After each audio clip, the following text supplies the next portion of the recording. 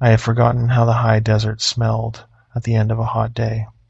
Sage and old pavement, and something underneath both that I could not name. I rolled the window up halfway because I knew I would be smelling it for a week and I did not want to use it up. The Drift Town Limits sign came up on my right. Same one. I knew because the bullet hole in the second O was still there, blooming rust now where it had been a fresh hole when I was 11. 26 years and nobody had bothered to fix it. The Phillips 66 had 2 cars at the pumps, a red Bronco and a long Ford pickup with rebar in the bed. I did not recognize either. I drove past the 25 because the speed limit drops there, and the deputies sit behind the propane tank. My mother told me that once when I was 16, and I had never forgotten it. The town was the same. That was the first thing. The second thing was that I had been gone almost 20 years, and it should not have been the same. It should have shrunk. It should have died harder. The mine had been closed for 50 years, and the families had been leaving for 30 of them, and yet the same diner was still open, and the same trading post was still open, and Cracker's Tavern still had the same neon Coors sign in the front window with the sea still flickering. I knew the sea flickered because it had flickered the night Marcus and I snuck around back of the tavern to look at the dumpsters. Mike Halloran said you could find things in there. We had not found anything. Marcus laughed at me for being afraid. The sea flickered above us the whole time. I was 12. I made myself not think about that. I drove past the Cottonwood Diner, 2 pickups out front. Through the window I could see the back of someone in a booth, dark hair, hunched. I drove past the post office and the empty lot where the Mormon church had been. They built a new one on the other side of town in 1998. I drove past the elementary school I had gone to from 2nd grade through 6th. It still had the same chain-link fence around the playground. My mother's house was on Salt Cedar Street, on the west edge of town, 2 blocks past the school.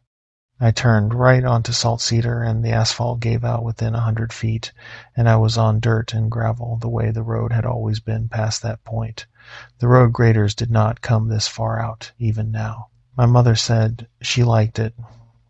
She said it kept the realtors away. The house was the 3rd on the left. I stopped the truck in front of it and sat for a while with the engine running and the AC blowing thin and tinny because the truck was old and the compressor was tired. The house looked smaller than I remembered. They always do. It was a single-story adobe with a flat roof and a front porch that ran the length of the front. The porch had one of those metal gliders my mother had bought at a flea market in 2002.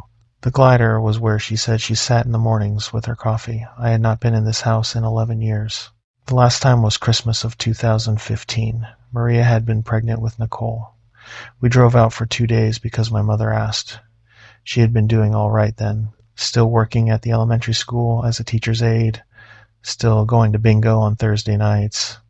She gave Maria a turquoise pendant that had been her own mother's, and Maria cried a little, which embarrassed my mother and pleased her at the same time. I had not come back since.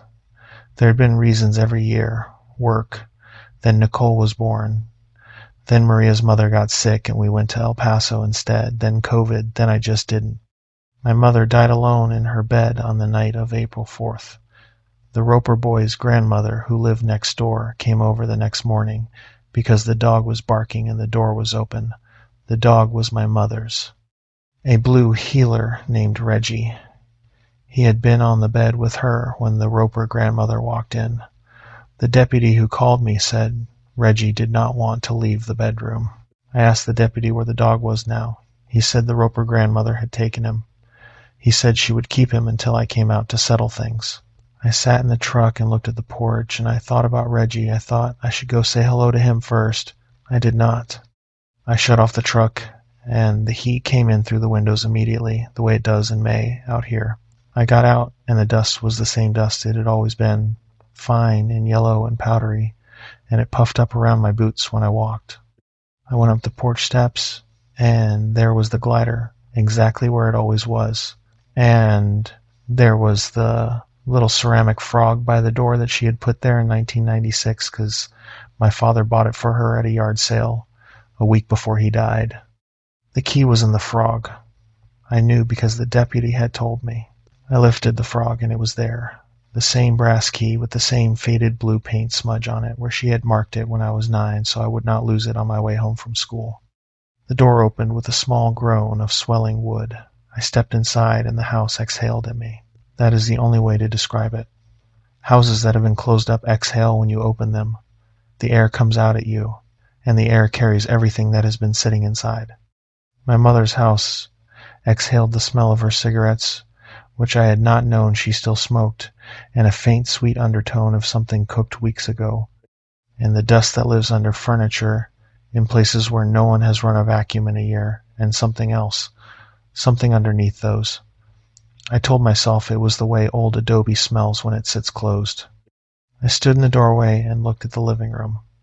The same brown couch with the same wool blanket folded over the back. The same coffee table with the same coaster set with petroglyphs on them she had bought at the trading post when I was a kid.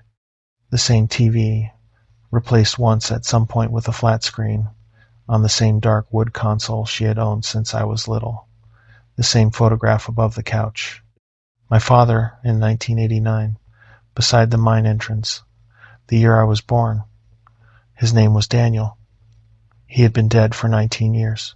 I went in and shut the door behind me, and the air settled around me, and I was inside my mother's house, and my mother was not there. I am going to tell you something I noticed, and then did not think about again until much later. The light in the living room was wrong, not in any way that mattered.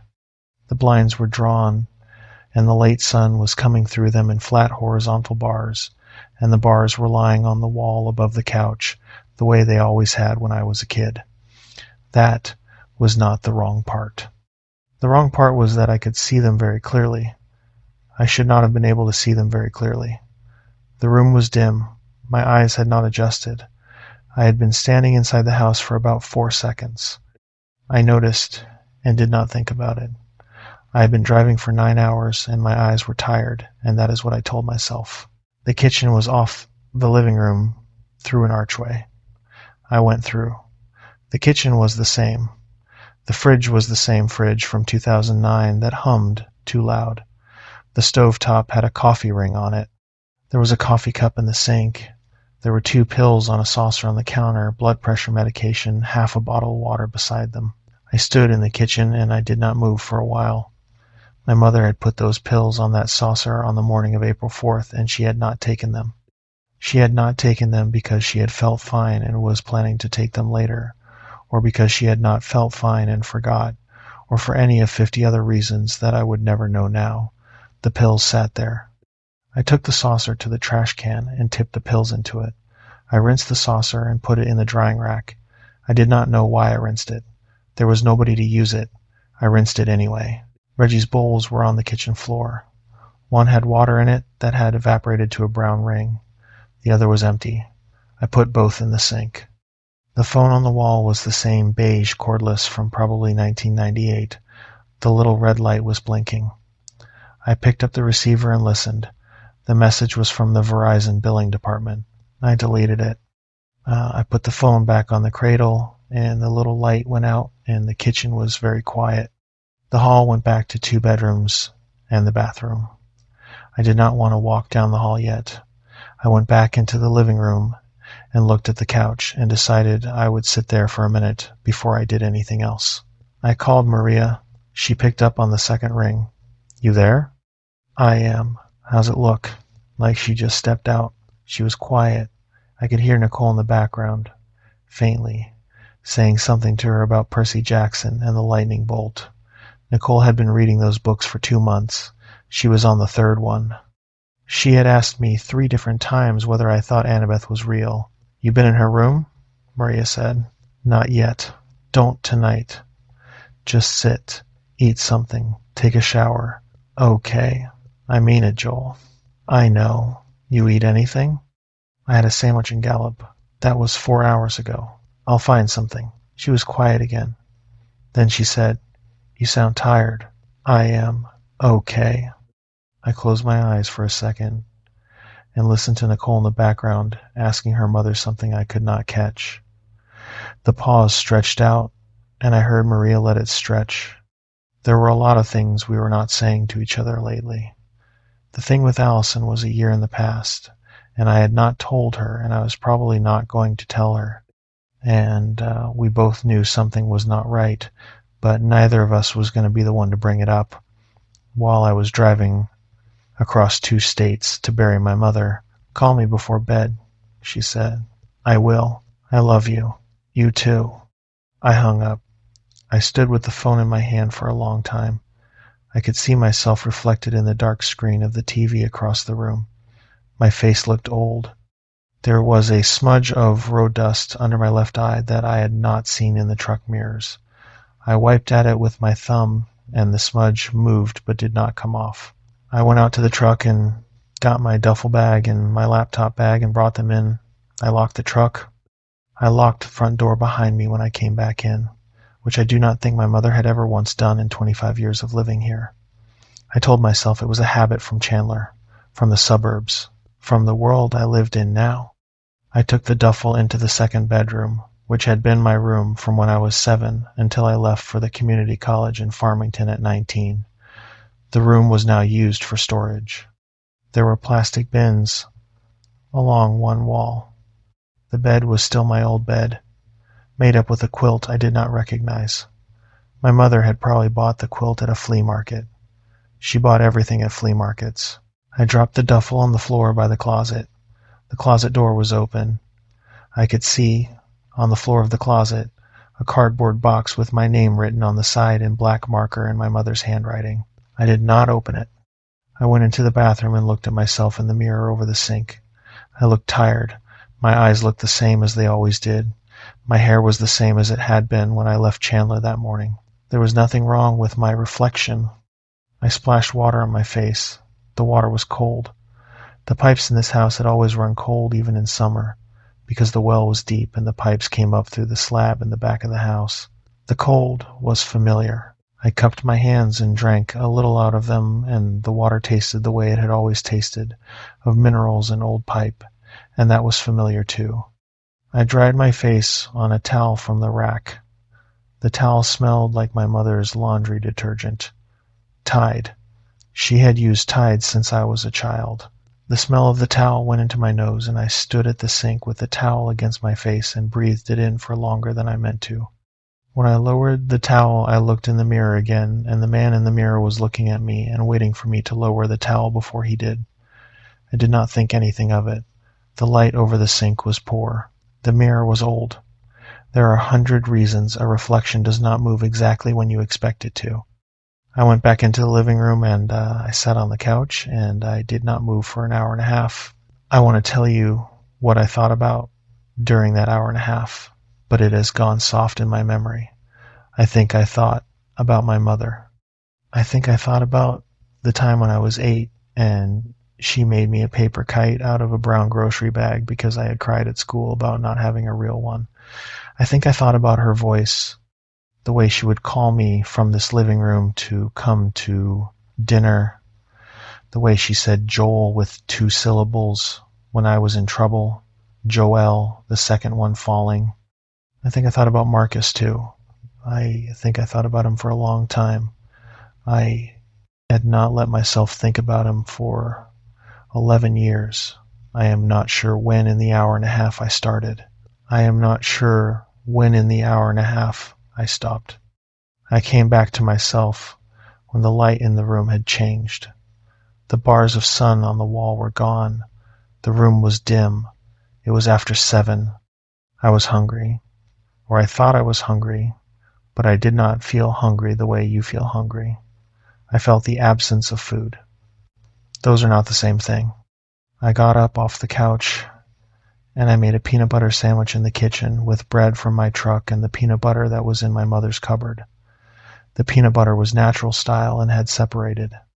I stirred the oil back in with a knife. I made the sandwich and ate it standing at the counter, and I do not remember the taste. I called the Roper grandmother. I had her number from the deputy. She answered on the second ring, and her voice was the voice I remembered from when I was a kid, which surprised me. Some voices do not age. "Mrs. Roper, it's Joel Ramsey." "Joel, honey." There was a small pause. "You at the house?" "I am. You want me to bring him over?" I had been planning to wait until morning. I was planning to say, tomorrow would be fine, I'm pretty beat tonight. That is what I had planned to say. Instead, I said, yes, please. Be right there. She came over 20 minutes later. Reggie came in ahead of her, off the leash, and stopped 6 feet inside the door and looked at me. He was older than I expected. There was gray on his muzzle. His eyes were good. He looked at me and his ears went forward and then back and then forward again. He did not come to me, Mrs. Roper said. He's been a little shaky. He'll warm up. She set the leash on the table by the door. She was older than I remembered, too. Smaller. Her hair was white now, where I remembered it gray. I'm sorry for your loss, she said. Thank you. She looked at me for a second longer than was comfortable, the way old women do. Then she said, you look like your dad. I get that. It's good. He was a good-looking man. Thank you. She turned to go and stopped at the door. Reggie was still standing in the middle of the room watching me. She glanced at him and then back at me and she said, you feed him in the morning. Half a cup of the kibble in the bin by the door. Don't give him people food. She was always giving him people food and his stomach is bad now. Okay. You call me if you need anything. I'm right next door. Thank you, Mrs. Roper. She nodded. She glanced at Reggie one more time. Then she left. The door shut behind her, and Reggie and I were alone in the living room. He did not move. I crouched down and held out my hand to him and made the small clicking noise my mother always made when she was calling a dog. Reggie's lip lifted. Just a little. Just enough that I saw the corner of one tooth. I lowered my hand and stood up. All right, I said. All right. He kept looking at me. I went to the kitchen and put kibble in his bowl and water in his other bowl and set them on the floor where they had been before, and I went back into the living room. I did not look at him. I sat down on the couch and turned on the TV. I let the news talk at me. After about 15 minutes, I heard him eat. I did not turn to look. I could hear his collar tags clinking against the bowl. When he was done, he came around the corner from the kitchen and lay down in the doorway between the kitchen and the living room, where he could see me and where the kitchen exit was behind him. He put his head down on his paws and watched me. That was the first night I tried to sleep in my old bedroom. I did not sleep. The bed was the same bed, but my body was not the same body, and the room was full of plastic storage bins now, and they had a sound to them when the central air kicked on, a soft tick from the plastic expanding and contracting that I had not slept with as a kid. I lay there in the dark and listened to the bins tick. At one point I heard Reggie's nails on the hardwood. He had come down the hall from the kitchen. He stopped outside the bedroom door and stood there. I could hear him breathing. He stood outside the door for what I would later guess was 20 minutes. Then he turned and walked back up the hall, and I heard him lie down again, on the kitchen floor this time, against the cabinets. I stared at the ceiling, and I thought, he doesn't know me. It's been 11 years. He never met me. He's an old dog, and he doesn't know me. That was what I thought. Around 2 a.m, I got up and walked to the kitchen for water. The light from the street lamp on salt cedar came in through the kitchen window in a yellow rectangle on the floor. Reggie was lying in the rectangle. His eyes were open. He watched me cross to the sink and watched me fill a glass and watched me drink. He did not move. He watched me until I was back in the bedroom. I lay back down in the dark. The plastic bins ticked. Outside, somewhere up the street, a dog started barking. Not Reggie. A different dog, farther off. It barked for about a minute and then stopped. I heard it stop, and I heard the silence that came after, and I thought to myself, very clearly, that is not the silence that comes after a dog stops barking. That is a different silence. I do not know why I thought that. I did not have a reason for the thought. I rolled over and faced the wall, and I waited for morning. I woke before the sun. I do not know exactly when. The room was still dark. The plastic bins were not ticking anymore because the AC had cycled off. I lay there with my eyes open for a while before I realized I was awake, and then I lay there a while longer before I realized I was not going to sleep again. I got up. The floor was cold under my feet. I went into the kitchen, and Reggie was not there. The water bowl was empty. I looked at the back door, and it was closed and locked, and I looked at the front door, and it was closed and locked. I called for him. I did not hear him. I found him in my mother's bedroom. I had not gone in there yet. The door was at the end of the hall, and I had walked past it last night and ignored it and gone to bed. Now the door was open. I did not remember opening it. Maybe my mother had left it open, and I had not noticed when I came in. The room beyond was dim and gray with pre-dawn light through the curtains, and Reggie was on the bed. He was lying on the side of the bed she would have slept on. His head was on her pillow. His eyes were open, and he was looking at the empty side of the bed. I stood in the doorway for a long time. He did not look at me. He was looking at the space beside him. "Reggie," I said. He did not move. I went into the room. The room smelled like her, tied in old perfume and the faint, sweet undertone I had smelled when I first walked in the house yesterday. I went to the bed and sat down on it, on her side, and I put my hand on Reggie's head. He flinched. He did not bite. He did not move away. But under my hand his whole body became very still in a way that was not relaxation. It was the way an animal goes still when a predator is near it. I lifted my hand off him. "All right," I said. "All right, buddy." I got up off the bed and I walked out of the room and I closed the door behind me. I went back to the kitchen and made coffee. I made too much.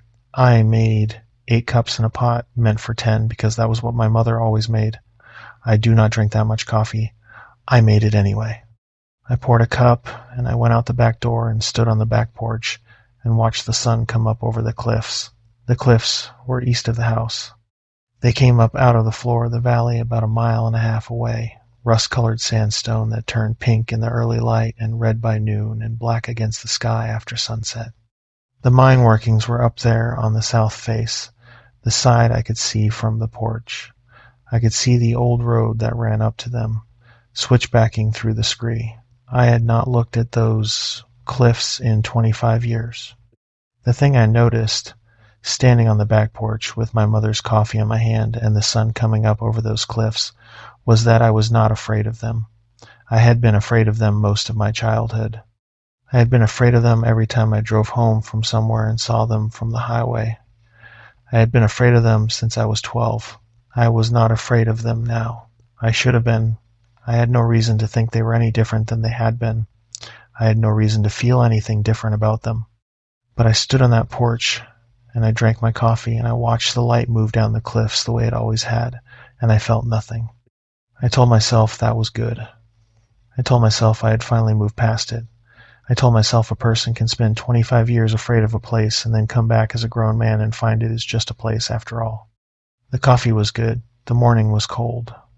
Somewhere in the valley below the cliffs, a coyote yipped once and then was quiet. I drank the rest of the coffee. I went inside. Reggie was in the kitchen now, in front of his bowl, not eating, watching me come through the back door.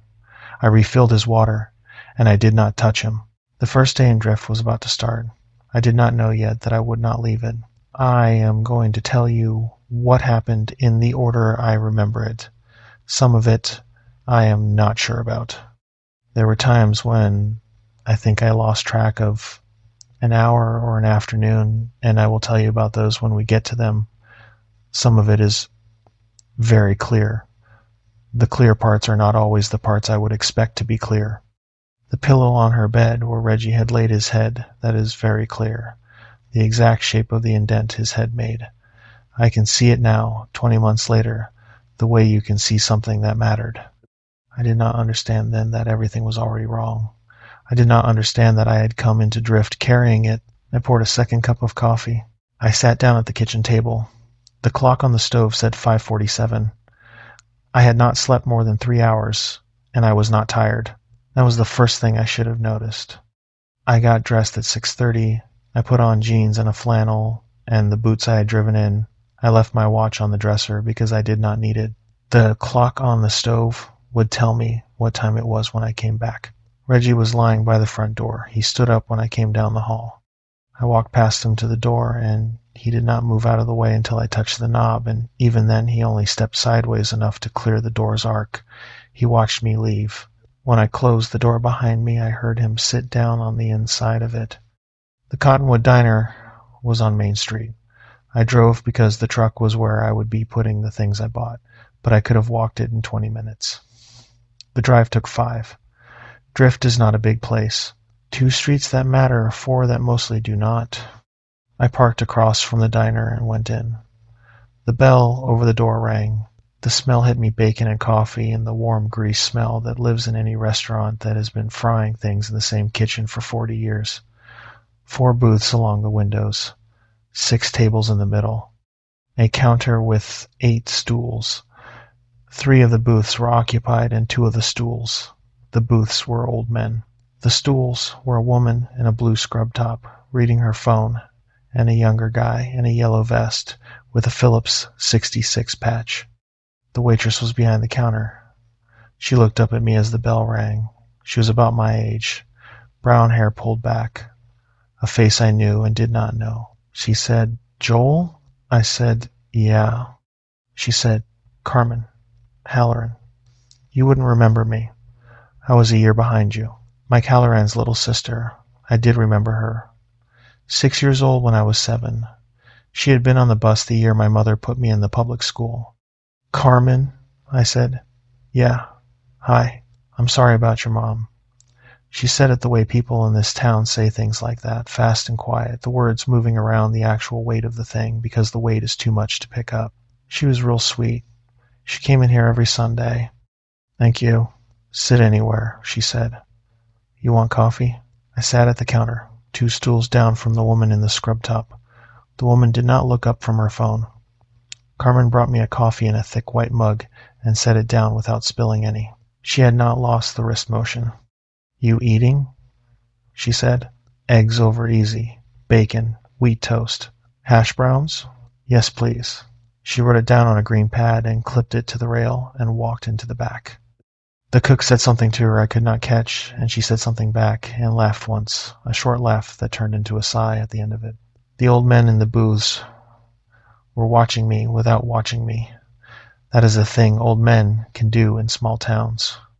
They are looking at the salt and pepper, or the front window, or each other, but somehow they are also looking at you. You can feel it on the back of your neck. I drank the coffee. It was bad in the way diner coffee is sometimes bad, but the heat was good. I had not realized I was cold until the heat went down. The 2 old men in the booth nearest me were talking. They had been talking when I came in, and they had not stopped. They were talking about the Yazzie boy, still looking up at the cliffs. They had the helicopter out yesterday afternoon. It's Tuesday. I know it's Tuesday. He's been gone since Saturday. They aren't going to find him alive at this point. Not if he's up there. Could be he ran off. 12-year-old don't run off into the cliffs. Could be. I'm telling you he didn't. Marie said the dog was hit. Their dog. Found it dead by the wash on Sunday morning. You don't kill a dog and then run away. Could be a coyote got the dog. Marie said it didn't look like a coyote. The first old man was quiet for a moment. Then he said, "It's a bad business. It's a bad business." I had been holding the coffee cup. I was still holding it. I had not moved. I am going to tell you what I felt at the moment. I overheard those 2 old men. I felt a quietness come over me, a clarity. The way you feel when you wake up at 3 in the morning and find you have been thinking about a problem in your sleep and your sleeping mind has solved it. There was a missing 12-year-old somewhere in the cliffs above this town and a dog dead by the wash, and the cliffs were the same cliffs, and the dog was always the first thing. I knew that, sitting there. The dog was always the first thing. The thought came to me complete, like a recovered memory. I am telling you what I thought. I am telling you what came up in me. I did not feel afraid. That is the part you should hold on to if you are paying attention. I did not feel afraid. I felt as if I were settling into something. "Carmen brought my food. You okay?" she said. "I'm fine." "You went somewhere for a second there. Just thinking about my mom." She nodded. She did not ask me to elaborate. She refilled my coffee and moved on down the counter. I ate the breakfast. The eggs were correct. The bacon was correct. The toast was buttered too much for my taste, but I ate it anyway. I had not eaten a real meal in 18 hours. When I was about three-quarters of the way through, the old man in the booth nearest me, the one who had been doing most of the talking, leaned out of his seat and said, "You're Daniel Ramsey's boy." "I am." "Joel." "Yes, sir. I'm sorry about your mother. She was a good woman." "Thank you." "You staying long?" "2 or 3 weeks. As long as it takes to get the house cleared." He nodded. He looked at me the way old men look at the sons of dead friends. The look has its own weight to it, a heaviness specific to the fact that the man being looked at is alive while the friend is not. He said, "You watch yourself." I did not answer right away. I was supposed to say something polite, "will do" or "appreciate it." Instead, I just looked at him. He said it again. "You watch yourself, son. They have not found that Yazzie kid." I heard. "Boy went up to the cliffs," he said. "Always the cliffs." The other old man in the booth made a small sound. Not a word. A small breath out, half a syllable. The kind you make to tell your friend he is talking about something he should not be talking about. The first old man heard it. He sat back in his seat and went quiet. I finished my breakfast. I paid Carmen and left her 10 on a $15 bill. She did not refuse the tip, but she looked at it for a second too long. "Take care of yourself, Joel," she said. "You too." I went out. The bell rang behind me. I stood on the sidewalk in front of the diner for a moment in the morning sun. The light was already getting white. It would be hot by noon. The 2 old men in the diner were watching me through the front window. I could see them in the reflection. They had stopped talking. They were looking at me. I crossed the street to my truck. I did not go straight back to the house. I had told Maria I would buy a few things. I had a list in my phone. Cleaning supplies, trash bags, coffee, bread, the kind of things you buy when you are going to spend a few weeks in a place. There was a small grocery store on the south end of Maine, but it had been a small grocery store when I was a kid, and I remembered it as overpriced and badly stocked, and I doubted it had improved. The trading post on the res side of town carried everything I needed. The trading post had always carried everything. I drove the long way through town to get there because I wanted to see the place. I drove past the elementary school again and slowed down. The chain link fence had not changed. The playground equipment had been replaced at some point. There was a plastic climbing structure now where the old steel jungle gym had been, but the basketball court was the same. Faded paint, the same hoop with no net.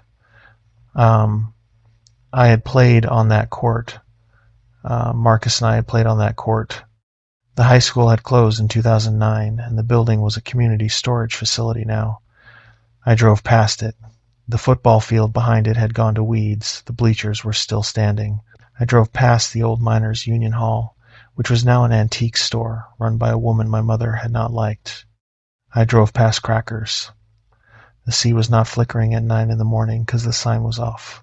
I drove out the south end of town, and the asphalt turned to chip seal, and the chip seal turned to gravel after a mile. The trading post was 3 miles out, on the road that ran toward the res. The road climbed a low rise and then dropped down into a wide flat, and the trading post was on the flat, a long, low building with a metal roof and a covered porch all the way around it. There were 4 vehicles in the lot. A blue Subaru with bumper stickers I could not read from a distance, a white work truck, an old maroon Ford Bronco, and a small silver Toyota pickup with a man asleep in the passenger seat with his hat over his face. I parked at the end nearest the porch. I sat in the truck for a moment with the engine off. I have to tell you that I did not particularly want to go inside. I am being honest with you. I had wanted to go to the trading post when I was driving here, and I had wanted to go to the trading post when I pulled into the lot, but now that I was here, I did not want to go inside. I do not have a clean explanation for that. It was just a feeling. Like the feeling you get at the top of a high diving board, where you have been wanting to jump and now suddenly you are looking at the water and not jumping. I sat in the truck for about 30 seconds. Then I got out and went in. The bell over the trading post door was not a bell. It was a string of small brass discs that clinked against each other when the door swung. They had been there when I was a child. They had been there when my father was a child. The discs made the same sound they had always made. The trading post inside was dim and cool. The ceiling was high and beamed. The walls were lined with shelves of canned goods and dry goods, and bins of rice and pinto beans, and along one wall there was the older section, the part that had been the original post when it was built in 1922, glass cases full of pawn jewelry and turquoise, and small carved animals, and bundles of cedar and sage tied with red string. There was a saddle on a wooden horse in the corner that had been there since before I was born. There were two customers, a woman my age in a sun hat picking through a bin of dried chiles, and a man in his 60s at the counter buying a long bag of dog food. Behind the counter was an old woman.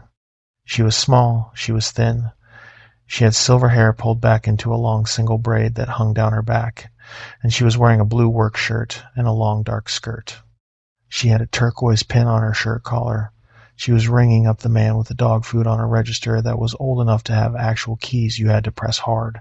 I had not seen her in 25 years. She had not changed much. She had been old when I was a kid, and she was old now, and there is a stage of a certain kind of woman's life where she stays at the same age for a long time before she goes any further. Her hair was the same. The blue work shirt was the same kind of shirt I remembered her wearing, possibly the same shirt. I had been trying not to think about her since I had decided to come back. I went to the back of the store and walked the aisles. I picked up coffee and bread and Bisquick because I knew there was no flour in my mother's kitchen. I picked up 2 rolls of paper towels and a box of garbage bags and a sponge. I picked up a can of black pepper because I had noticed yesterday that my mother's pepper grinder was empty. I picked up bottled water in case the well stopped working on me. I took my time. I was not pretending to take my time. I was actually taking my time. I do not know why. When I came up to the counter, she was alone. The man with the dog food had left. The woman in the sun hat had moved over to the jewelry case. I set my basket on the counter. She looked up. She looked at me. She did not say anything for a moment. Then she said, "Daniel's boy." "Yes, you came back. My mother died." "I know." She did not move toward the basket. She did not start ringing things up. She just looked at me. I had been a child in this store. I had been a child standing in front of this counter and looking up at this woman. She had given me sugar candies from a jar she kept under the counter when my mother was not looking. She had let Marcus and me play with the wooden carvings on the lower shelves as long as we did not break anything. She had told us once about a coyote she saw walking on its hind legs by the wash when she was a girl, and I had been afraid for a year, and Marcus had laughed at me for it. I was a man now. She was looking up at me. I was a head and a half taller than her. She said, "How long are you staying?" 2 or 3 weeks. "That is a long time. There is a lot to do." She looked at me for another moment. Her face did not do anything that other people would have read as anything. Her eyes did not narrow. Her mouth did not move. But the look on her face changed in a way that I felt rather than saw. She said, "You did not want to come back." "No, but you came." "I had to." "Yes," she said, "you did." She turned to the basket and started ringing things up. I stood there and watched her. I had not said her name. She had not said mine. I realized she had not called me anything since I came in. She had said Daniel's boy. She had said you. She had not said Joel. I cleared my throat. I said, "Mrs. Begay." She did not look up. She kept ringing up the coffee. "Yes," she said. "I was sorry. About Marcus. I don't think I should have written you." She did not answer for a beat. The register dinged. She picked up the bread and slid the barcode across the scanner. "You were a child," she said. "Children do not write letters. I have been a grown man for a while." "Yes." She did not say anything else. When she had rung everything, she told me the total. I paid in cash because I had cash. She bagged my things into 2 paper bags with handles. When she handed me the bags, she did not let go of them immediately. I had my hands on the handles, and she had her hands on the bottoms, and we were both holding the bags for a moment. She looked up at me. She said, very quietly, "Your father was a good man." "Yes, ma'am." "He never went up to the cliffs." I felt the words go through me and settle. I did not know what to say to that. I said, "No, ma'am." He knew not to. I did not say anything. She let go of the bags. I had them. I started to turn. She said, "Joel." It was the first time she had said my name. I turned back. She was looking at me again. There was something in her face that had not been there before. I do not know what to call it. It was not fear. It was not pity. It was the look of a person who has finished a long calculation and arrived at an answer they had been expecting for a long time, but had hoped to be wrong about. She reached under the counter and took out a small twist of dried something tied with red string. Cedar. Maybe sage. She set it on the counter between us. "Take that," she said. "Put it over your door at the house." I picked it up.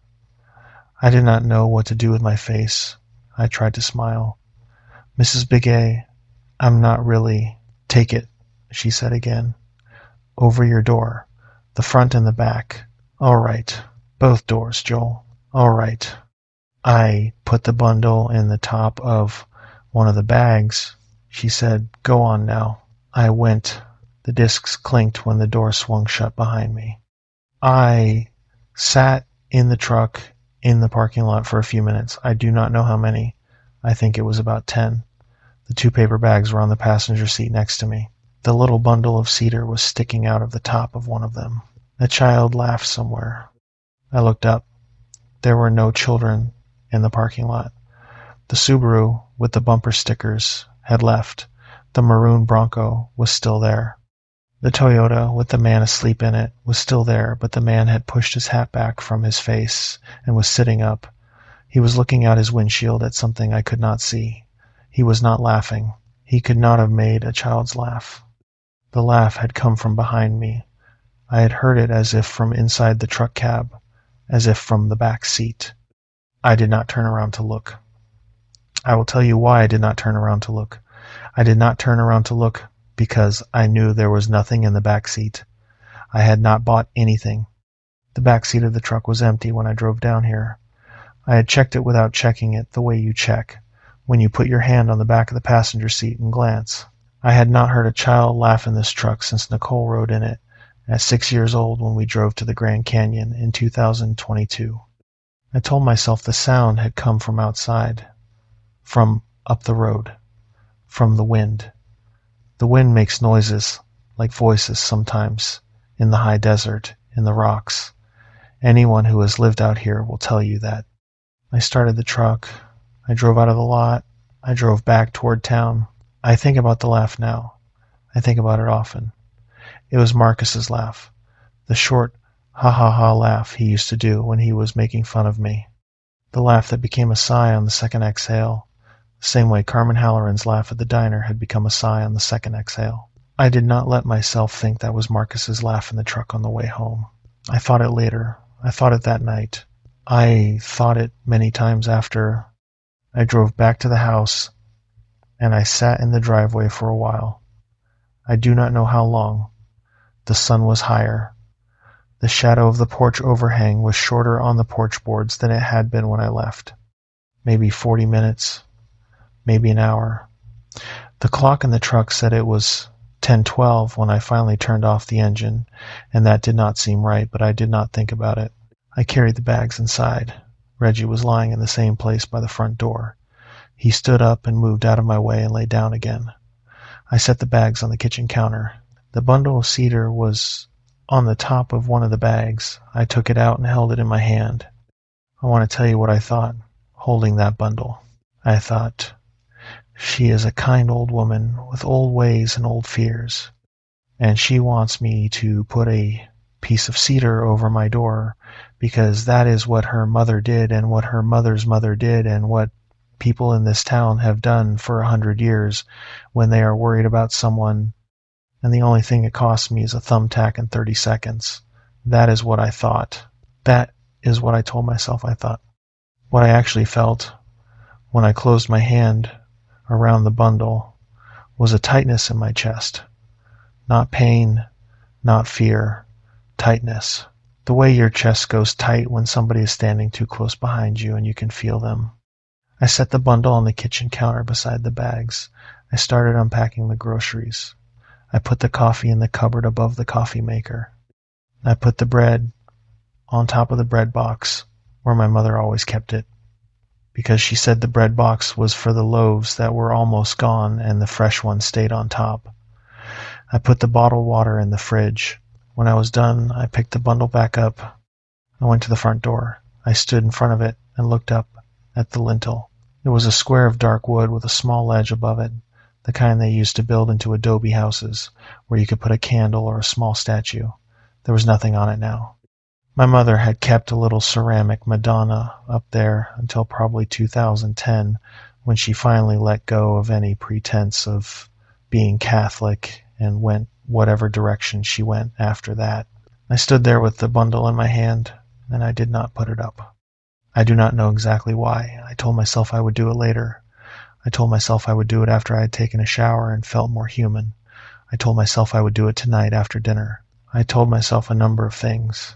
I put the bundle in the drawer of the entry table, where my mother had kept her mail. I closed the drawer. I called Maria at lunchtime. She did not pick up. She would be teaching. I left a message saying I had gotten groceries and I had met the dog, and the dog was old and not friendly yet. I said I loved her. I said I would call again tonight. I made a sandwich. I ate it, standing at the counter again, because I did not feel like sitting down.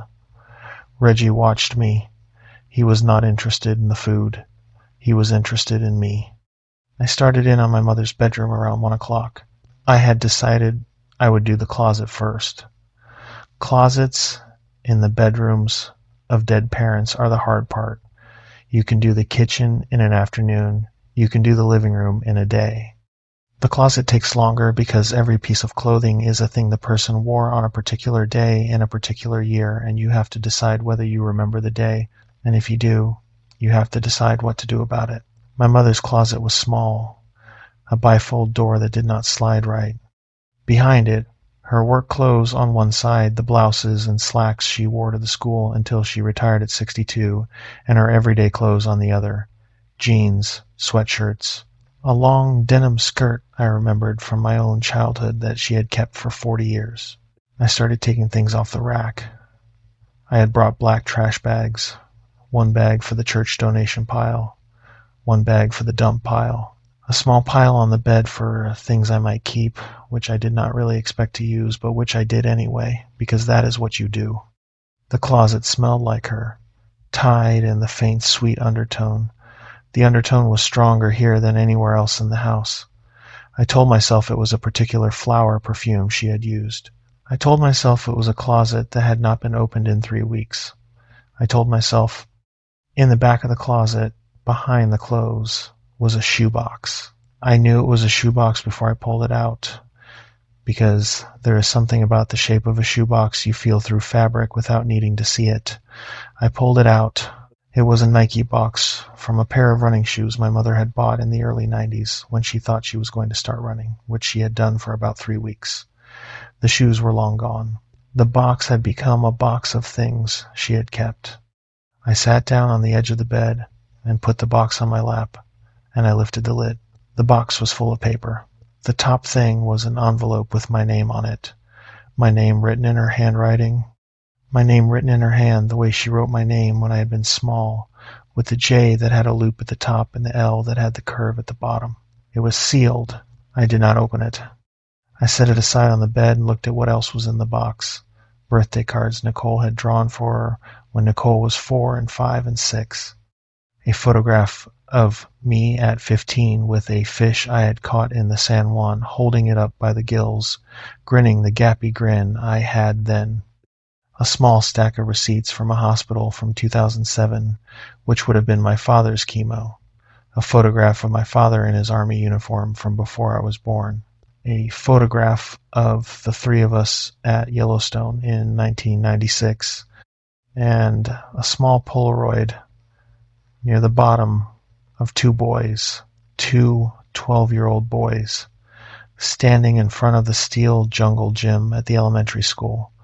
One had his arm around the other's shoulder. The one with the arm around was Marcus. The one being hugged was me. I held the Polaroid for a long time. I do not know how long.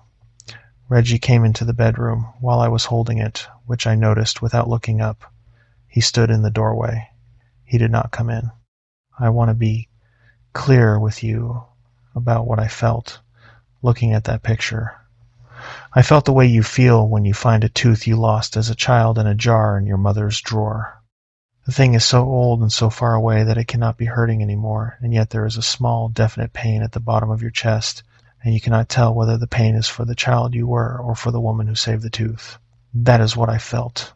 That is what I am telling you I felt. Marcus's arm was around my shoulder. We were both squinting. The sun was bright.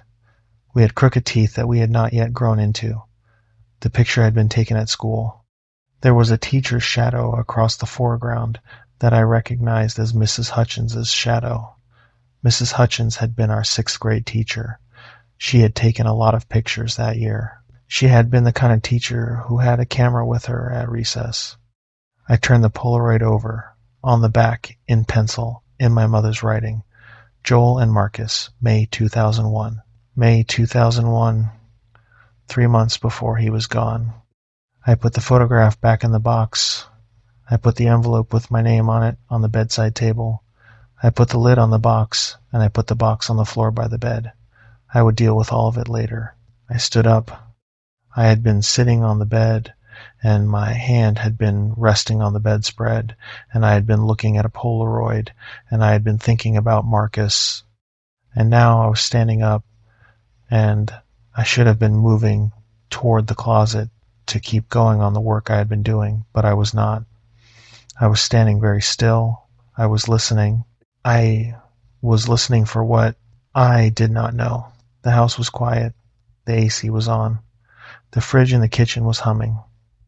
Outside there was a wind picking up. I could hear it pushing at the back of the house, that loose creaking the old aluminum gutters make when the wind comes up. Then the phone rang, the landline, the beige cordless on the cradle in the kitchen. I had thought about unplugging it last night and had not. It rang. I want you to understand. A landline in a small house in 2026 rings loud. It rings the way a phone rang when you were a kid. It rings with that particular electric urgency that mobile phones lost a long time ago. It rang 4 times and went to the answering machine, which was a cassette tape inside the cordless that my mother had bought sometime in the early 2000s. The cassette tape clicked on. There was a beep. A voice said, "Joel?" Just my name. Just the one word. A boy's voice. A young voice. A voice I had not heard in 25 years. "Joel, you there?" The voice was muffled, the way voices on a landline always are. The kid was speaking too close to the receiver. I could hear his breath against the mouthpiece. The way it sounded when Marcus would call me from his grandmother's house on summer afternoons. There was a pause. "Joel, can you come pick me up?" The tape clicked off. The machine beeped twice. The light started blinking.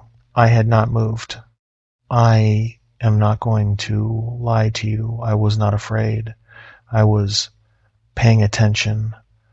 A very particular kind of paying attention. The kind a hunter pays a sound in the brush. Focus. Listen. Locate. I do not know why I would tell you that. I have never been a hunter. I have not held a gun since my father took me out shooting cans when I was 16. I had no business knowing what a hunter feels. I told myself, that was a prank. That was someone who knows you are in town and wanted to mess with you. Mike Halloran's kid, maybe. Or one of the Roper grandsons.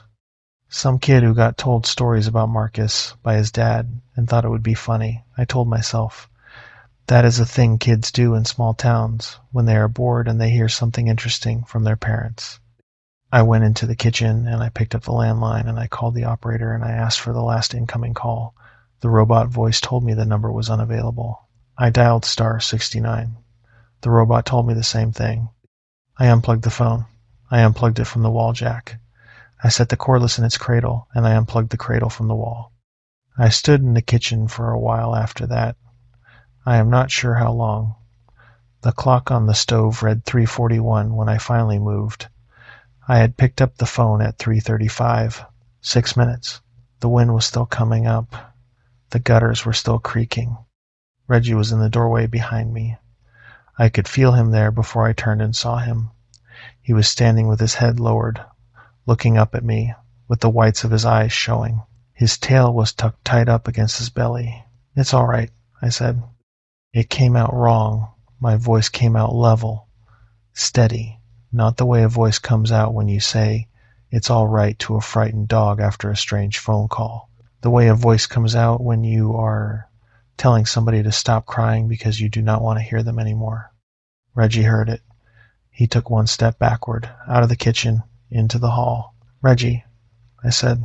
He took another step back. I went after him. I do not know what I was going to do. I think I was going to crouch down and try to make it better. I think that is what I would have done before.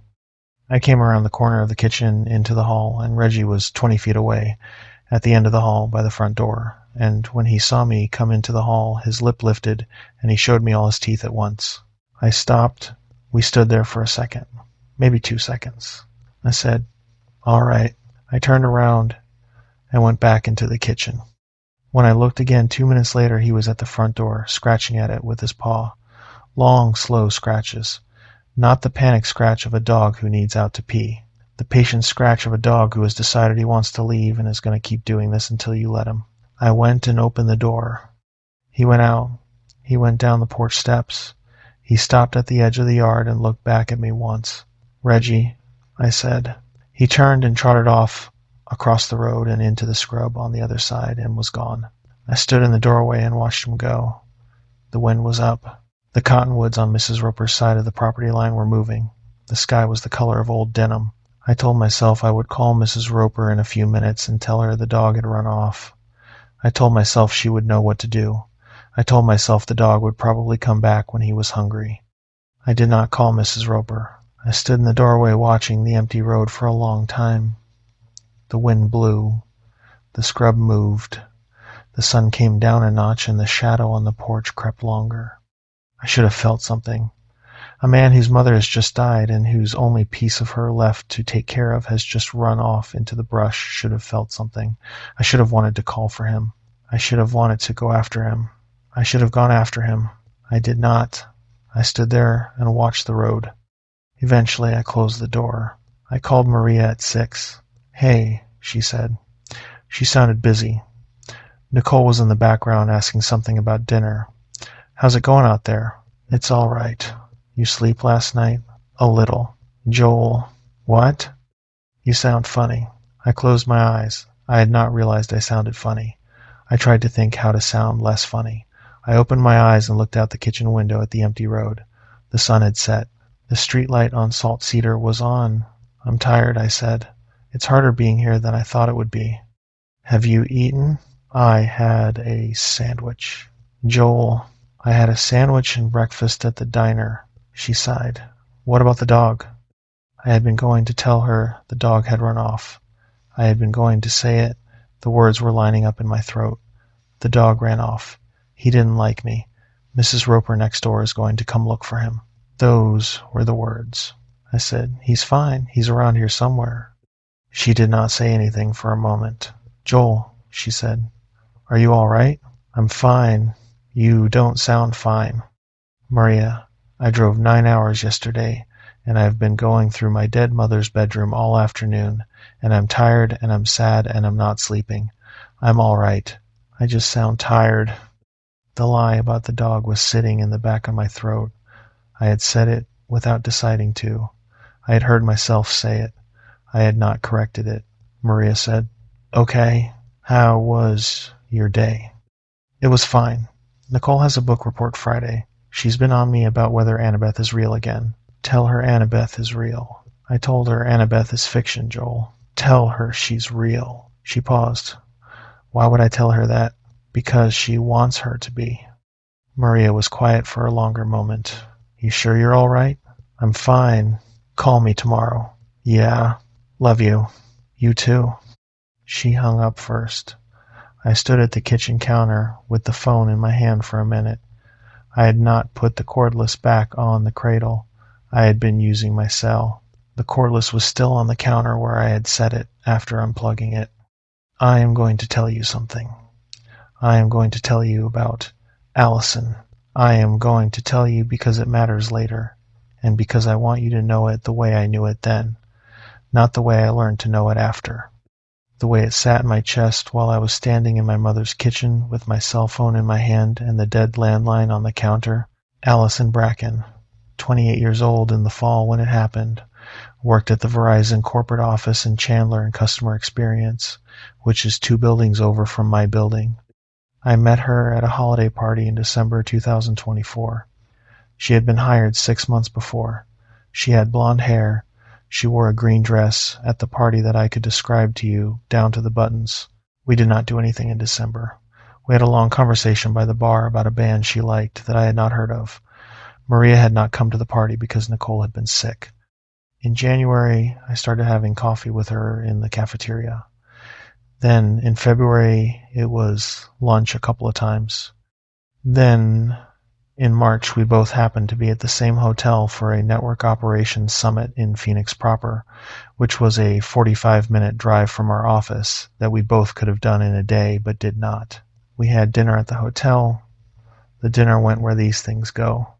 It was 3 nights, 2 in March at the summit, 1 in April, when Maria was at her mother's in El Paso with Nicole for a long weekend, and Allison came to the house.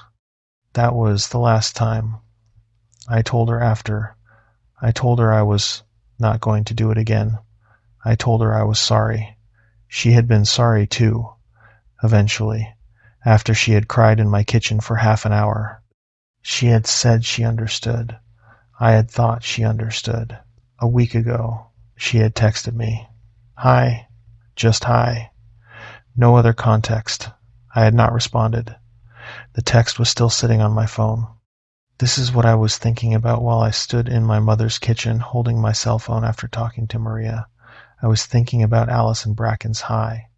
I was thinking about how Maria had heard my voice and asked twice whether I was all right, and I had lied to her about the dog, and I had lied to her about Allison for 6 months, and I had lied to her about lying.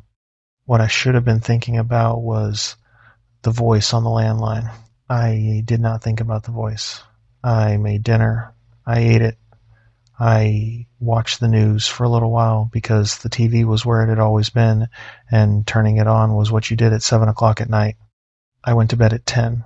I did not call Mrs. Roper. I did not put the cedar over the door. I slept.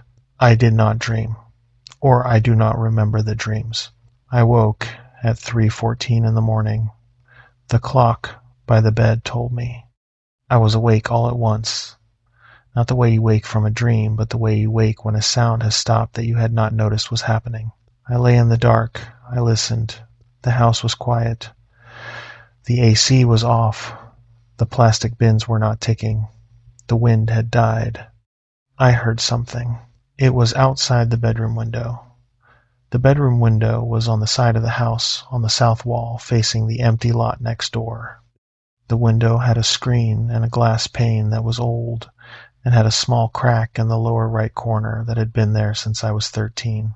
The sound was at the window.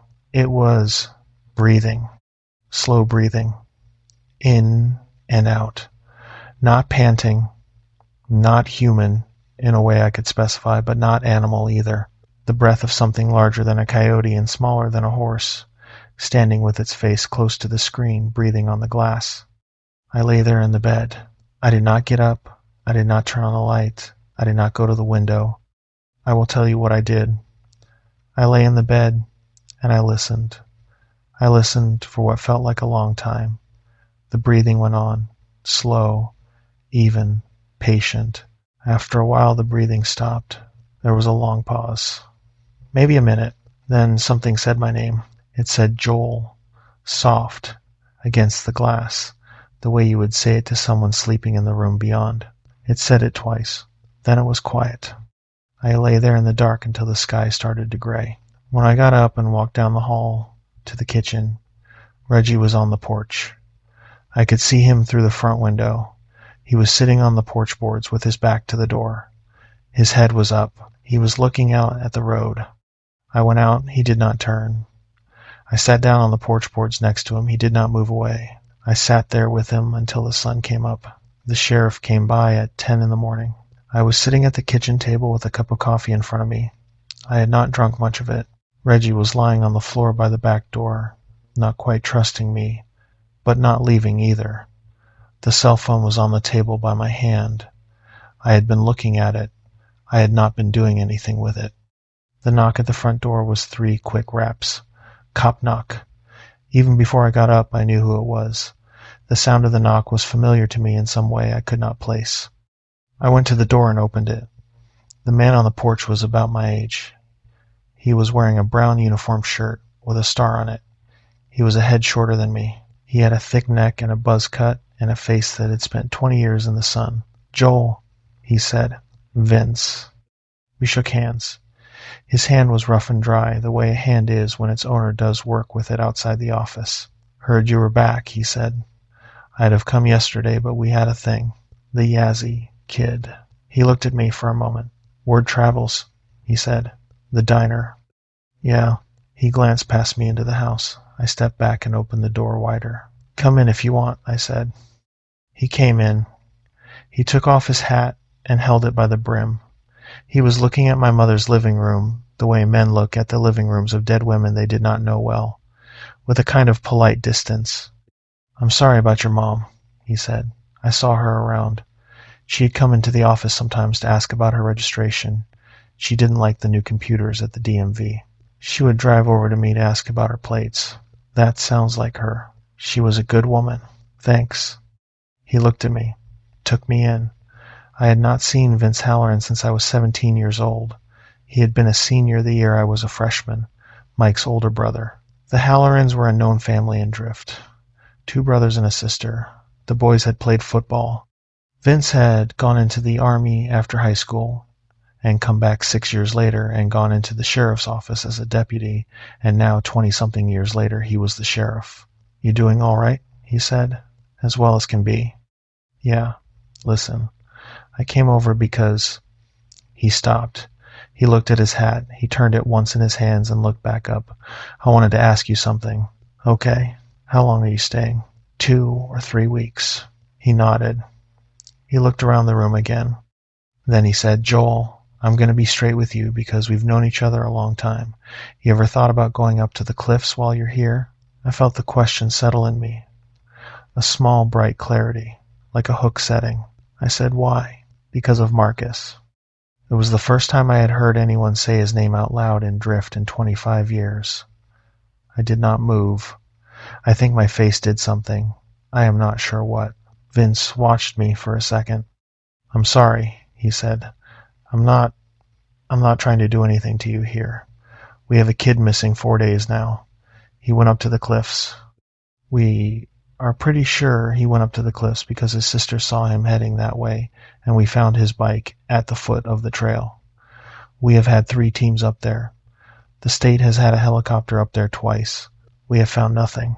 "Okay. You were the last person to see Marcus Begay alive." "I was 12. You were the last person to see him." "That was 25 years ago." "I know how long it was." He looked at me. I looked at him. He said, "I have been doing this job for 19 years. The most disappearance cases I have ever worked are around these cliffs. Some of them turn up, some of them don't. The ones that don't, I keep thinking about. I have been thinking about Marcus for 19 years. The Yazzie boy went missing on Saturday morning, and I have been thinking about Marcus more since Saturday morning than I have in probably 10 years. What are you asking me, Vince?" "I am asking if you remember anything else from that day. Anything you didn't say at the time." I did not answer. He said, "I am not trying to put you on the spot. You were a kid. Kids forget things and remember things in pieces over a long time. I was a kid when that happened, too. I remember things now about that summer that I did not remember when I was 17. What do you remember now?" "I remember that 2 days before Marcus went missing, my mom told me not to walk home from baseball practice on the road that goes by the wash. She told me to take the long way around through the field. She had never told me that before. I was 13. I rode my bike on that wash road every day of the summer. She told me to not." "Did you ask her why?" "I asked her why. She said because some men had been seen up there. I think now she was not telling me the truth. I think now she had heard something from somebody who lived out by the wash. He turned his hat in his hands. I am telling you that because I want you to know. I am asking in good faith, whatever you remember, even if it sounds crazy, I am not going to write it down. I am not going to do anything with it. I am just trying to find an 11-year-old. I looked at him for a long time. I felt very calm. I felt as steady as I have ever felt. I was sitting across from a man asking me to tell him about the day Marcus Begay was taken, and I felt the way you feel walking into your own kitchen. I said, I told the deputies what I remembered. I have not remembered anything else. He nodded. He looked at his hat again. All right, he said. I figured. I had to ask. I'm sorry, Vince. Don't be sorry. He looked up at me. Joel, he said, I want you to do me a favor. What? Do not go up to the cliffs while you are here. I wasn't planning to. You may want to. I have seen people do that. Come back to a place and want to walk through the parts they were afraid of, as adults, to prove the place is just a place.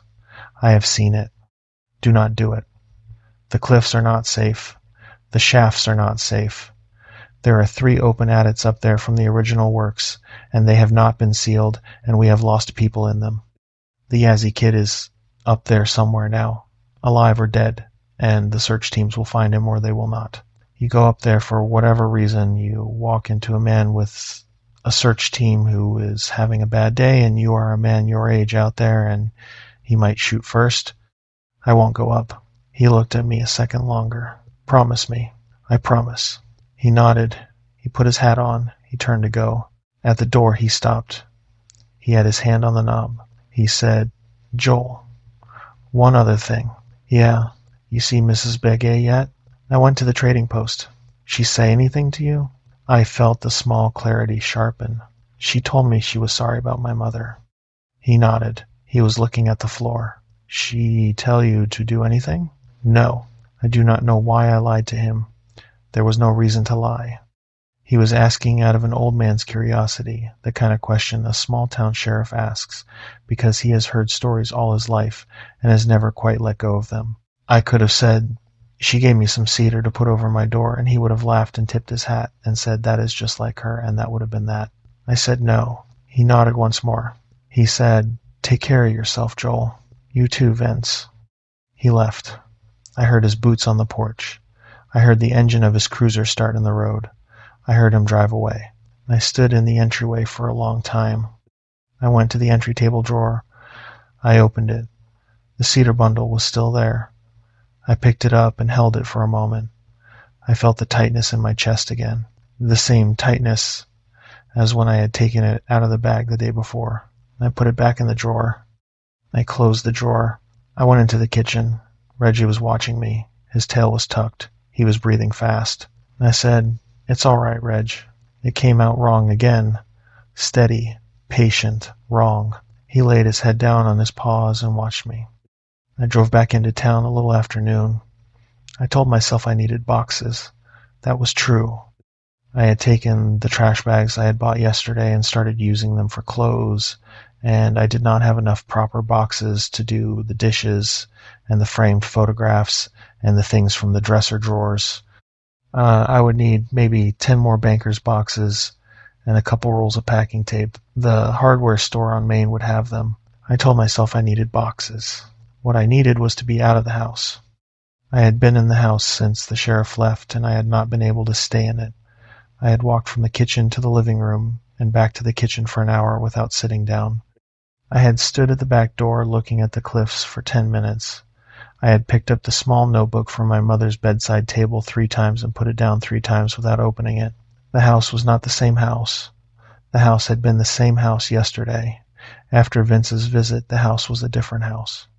The light in the rooms was the same light, but the rooms held the light differently, the way water holds heat differently from sand. I drove into town. Drift Hardware was on Main between the post office and the Cottonwood. It had been there since before I was born. It was a long, narrow building with green awnings out front. and a wooden Indian by the door that had once been a tobacco store sign about 100 years ago, and which had been kept around by whoever owned the place, now as a kind of decoration. The Indian was missing one hand. The hand had been gone since I was a kid.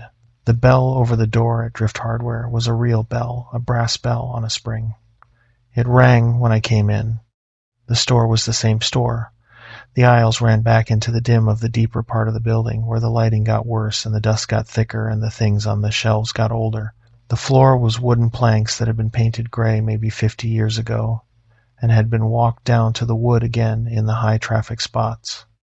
The store smelled like sawdust and machine oil, and the faint, sweet smell of the old wood absorbing the oil over decades. There was a man at the register. He was about my age. He was wearing a navy work shirt with the store's logo on the chest and the name Mike embroidered above the logo. He looked up when I came in. He said, "Holy hell." I said, "Mike." I had not known Mike Halloran would be working the register at Drift Hardware. I had known he had stayed in town because Vince had stayed in town. I had heard somewhere that he had gone to college for a semester and come back. I had not put together that he would be at the hardware store. I had vaguely pictured him on a job site somewhere, construction, tile work, something with his hands. He came out from behind the register and he came at me and we shook hands. His hand was rough, calloused. He worked with his hands, or had. The register was a job he had taken later. "Joel Ramsey," he said. Look at you. How you been, Mike?" "Old," he said. He laughed. The laugh became a sigh on the second exhale, the way Carmen's laugh had at the diner, the same way. It must have been a family laugh. "Old and fat. You look the same, you bastard." "I am not the same." "You look the same. Skinny like your dad." I smiled. I worked on the smile. I had been working on the smile in the bathroom mirror after Vince left, before I had given up and gone for the truck.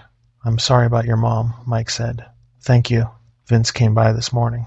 "He did." "He tell you about the Yazzie kid?" "He did." Mike looked at me for a moment. He looked at my eyes. He was the kind of man who looked at your eyes when he was trying to read something off you, and he was not trying to be subtle about it. He said, "He talked to you about Marcus, too." "He did." "He shouldn't have done that." "He was just doing his job." "That is not his job." Mike said it flat, and he said it without working up to it. He had been waiting to say it. He had been waiting since the moment he had heard from his brother, that morning probably, that Vince had been over at my mother's house asking me about my dead 12-year-old friend. Mike said, "He has a thing in his head about Marcus. He has had it for 25 years and he cannot put it down.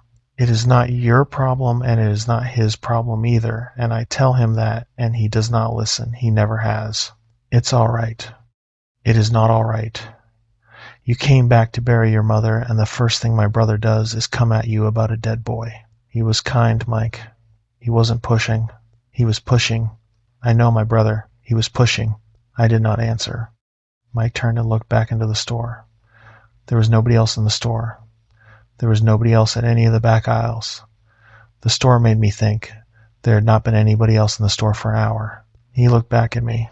He said, "You need boxes?" "Yeah." "Back wall. Banker's boxes are $6. The bigger ones are $8. Packing tape is the next aisle over." "Thanks." I started back. He came with me. He walked beside me down the aisle.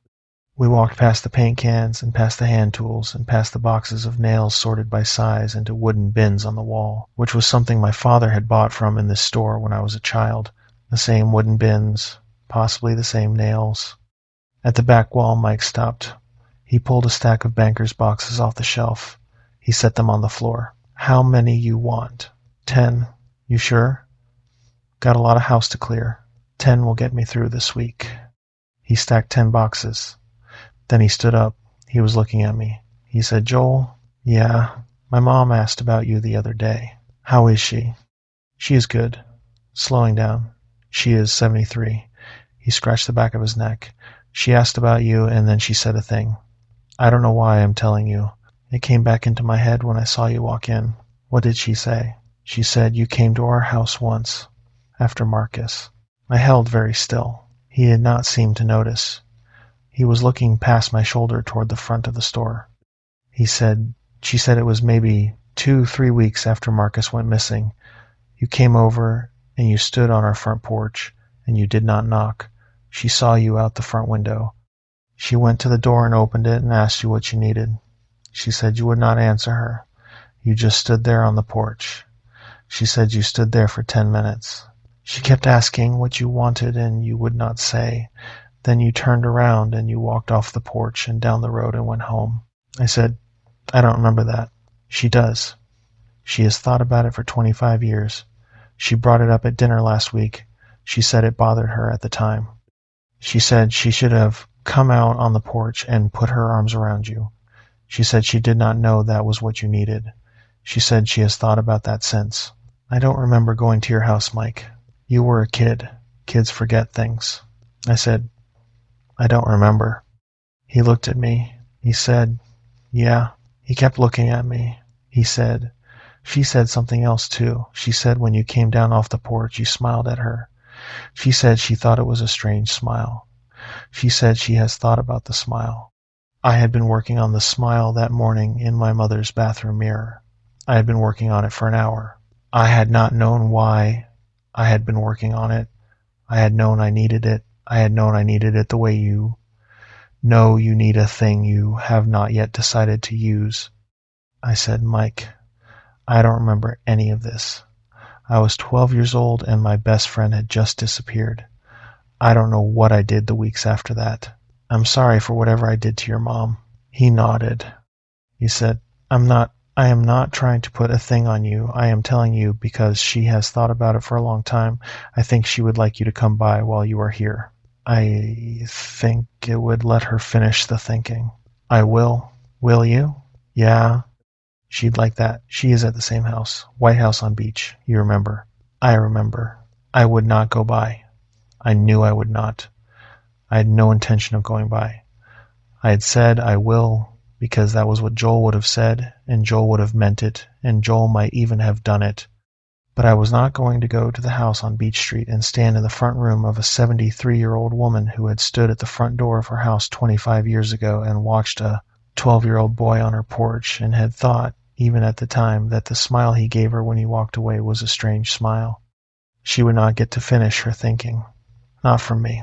Mike picked up the boxes. He carried them to the front of the store for me. He rang me up. The packing tape was $11 for 3 rolls. The boxes were $60. He gave me the contractor discount. Even though I was not a contractor, I did not stop him. He gave me the receipt. I picked up the stack of boxes. He said, take care, Joel. You too. He said, tell your wife and your little girl I said hi. I stopped at the door.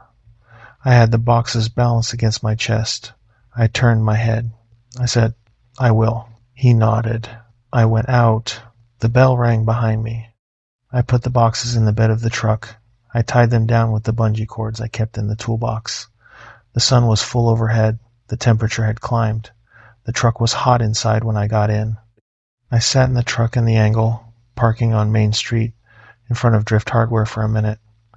I did not start the truck. I sat with my hands on the steering wheel. I had not gone to the Halloran's porch when I was 12 years old. I had not stood there. I had not refused to speak. I had not turned around and walked off the porch and smiled a strange smile. I had not been there, but someone had. I knew, sitting in the truck with my hands on the steering wheel, who had been on the Halloran's porch in the late summer of 2001 standing where a 12-year-old boy should have been standing and not answering when a kind woman asked what he wanted. I had been on that porch. I had been on that porch in the body of Marcus 3 weeks after I had taken him. I had been walking the town in Marcus then, trying him out, getting him to fit, learning what he had been to people. I had walked the town for several weeks before the wearing started to fail. The wearing always fails. The wearing of a child is hard. A child's body is not made to hold what I am. It frays. I had gone to the Halloran's porch in Marcus's body, because Marcus had been over there many times and the house had been an easy stop. I had stood on the porch because I had been looking for Joel, and Joel had not been at his own house, and I had thought the boys play together at Halloran's. I had not known how to make Marcus speak yet. Marcus's voice had not been mine to use yet. I had stood on the porch, and Mrs. Halloran had come to the door, and she had asked me what I wanted, and I had not been able to answer, so I had stood there. I had stood there until she stopped asking. Then I had walked away. I had smiled at her, because Marcus had smiled at her many times in life, and I had been told by my own deepest patterns that the smile was the proper sign-off. The smile had been wrong. I had not known yet how to smile. I had been new to wearing him. She had remembered the smile for 25 years. The wearing of Marcus had failed 2 days after the porch visit. I had gone to Grandma Begay's at 3 in the morning asking for shelter. Marcus's body had been falling off me by then. I had needed a place to rest. She had refused me. She had known. I had gone back into the cliffs, and I had put what was left of Marcus in the side passage, with my own piece beside him, and I had waited. I had waited 25 years. I had not thought about the Hallorans' porch in 25 years. I had not needed to. I started the truck. I drove back to my mother's house. I did not go to the house on Beach Street, and I did not see Mrs. Halloran. I never would. By the time the boy whose face I had been wearing was in the cold storage drawer outside Gallup in 3 weeks, by the time the deputies were finding the body and matching the truck registration to a missing person report, Maria would file at some point in the next 10 days when the truck finally did not come home. I would be wearing somebody else, and I would be 1,000 miles from here. Mrs. Halloran would never finish her thinking. I felt a small, soft sorry about that. She had been a nice woman. She had been nice to me on the porch 25 years ago, when I had stood there in her boy's friend's body and had not known how to speak. I parked in front of my mother's house at 1:20 in the afternoon. I unloaded the boxes. I carried them inside. Reggie was not in the house. The back door had been pushed open 6 inches. He had pushed it open and gone out into the yard. I closed it behind me. I did not call for him. I spent the rest of that day on my mother's bedroom. I took the rest of the clothes out of the closet. I put them in the church donation pile. I went through the drawers of her bureau and put her socks and her underclothes in the trash. I went through the dresser. I went through the bathroom cabinets. I made a pile of unopened medications and a pile of medications to throw away. I worked steadily. I did not stop. I did not eat lunch. The afternoon light came through the bedroom window and crept across the floor and out again. The sun went down behind the cliffs and the room got dim. I had not turned on the lights. I realized this when I straightened up from her bedside table at what must have been 7:30 in the evening, with her library card and her wallet and a small notebook in my hands. And the room was almost dark, and I could see what I was doing. I should not have been able to see what I was doing. I went to the wall and flipped on the overhead light. The room jumped at me, suddenly bright, and I had to look away. I held my hand up over my eyes for a second. When I lowered my hand, the room looked normal. The light was the light. The bedroom was the bedroom.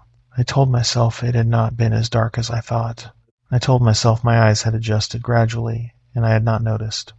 I told myself I had been working with focus, and I had lost track of the light. I put the small notebook on the bedside table. I would look at it later. I wanted to know what she had been writing in it, but I did not want to look at it now. I went into the kitchen and made myself a sandwich. I ate it. The kitchen window faced the back of the property. Past the back fence was scrub and rock, and then a rise, and then the bottom of the cliffs about 1.5 miles off. The sky over the cliffs was the deep blue that comes after sunset, with a single planet bright in it. I think it was Venus. I am not good at the sky. There was something on the rise behind the back fence. I noticed it while I was eating. I noticed without seeing. The way you notice a shape in your peripheral vision and your brain registers it before your eyes confirm it. I lowered the sandwich. I went to the window. The light in the kitchen was on. I had turned it on when I came in. I could see my own reflection in the window over the sink, doubled and faint. I could see past the reflection to the backyard, lit by the porch light, and past the porch light to where the scrub started, and past the scrub to the rise. There was a figure on the rise. It was tall, it was thin, it was standing very still. It was facing the house. I could not see it clearly. The light from the porch did not reach that far. It was just a shape against the deeper darkness behind it. A shape that was the shape of a person. Mostly, but not quite. The head was too far forward on the neck. The arms hung down too long. I stood at the window with my sandwich in my hand. I watched it. It did not move. I am going to tell you what I felt. I felt curious. That was the feeling. I felt curious. The way a man feels curious when he sees a deer in his backyard at twilight. I felt the soft attentiveness of a man who has spotted something he is interested in seeing. I should have felt afraid. I want to be clear about that. I should have felt afraid. There was a figure on the rise behind my mother's property at twilight that should not have been there. The figure was the shape of a man, and not quite the shape of a man. The figure was looking at the house. The figure was looking at me. I should have been afraid. I was not afraid. I stood at the window and looked at it for what must have been 3 minutes. Eventually I turned away. I do not remember deciding to turn away. I just turned away. I finished my sandwich at the counter. I did not look back at the window for a while. When I did, the figure was gone. I went back to my mother's bedroom and got into her bed. I do not know why. The bedroom I had been using was my old room, and that bed was a twin and uncomfortable, and I told myself I was just going to sleep where it was easier. That is what I told myself. But the truth is, I wanted to be in that room. I wanted to be in the room where she had been. I wanted to lie in the bed that smelled like her. I wanted to be where the figure on the rise could find me if it came. I do not know why I wanted that. I am telling you because it is true. I turned off the light. I lay on my back and looked at the ceiling. The phone in the kitchen had been unplugged since yesterday. I knew this. I had unplugged it, cordless from the cradle, cradle from the wall. The phone in the kitchen rang. I lay very still.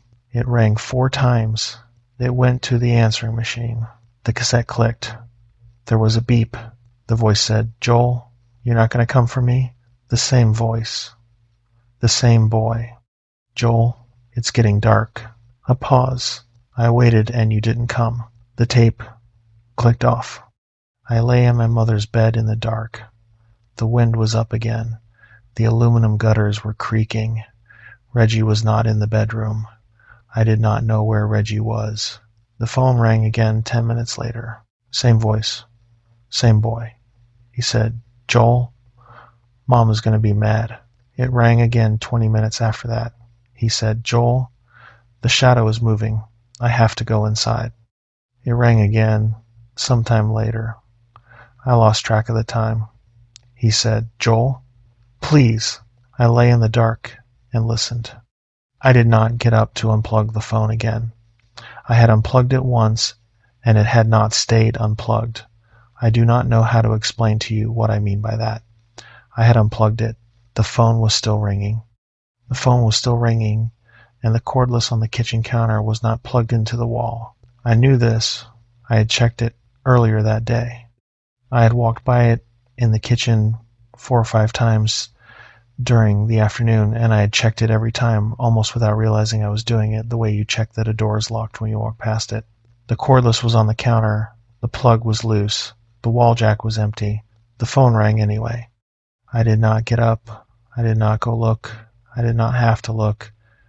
I lay there in the dark of my mother's room with the wind in the gutters and the boy's voice coming from the kitchen at irregular intervals. At some point the calls stopped. I slept, or I did not sleep. I lost time. The clock by the bed read 12 to 14 the last time. I remember looking at it, and it read 4:36 the next time. I do not remember the hours between. At 4:36 I got out of bed. I went into the kitchen. The cordless was on the counter, unplugged. The little red message light on the cradle was blinking. I pressed play. The cassette wound. There was a beep. There was breathing. Just breathing. For about a minute. Slow. Patient. Like the breathing at my window the night before.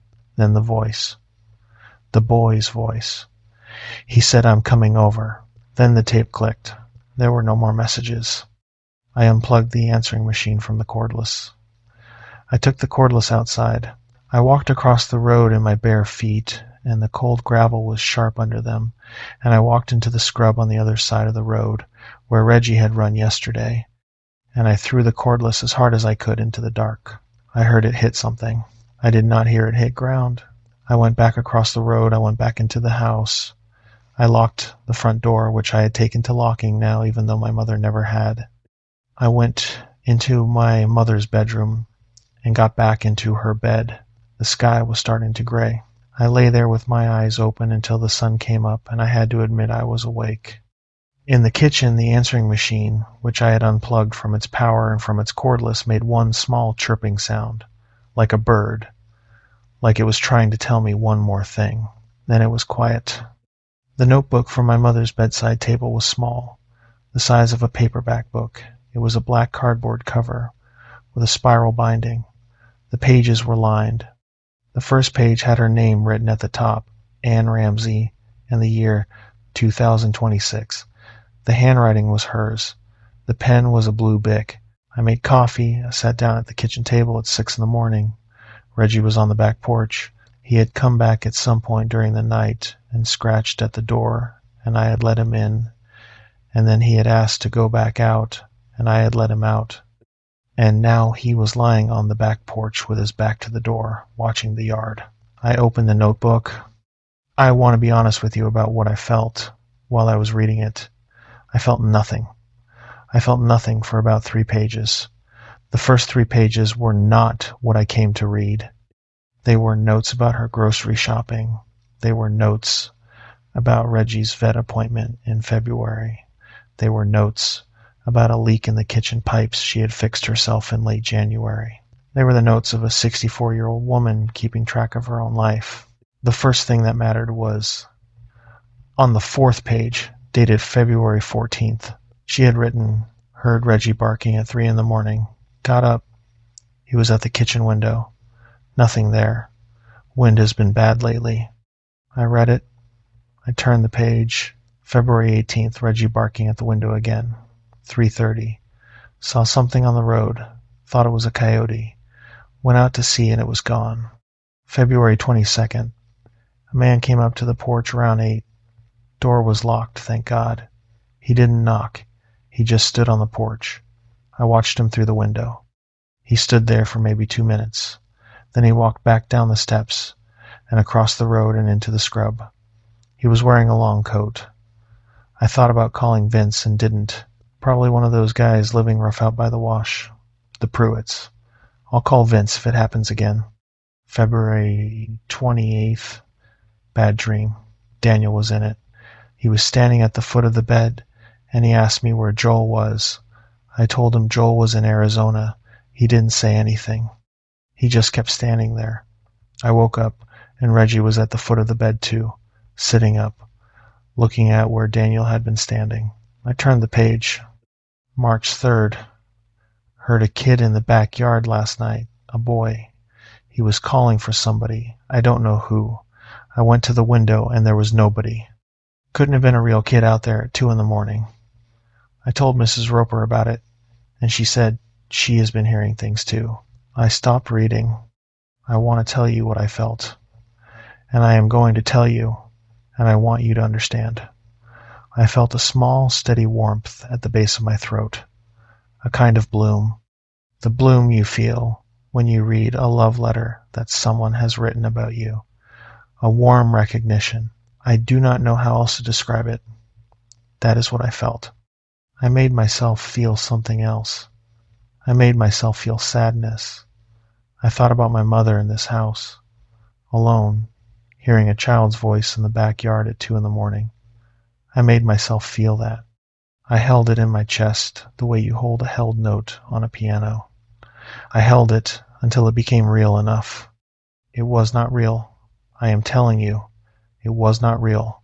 I was telling myself it was real, and I was feeling it because I had told myself to feel it. The warm bloom was the real feeling. The sadness was a costume. I did not understand this then. I am telling you now. I read the rest of the notebook. March 9th, kid, at the window. Again last night. I sat up and yelled at him through the glass. Told him to get the hell out of my yard. He laughed. Then he was gone. I did not see him go. I just looked away and looked back, and the yard was empty. March 15th. Talked to Mrs. Begay at the trading post. She asked if I had been hearing anything. I told her about the kid. She didn't say anything for a while. Then she said, "Next time he calls, don't answer. Don't answer the door. Don't go to the window. Especially don't say his name." March 19th, I think it was, Marcus's voice the other night. I read that sentence twice. The handwriting was the same handwriting. The blue bic was the same blue bic. I think it was Marcus's voice the other night. March 22nd, I am calling Joel. March 22nd, I called Joel. He was at work. I left a message. I told him I was just calling. I didn't say anything else. I have not told him about this. I am not going to tell him about this. Joel has a wife and a daughter and a job, and I will not bring him back to this. I will handle this myself. March 29th, I bought cedar from Mrs. Begay. She said to put it over the doors. I put it over the doors. Tonight is the first night I have not heard him. April 1st, slept all night. First time in a month. April 2nd, took the cedar down to wash it. Hung it up to dry on the line. Forgot to put it back. Will do. Tomorrow. April 3rd, I forgot. Reggie is at the window. That was the last entry. The handwriting on April 3rd was rough. The Y in Reggie was looped wrong, the way a person's writing goes when they are writing fast in the dark with the hand they do not normally use. I closed the notebook. I sat with it in my hands for a while. The kitchen was bright now. The sun was up. Reggie was still on the back porch. I could see the top of his head through the bottom of the back window. I want to tell you what I felt. I felt a sharp, clean satisfaction. I felt the kind of satisfaction a man feels when he reads in the paper that his enemy has died of a heart attack at the breakfast table. A small, clean clarity. The work is done. The chess piece has moved off the board. I made myself feel grief. I did not get up. I did not move. I sat in the kitchen chair, and I made myself feel grief about my mother, about what she had been going through, about how she had not called me, about how she had been alone in this house with the kid at the window and the cedar drying on the line. The grief came when I called for it. The grief stayed when I held it. The grief was good and right, and the kind of thing a man feels when his mother has died alone of fear in the dark. But underneath the grief, there was the bright, clean satisfaction. The satisfaction was the real thing. The grief was the show. I am telling you because I want you to know. I am telling you because by then it was already too late for me to know. I should have driven home that day. I am going to tell you straight. I should have packed a bag and gotten in the truck and driven the 8 hours to Chandler and walked through my front door and put my arms around Maria and told her everything about Allison, about Marcus, about the voice on the phone, about my mother's notebook, about the figure on the rise. I should have done that. There was still time that morning. I think there was. I did not. I poured another cup of coffee. I went outside and sat on the back porch next to Reggie. He let me sit. He did not get up. He looked at me sideways for a moment, with one eye, and then looked back at the yard. I sat with him and drank my coffee and watched the cliffs. The cliffs were lit gold by the morning sun. The road that went up to the old mine workings was a faint, pale line zigzagging through the scree. I could see all 3 switchbacks from the back porch. At the 3rd switchback, the road disappeared behind a shoulder of rock and did not come out again. I had not been up that road since I was 12, since the day Marcus went up and did not come down.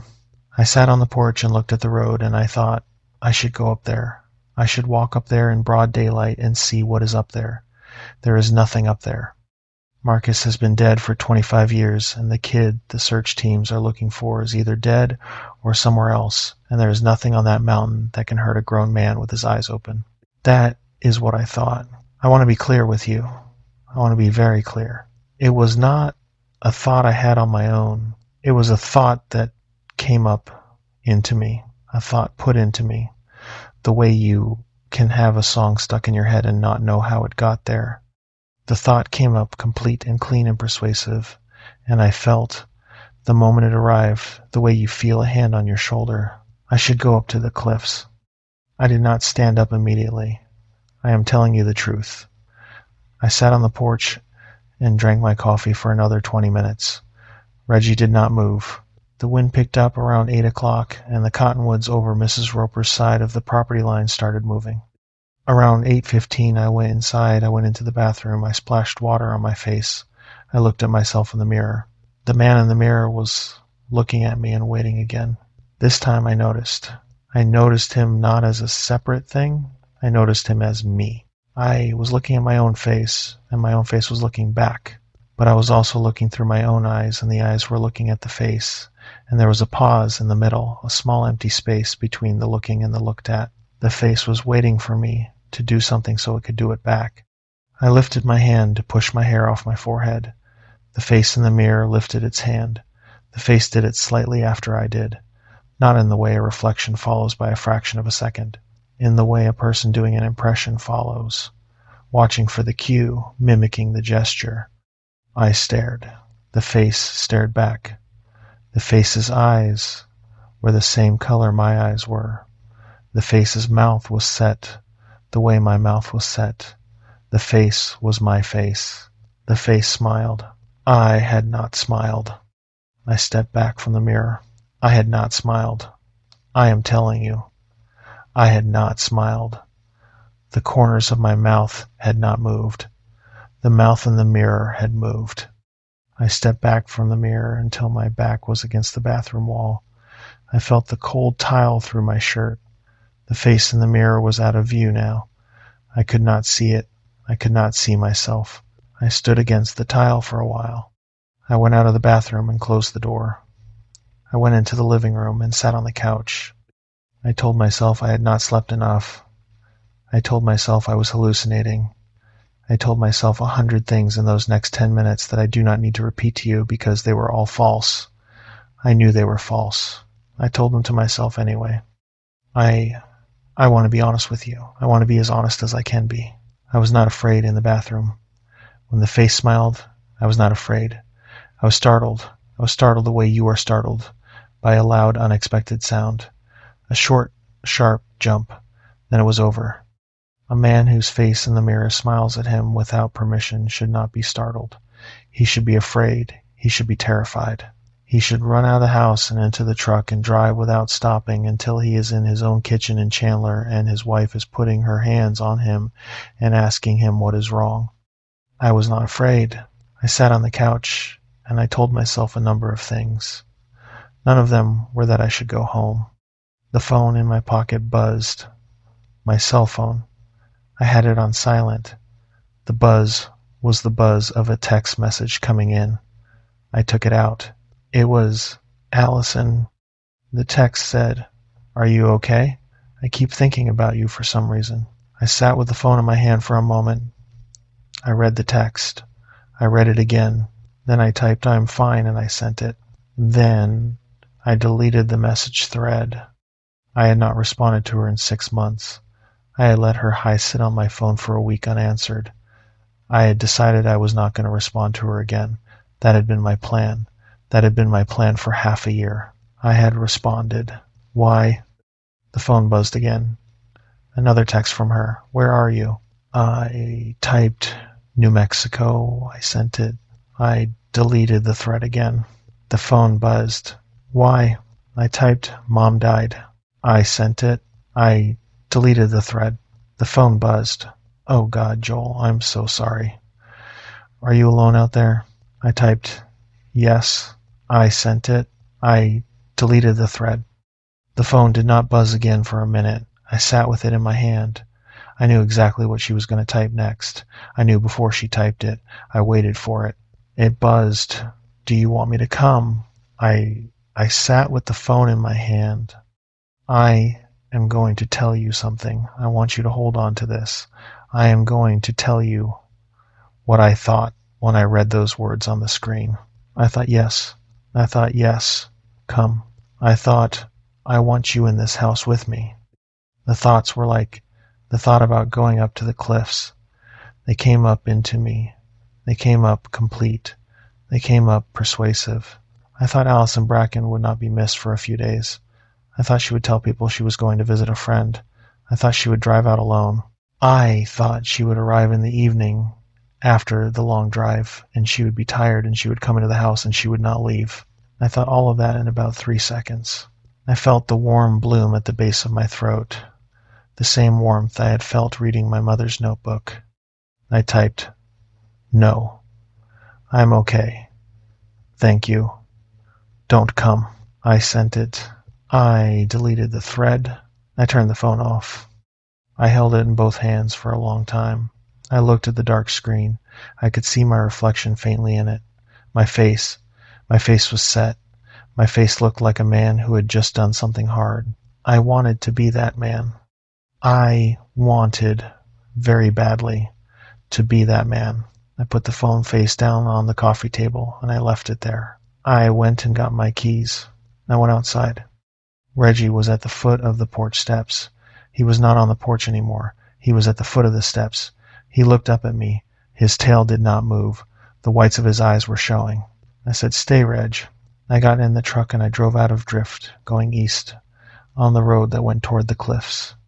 The road to the cliffs left the back end of Drift past the high school and ran 2 miles through scrub and chaparral before it crossed the wash. There used to be a low bridge over the wash. The bridge had washed out in a flood in 2014, and the county had replaced it with a concrete culvert and a wider road, and now you cross the wash without thinking about it. Where, as a kid, I had had to slow down and watch for cottonwoods that had floated down in the last monsoon and gotten stuck on the bridge supports. I drove. The truck was quiet on the new asphalt. The cliffs grew in the windshield as I came toward them. They are not the kind of cliffs that are dramatic from a distance. They start as a low ridge that climbs as you approach, and only when you are close to them do you realize how tall they are. From a mile away they look like a hill. From a quarter mile away they look like a wall. There was a turnout at the foot of the cliffs where the mine road began. The turnout had been graveled at some point in the last 10 years. There was a sign next to it that I did not remember being there. The sign was new within the last few months. The sign said, "No trespassing. Old works ahead unsafe. San Juan County Sheriff." There were tire tracks in the gravel. Fresh tracks, multiple sets. The search teams had been in and out of here for the last 4 days. I could see boot prints in the dust at the base of the sign. There was no truck in the turnout. The search teams were not there now. They were elsewhere. Maybe up on top of the mesa. Maybe back in town. I parked the truck in the turnout. I sat for a moment with the engine off. The cliffs were directly in front of me. The morning sun was on them. They were red and gold and shadowed in the cracks, and they smelled, even from inside the truck, of dust and warm stone and the something underneath both that I still could not name. I should not have been able to smell anything from inside the truck. The windows were up, the AC vents were closed, the smell was there anyway, it was strong. I got out. The road that went up to the mine was the same road. I had not walked it since I was 12, and I had not driven it since I was 16, and I had taken my mother's car up the first switchback on a dare from Mike Halloran. I had not gone past the first switchback then. I had backed down. Mike had laughed at me. He had been 17 and an asshole. The road was steep. It had been graded at some point, probably in the 80s, but the years and the rain had eaten it back to mostly rock and scree and dirt.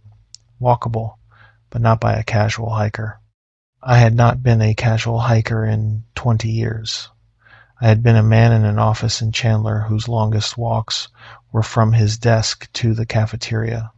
I should have been winded inside of 5 minutes on a road like this. I should have been sweating. The sun was full up now. The temperature was already in the upper 70s and climbing. I walked up the road and I was not winded. I walked for about 20 minutes, and I came to the first switchback and I stopped. The first switchback was a wide pullout where the original mining trucks had used to turn around. There was a flat shelf of rock and a small concrete pad where some old equipment had been bolted down 60 years ago. The equipment was long gone. The bolts were still in the concrete. From the first switchback you could see most of Drift. The town lay out flat below in the late morning sun. I could see the Cottonwood Diner and the Phillips 66 and the elementary school and Crackers. I could see Main Street running through it like a line drawn on a piece of brown paper. I could see, way out on the south edge, the trading post. I could see the truck in the turnout, tiny from up here, a small dark rectangle. I could see, on the porch of my mother's house, a small shape that was Reggie, sitting, looking up at the cliffs, looking at me. I felt nothing about being seen by the dog. I turned and started up the second switchback. The second was steeper than the first. The road went into shadow at one point where the cliff wall turned and the sun was on the wrong side, and I walked through the shadow and then back out into the sun. The temperature in the shadow was 10 degrees cooler than the sun. I felt the difference on my skin. I noticed it the way you notice it. I did not register it the way a man registers cold. I noticed it the way a thermometer notices. I do not know how else to say it to you.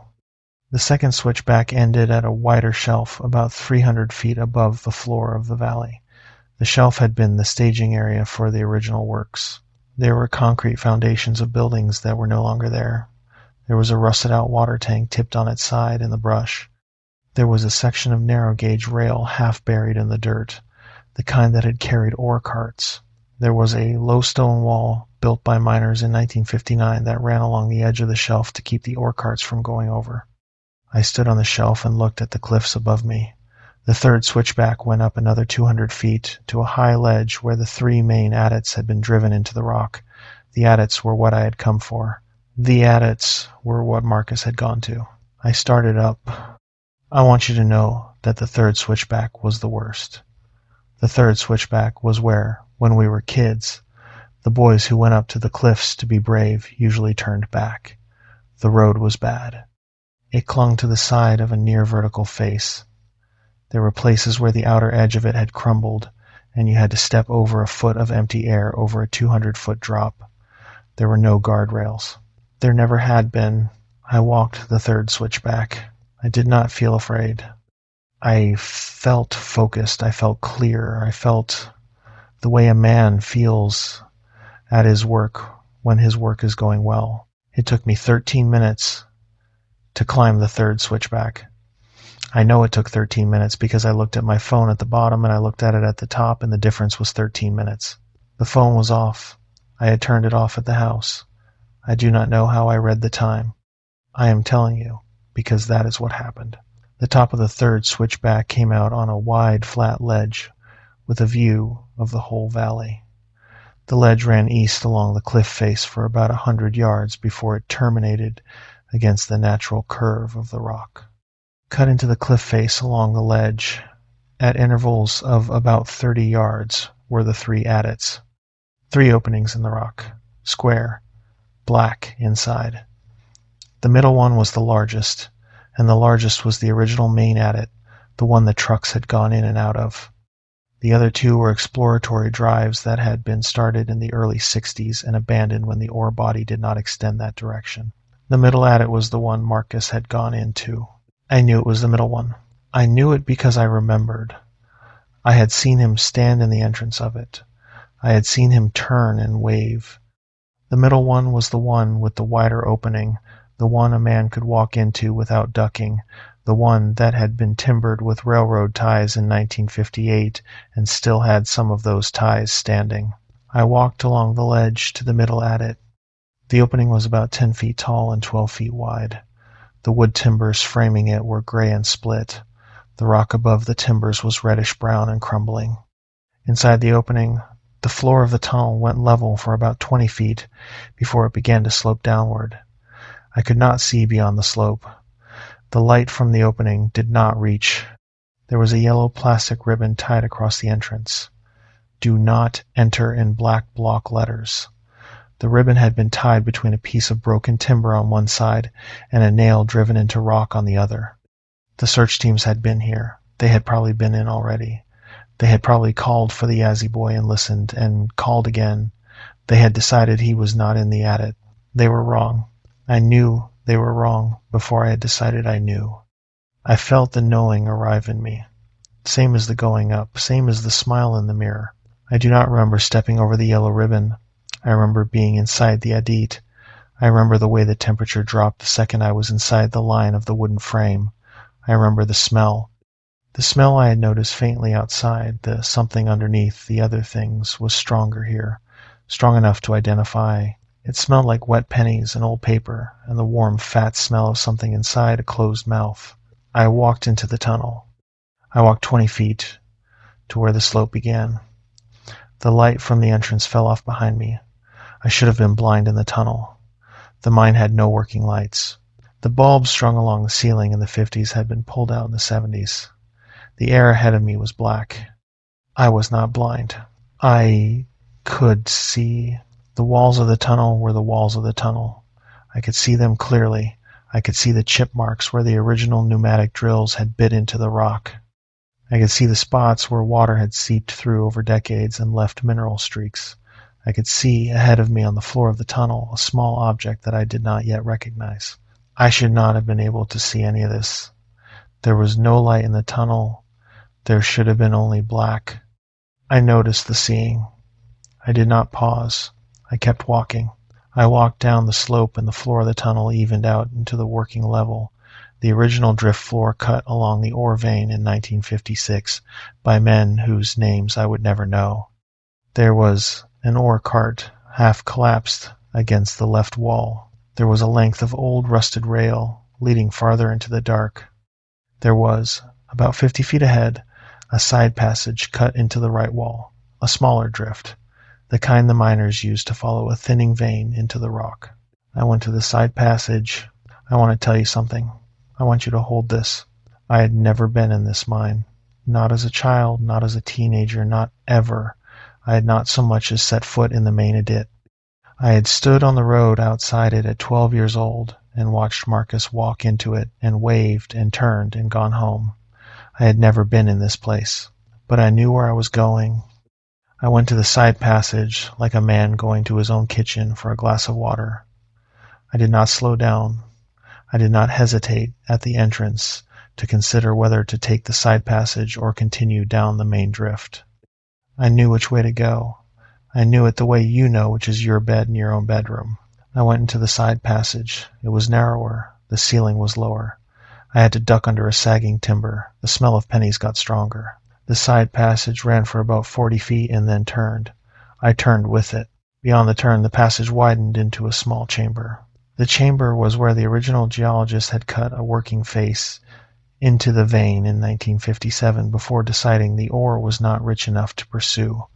It was about the size of a small bedroom. The ceiling was low. I had to walk with my head ducked. The walls had not been smoothed. They were the rough faces left by the last bites of the drill. There were two things in the chamber.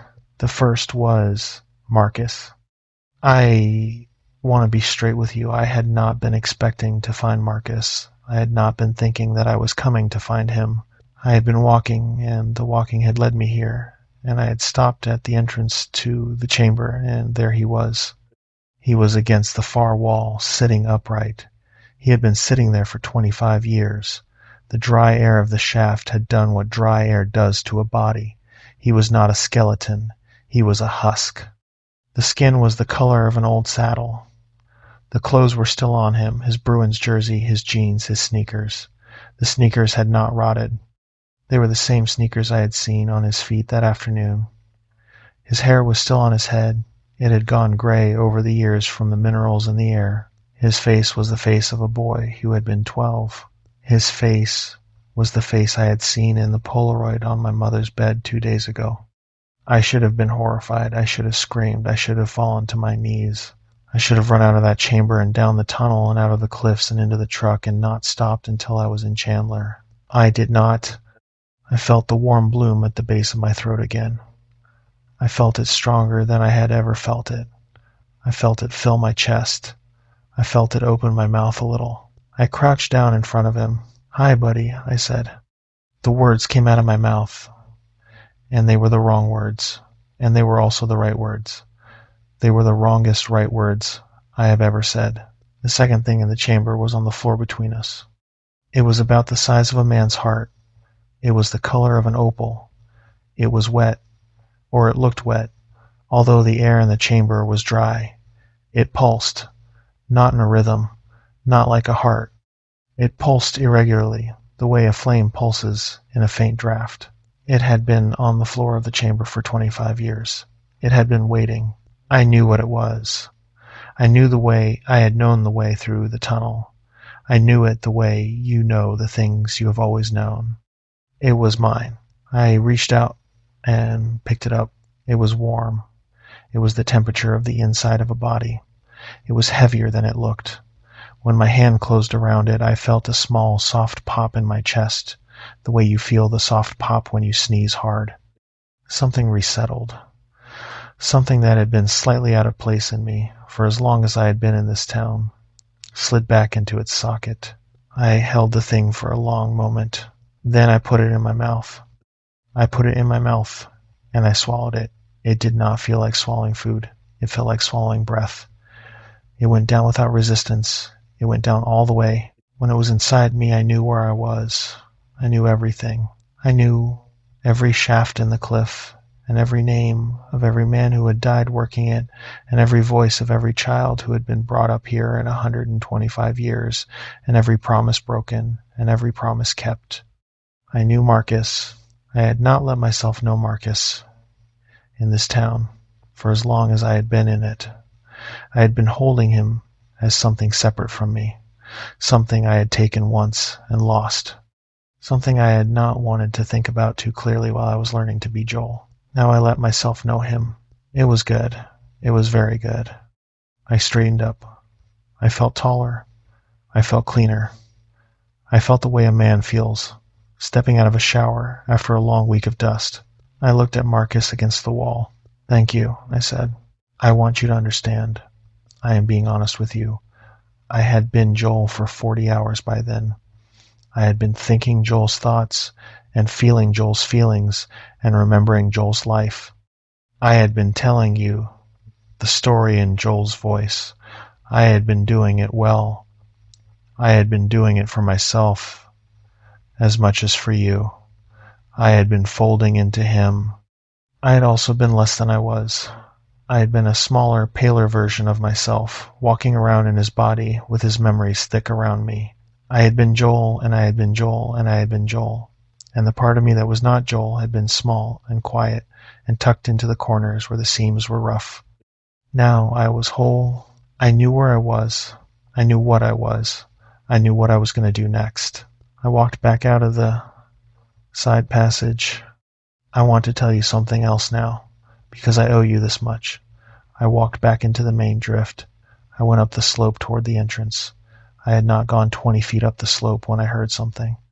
It was a small sound, a scuff of a foot on rock, then a small voice. "Hello?" A boy's voice. I stopped. The voice came from another side passage, this one off the main drift on the left, opposite the one I had been in. "Hello? Is someone there?" I stood in the dark. I felt a smile come up onto my face. I did not put it there. It came up. The boy said, "Please, my leg is hurt." He had been in the mine for 4 days. The search teams had not found him. They had walked the main drift and called for him and listened. And the boy had not called back because he was 11 and he was hurt and he was afraid that the men calling for him were the something he had seen at the entrance of the mine on Saturday morning that had made him run inside in the first place. I went into the side passage. I am not going to tell you what happened in there. I am not going to tell you because you do not need to know it, and because I do not need to tell it. I will tell you the small, specific thing. The boy's name was Tanner Yazzie.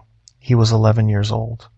He had been wearing a red t-shirt with a basketball on it when he ran into the mine on Saturday morning.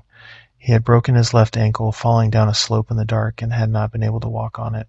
He had been alive when I went into the passage. He was not alive when I came out. There. That is what I am going to tell you. I am going to tell you that and nothing else. I came back out into the main drift. I went up the slope toward the entrance. My hands had blood on them. The blood was on the heels of my palms, and along the cuticles of my fingernails. I noticed it. I wiped my hands on my jeans as I walked. I came up to the entrance. The yellow plastic ribbon was still strung across it. I stepped over it. I came out onto the ledge. The sun was bright. The valley was bright. The cliffs above were red gold, and the sky was a thin, clear blue. Below me, far down, the town of Drift was the small ordered thing I had seen on the way up. I stood on the ledge for a moment. I felt good. I felt better than I had felt in 25 years. I started down the road. I came down the third switchback in 20 minutes. I came down the second in 15. I came down the first in 10. At the bottom, I got into the truck and I started the engine, and I drove out of the turnout and back toward town. I drove past the wash culvert. I drove past the high school. I drove down Main and turned onto Salt Cedar and drove the 2 blocks to my mother's house. Reggie was not on the porch. He was not in the yard. He had not come back. I knew, the way I knew everything now, that he was not going to. He was up in the scrub on the other side of the road. He was watching the house. He would watch the house until I left town. When I left town, he would go back to Mrs. Roper next door, and he would live out his life with her, and he would never set foot in this house again. That was his choice. That was his right. I felt a small fondness for him. He was a good dog. He had known what I was, and he had chosen to leave rather than let me touch him. That is a hard thing for any creature to do. I respected him for it. I went inside. The house exhaled at me, but it exhaled differently now. It smelled different. The undertone, the something underneath, was gone. It was gone because the something had been me, and the something was now whole, and the house no longer carried it as a residue. I walked through the rooms. Living room, kitchen, hall, my old bedroom, the bathroom, my mother's bedroom. In my mother's bedroom, I sat on the bed. I sat for a long time. I am not sure how long. I called Maria around 3 in the afternoon, and she picked up on the first ring. Joel, hey, are you okay? I'm good. I'm actually doing a lot better today. I think I turned a corner. There was a pause. Then she said, what corner? I think I came to terms with some things about being here. Tell me. It's hard to explain on the phone. I'll tell you when I'm home. When are you coming home? I had been planning to be in Drift for 2 or 3 weeks. I had told her 2 or 3 weeks. I had told Vince Halloran 2 or 3 weeks. I had told Mrs. Begay 2 or 3 weeks. I said, tomorrow. Tomorrow. Yeah. I think I can get most of the rest done today. Pack up tonight. Drive home tomorrow morning. I'd be there by evening. What about the house? I'll list it with a realtor remotely. I don't need to be here for that part.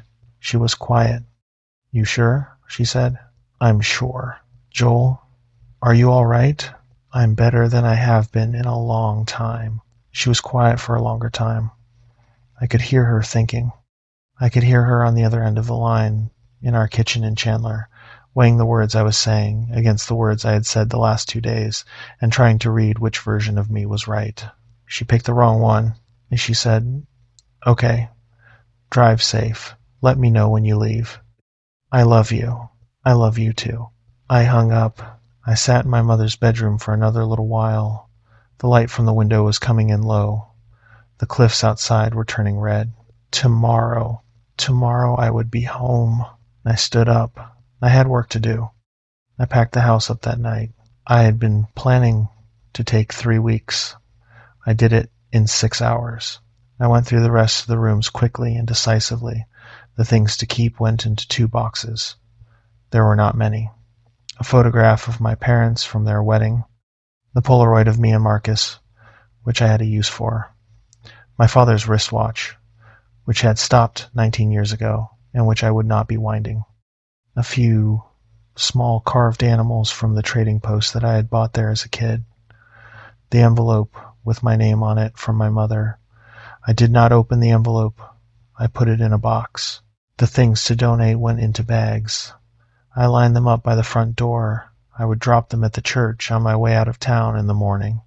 The things to throw out went into the contractor bags I had bought at the trading post. I tied them off and stacked them on the back porch. The trash truck came on Fridays. By the time it came, I would be in Chandler. The last thing I did was the answering machine. It was still on the kitchen counter, unplugged from the cordless, unplugged from the wall. I had thrown the cordless into the brush across the road, and I had not gone to retrieve it. The answering machine cradle was the part I had left. I picked it up. The little red message light was blinking. I held it for a moment. I considered, I have done many things over many lifetimes, and one of the things I have learned is that you can choose not to listen to the messages that the dead leave for the living. There is no rule that says you must. There is no obligation. You can throw the machine in the bag with the rest of the trash and never know what was on the tape. I am going to tell you that I did listen. I want you to know. I plugged the cradle back into the wall. I pressed play. There was a beep. My mother's voice said, "Joel, honey, this is your mom. I love you very much. I want you to know that. I want you to know that whatever you have come back to find, you should leave it where you found it. Do not bring it home with you. Do you hear me, Joel? Leave it, whatever you find. It is not yours, and it is not for you. You leave it in the dark, and you come home to your wife and your little girl. You promise me, Joel." A pause. Then she said, "I love you. I'll see you when I see you." The tape clicked. There was a beep. I stood in the kitchen and listened to the silence after the message. The message had been recorded on April 3rd at 11:47 at night. It was the last message in the machine. She had recorded it the night she died. She had sat in this kitchen with the cordless to her mouth, and she had recorded a message to me on her own answering machine because she had known something was coming for her, and she had wanted me to find it later. She had not known what the thing she wanted to warn me about already was. She had not known I had been on the road for weeks at that point, in my own life, on my own way.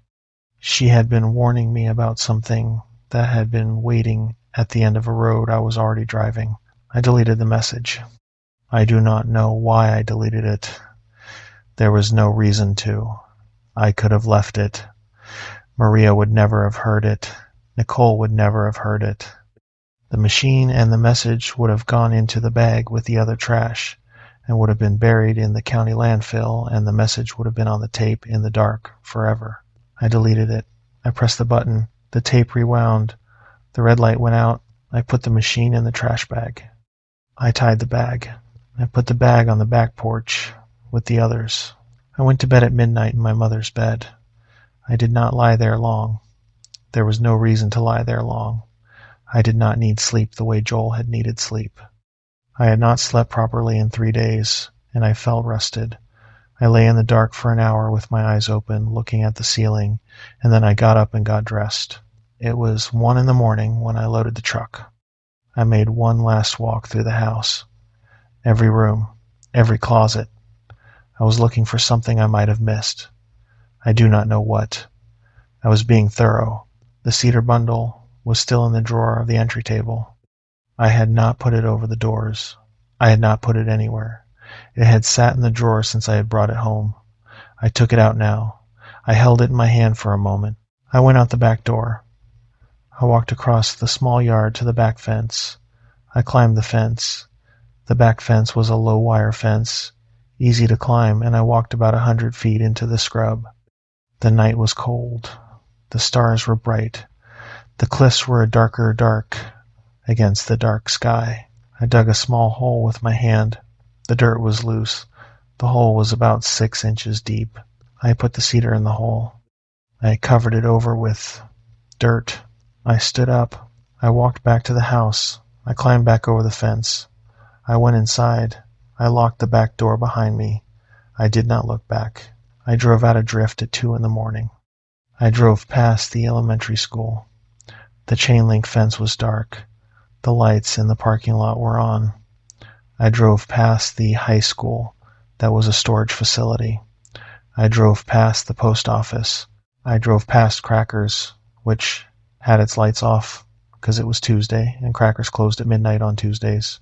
I drove past the Cottonwood. The lights were off. The booths were empty. I drove past the Phillips 66, which was still open. The kid at the counter was watching something on his phone. He looked up when my headlights swept across the front of the store. I drove past him at 35 miles an hour. He went back to his phone. I drove out the south end of Maine. The asphalt turned to chip seal. The chip seal turned to gravel. The trading post was 3 miles ahead. I had not been planning to stop. I drove past the rise. The trading post came into view. The trading post was lit. It was 2 in the morning and the trading post was lit. I slowed down. The lights were on inside. The front door was closed, but I could see the warm yellow light through the windows. There was no other vehicle in the lot. There were no other lights on for a mile in any direction. The trading post was a single lit room in the middle of the dark. I pulled into the lot. I did not get out of the truck. I sat with the engine running and looked at the trading post. Mrs. Begay was inside. I could see her through the big front window.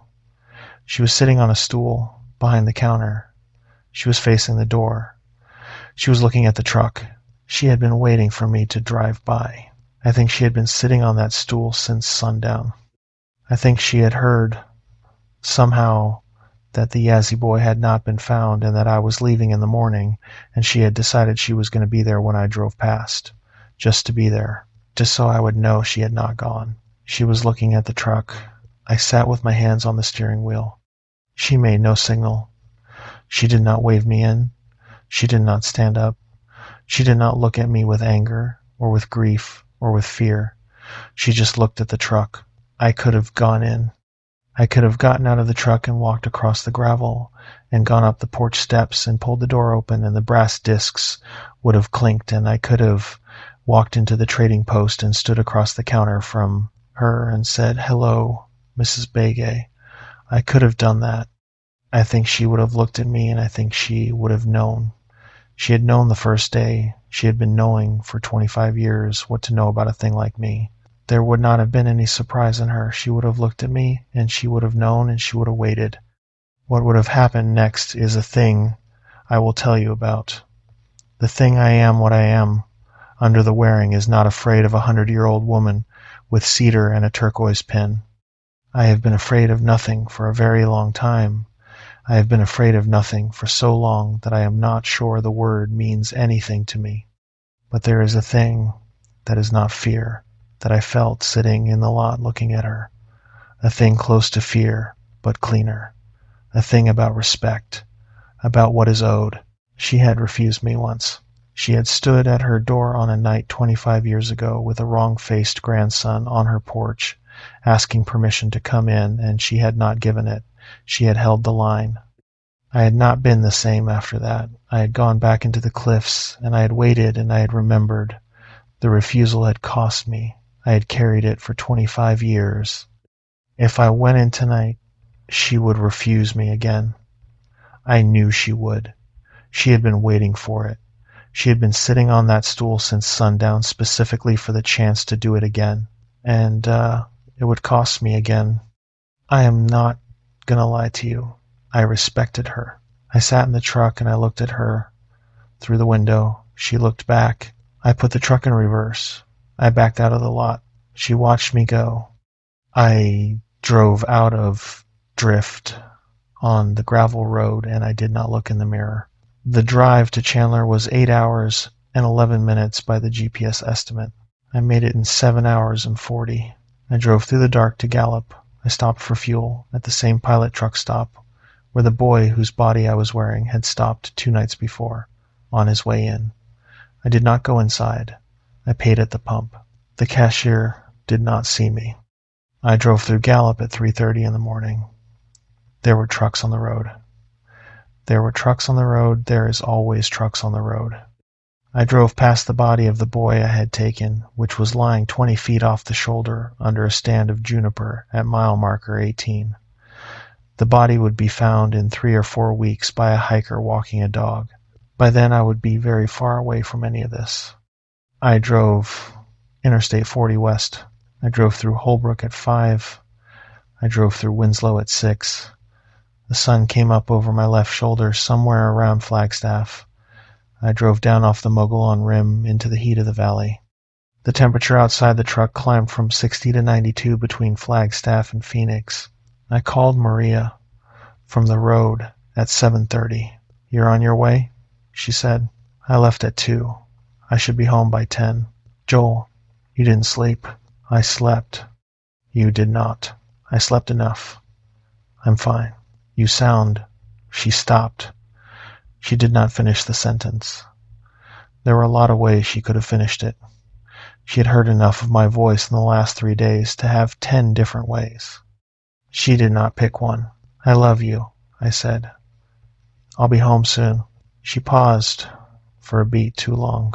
She said, "Drive safe." She hung up first. I held the phone in my hand for a moment. Then I put it on the passenger seat. The sun was full up. The desert was the color of an old penny.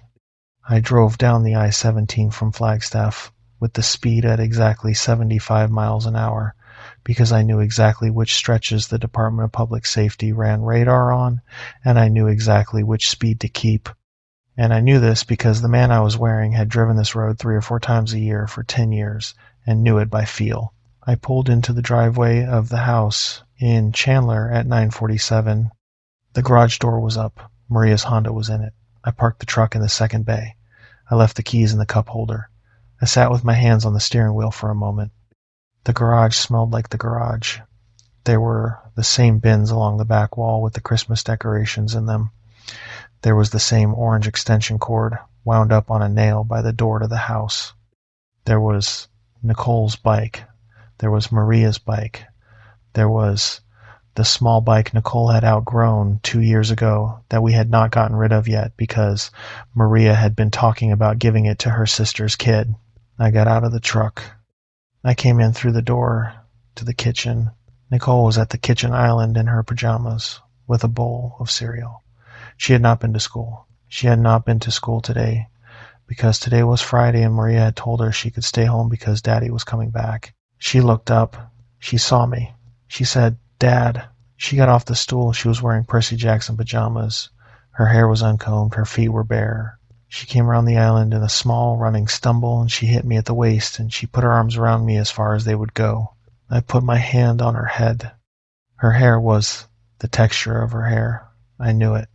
I had known it from inside the boy's memory for 40 hours by then.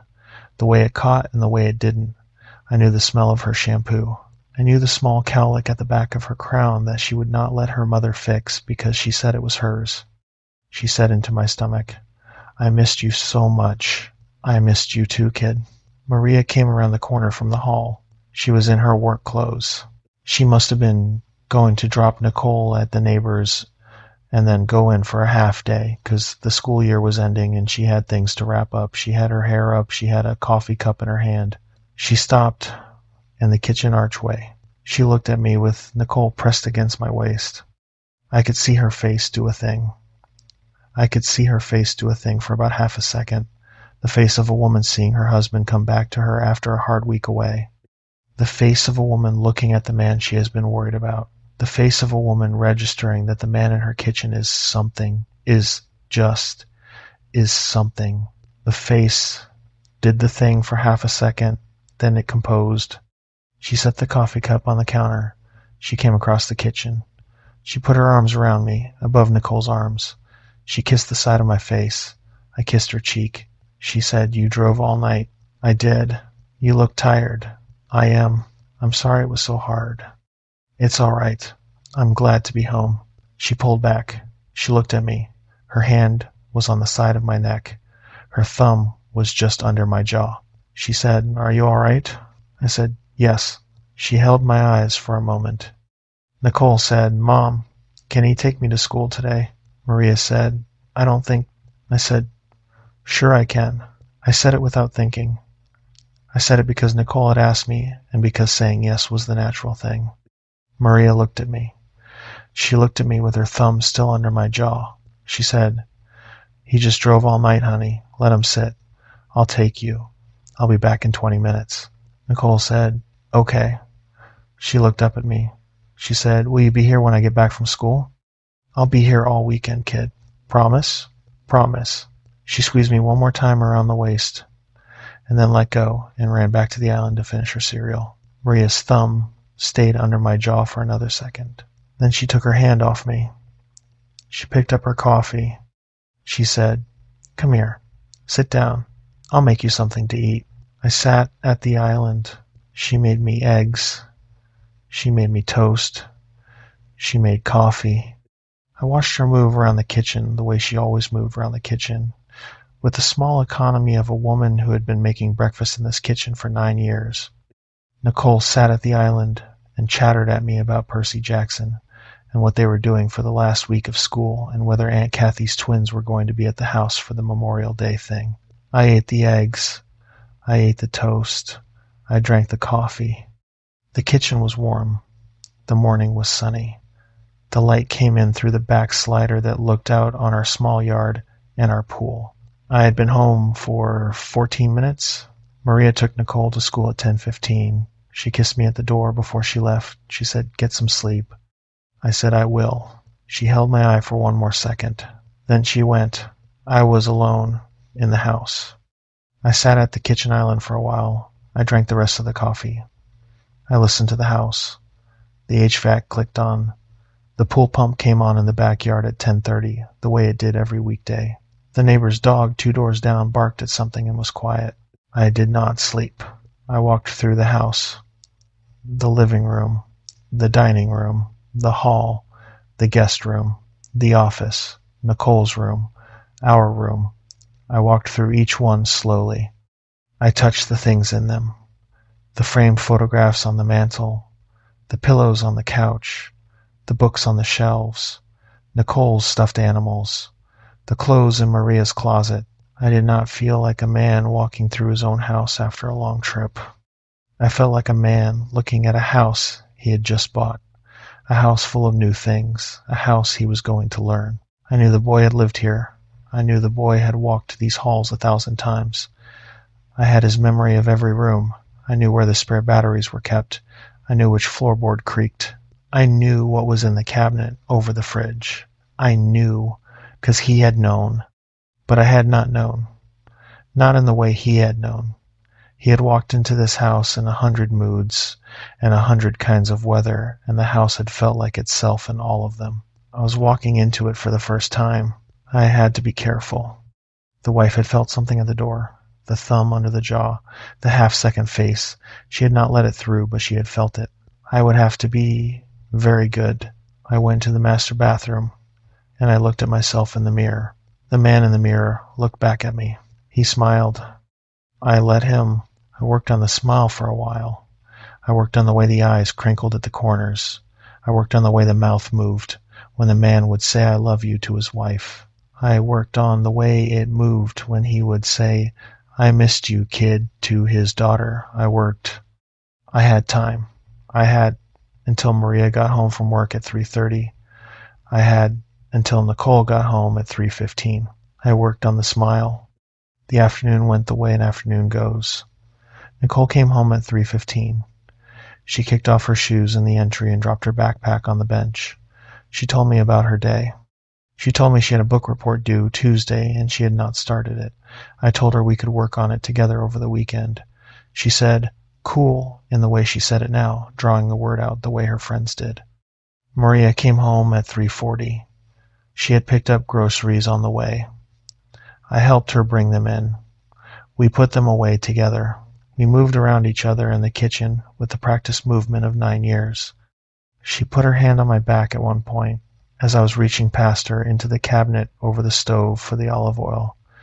Just her hand on my back, flat between my shoulder blades, the way a wife puts her hand on her husband when she is checking on him. I leaned into her hand.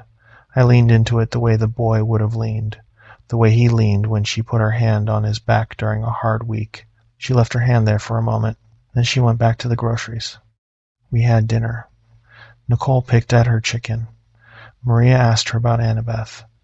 Nicole said Annabeth had finally met her father in the book and that the part had made her sad. Maria said that meeting your father can be sad sometimes. Nicole said, "I know." I cleared the table. Maria washed dishes. I dried. We did not talk much. The radio was on in the corner. Maria had it on a Phoenix station she liked that played soft pop. Nicole watched something on the iPad in the living room with her feet up on the ottoman. At 7:30, Maria went to take a shower. Nicole asked me if I would read her some Percy Jackson before bed. I said yes. I read to her at 8 in her bed. I read her a chapter and a half from book 3, which she had been reading. She knew the words better than I did. She corrected me on Annabeth's gray eyes. I had said blue. The boy would have said gray. The boy would have known, and she gave me a small look when she did it, like she was teasing me, but for one beat her face was the face of a child who was checking. I said, "Sorry, kiddo. I'm tired." She nodded. I read the rest of the chapter. She closed her eyes. I closed the book and put it on her bedside table. I leaned over and I kissed her on her forehead. Her stuffed cat, the gray one I knew, was named Annabeth. The one she had had since she was 3 was tucked under her arm. Her hair was on the pillow. The nightlight by her bed was a small softball-shaped lamp the boy had bought her for her 7th birthday. I stood up. She said, without opening her eyes, "Dad?" I said, "Yeah, kid." She said, "Are you okay?" I said, "I'm fine, honey. I'm just tired." She did not open her eyes. She said, "You smell different." I stood by the bed. I said, "How do I smell different?" She said, "I don't know, like the house when it gets really hot." I said, "I drove a long way today. I'll shower." She said, "Okay." She rolled onto her side and put her hand under her cheek the way she did when she was settling. I watched her for a moment. I went out of the room. I left the door open a crack the way the boy had always left it open. I went down the hall. The hall light was on. The bathroom light was on. Maria was finishing her shower. I could hear the water shut off. I went into the living room and sat on the couch. I sat in the dark for a few minutes. The light from the hall came down it like a yellow line on the floor. The HVAC clicked off. The house was very quiet. The wife came out of the bathroom in her robe. She came down the hall. She stopped at the entrance to the living room. She looked at me, sitting on the couch in the dark. She said, "You coming to bed?" I said, "In a minute." She said, "Okay." She stood there for one more second. Then she went into the bedroom. I sat on the couch for another little while. The wife was asleep when I came to bed. She had taken something. She took something. Most nights now she had been having trouble sleeping for the last couple of years, and a doctor had given her a pill that she took when she needed to. She had taken one tonight. She was breathing the slow, heavy breath of a woman pulled deep under the surface. I undressed in the dark. I lay down on the boy's side of the bed. I lay on my back and listened to her breathe. I did not sleep. I had not slept in days. I was rested. The numbers in the alarm clock on the nightstand read 11:47, the same time the boy's mother had recorded her message. I lay in the dark and looked at the red numbers, and I thought about the message I had deleted. I thought about her sitting in her kitchen with a cordless to her mouth, recording a message to her son she would not get to give him.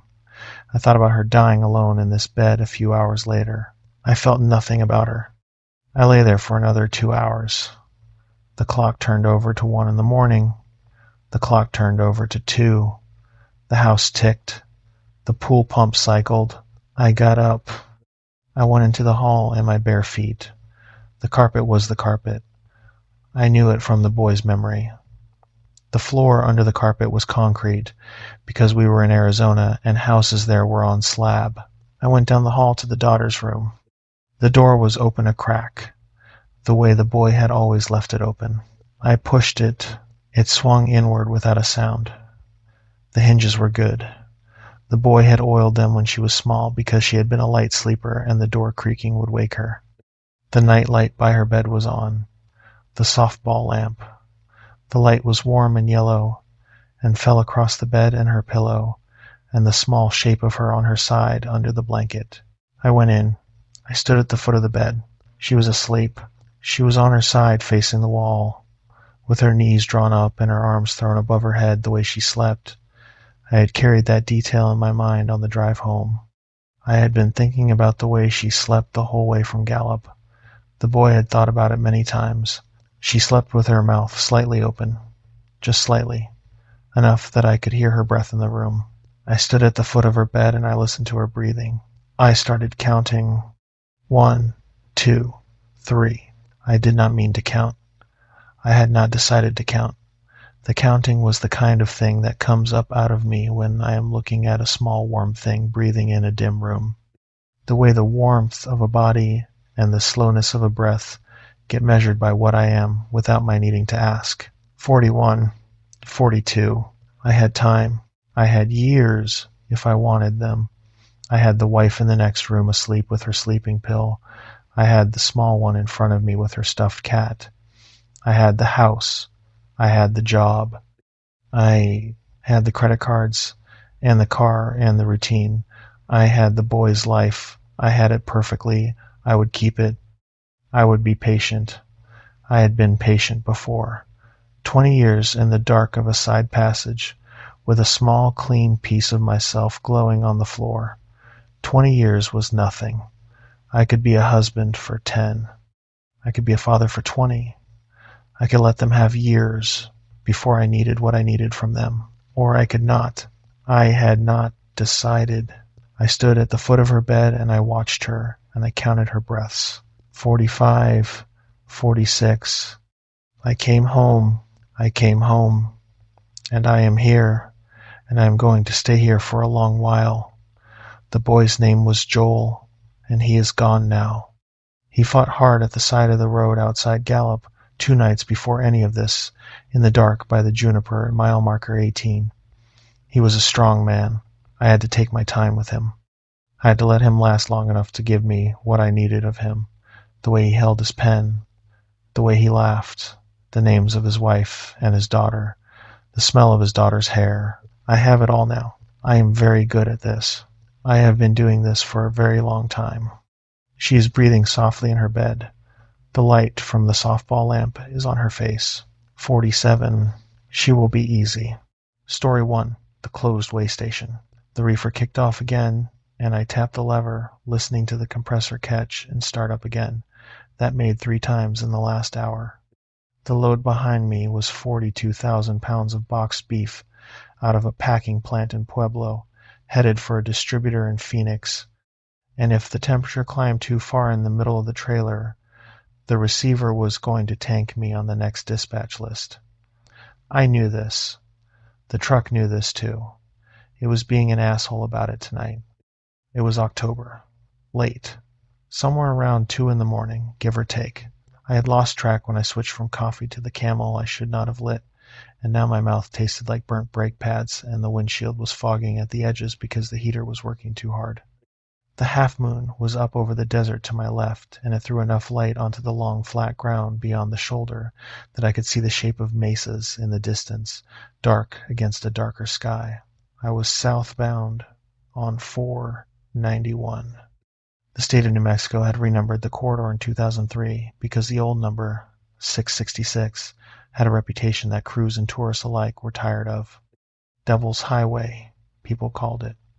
Old men in truck stops still called it 666, the way old men still call Sears the place that sold them their first lawnmower. I had driven this stretch maybe 200 times. I knew the bends and the diners that were open and the ones that were not. I knew where cell coverage dropped and came back. Between Shiprock and Gallup, there was a 40-mile stretch where only the AM radio worked, and even that came in chewed. I had a daughter named Becca down in Phoenix, 22, living with her mother and a boyfriend I had never met and did not want to meet. I sent Becca $150 on the 15th of every month and had done it for 8 straight years without missing once. She did not thank me for it. I did not expect her to. The money was for her, not for the thanks. I had a photograph of her tucked behind the visor above my head, taken at her high school graduation, the kind of photo where she is smiling because they told her to, and her eyes are looking at something past the camera. I had taken it down once to show another driver in Tucumcari and then put it back. I had not taken it down since. There is a thing where you protect something by not pulling it out where the air can get at it. The Peterbilt was a 379, an old one, bought used from a guy in Albuquerque who had been driving it for 15 years before he hung it up. The CB did not work. The AM did. The reefer was a Carrier Vector, and on its best day it ran quiet and on its worst it sounded like a man clearing his throat for 20 seconds at a time. I had come up over Raton Pass earlier that night, and I had watched the temperature on the dash drop from 41 down to 29 in the time it took to clear the top, and I had thought what I always thought up there, which was that whoever decided to put an interstate through that gap had to have been either very brave or very stupid. Now, I was down out of the mountains and west across the high desert, and the temperature outside was 35 and steady. I checked my mirrors. Nothing behind me. Nothing ahead but the road and the white lines and the occasional reflective post the desert had not yet eaten. I should mention here that I do not believe in much. I am not religious. I had a mother who was, and I had an uncle who claimed to have seen something in the woods outside Truchas one summer when he was a kid, but I figured the uncle was lying for the same reason kids embellish, which is that the world is duller than you want it to be when you are young and you would rather pretend otherwise. The St. Christopher medal hanging from my rear view was a gift from my ex's mother, and I had never had the heart to take it down even after the marriage came apart. She died 2 years after the divorce. Heart thing. Sudden.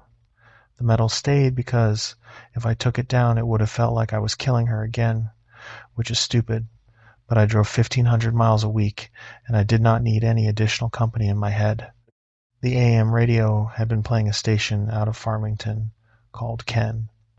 Country oldies, mostly. Some news on the hour, some pre-recorded local weather. I had it on low for the last hour because it kept the cab from feeling like an empty cab, and because there was a particular DJ working overnights this fall who knew his catalog and did not talk much. I came up on a bend that took me southwest, and the signal went out for a few seconds and then came back in. That happened twice an hour through here. Normal. The song that came back in was an old Loretta Lynn song my mother used to play in the kitchen when she was washing dishes. You Ain't Woman Enough, and I let myself listen to it for the first couple of bars, and then I turned the volume down, because the smell of dish soap had started to climb out of nowhere into the cab. That should have been the first thing I noticed. Not the song. The smell. The cab smelled like dish soap. The yellow kind, in the squeeze bottle, the one with the green logo. My mother had used that brand for 40 years until she went into the home, and then for 2 more years after that because my sister kept buying it for her even when she did not know what a sink was anymore. I had not smelled it in maybe 10 years. I had not thought about it in maybe 5. And there it was, in the cab, plain as if somebody had cracked the bottle open in the passenger seat. I cranked the window down. Cold air came in. The smell went out. I left the window down for half a mile, and then I cranked it back up because the cold was making my hands hurt. The smell did not come back. That should have been enough. It was not. A few miles later, I came past a coyote on the shoulder. Coyotes on 491 are common as crows.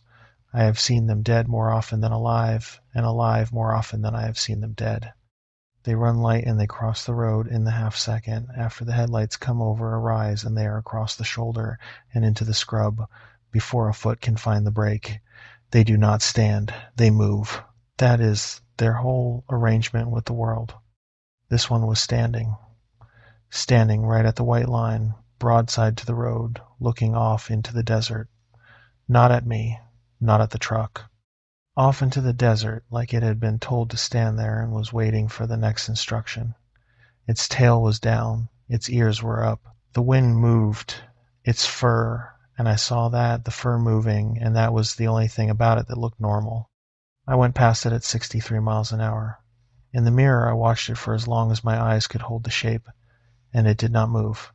It was still standing when I lost sight of it. The mile marker said 56. I noticed because I wrote it down in the margin of my logbook later that night, and the number is still there. I caught movement in my passenger mirror about 4 miles after the coyote. A pair of headlights, low to the ground, the kind that belonged to a pickup truck. Ford or Chevy. Hard to say at distance. The pickup was closing. I let it close. I expected it to come around me on the left and pass and disappear over the next rise like every other late-night pickup did. It did not. It came up to about a quarter mile back and then it stayed there. Held the gap exactly. I watched it for 10 miles. Sometimes it dropped to a half mile back. Sometimes it came up to less than 200 yards. It never tried to pass. The CB did not work. The AM was playing a song I did not know. The voice was a woman's, low and slow, almost a hum. I tried to focus on the road. At mile marker 48, the pickup was not behind me anymore. I had looked away to check my gauges, and when I looked back, the headlights were gone. There had been no turnoff. There had been no side road. There had been no place where a vehicle could have pulled out of the lane and into the desert. The pickup was just gone. I told myself I had missed a turnoff in the dark. The desert hides a lot of dirt roads. That is what I told myself. I kept rolling south, with the wind, quartering off the desert to my right. The road there bends slightly west and then comes back south, and the desert opens wide on both sides, and you can see for 40 miles in the daytime. At night you can see the road and not much else. The half moon was high now, leaning towards setting. The temperature on the dash read 33. There is a way station between Shiprock and Gallup, or there was. The state had built it in the early 90s and then shut it down sometime around the financial crisis and never reopened it. The little brick booth sat off the shoulder behind a chain-link fence with weeds growing through it.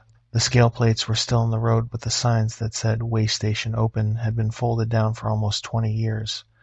Nobody had bothered to take the booth down because nobody had bothered to budget for taking it down. Tonight the booth had lights on. I saw them from maybe a mile out. Yellow window light, soft, like a man had a lamp on inside. The chain-link gate was folded back. The sign that said "Way Station Open" was up and lit from below by a sodium bulb that had not been lit in 20 years. I knew the station was closed. I knew it had been closed since 2008, 2009 at the latest. I had passed it those same 200 times. The booth had been dark every single one of those times.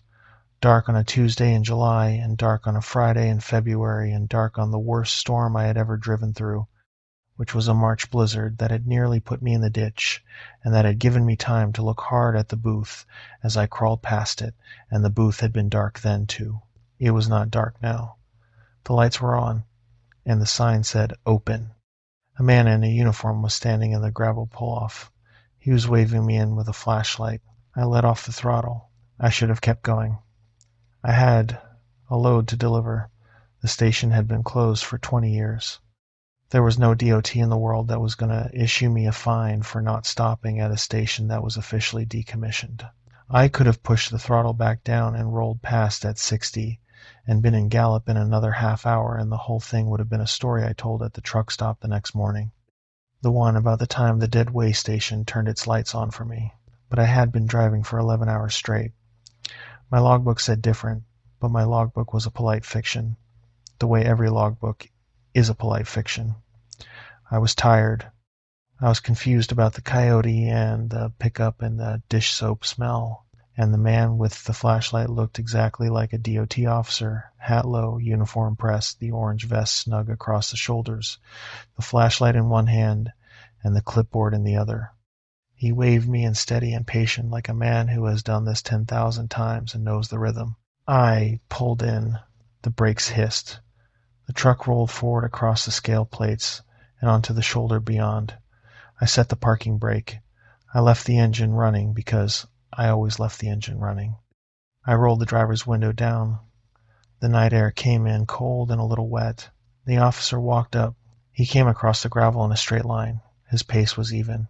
His boots were the kind with the steel toe and the round laces, and they did not make the sound boots make on gravel. They made a softer sound, like he was walking on packed dirt instead. I noticed that because I notice sounds when I am tired and the night is quiet. He came around to my window. He was tall, maybe 6'4". His face was in shadow under the hat. The vest said NMDOT in white letters. The patch on his sleeve had the state seal of New Mexico, and the seal was correct, the eagle and the cactus and the wreath all where they should be. And I noticed that too, because I had looked at that seal 1,000 times on 1,000 state troopers and DOT officers in my life. The seal was right. Evening, he said. The voice was flat, not unfriendly. Flat. Evening, I said. Logbook, please. And your bill of lading. I handed them down. He took them. His hand came up to the window, and the fingers closed around the documents, and the hand went back down. The hand was clean. The fingernails were trimmed. The wrist had a watch on it, a black-faced watch, with the second hand sweeping. The watch face was correct. The watch hands were moving. The time on the watch was 3:12. The dashboard clock said 2:47. I tell myself, looking back at it, that I noticed that and put it together. I did not. I noticed it and let it go. The brain does that when the brain is tired. It registers things and shelves them, and you only find the shelf in the morning when you go looking. The officer flipped through the logbook. He was quick. He was professional. He turned the pages without dog-earing them, and he held them with the flat of his hand and not the fingertips, which is the way somebody who reads a lot of logbooks holds them. He flipped to the bill of lading. He read it. He flipped back. Beef out of Pueblo, he said. That is right. Phoenix delivery. Tomorrow afternoon. He nodded. He kept flipping. The watch on his wrist read 3:13 now. The dashboard clock read 2:47 still. Anything in the load besides beef? He said. Nothing in the load besides beef. How long you been driving tonight? 6 hours. 6 hours, he said. He said it like he was tasting it. Then he said, Wade, when's the last time you saw Becca? I want to be clear about what happened in my chest when he said her name. It was not fear, not yet. Fear takes a second. What I felt first was the kind of recognition you feel when somebody you do not know says something only somebody you know would say. The shape of the words was wrong. The shape of her name in his mouth was wrong. The shape of my name in his mouth was wrong. I had not given him my name. The logbook had my name on the cover page. He had not turned to the cover page. What did you say? I said. He looked up from the logbook. The hat shifted a little when he looked up, and I saw his face for the first time. He had a face. It was a face. I am being careful about how I describe it, because I have been careful about it since that night and have not described it out loud to a single person yet. The face was a man's face. 40s. Lean. A jaw that had been shaved recently. Brown eyes. Brown eyes with a wet shine to them.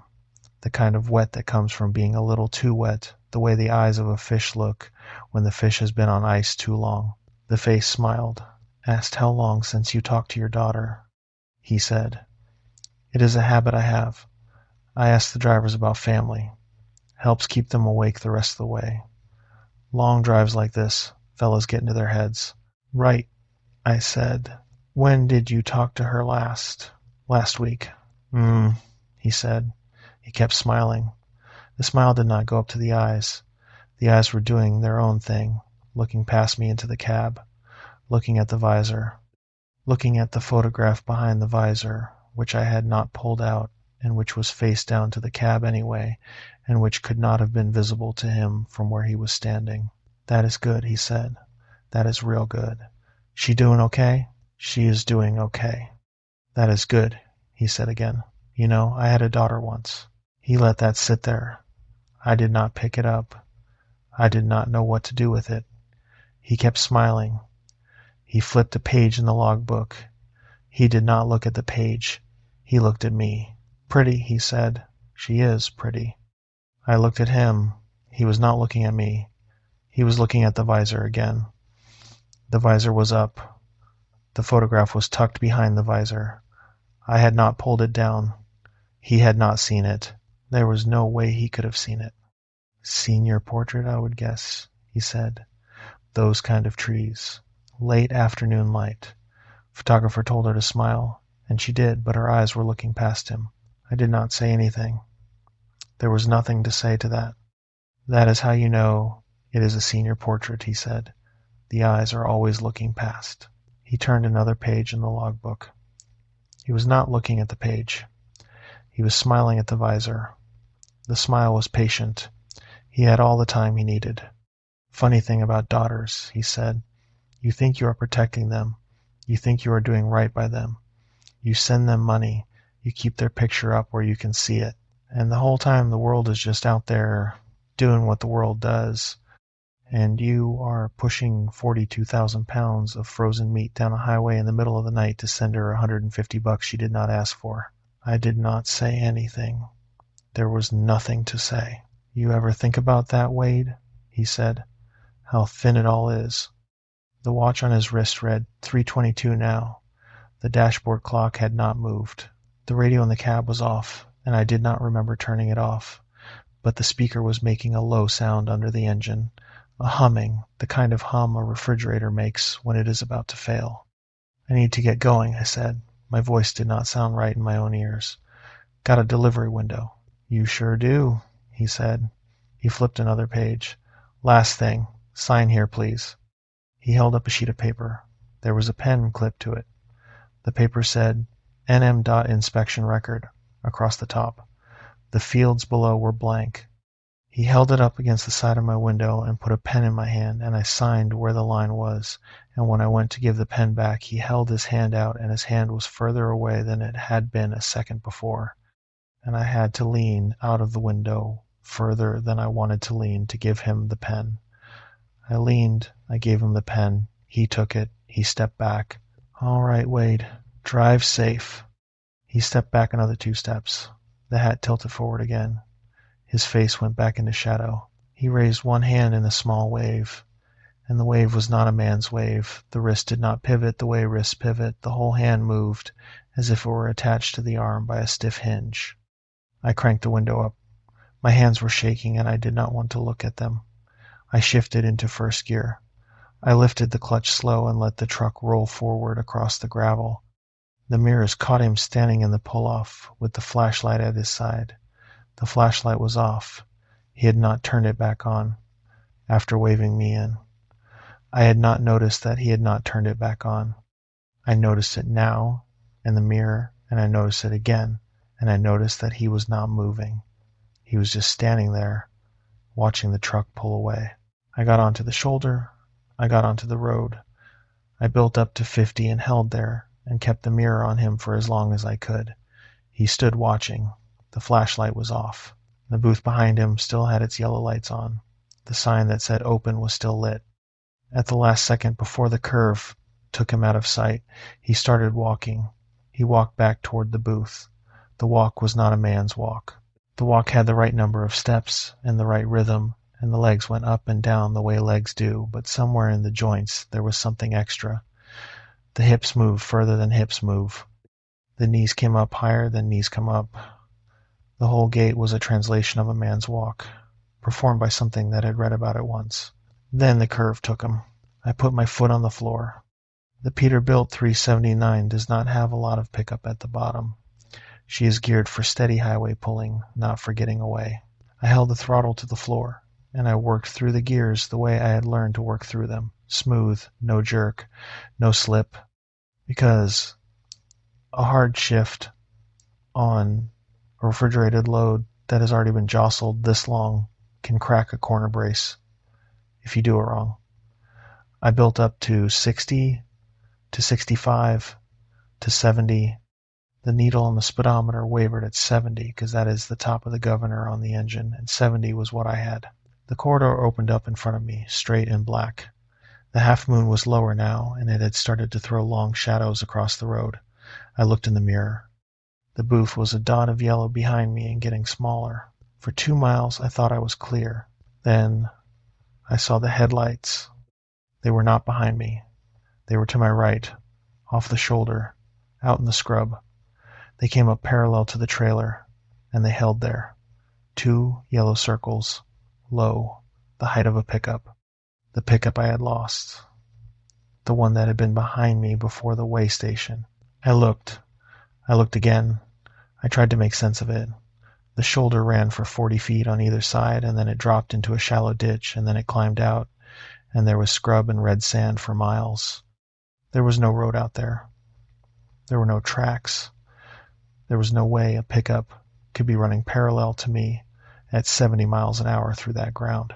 The shocks on a pickup, even a good pickup, would not survive that ground at that speed. The headlights held. I held the throttle. A mile passed, then another. The yellow circles stayed level with the trailer. I could not see the body of the truck behind them. The light from them did not throw forward the way headlights throw forward. They were just two yellow circles holding pace. The AM radio was off. I had not turned it off. I tried to turn it back on. The volume knob spun freely. I tried the seek button.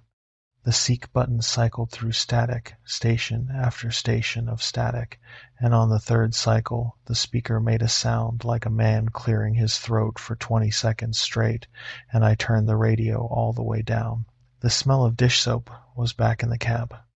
It was thick this time. I cranked the window down. The air outside smelled like dish soap. The whole desert smelled like dish soap. I cranked the window back up. I started to talk to myself. I do not talk to myself. I am not a man who narrates. I have driven 600 miles in a single shift without saying a single word out loud, not even to the radio, not even to a cup of coffee. That night I talked to myself. I said, "You keep going. You keep going. The town is 20 miles. You keep going." The yellow circles held. Sometimes they came in closer. Sometimes they fell back. Once, for half a mile, they ran ahead of the truck 20 yards off the passenger door, like they were leading me. Then they fell back. I tried the cell phone. The bars on the cell phone read no service, which they had read for 40 miles, and which they would read for another 20. I tried it anyway. I tried to call Becca. I do not know why I tried to call Becca. I had nothing to say to her. I had no warning to give her. The call did not connect. The screen sat there with the spinning circle for a long time, and then it gave up and went back to no service. I put the phone down. I held the wheel. The yellow circles held. I do not know what made me look up. There is a thing about driving at night where the eye learns to focus on the white line and to ignore the high beam of an oncoming car, and to ignore the dome of the cab and the dashboard glow, and to live for hours in a narrow column of attention that runs from your eyes to the road. You can hold that column for a long time. You can hold it through fatigue and through bad weather and through dehydration and through a marriage falling apart in slow motion. It is the most disciplined thing a trucker does. The column breaks when something snaps it. A deer, a pickup pulling out, a shadow that the headlights catch and then lose. The column breaks, and the eye has to find it again. The column broke when I saw the shape on the road ahead. It was about 100 yards out. It was on the center line. It was running. The shape was on 4 legs when I first saw it. It was about the size of a large dog. Tail down, head low. It was running. It was running at the speed of a vehicle, not the speed of an animal. Animals do not run at the speed of a vehicle in a straight line down the center line of a highway. They run in bursts. They cut across. They flinch from light. This thing did not flinch from light. I took my foot off the throttle, and I let the truck slow. The shape held the center line. The truck slowed. The shape slowed too, but not as fast. It stayed about 100 yards ahead. Then it stood up. I will say that again. The thing on the road stood up. The front legs that had been pumping like the front legs of a coyote came up off the road, and the body straightened, and the back legs, which had been the back legs of an animal, became the legs of a man. And the gait did not break. The body went from horizontal to vertical in the space of 3 running steps without changing speed. The thing on the road was a man, running at the speed of my truck, 60 miles an hour, down the center line, in the dark. The face is the part I will not describe. There was a face. It turned and looked at me. The head went around farther than a neck goes around. The shoulder did not move. The neck did. The head turned and the eyes were on me, and the mouth did something I am not going to put into words. The engine sound went away. I do not know when. I think the engine sound was there, and then the engine sound was not there. The cab was silent, except for the high, thin whine that the air conditioner makes when it has nothing to push against, which it should not have been making because I had not turned the air conditioner on. I sat there at 60 miles an hour, watching a man shape running down the road in front of me at the speed of my truck, and I could not hear the engine. The thing on the road kept running. The face stayed turned toward me. I held the wheel with both hands. I did not press the throttle. I did not press the brake. The truck slowed by maybe 2 miles an hour because the engine was not pulling. The thing on the road slowed to match. I wish I could say I did something. I wish I could say I prayed, or that I called my daughter on the satellite phone, or that I steered around the thing and barreled past it. I did none of those things. I held the wheel. I watched. For a quarter mile the engine made no sound. The thing on the road ran ahead of me, head turned, eyes on me, mouth doing its thing. The yellow circles to my right held position off the shoulder. The smell of dish soap thickened. The St. Christopher medal in the rear view turned, slow on its little chain, as if something had blown against it. There was no air moving in the cab. I had the vents closed and the window up. The metal turned, anyway. It turned the wrong way. It turned in a direction the chain should not have allowed. It turned, and it kept turning, and the chain did not bind. I started to say the only thing I had left to say. I said her name. I said Becca. I said it once. I said it again. I said it 3 or 4 times. I did not know I was saying it until I heard my own voice, and my own voice sounded like a stranger's voice, and I stopped. The thing on the road slowed. Not stopped. Slowed. The 100 yards between us closed to 90, then to 80, then to 50. I did not press the brake. I could not press the brake. My foot was no longer connected to anything. The truck rolled forward at 60 miles an hour, and the gap closed, and the thing held its centerline position and waited. At 40 yards I could see the back of its head in the headlights. The hair on the back of the head was wrong. It was not arranged like hair. It was arranged like fur that had been pressed flat by something heavy and was beginning to lift back into place. It was the wrong color. It was the wrong length. It was on the wrong head. At 20 yards the thing stepped sideways out of the center line, smooth, no break in its running, and dropped back along the passenger side of the cab and held position next to the right side window. I looked. I did not want to look. I looked. It was running. It was running at 60 miles an hour, 3 feet from the passenger door, on 2 legs, arms moving the way arms move, and it was looking at me through the glass. The face was a face I had never seen before. It had eyes. It had a mouth. The mouth was not smiling. The mouth was open, and the inside of the mouth was the wrong color. I cannot describe what color. I cannot describe colors I have not seen before. The thing kept pace. For maybe 1/10 of a mile it ran beside the cab, 3 feet from my window, and the face stayed on me, and I held the wheel, and I did not turn my head away, because I knew, the way you know when you are 7 years old and a dog is showing you its teeth, that turning my head away would be worse than looking. Then it dropped back. The face went out of the window. The arm swung. It moved to the back of the trailer. I could not see it in the mirror anymore. I do not know where it went. I do not know if it kept running behind me, or if it went off into the scrub, or if it climbed up onto the trailer. The cab was silent. The thing was back on the road in front of me a minute later. Not slowed, not turned. It was just there, again, ahead, on the center line, running. I do not know how long this lasted. I have tried to figure it out later. The mile markers were not visible to me. I was not looking at them. I was looking at the thing on the road. If I had to guess, I would say 6 or 7 minutes. Could have been less, could have been 20. Then the truck hit the cattle guard at the Tohatchi line. The Tohatchi line is a metal grate set into the road right before the town. It is there because cattle wander out of the ranches west of the highway, and the grate keeps them from crossing into the town. Every long-distance trucker on 491 knows the cattle guard at Tohatchi. You can feel it through the steering wheel from half a mile away if you know what to listen for. I did not feel it. I heard it. The grate made the sound it makes when a 40-ton truck rolls over it. A clatter, like a railing being run with a stick, only louder, like teeth on teeth. And the second the clatter started, the engine sound came back. The truck shuddered.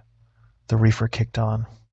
The radio came back mid-song, and the song was a country song I knew, and the woman singing was not the woman who had been singing the song that had not been a song before.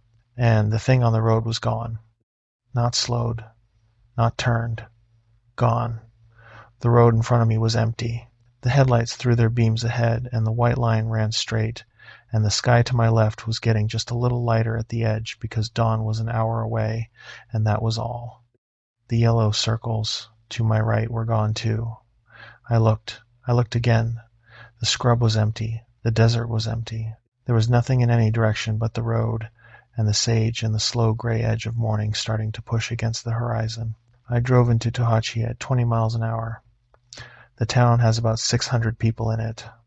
There were no streetlights on the main drag because the budget for them had been cut some years before, but there were houses with porch lights, and the porch lights were on, and that was enough. I drove through Tohatchi at 20 miles an hour. I did not look at the mirror. I did not look at the side windows. I looked at the road and the porch lights and the road, and I drove. The yellow circles were not behind me. They had stayed back at the cattle guard. I pulled into Gallup an hour later. The truck stop at the east end of town was open. I pulled in, I parked. I sat in the cab with the engine running and watched the sky turn gray and then a kind of bone color and then pink. When the pink had turned to blue, I climbed down out of the cab and I went into the truck stop and I bought a cup of coffee and a pre-wrapped sandwich and I sat at a booth by the window. And I did not look at the cab through the window. I sat there for 2 hours. I did not call my dispatch. I did not call my daughter. I did not call anyone. I got back in the truck at 8 in the morning. I drove to Phoenix. I delivered the beef. I picked up a return load. I drove back the way I had come, except I went east on Interstate 40 out of Gallup instead of north back up the corridor, and I have not driven 491 since. That was 3 years ago almost. I still drive. I still work the Southwest. I take loads through New Mexico when I have to. I take Interstate 40 East and Interstate 40 West, and I run produce up to Salt Lake on the 85s. I still have the photograph of Becca. I send her the $150 on the 15th. A few months after that night, I was sitting in a diner in Tucumcari, and a driver I knew, a guy named Carl, who I had known for 15 years, was sitting across from me, and he asked me if anything was different. I asked him what he meant. He said, I had lost weight. He said, I looked tired. He said, you got a girl on your mind? I took the photograph of Becca out of my wallet, because I had moved it from the visor to the wallet by then. I do not know why. I showed Carl a picture. He nodded, said she was a pretty girl, said she had her dad's eyes. He gave the picture back. I put it back in the wallet. I went to slide it into the sleeve, and I happened to look at it one more time, and I have not looked at it since. Her smile in the photograph is the same smile it has always been. The smile she had when the photographer told her to smile, and she did. Her eyes are looking past the camera. They have always looked past the camera. The trees behind her are the same trees. The light is the same light. But there is a shape behind her left shoulder in the trees that I do not remember being in the picture when I took it down off the visor that night in October. The shape is small, and the trees are dark, and a person who did not know the picture might never see it. I have not shown the photograph to anyone since Tucumcari. I have not pulled it out of the sleeve. I keep it because I send her money on the 15th, and I keep the picture because she is my daughter. I leave the porch light on at the house now. I never used to. I leave it on all night, and I leave it on when I am on the road, and my landlord asked me once, last summer, why the porch light is always on. I told him I had had some bulbs go bad. He nodded. He moved on. He did not ask again. The road south of Shiprock is a road I do not drive. The radio in my new truck plays whatever I put in it, satellite, and I never run AM after dark. The St. Christopher medal is still on the rear view. I have not taken it down. I do not know what good it did me that night, or what good it would do me again. But I do not want to find out. Some nights I dream that I am back on 491. The cab is silent. The road is empty. The thing on the road is ahead of me, and it is running, and it is looking back. I wake up before the head turns all the way around. I wake up, I make coffee, I check the porch light. It is on. Story 2, Pad 12. The wind off the mesa was running about 30 when I climbed up onto the catwalk to read the suction pressure on the number 2 separator. It came across the pad in long, flat pushes, the kind that made my hard hat wobble on its sweatband and pushed grit through the gap between my hood and my safety glasses. The gauge read 48 pounds. That was fine. That was where it was supposed to be. I clicked the radio twice, the way Tom liked us to, and stepped back down off the catwalk. The pad was lit by 4 sodium lights on tall poles at the corners, the kind that cast everything in that yellow-orange tint that makes red look like rust and skin look like a magazine that has been sitting in a window. The light did not reach all the way out to the fence.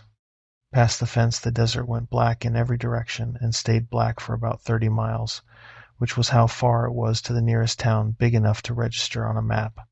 We were 30 miles outside Farmington, off County Road 234, on a piece of Bureau of Land Management lease that the company called the Loomis. Pad 12. 8 horizontal wells producing into a manifold, the manifold flowing to a battery of 4 tanks, the tanks running through a separator and a heater treater that I was responsible for monitoring tonight. The work was not hard. The work was babysitting a piece of equipment that had been engineered to babysit itself, and most nights nothing happened, and the company paid me $31 an hour to make sure nothing kept happening. I was 31 years old. My name was on a clipboard hanging from a nail in the shack, and so was my coworkers' names. Travis Brody, Tom Garza, Pete Harlan. 3-man night crew, Friday into Saturday, 12-hour shift, 6 in the evening to 6 in the morning. I had Mason at home, 14 months old, asleep in his crib at this hour, and my wife Jen asleep in the bed I would climb into around 8 in the morning after the drive back. I had been working nights for 2 years now. The money was good. The pay was as good as I had ever made. We had been saving for a piece of land outside Aztec where the cell signal was no good, but the well water was, and we figured another year and a half and we would have the down. Tom was on the radio. Travis, read. I clicked the talk button. 48. 48, Tom said. Yep, pressure's good, choke is good, let it ride. Coming back to the shack in 10. Copy. I stood for a second at the bottom of the catwalk and looked out past the fence at the dark. There was no moon. The stars were as thick as they always are out there, but the wind was blowing dust up into the lower sky, and it muddied everything down by the horizon. I could just make out the dark line where the mesa came up, about a mile west of the pad. I could hear coyotes a long way off. They were not yipping. They were just calling. One a minute, maybe. Long single notes that the wind broke up before they reached me. I walked back to the shack. The shack was a 30 by 12 site trailer that the company had hauled out there on a flatbed the week after the frac crew had finished. It had a propane heater, a coffee maker, a folding card table, 3 chairs, and a small TV bolted to the wall that did not pick up anything but static. There was a desk with a logbook on it and a computer that talked to the SCADA system on the pad. Pete was at the desk. He had his reading glasses on, the cheap kind from the gas station, and he was looking at the screen. Pressure looks good, Pete said. Same as last hour. Same as last 6, Pete said. Quiet one. Pete was 58. He had been in the field since he was 18 years old. Drilled with the big rigs in the 80s, then went into completions in the 90s, then to flow back 10 years ago when his back started giving him trouble on the rig floor. He drank his coffee black. He chewed Levi Garrett. He did not say much, but he had been kind to me when I came on green 2 years ago, and I had a lot of respect for him. You want a refill? I said. I'm good. I poured myself a cup. The coffee tasted like it had been on the burner since the shift before ours, which was probably true. I sat in one of the folding chairs. The wind hit the side of the shack, and the shack rocked, the way they always do. I looked at the wall. There was a photo of my son taped above the calendar, Mason, 14 months, sitting on the kitchen floor, holding a piece of banana, looking at the camera like he had just figured out that the camera was an object. Jen had texted me the photo a week before, and I had printed it at the office and taped it up on my first night back after my hitch. Pete had told me when I taped it up, "That's a good-looking boy." That was a lot for Pete to say about anybody. I drank the coffee. I looked at the photograph. I thought about driving home. I tell this part because what came after it makes more sense if I tell it. I was thinking about Jen. I was thinking about the way she rolls toward me in the morning when I climb into bed, half asleep, and tucks her head under my chin, and how that has been the best moment of every workday for 2 years now, and how on my mornings off she rolls toward me the same way, and how I never told her that I noticed. I drank the coffee. The radio cut in. It was 3 words. The voice was a man's voice, low, and the words came through fast and chopped, like the talker had keyed the mic for half a second. "He's coming back." That was all. The static came back up over it, and then the radio was just hiss again. Pete looked up from the screen. He took his glasses off. "You hear that?" Pete said. "Yeah." "Tom?" "Wasn't Tom?" Pete put his glasses on the desk. He picked up the handheld. He keyed the mic. "Tom, you on?" There was a pause. Then Tom's voice came back, normal, in the middle of a word like he had keyed his mic late. "Yeah, on the way back. About 4 minutes." Pete keyed his mic again. "You key up just now?" "Just now is the first key in 20 minutes." "Copy," Pete said. "Some bleed from another lease. Get on in here." "Copy." Pete put the handheld down. He looked at me. "Bleed over, probably." "Probably." We sat there. We did not say what we were both thinking, which was that the voice had not sounded like any voice on the lease, and that the leases out here are far enough apart and the radios run on enough different channels that bleed over is a story you tell new hands, not a thing that actually happens. I will say now that the voice did not sound like Tom's voice. I want that on the record because of what came later. The voice was a man's voice. Low, calm, not pitched up the way a panicked voice gets pitched up. Just 3 words, said evenly, and gone. Tom came in the shack a few minutes later. He stomped his boots on the mat and pulled his hood down and shook the dust off his vest before he came all the way inside. His face was windburned, but his face was Tom's face. He nodded at me. He took the cup of coffee I poured for him. He sat in the 3rd chair. He did not bring up the voice. We rode the shift out for the next hour without anything more. The wind kept up. The pressure kept reading. 48, give or take a half pound. The coyotes called from out in the dark. At 1:15, I went out for the rounds. At 2:15, Tom went out. At 3:15, I went out again. And when I came up to the fence at the far corner of the pad to check the cathodic protection box, I saw them. The coyotes. There were 7 of them. They were sitting in a line outside the fence. They were facing the pad. Their tails were tucked. Their ears were up.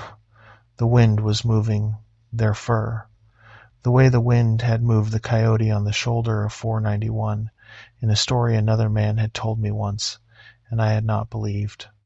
They were not yipping. They were not moving. They were just sitting in a line, watching the pad. I keyed the radio. "Tom." "Yeah." "Come up to the south fence. The cathodic box." There was a pause. "On the way." I stood there. I did not move. The coyotes did not move either.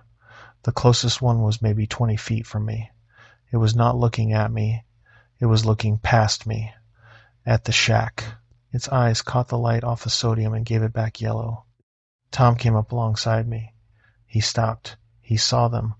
He stood there for about 10 seconds and did not say anything. Then he said, "Don't move slow. Don't move fast." "What are they doing?" "Watching." "Watching what?" "The shack." We stood there for another half a minute. The coyotes did not move. Then the one closest to me stood up.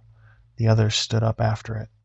They turned all together, and they walked off into the dark in a single line, and they did not look back.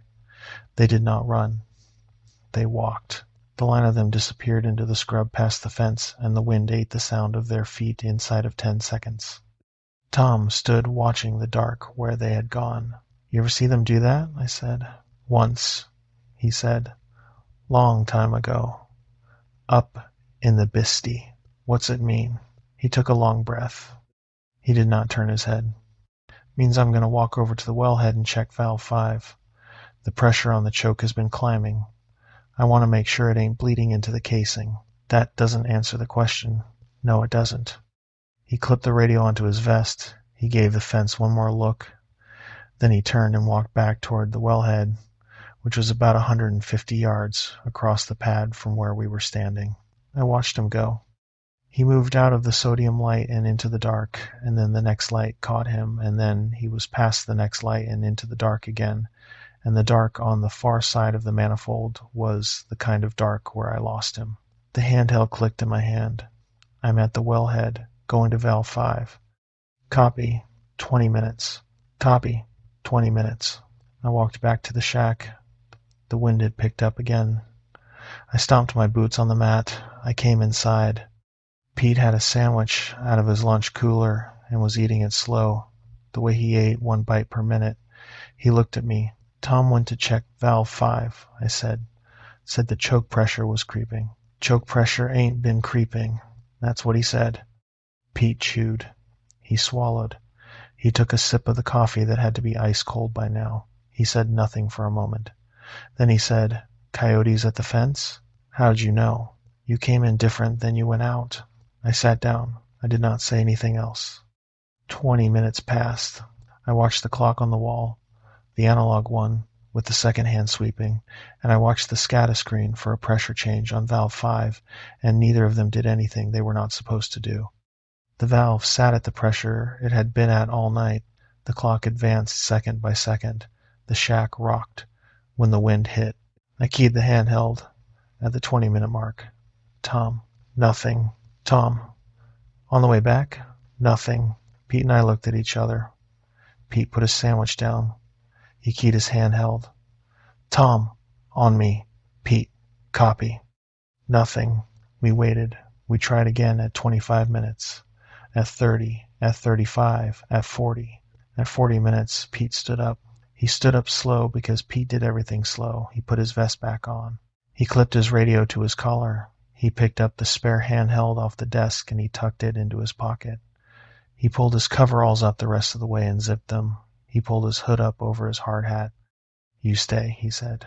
Watch the screen. Don't come looking. If we ain't back in another 20, I want you to call dispatch and tell them we got a man down. All right. You don't leave the shack. All right. He went out the door. The door slammed behind him on the wind. I sat in the chair. I looked at the screen. The pressure on valve 5 was 46 pounds, 2 pounds under the rest of the manifold, which made sense if Tom had been working on it, but which would have set off an alarm if there were a leak, and there was no alarm. I looked at the wall, at the photograph of Mason.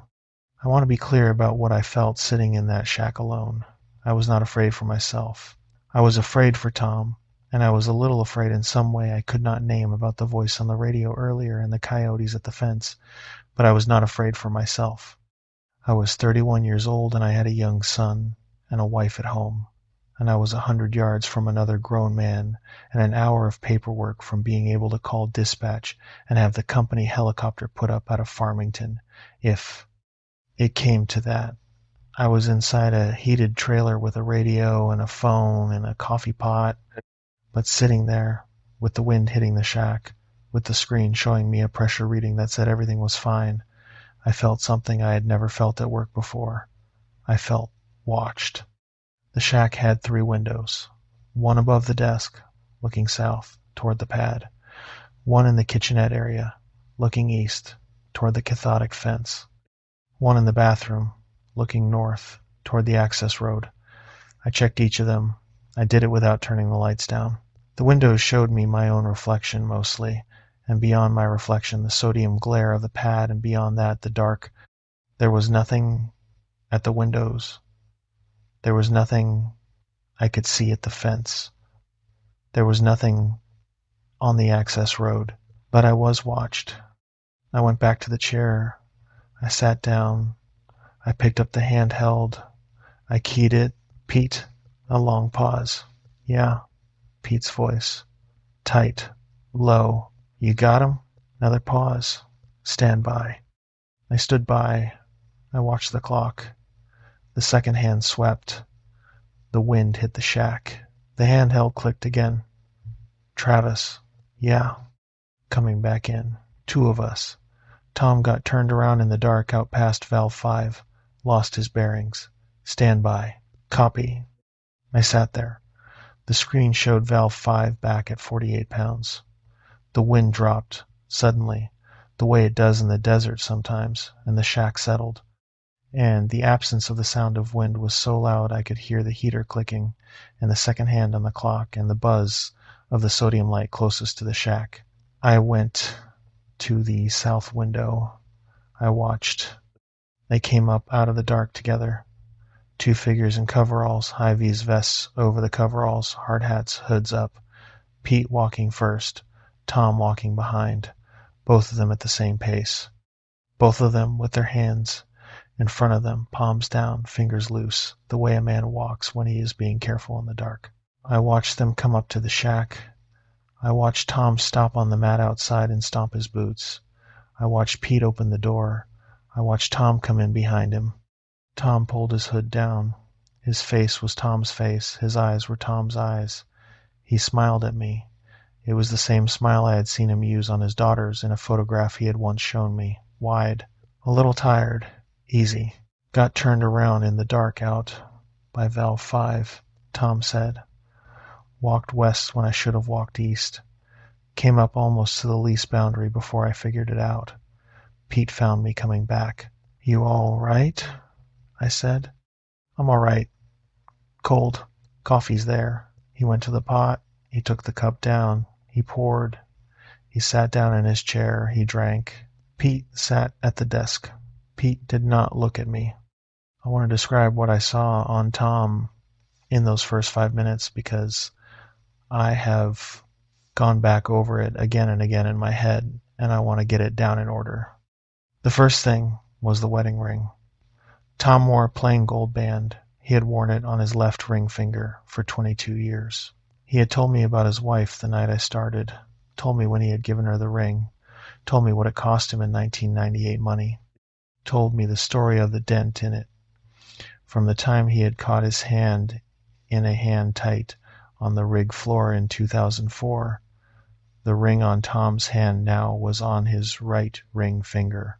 The hand it had been on for 22 years was bare. The second thing was the coffee. Tom drank his coffee with 2 sugars and a packet of powdered creamer. He had done this every night of every shift I had ever worked with him. He had a routine. He took the cup, poured the coffee, opened the sugar packets 2 at a time, tore the corner off, dumped them in. He stirred with the same plastic stir stick. He had teased me my first month about putting too much creamer in my coffee. He had said, if you wanted milk, you should have stayed on day shift.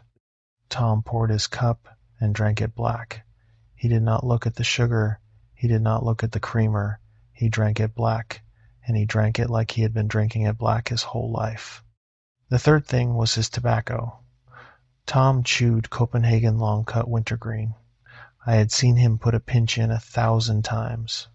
He had even given me a pinch once, a year ago, when my own can had run out and I had not slept in 2 days. He had a habit of tapping the can twice against his thigh before he opened it. He kept the can in his right thigh pocket. He always had. Tom reached down and pulled a can out of his left thigh pocket. The label said Skoal. He opened it without tapping. He took a pinch. He put the can back in his left pocket. That was 3. I sat there in my chair across from him, and I did not say anything. I did not point at the ring. I did not ask about the coffee. I did not say a word about Skoal. I watched him drink. I watched him work the dip in his lip. I watched Pete sit at the desk with his back to us. Tom finished his coffee. He stood up. He stretched. He put his hood up. Going to walk the pad once, he said. Make sure I didn't leave anything by the wellhead. All right, I said. He went out the door. The door closed. The wind, which had come back up, slammed it. I looked at Pete. Pete had not turned around.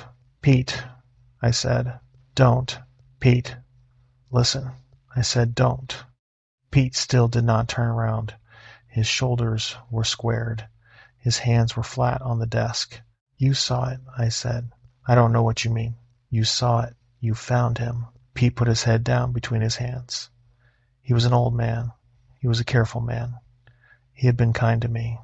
He kept his head down for a long moment, and when he raised it back up, he did not turn it toward me, but he spoke clear, in a voice low enough that it did not carry past the desk.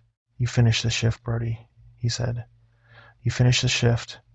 You don't say nothing. You don't do nothing. You don't look at him different. You don't say his name out loud unless you have to. When the day crew comes in, you go home. You drive normal. You go in your house and you hug your boy and you lock your doors. You hear me?" "Yeah, I have seen this once before." "What is it?" "You don't need to know what it is. You need to know what to do. And what to do is finish your shift and go home." "Pete." "Brody." I shut up. He was quiet for another long second. Then he said, "I am sorry I sent him out to that valve." I want to say something here about how Pete sounded. Pete sounded the way a man sounds when he has done a thing and is going to do the thing again because the alternative is worse. I have heard that sound in a doctor's voice once when our dog had to be put down, and the doctor said, "I'll give him the first shot now," in the same tone Pete used. The door opened. Tom came back in. He took his hood down. He smiled. He sat down. He pulled the can of Skull out of his left thigh pocket and tapped it twice against his thigh, which was the right tapping but the wrong can and the wrong pocket. He looked at me. He kept looking at me. "How's Mason doing, Brody?" he said. I want to be careful about how I say this. Tom had asked me about my son 100 times before that night.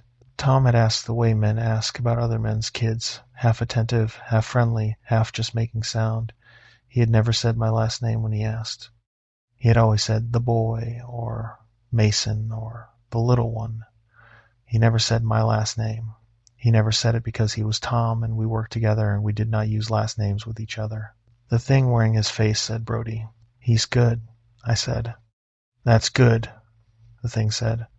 "How old now?" 14 months. 14 months, the thing said. It said it like it was tasting it, like the officer on the highway in another man's story had tasted 6 hours. "That is a good age." "Walking?" "Walking." "Sleeping good?" "Sleeps all night." "Good," the thing said. "That's good. They sleep deep at that age. Bet you don't lock the back door anymore now that he's getting around." I did not answer. I held the handheld in my hand and I did not key it. I did not look down. "He should," the thing said. "Lock the back door, I mean. You never know." It smiled. I went out for rounds of 4. Pete had the spare radio. He sat at the desk and he watched the screen, and he did not look at me as I went out the door. "Take Tom with you," Pete said. He said it without turning his head.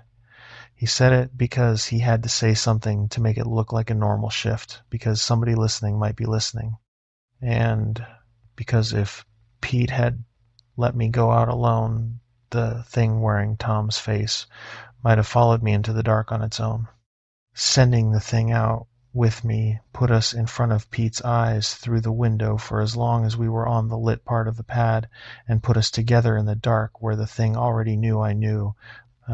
So Pete was choosing the version that kept the rules of the shift intact. I understood it. I hated him for it. I went anyway. "Tom," I said. "On me. Rounds."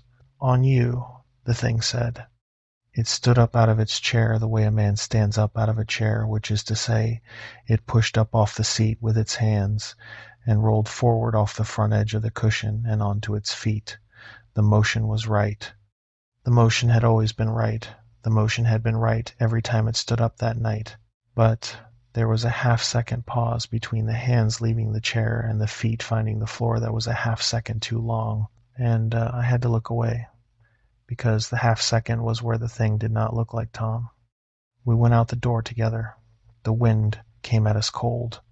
We crossed the pad to the manifold. The sodium light caught us both, and then the manifold cast a shadow, and we walked into the shadow and out the other side. I did not look at the thing. I watched my boots. I watched the gravel. I felt it walking next to me at the same pace I was walking, half a step back, the way Tom had always walked rounds with me. We came to the manifold. I climbed up the catwalk. I read the suction gauge on number 2, 48 pounds. I climbed back down. The thing was waiting at the foot of the catwalk. How's it read? It said, 48. Choke holding. Choke is holding. We walked on. We came to the wellhead. I checked the master valve. I checked the wing valves. I read the pressure on the casing. The thing stood about 5 feet away from me with its hands in its coverall pockets, and it watched me work. It did not offer to help. It did not say anything. It watched. When I had read all the gauges, I stood up off the wellhead and turned to walk back to the shack, and the thing did not turn with me. It stood there. It looked at me. Travis, it said. Yeah, you ever wonder what's out past the lease? I did not look at it. Wonder how. At night, it said.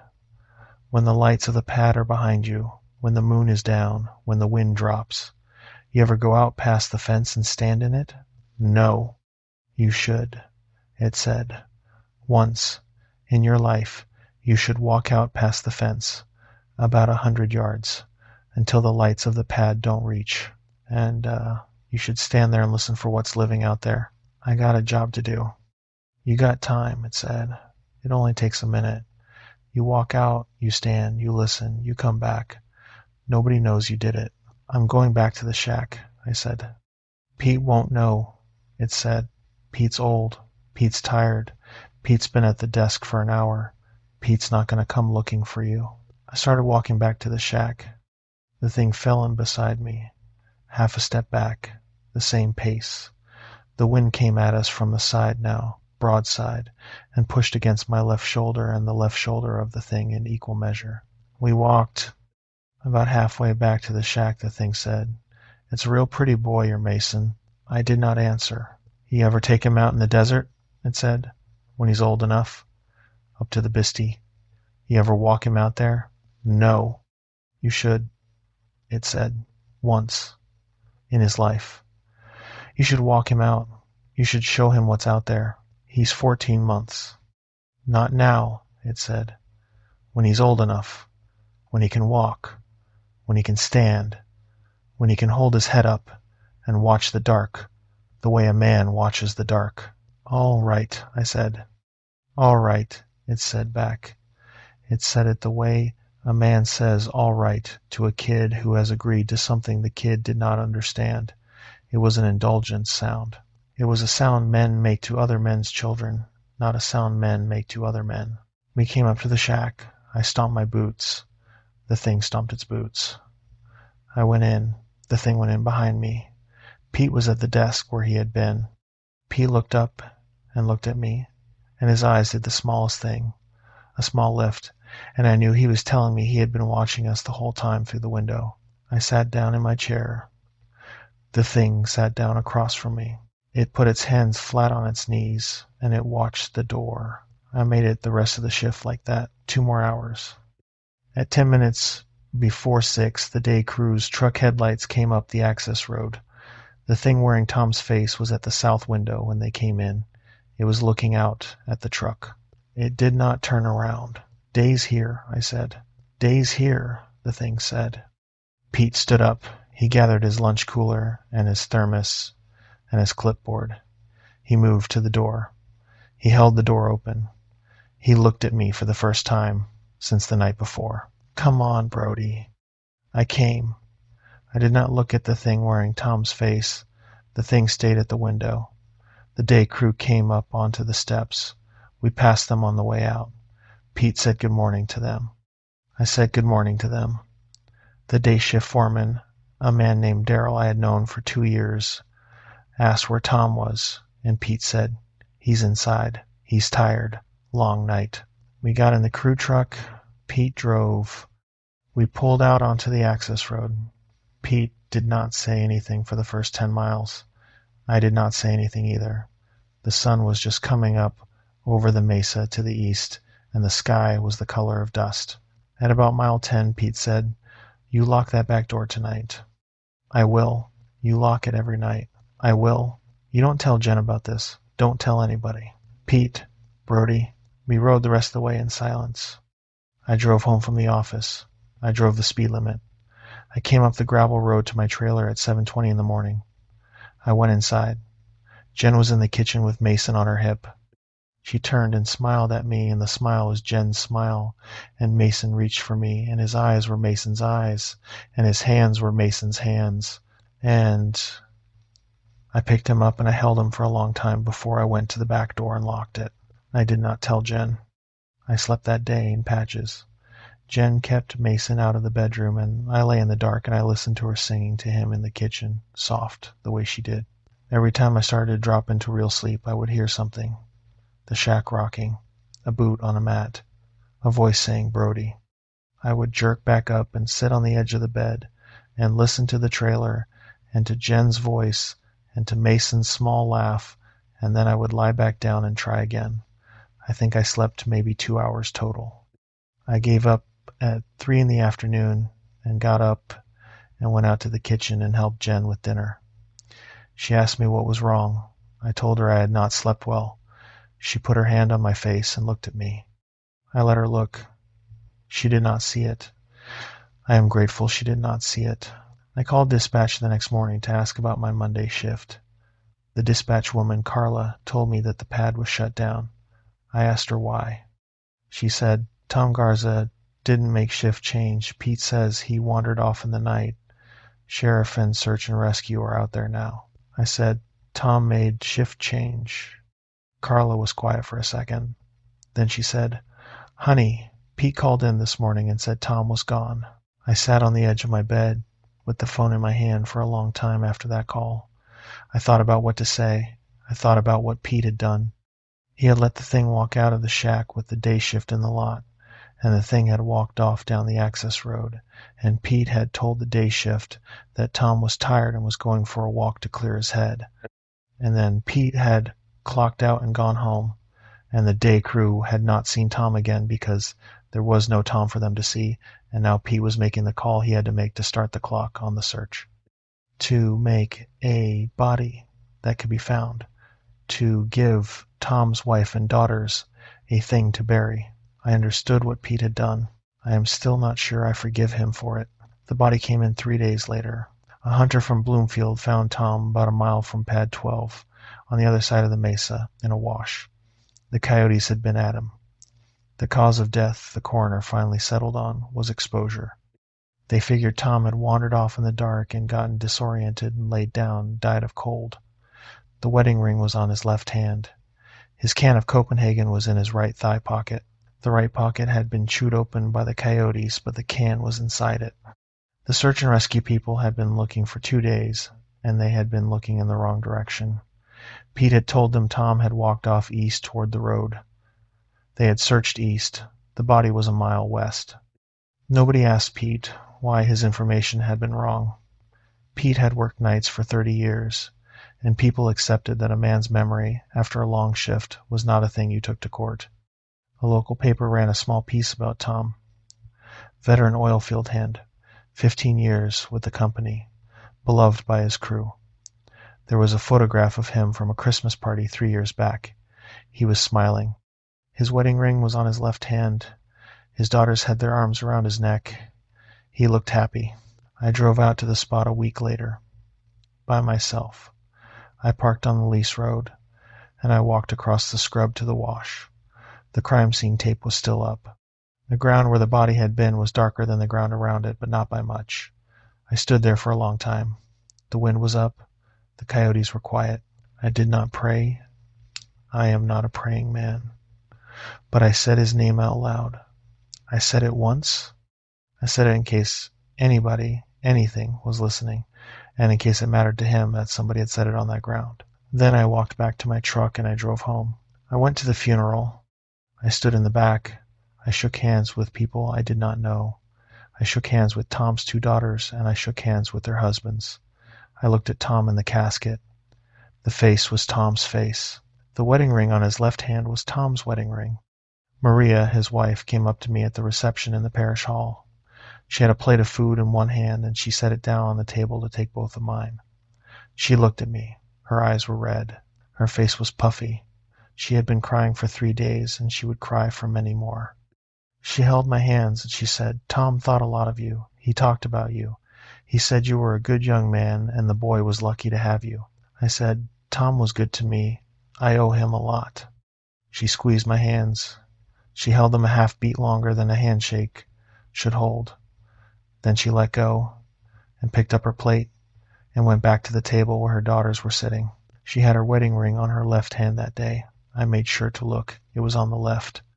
I worked the next shift after the funeral. Pete was there.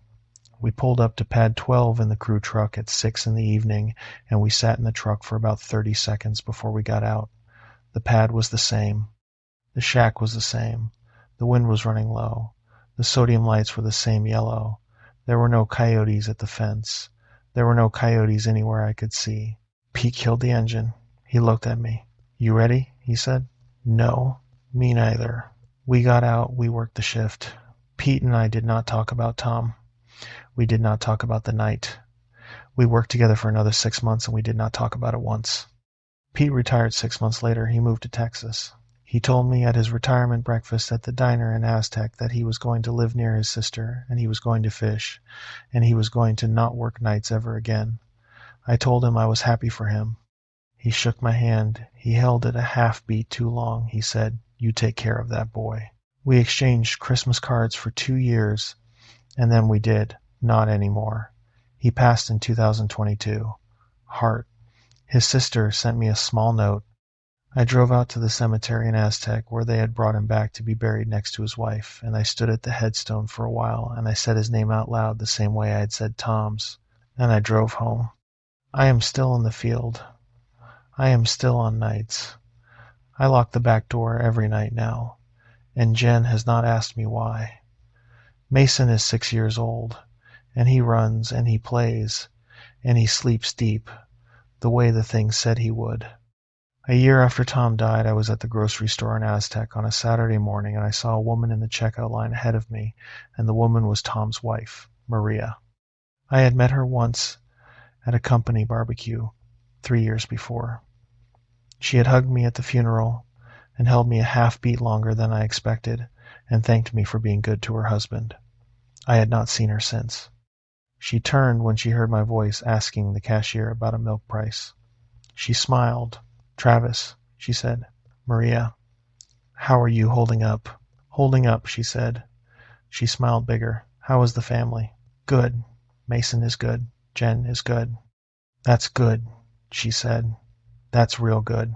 She stepped past me toward the bag out, and as she went by, her arm came up to push her hair behind her ear, and the ring on her hand caught the fluorescent light over the register, and it threw a small piece of light across my eye. The ring was on her right hand. I did not say anything. I paid for my milk. I drove home. I locked the back door behind me when I came in. Jen asked me what was wrong, and I said I was tired. Mason was on the kitchen floor, holding a piece of banana, looking at me the way he had looked at the camera in the photograph I had taped to the shack wall a long time before. I picked him up. I held him for a long time. I have not been back to that grocery store. I have not asked anybody about Maria since. I do not look for the obituary. I do not want to know. Some nights I dream that I am back in the shack and Tom is standing at the window with his back to me, looking out, and he is going to turn around. I wake up before he turns around. I wake up. I check the back door. I check the front door. I check the window in Mason's room. Then I lie in bed next to Jen in the dark, and I listen to her breathe. She rolls toward me. She tucks her head under my chin. I do not look at her left hand. I do not look at her right hand. I just hold her. That is how I sleep now.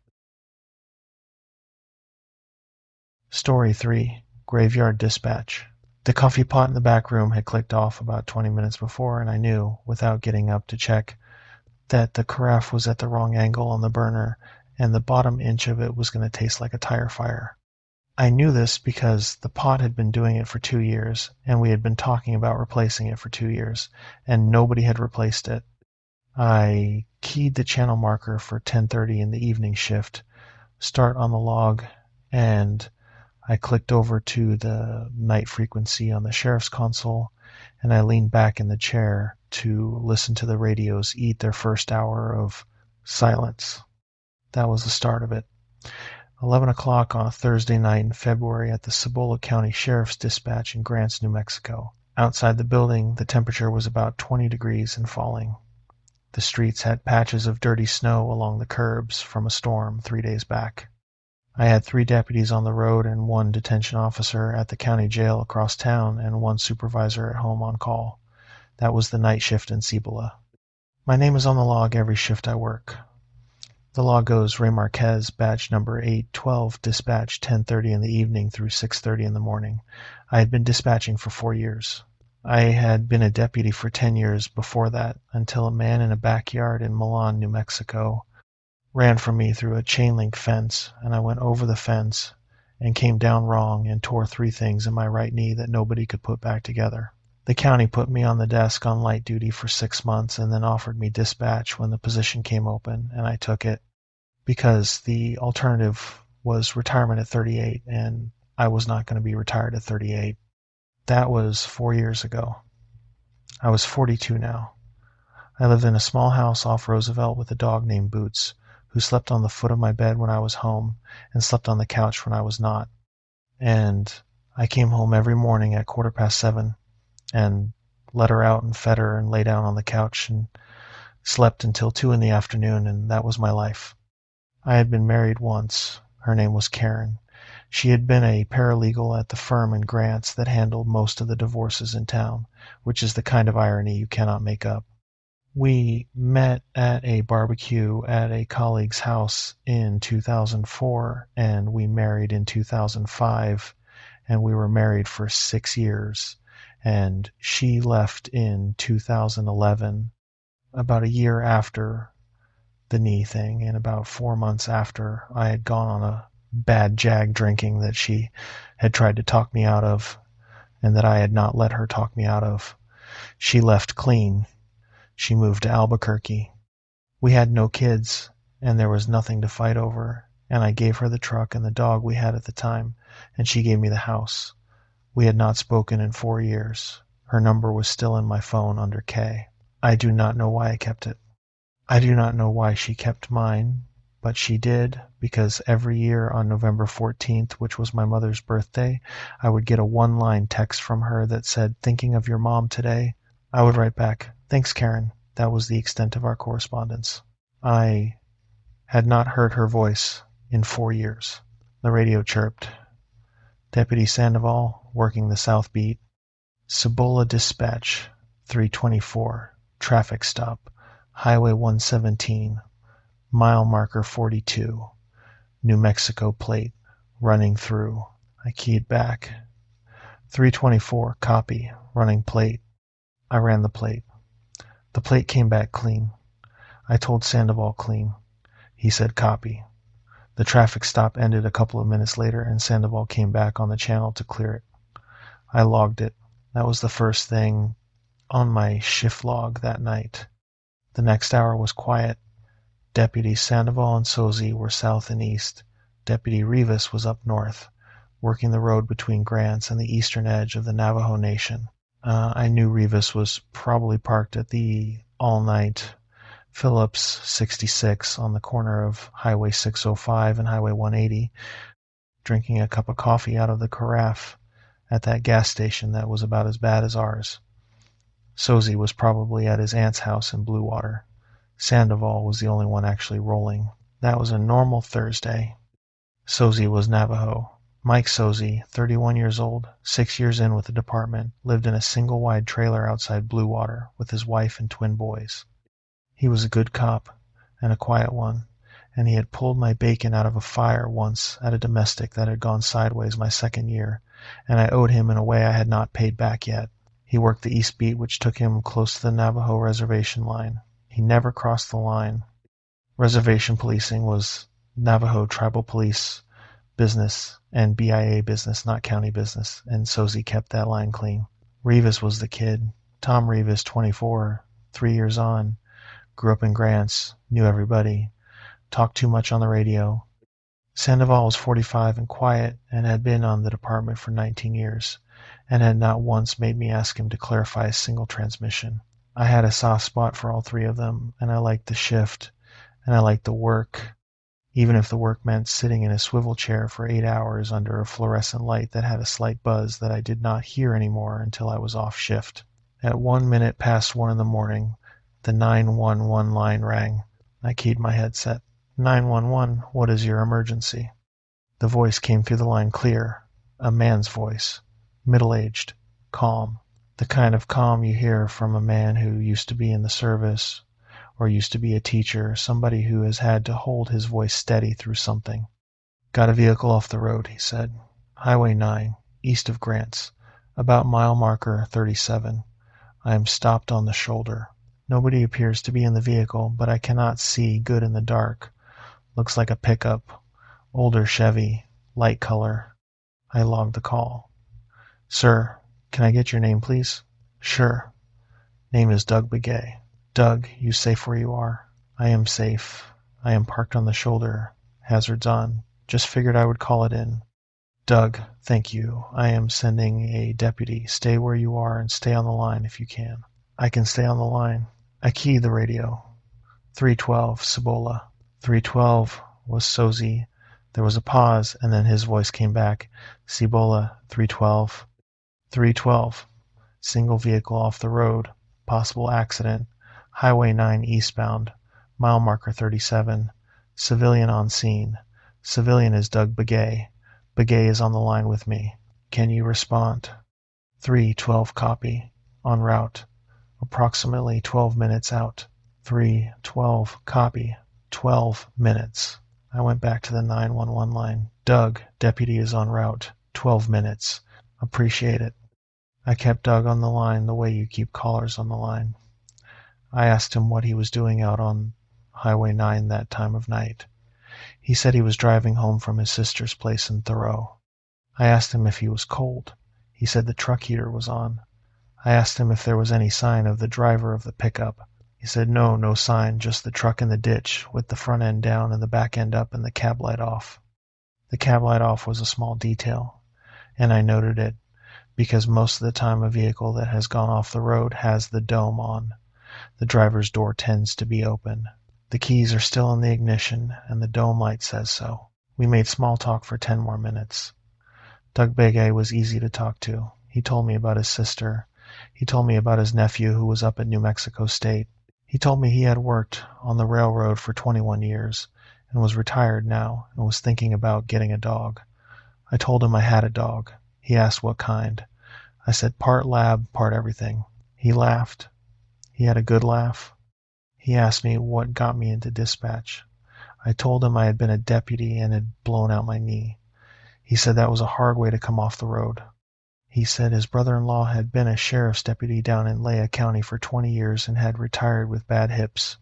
He said his brother-in-law was happy in retirement. He said most cops were not happy in retirement, but his brother-in-law was. I asked him what the difference was. He said his brother-in-law had taken up beekeeping. Beekeeping kept him out of his own head. He said maybe I should try beekeeping. I told him I lived in a house with a small yard and I was not sure about bees in a small yard. He said the bees did not care about the size of the yard. The bees cared about the flowers. He said it was the kind of thing where you could try it for a season and see if it took. I logged the call as in progress and entered Doug's name into the caller record and put a note in the description field saying, civilian on scene, helpful, retired railroad worker. I would not normally put that kind of detail in a call record, but he had been on the line for 15 minutes and I wanted Sozi to know what he was walking up on. A friendly civilian is a different scene than a hostile one, and the deputies appreciated the heads up. The radio chirped. Sozi, Cibola, 312. I am at mile marker 37, Highway 9 eastbound. There is no vehicle and no civilian on scene. The road and shoulder are clear in both directions. I keyed back. 312. Copy. Stand by. I went back to the 911 line. Doug, the deputy is at the location you gave me, and he says he does not see your vehicle or the pickup. are you sure you are at mile marker 37? There was no answer. Doug. The line was open. I could hear the air on it. I could hear, faintly, the sound of an engine running, a heater fan, the small white noise a car makes from inside the cab. But nobody was talking. Doug, are you there? The line clicked. Doug Big A's voice came back. The calm was still there. I gave you the mile marker. I am at the mile marker I gave you. Maybe your boy is at the wrong one. I keyed the radio. 312, you confirm mile marker 37, Highway 9 eastbound? 312 confirms, Cibola. I am at the marker. There is nothing here. I went back to the line. Doug, are you sure you are on Highway 9? The line clicked twice. Doug Big A said, I am sure. I asked him for landmarks. He gave me landmarks that did not match anything I knew of on Highway 9 east of Grants. He described a gas station that was 120 miles north of where he claimed to be. He described a roadside cross that I knew was on Highway 491 south of Shiprock. I asked him to look at the next mile marker. He said he could not get out of the truck. He said his door was stuck. I asked him to look at his phone. He said his phone did not have GPS. The hair on the back of my neck started to do the thing that hair on the back of my neck does when something is wrong, but I cannot say what. I have had the feeling 4 times in my life. Once when I was 8 and my father pulled into the driveway and I knew, the way kids know, that my mother was dead in the kitchen. Once at a domestic with Sosie when I knew the man we were talking to had something in his back pocket. Once in a parking lot in Albuquerque when I knew the kid asking me for directions was setting me up. And once now. Doug, I am going to have to disconnect this call and try to ping your phone. Stay on the line. All right. I disconnected. I keyed the radio. 312, return to patrol. Bad call, will follow up. 312, copy, returning to patrol. I logged it. I marked it bad info. I sat in the chair and I stared at the screens. The CAD system showed no other open calls. The mapping software showed the 3 sheriff's units on the county map, 3 little blue triangles, each one in its zone. The security cameras in the lobby and the parking lot and the back hall showed empty rooms and empty halls and empty lot. I poured a fresh cup of coffee from the pot in the back room. It tasted like a tire fire. I sat back down. At 1:53, the 911 line rang again. I keyed up. 911, what is your emergency? The voice came through. The same voice. A little different now. The pitch was the same. The cadence was the same. But there was something in the rhythm of the speech, in the way the consonants came off the tongue, that had not been there in the first call. It was softer at the edges. It was the way Mike Sosie talks. I had spent 8 years working alongside Mike Sosie. I had heard him speak 10,000 times on the radio and across the front seat of a patrol car and at the dispatch counter and at his kids' birthday parties at the park in Grants. I knew the way he ended his sentences. I knew the way he held the last consonant of a word before he started the next one. The voice on the line had picked it up. I called this in earlier, the voice said. About the pickup. Vehicle is still here. Driver still missing. Sir, I said. Where are you, sir? On Highway 550, just north of Cuba. I had my hand on the radio key already. I let go of it. Highway 550 north of Cuba was about 90 miles from where the same caller had reported he was 20 minutes ago. There was no way a man on a phone in a stopped truck on Highway 9 east of Grants could be on Highway 550 north of Cuba 20 minutes later.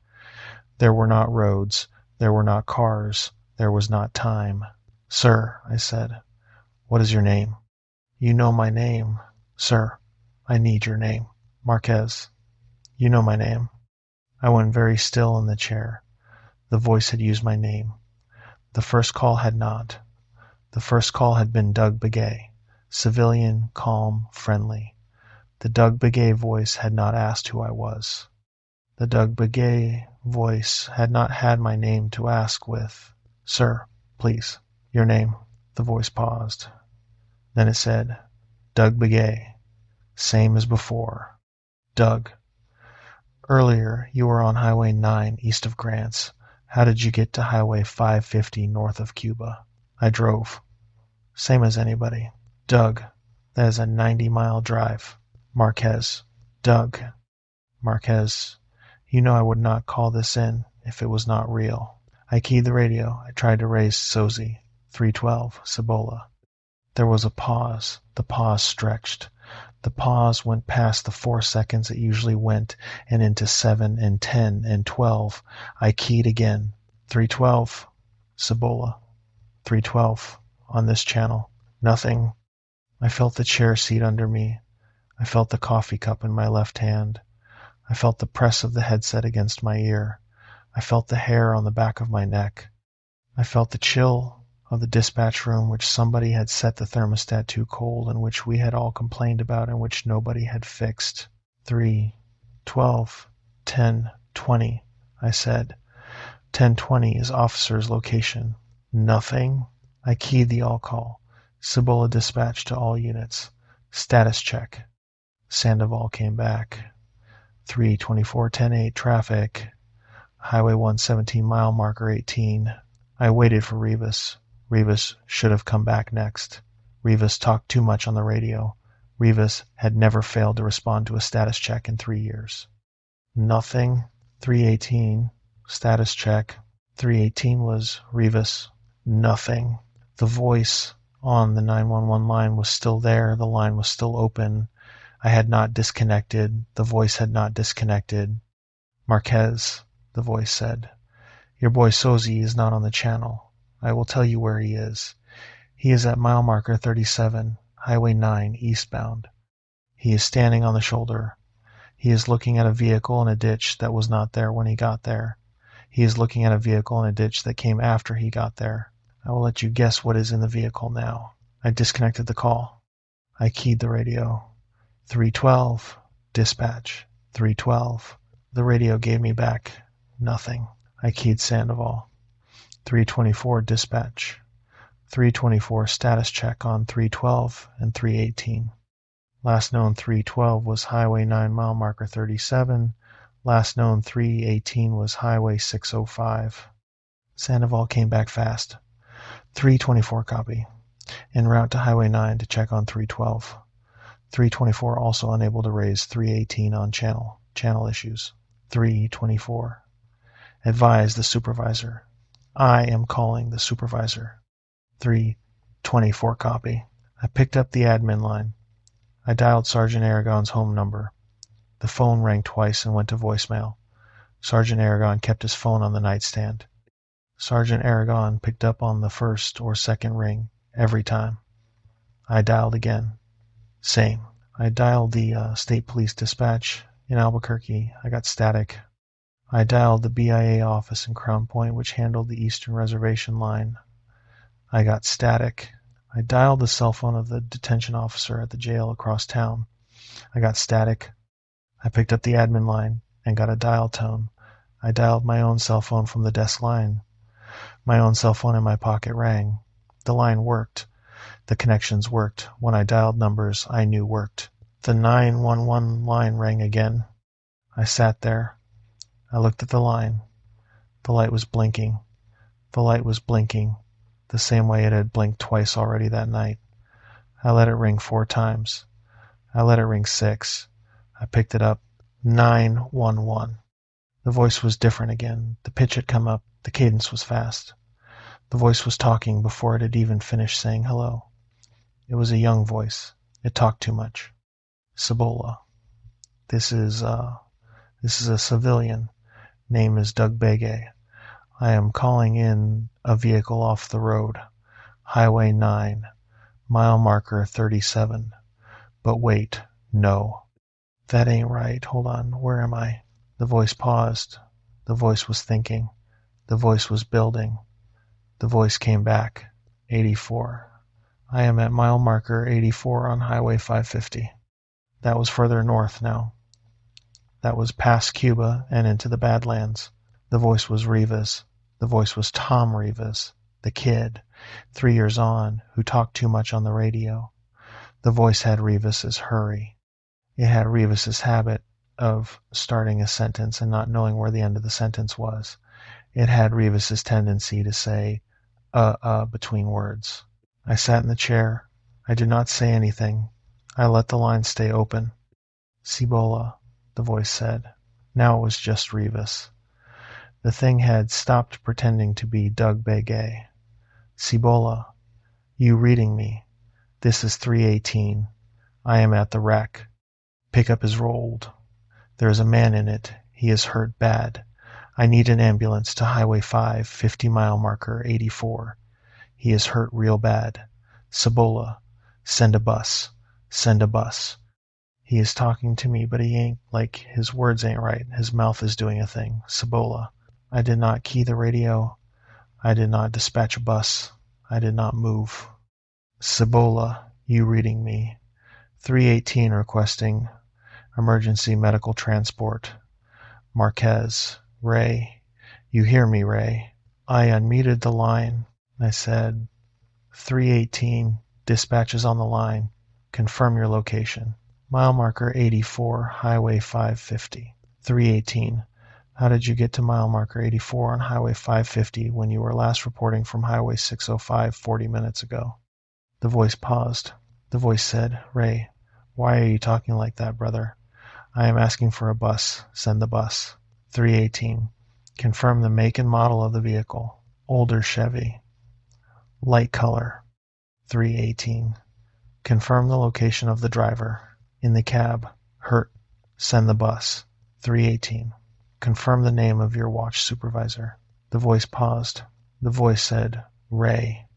Brother, why are you doing this? Send the bus. I muted the line. I keyed the radio. 324, dispatch. Sandoval came back. 324. 324, what is your 1020?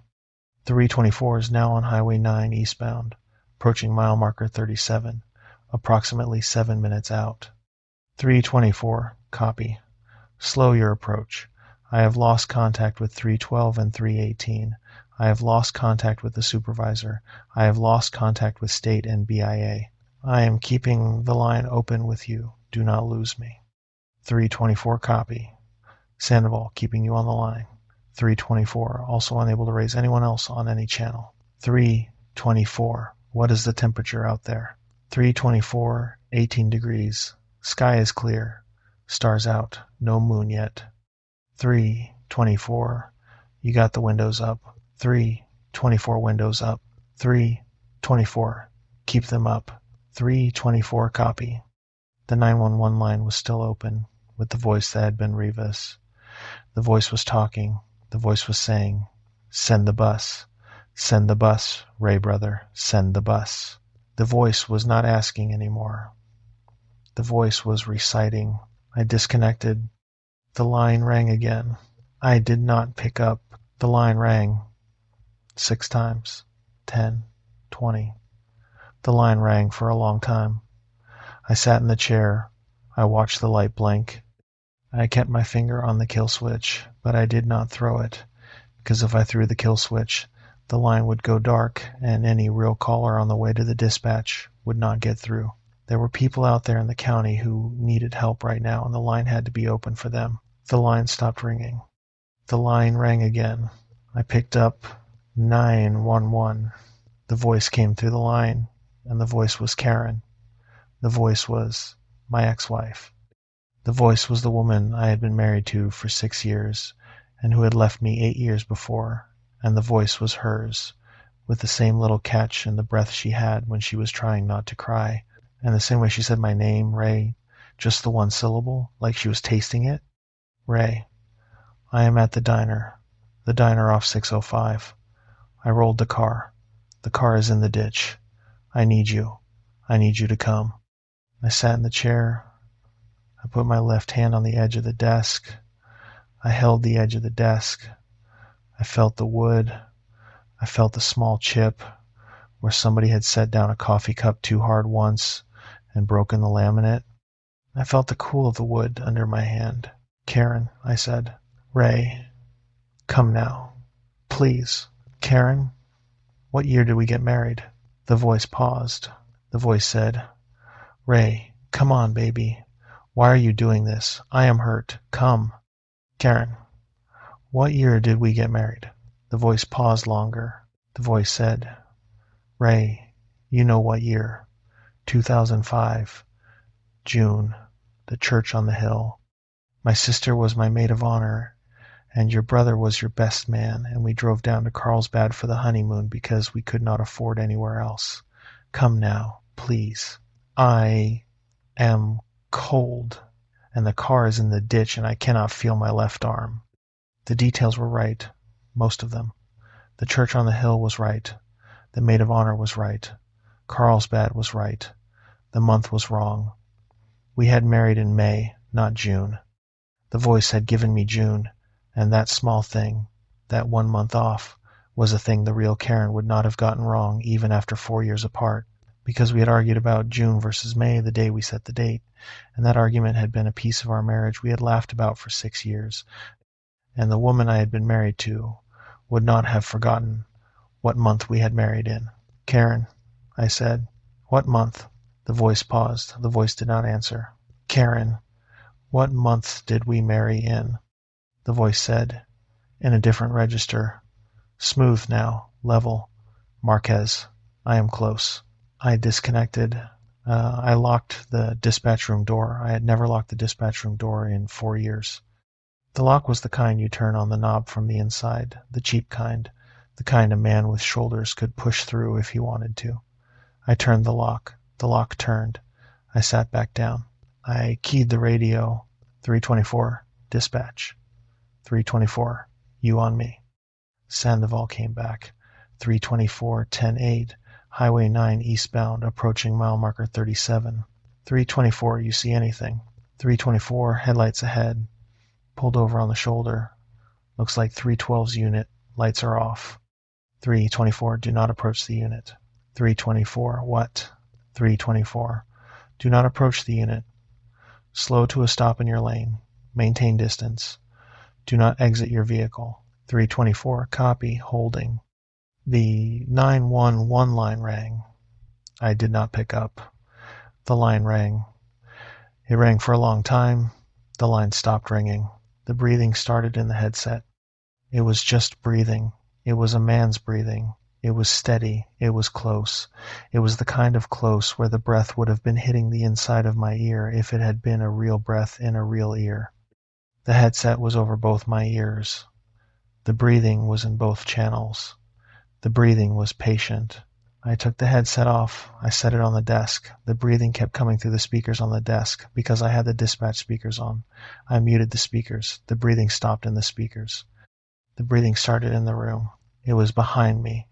It was in the corner of the dispatch room behind the chair, near the door. It was the same breathing. Steady, patient, close. I did not turn around. I keyed the radio. I keyed it without looking. 324, dispatch. 324. 324, what do you see? 324, I see 312's unit. Lights off. I do not see 312.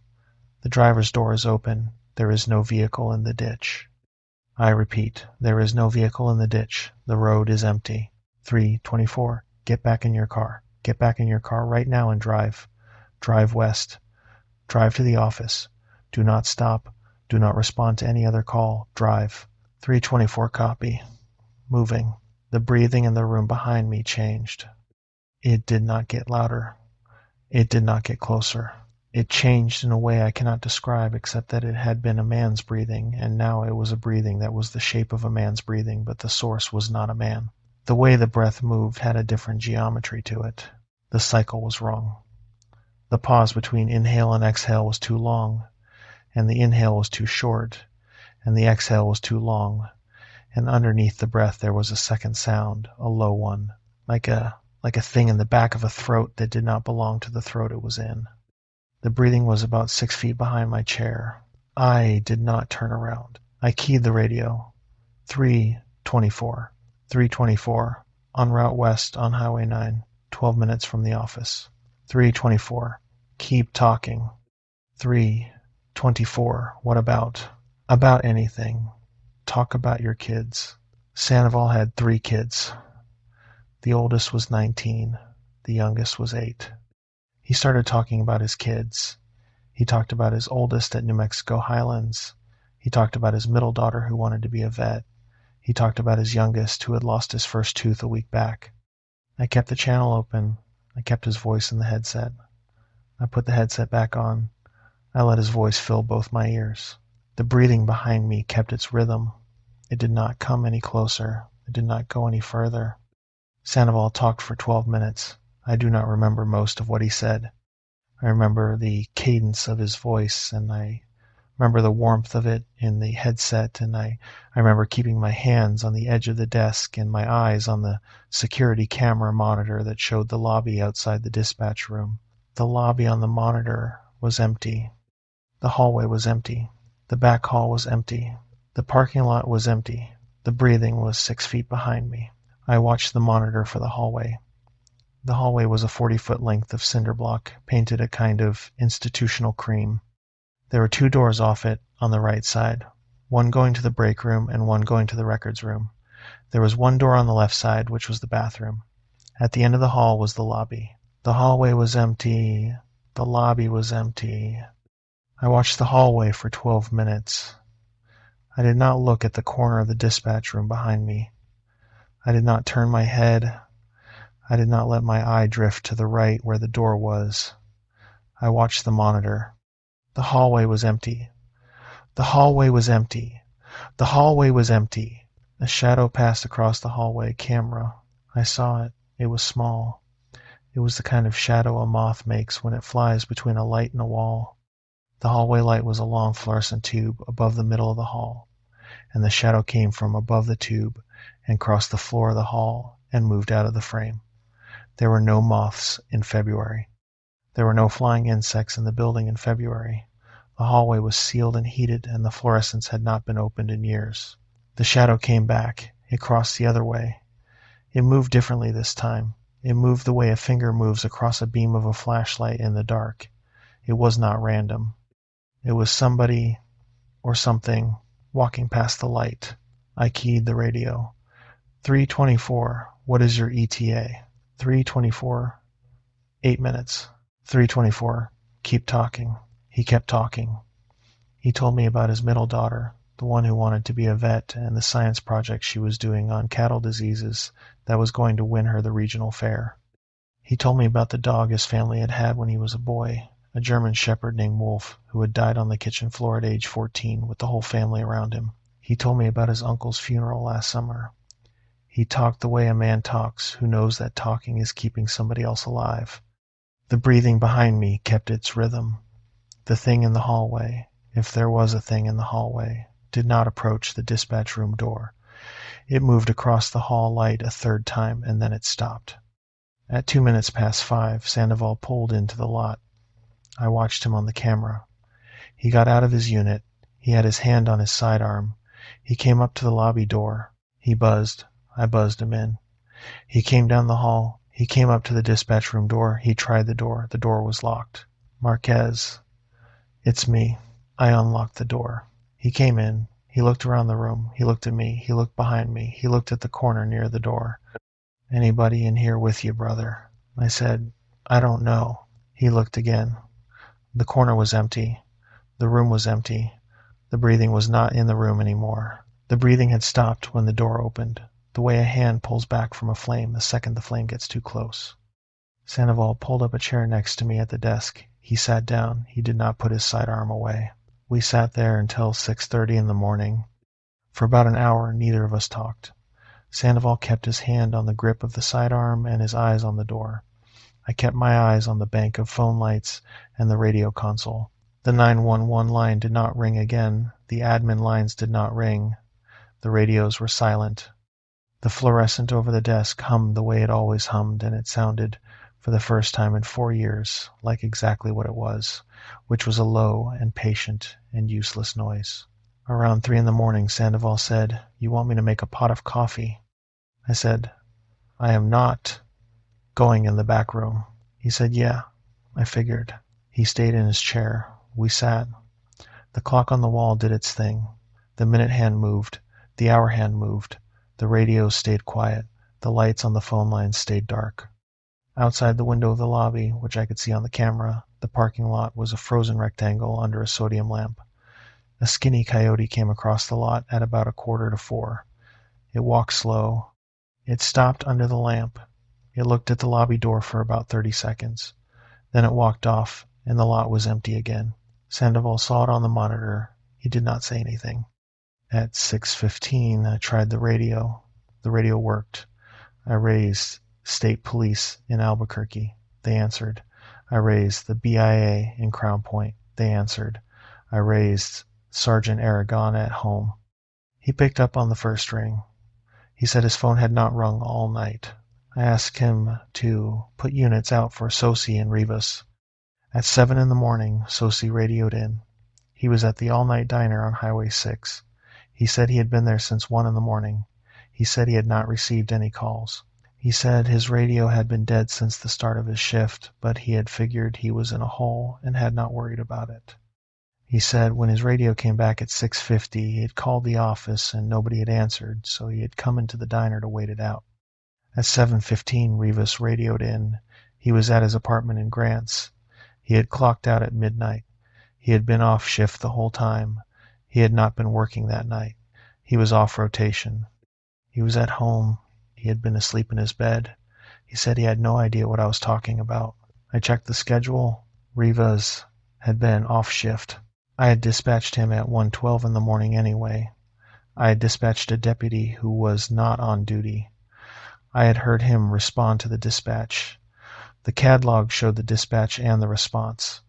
The CAD log showed his voice on the channel. The CAD log was wrong. The CAD log was a record of something that had not happened. I sat with Sandoval until 8 in the morning. The day shift came in. Sandoval drove me home. I did not ask him to. He drove me home. When I got to the house, Boots was at the door. She was not happy. She was facing the door when I came in, and the ridge of her back was up, and her tail was down, and her ears were up. She was looking past me. She was looking at the porch. She was looking at the space behind my left shoulder. I came in. I closed the door. I locked it. Boots watched the door for another minute, then sat. She did not lie down. She sat. She looked at the door. I did not go back to dispatch. I gave my notice the next morning. The county tried to keep me. Sergeant Aragon came out to the house, and we sat at my kitchen table, and he asked me what had happened, and I told him. He nodded the whole time. He did not interrupt. When I was done, he said, I have heard a story like that one once. I asked him whose story. He said, an old dispatcher, Bernalillo County, long time ago. He quit too. I asked him what had happened to the dispatcher.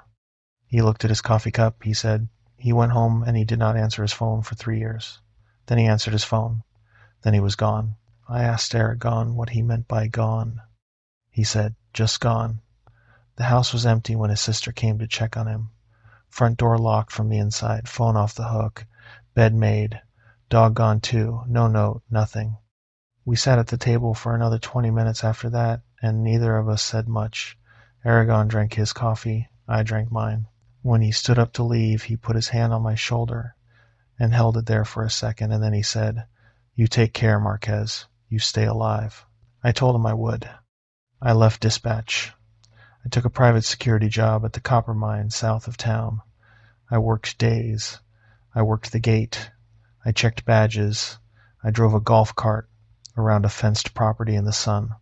The property had cameras and lights and chain link and people who came in at 7 and left at 5, and I sat at the gate booth and read books and watched the cars come in. I did not work nights again. I have not picked up a sheriff's radio. I have not been back in the dispatch room. I have driven past the office a couple of times on errands, and I have not looked at the building. I do not know who took my old shift. I do not want to know.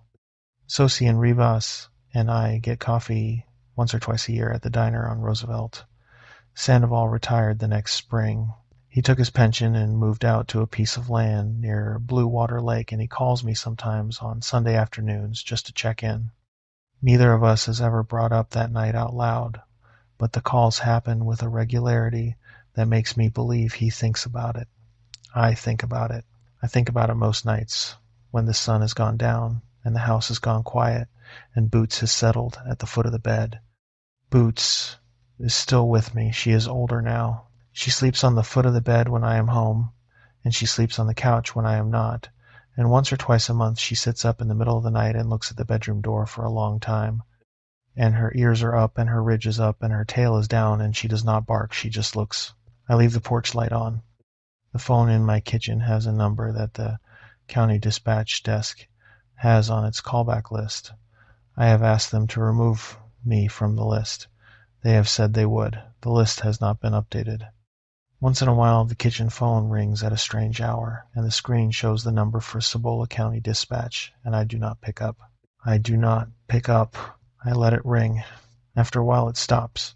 But last month, on November 14th, my cell phone buzzed in the middle of the night, and the screen lit up, and the number on the screen was Karen's old number, and the message was one line.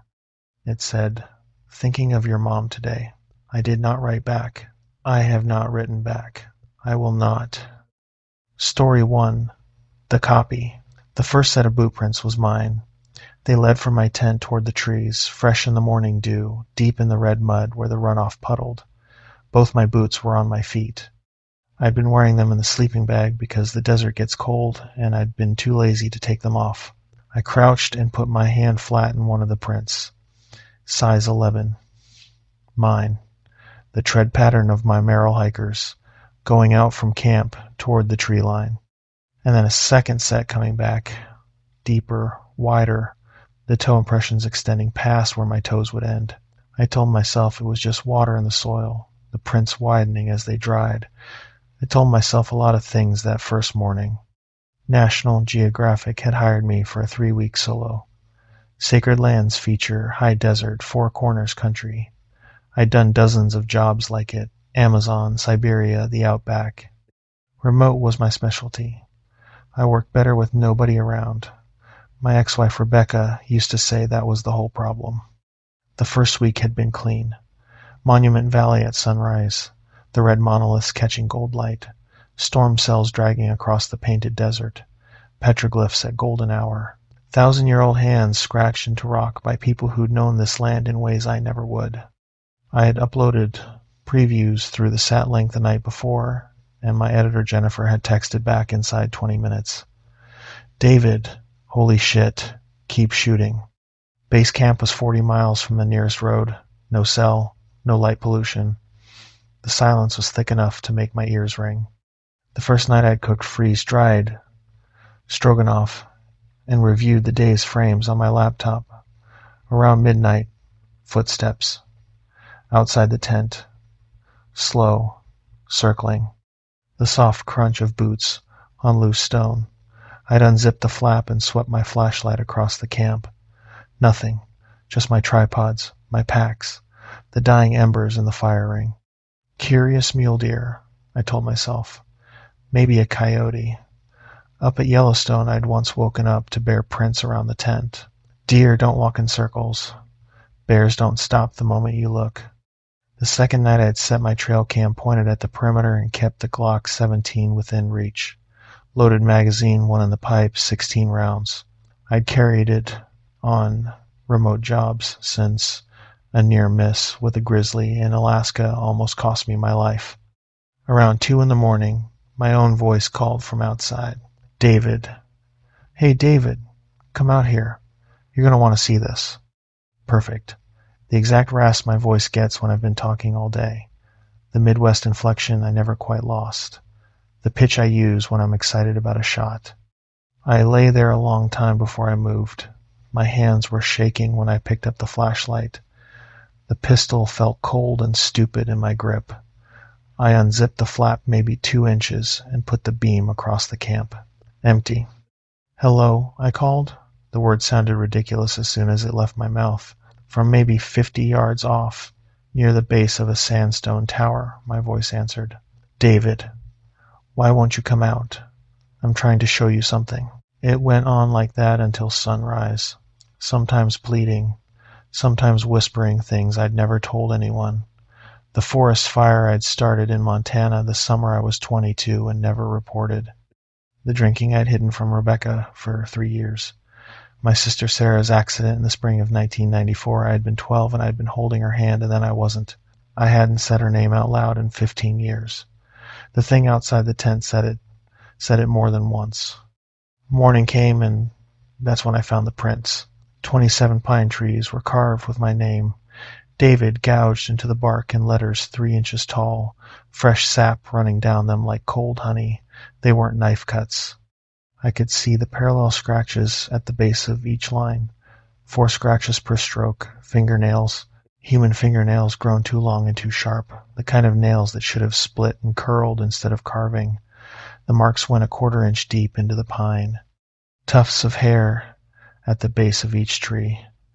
Dark brown, same natural wave as mine.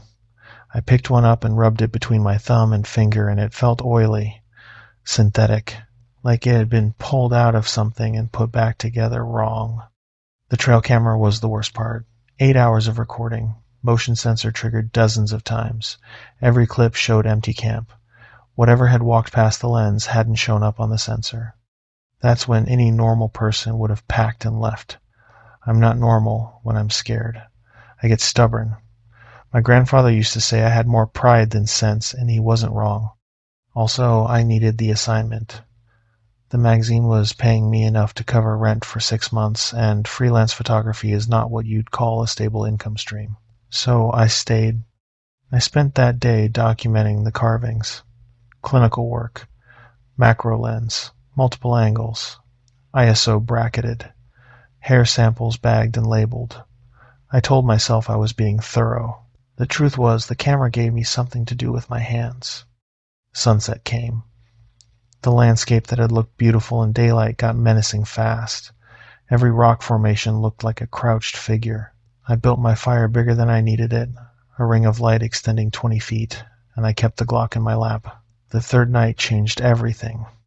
I was editing on my laptop when I heard footsteps coming up the wash. Normal footsteps this time. Boots on gravel. Walking with purpose. I looked up from the screen and my heart stopped. It was me. Not someone who looked like me. Not a build that resembled mine. Me. The scar on my chin from the bike accident at age 10. The way I held my left shoulder higher than my right from an old climbing injury. The same Carhartt jacket I was wearing with the tear in the right sleeve from a thorn bush earlier that day. Hey there. He used my voice. Mind if I sit down? Think we should talk. I couldn't move. The thing settled down across the fire from me with smooth, easy motion, familiar gestures, the way I adjust my weight, the unconscious habit of running my hand through my hair when I'm nervous, the specific smile I use when I'm trying to put someone at ease. The only wrong thing was the eyes. They didn't reflect the fire. They were just dark holes where the firelight should have shone. You're probably wondering what I am, it said. The Dene have a word for it. Yi Nald Lushi, shapeshifter, skinwalker, but you can just call me you. What do you want? Your life, David. It reached into the fire with its bare hand and pulled out a burning stick. No flinch, no smell of cooking meat. It held the flame between its fingers like it was a flower. Your memories, your experiences. All those places you've been and all those people you abandoned to go to the next one. I want to taste what that feels like. You're not real. I'm very real. It twirled the stick. The flame moved with it. I've been watching you for weeks, David.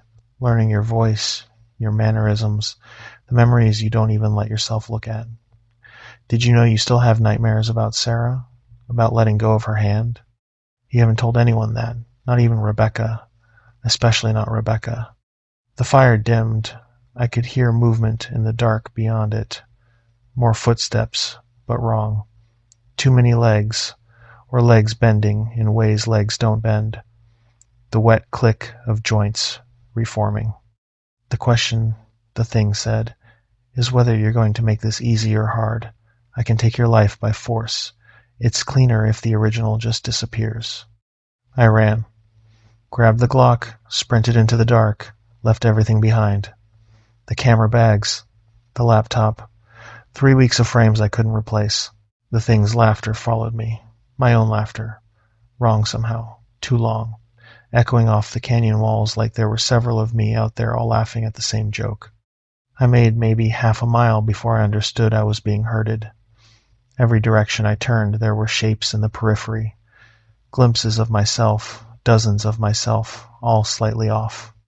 one on all fours, spine bent at angles a spine shouldn't make, one with arms hyperextending the wrong way at the elbow with wet clicking sounds, one with my face and eyes that reflected green like an animal's. They moved in coordination. Wolf pack. They were pushing me down a specific path through the rock. I stumbled into a box canyon. High walls, one way in, one way out. "Welcome to the audition," said a voice behind me. I spun. Another version of me at the canyon mouth. This one's proportions were slightly off, like a face you're seeing in a slightly wrong mirror. The voice had an inflection I'd never had. A faint southern thing. The body moved with a kind of grace I never had. "What audition?" I said. My hands shook so bad I could barely hold the pistol level. "To see which of us gets to be David Ross." It circled me slow, cat with a mouse. "We've all been practicing, all becoming you, but there can only be one walking around in your life. And honestly, David, you're not the best version of yourself we've made." More of them came out of the shadows along the canyon walls. One with pale skin and black holes for eyes. One whose joints bent backwards. One with too many teeth and a mouth too wide. One whose feet never quite touched the ground. "The problem with being human," the first one said, "is the limits. Physics, biology, morals. We improved on the design." I lifted the Glock. "Stay back. I will kill every one of you." They laughed. My laugh multiplied and split, the sound climbing up the canyon walls into something else. "With 16 rounds?" said the one with too many teeth. "There are 23 of us here, and we heal." I looked up at the walls. They were everywhere, some hanging from the rock like spiders, some crouched in positions no body should hold, all wearing my face. "We're feeling generous," said the first one. It checked my own watch on its wrist. "Sporting chance, run. If you make it out of our territory before sunrise, we'll let you live. You can even keep being David Ross. What's left of him? And if I don't make it?" Its smile widened. The teeth were definitely not mine. "Then we wear your skin while it's still warm, and your life becomes ours to live. Your apartment, your job, Rebecca." I didn't wait. I broke for the canyon mouth, and they let me go. No pursuit, just watched. Cats with a mouse. The next 6 hours were the longest of my life. I ran through the desert in the dark, stumbling on rocks, tearing my jacket on barbed wire from old fence lines, following Polaris toward what I hoped was civilization. My lungs burned. The thin air didn't have enough oxygen for the pace I was setting. Behind me I could hear them. Not chasing, exactly. Following. Keeping me moving in the direction they wanted. Sometimes I'd catch glimpses in the moonlight. My own form loping alongside me just outside my vision. Running on 2 legs but moving like a wolf. Other times I'd hear my own voice calling from different directions, trying to turn me. "David, over here. I found the road. David, this way. There's water. David, I'm hurt. Please, help me. David, stop running. You're only making it harder on yourself." I kept Polaris in front of me. The voices got more urgent as the sky lightened. Closer to dawn, they sounded scared. Or maybe that was wishful thinking. Around 4 in the morning, I crossed a 2-track mining road. Around 5, I heard a diesel engine. I crested a low rise and saw headlights moving along blacktop maybe 2 miles ahead. The howling behind me when the sun touched the horizon wasn't human, wasn't animal either. It was rage. They'd been playing, and now they weren't. I reached the highway as a semi rounded the bend. I threw myself into the road. Air horn. Lock up. The trailer slewed, and the truck stopped maybe 10 feet from me. I turned around to look back at the desert. Empty.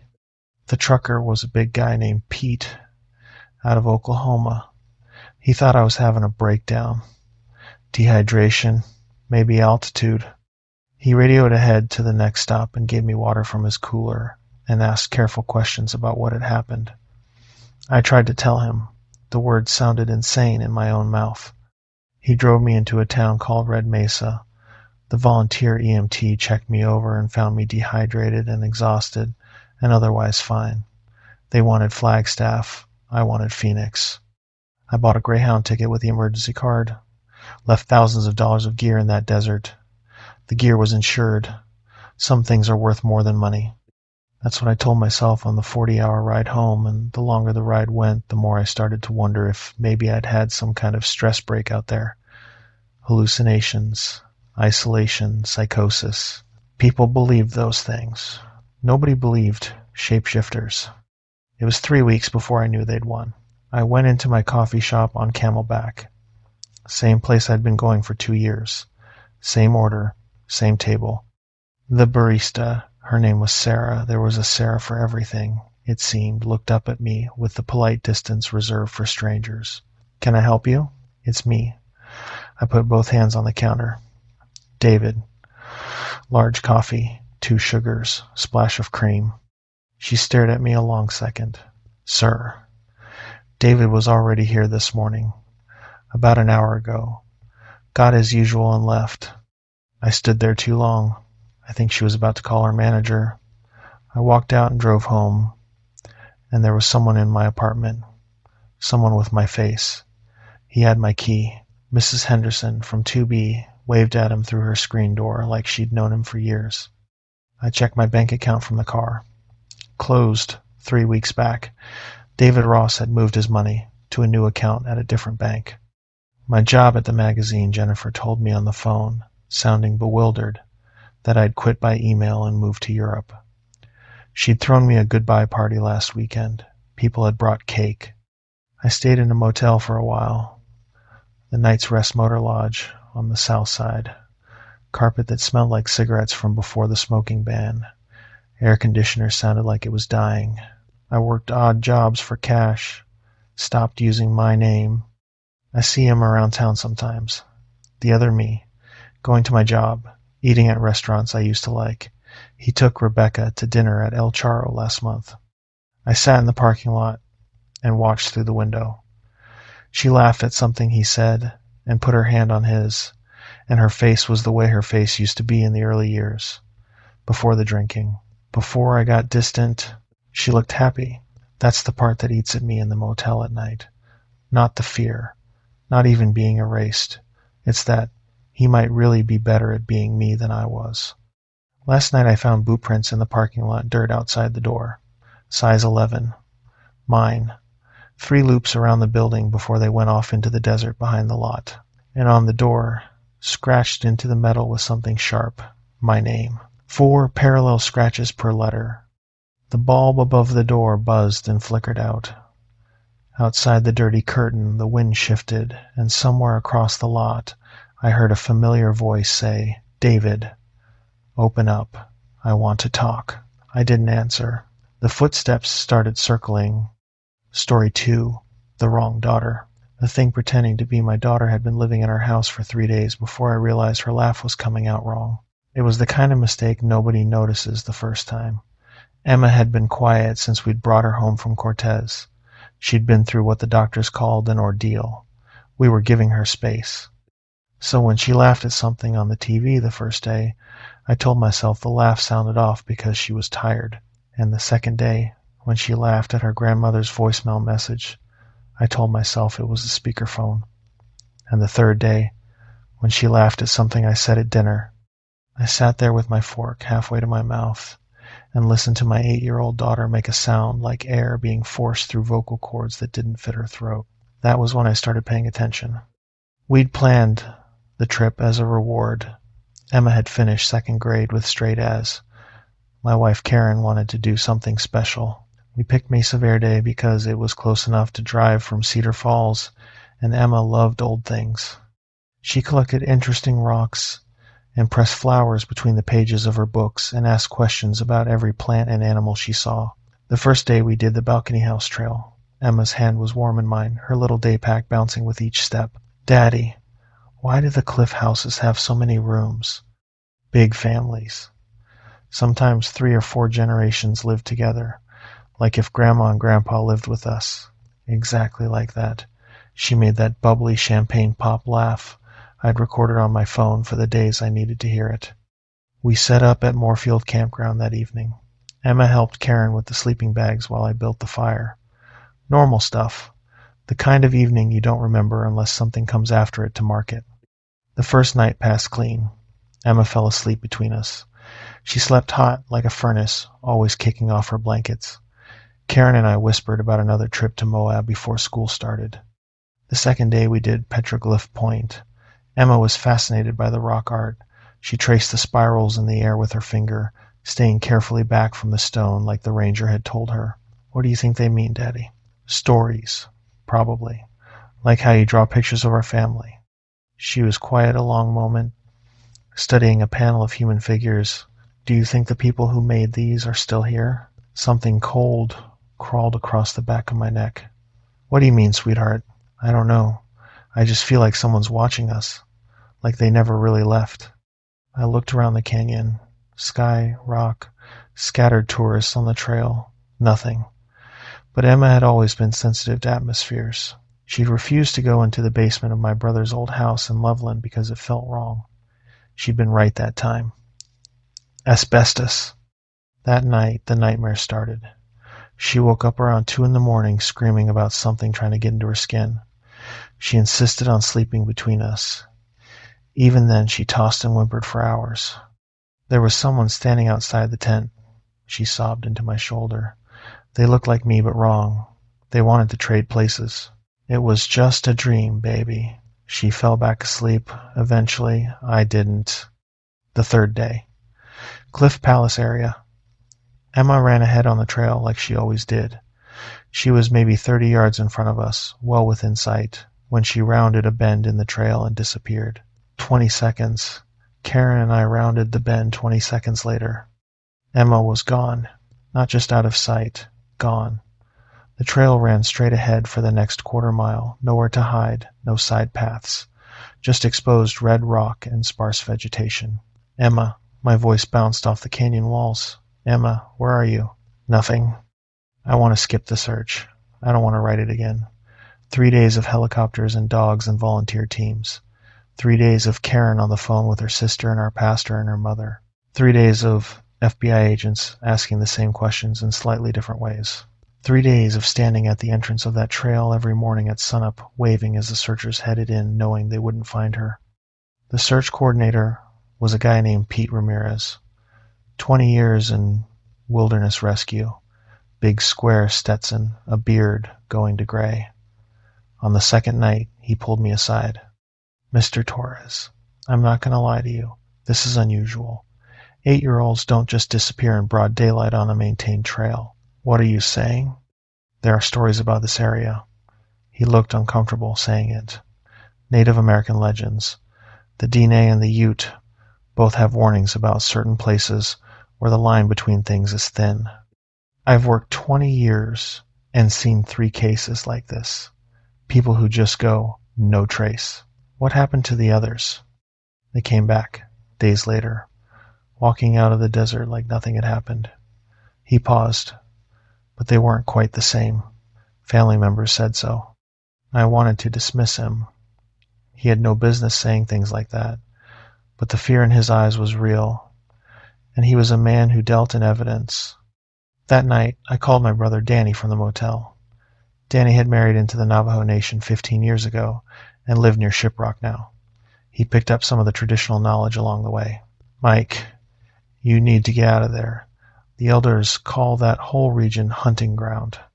Danny, I can't just leave. What if she comes back? What if something comes back wearing her face? I hung up on him. His words stayed with me through the rest of the night. The next morning, a park ranger found Emma walking on Highway 160, about 5 miles from the park entrance. She was dirty and dehydrated, but otherwise unharmed. No injuries, no signs of assault. Not even significantly dehydrated for someone who'd supposedly spent 3 days in the desert without water. The doctor called it miraculous. I told myself the same. The first few days back home in Cedar Falls, she was quiet, tired. We expected that. Then the eating started. Emma had always been a picky eater, the kind of kid you can fight for an hour about half a serving of green beans. The first dinner home, she cleaned her plate. Brussels sprouts she'd never tried in her life. Asked for seconds. I'm glad you're trying new foods, sweetheart. They taste different now, she said, flat.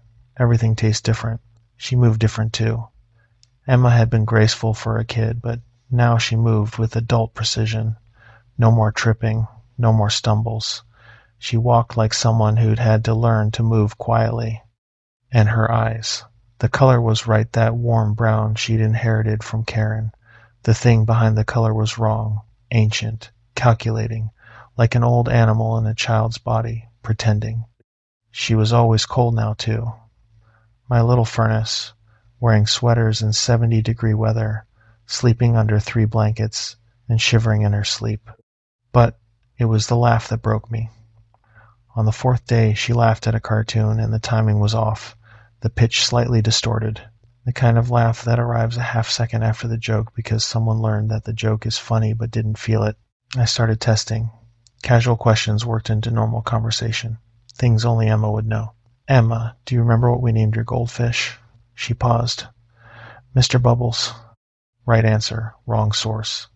Karen and I had called him Mr. Bubbles between ourselves. Emma had named him Goldie when she was 5 and had no opinions about names. What's your favorite bedtime story? The one about the princess who saves herself. Wrong. Emma's favorite had been Goodnight Moon since she was 3. The princess story belonged to her cousin Lucy. What did you want to be when you grow up? A veterinarian. She'd wanted to be a teacher, like Mrs. Patterson, 2nd grade. The thing across the table from me, wearing my daughter's face, saw me realize. Its expression slipped. Something cold and patient looked at me from inside Emma's eyes. Daddy, it said in Emma's sweet voice, I ate the real Emma's heart while you were sleeping, and now I know everything she ever knew about you. Karen gasped. Her fork hit the plate. The thing kept eating. I know you sneak cookies before dinner and blame Emma. I know you watch her sleep sometimes because you're afraid something will happen. I know you cried in your car after the parent-teacher conference last fall. Stop. I know you love her more than anything in the world. More than Karen. More than your own life. That's why I chose her. Because you'd do anything to protect her, even if she's not really her anymore. I went across the table.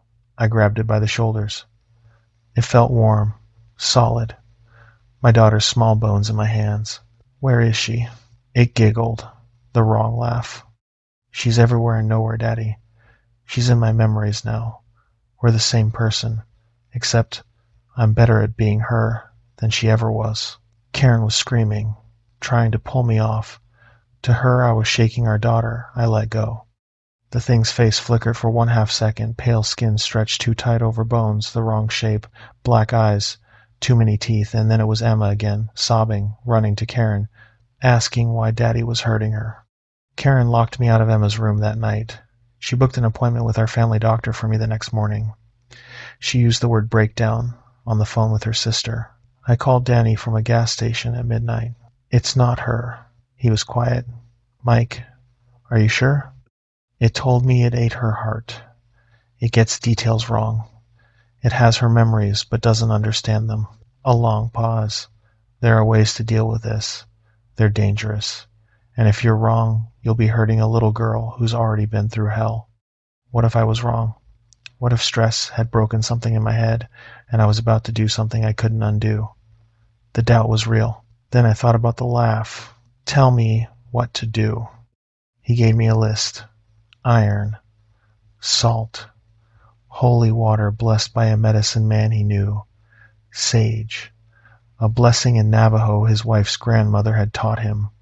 Things I'd have called superstition a week before. The next day, I gathered while Karen was at work and Emma was at the neighbor's. Mrs. Henderson had offered to watch her, to give her some time to readjust. If only she knew what she was babysitting. That night, I waited until Karen was asleep and crept into Emma's room. The thing lay perfectly still in the bed. Emma never slept still. She talked in her sleep, sang half songs, rolled herself into the comforter like a burrito. This thing lay on its back with its hands folded on its chest like a corpse on display. I poured a line of salt across the threshold. Its eyes snapped open. They reflected my flashlight like an animal's. "Hello, Daddy. Come to play games?" "I know what you are." It sat up. The motion was too fluid. The joints bent. I held up the vial Danny had given me. It hissed before I uncapped it. "Iron burns you. Salt holds you. Let's see what this does." I splashed the water across its face. The scream wasn't human. Not even close. It was the sound of metal on bone, of something dying that should never have been alive. The Emma mask melted off like wax in a flame, and underneath was something pale and joint-wrong and many-eyed. Claws sprouted from the fingertips. It came at me. I swung the iron spike I'd brought. Where the metal touched its chest, the skin sizzled like bacon hitting a hot pan. It shrieked. The windows shook in their frames. "Where is she?" I said, backing it into a corner. "Where's Emma?" "Gone." The voice no longer trying to sound human. "Consumed. Part of me now. If you kill me, you kill what's left of her, too." "You're lying." "Am I? Can you take that chance, Daddy?" It lunged. I dropped the spike. Got an arm up. Its claws raked across my chest. Blood ran into the salt circle on the floor. The thing screamed again, and this time the scream was just pain. And mixed into the scream I heard Emma's voice, small, distant. "Daddy, help me." I grabbed it by the shoulders, pulled it against my chest, holding it the way you hold a child having a nightmare. I started the blessing Danny had taught me. Words I didn't fully understand. Words my tongue stumbled over.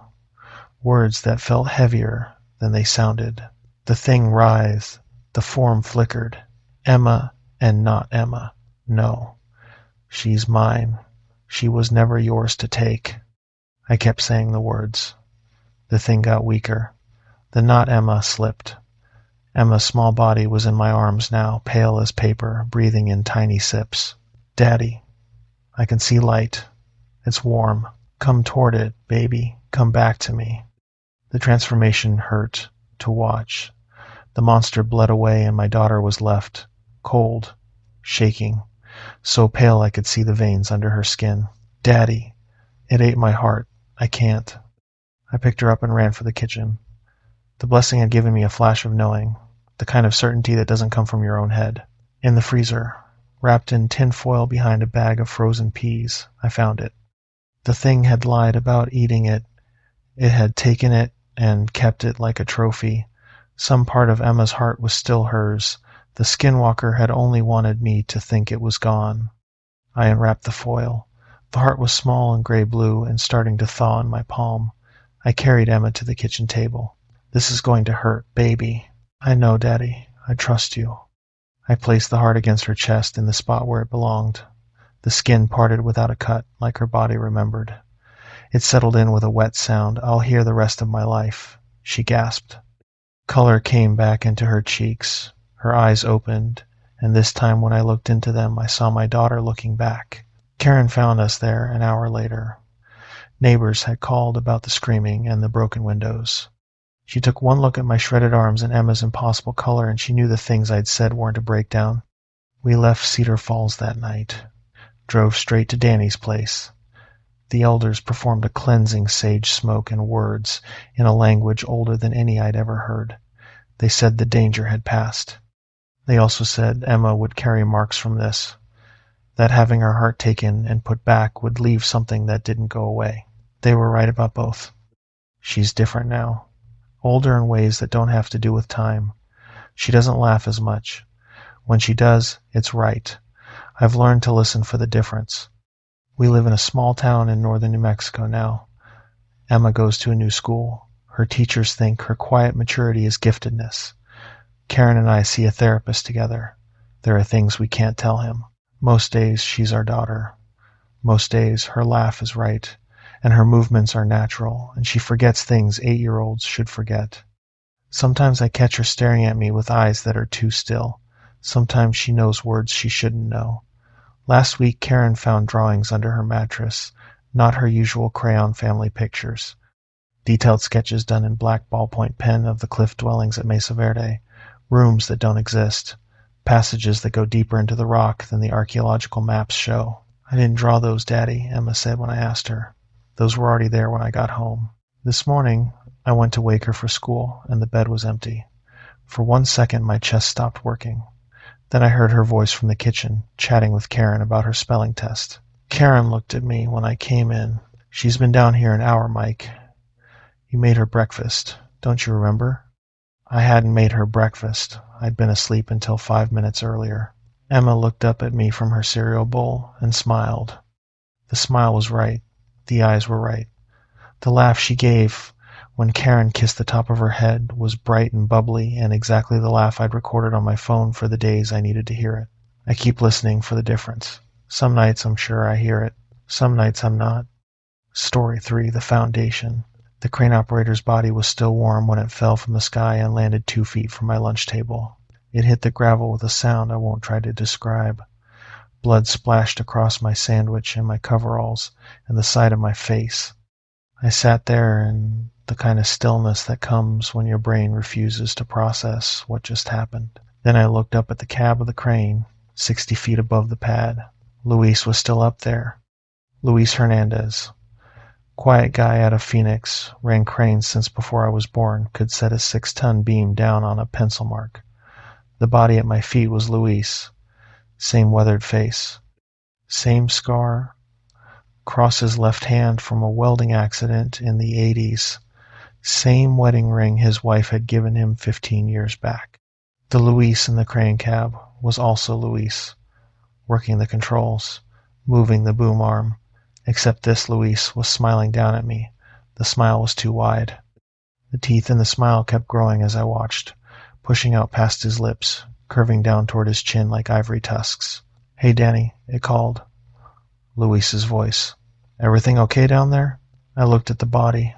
I looked back up at the crane. Around me, the other guys were starting to notice. They gathered around the corpse with the appropriate sounds of shock. Somebody called 911. Somebody else started CPR even though it was obviously too late. Not one of them looked up at the cab. I was the only one who could see both. I'd worked construction for 15 years, got into the trade right out of the Army back in '09.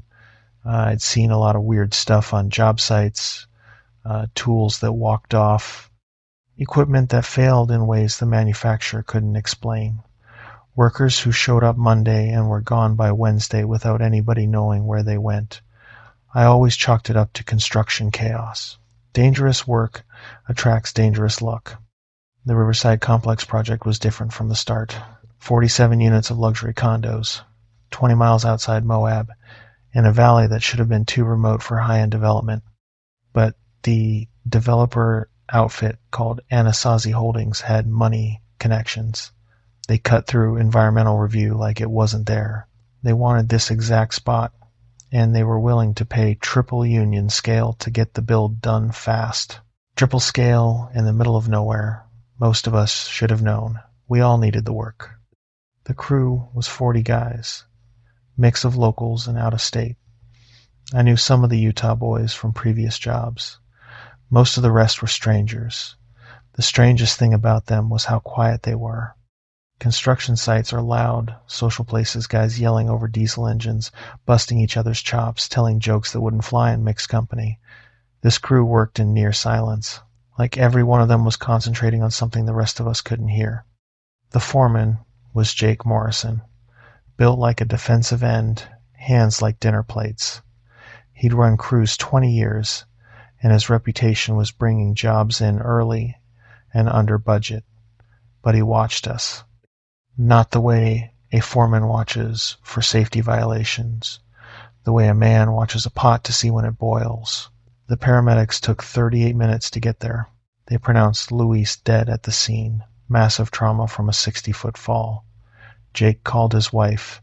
His voice was heavy in a way that sounded real. The thing in the crane cab kept working through it, loading beams, setting them precise. Whenever I looked up, the teeth were a little longer. I tried to talk to Jake about it. He looked at me the way you look at a guy who just took a hit to the head. Luis is dead, Danny. We all saw it. Tragic accident. Probably a heart attack up there. Lost the controls. Then who's running the crane right now? He squinted up. The cab door was hanging open. Empty. Take the rest of the week off, Danny. Company has counseling if you need it. I drove home that night and didn't sleep. Stared at the ceiling fan and thought about what I'd seen. By 2 a.m, I'd decided I was going back to the site that night. My grandfather had been full-blood Ute. He'd told me things when I was a kid that I'd half listened to and half forgotten about the Yi-Nal-Lushi over in Dene country, about places where the boundaries were thin, stories I'd thought were stories. I parked a quarter-mile down the access road and hiked in with a flashlight and my grandfather's lever-action 30-30 iron core jacketed rounds. Probably useless. I was bringing what I had. The first thing I saw was the crane was running. No operator. The diesel was humming and the boom was moving in slow, controlled arcs over the foundation, like it was being operated by somebody invisible. I crept up using the equipment trailers for cover. The crane was working on something in the foundation pour, swinging back and forth, conducting something. And there were workers down there, dozens of them, moving through the dark in jerky puppet string motion, faces slack, eyes empty. They were building something, not the condos we'd been hired to build. Something else. Something whose angles made my eyes water when I tried to focus on them. Something that bent the air around it. I recognized faces. Tommy Chen, the drywall guy who'd called in sick 3 days ago. Bobby Martinez, the plumber who'd quit without notice. Steve Williams, the concrete finisher who'd supposedly gone home to Denver for a family thing. Supervising them, the Luis thing. Its teeth so long now they scraped the front of its shirt when it moved. I raised the rifle and put a bead on it and fired. The bullet went through. No impact, no reaction. But every one of the puppet workers stopped what they were doing and turned to look at me. 40 pairs of dead eyes reflecting my flashlight beam like mirrors. I ran. Made it 50 yards before something tackled me from behind. Jake. Eyes filled with something that wasn't pupils. Tar in the sockets. Danny, Danny, Danny. His voice came out like gravel turning in a mixer. You really shouldn't have come back. We were hoping you'd just write it off as stress. What are you? We're builders. Just like you. He hauled me to my feet with strength that wasn't human, but we build things that last. And this site, this exact spot, is perfect for our purposes. He started walking me toward the foundation. The puppet workers watched.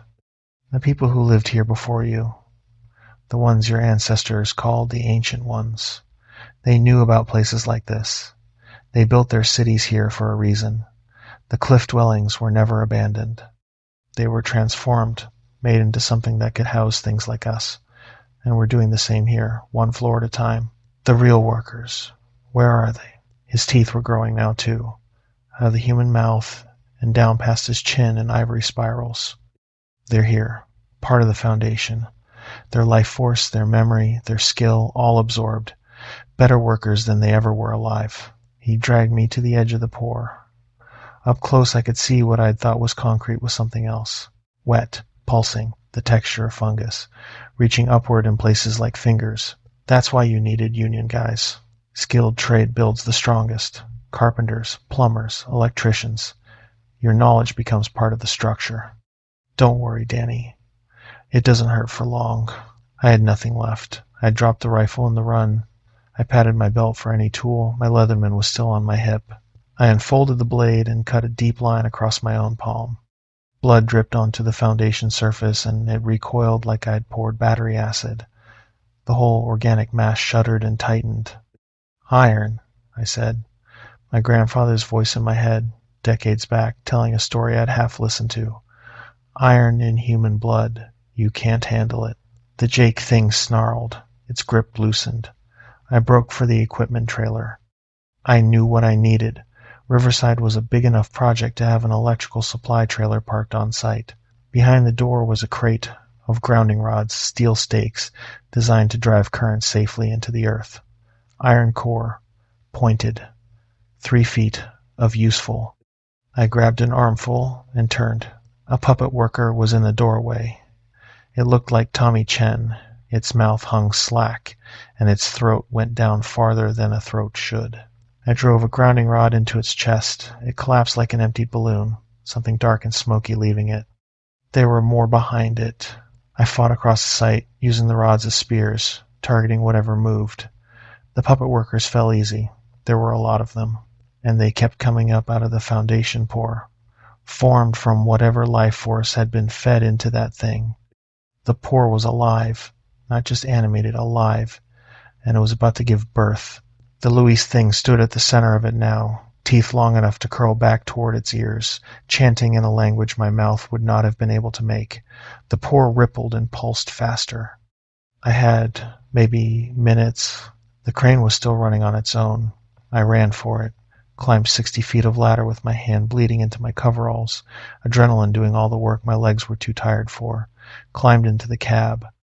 I'm not a crane operator. I am an electrician. I'd watched enough cranes work to know the controls in a general way. I swung the boom, brought 30 tons of steel down on the thing rising from the foundation. It screamed. The sound shattered every windshield in the equipment lot. But it wasn't dead, it was angry. It reached up with arms that had too many joints and grabbed the boom and started to pull. The whole crane tilted. Steel groaned in a way steel isn't supposed to groan. That was when I remembered what I was. The crane was wired to the site's main electrical grid. 480 volts of three-phase power, enough to kill a person. I tore open the control panel, found the main feeders, did the kind of rewiring my apprenticeship instructor would have failed me for. When the thing grabbed the boom the second time, 480 volts ran straight through it. It convulsed. Its form started to come apart. Whatever held it together couldn't survive the current. The foundation cracked open, and what came out of it was light streams of it rising up into the night sky, the trapped life force of dozens of workers going home to wherever such things go. The puppet workers dropped where they stood and didn't get back up. The organic concrete went hard and gray and ordinary. The angles in the half-built structure straightened back into normal architecture. By the time the sun came up, the site looked like any other half-finished build, except for the 47 bodies scattered around the foundation. The official report blamed a gas leak. Old landfill the development hadn't documented properly. Methane buildup, sudden ignition. OSHA fined the company. The families got settlements. The site was abandoned and listed as a hazardous remediation property. Nobody mentioned that some of the bodies had been dead 2 or 3 weeks. Nobody asked why the crane's electrical system had been rewired by hand. Nobody questioned the iron grounding rods driven through several of the corpses. Some questions don't have answers anybody wants to give. I left Utah that morning. Drove straight through to my brother's place in Denver. Told him I was taking some time off, needed to get away from construction for a while. That was 1 year and 4 months ago. I do indoor commercial work now. Office buildings, strip malls, tenant improvement. Safe stuff where the worst that happens is a wire nut comes loose. Sometimes guys from the local hall call me.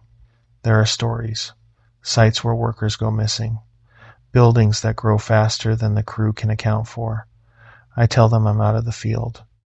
I keep my grandfather's 30-30 in the closet now. Bullets in the drawer. I never bring it out. I just like knowing it's there.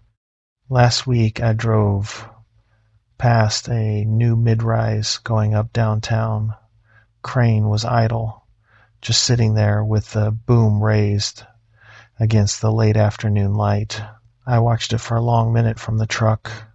The boom moved, slow, smooth, like something invisible was operating the controls. I went home and made dinner with my wife and didn't tell her what I'd seen. The next morning, the project was in the paper. 2 workers killed in a freak accident overnight.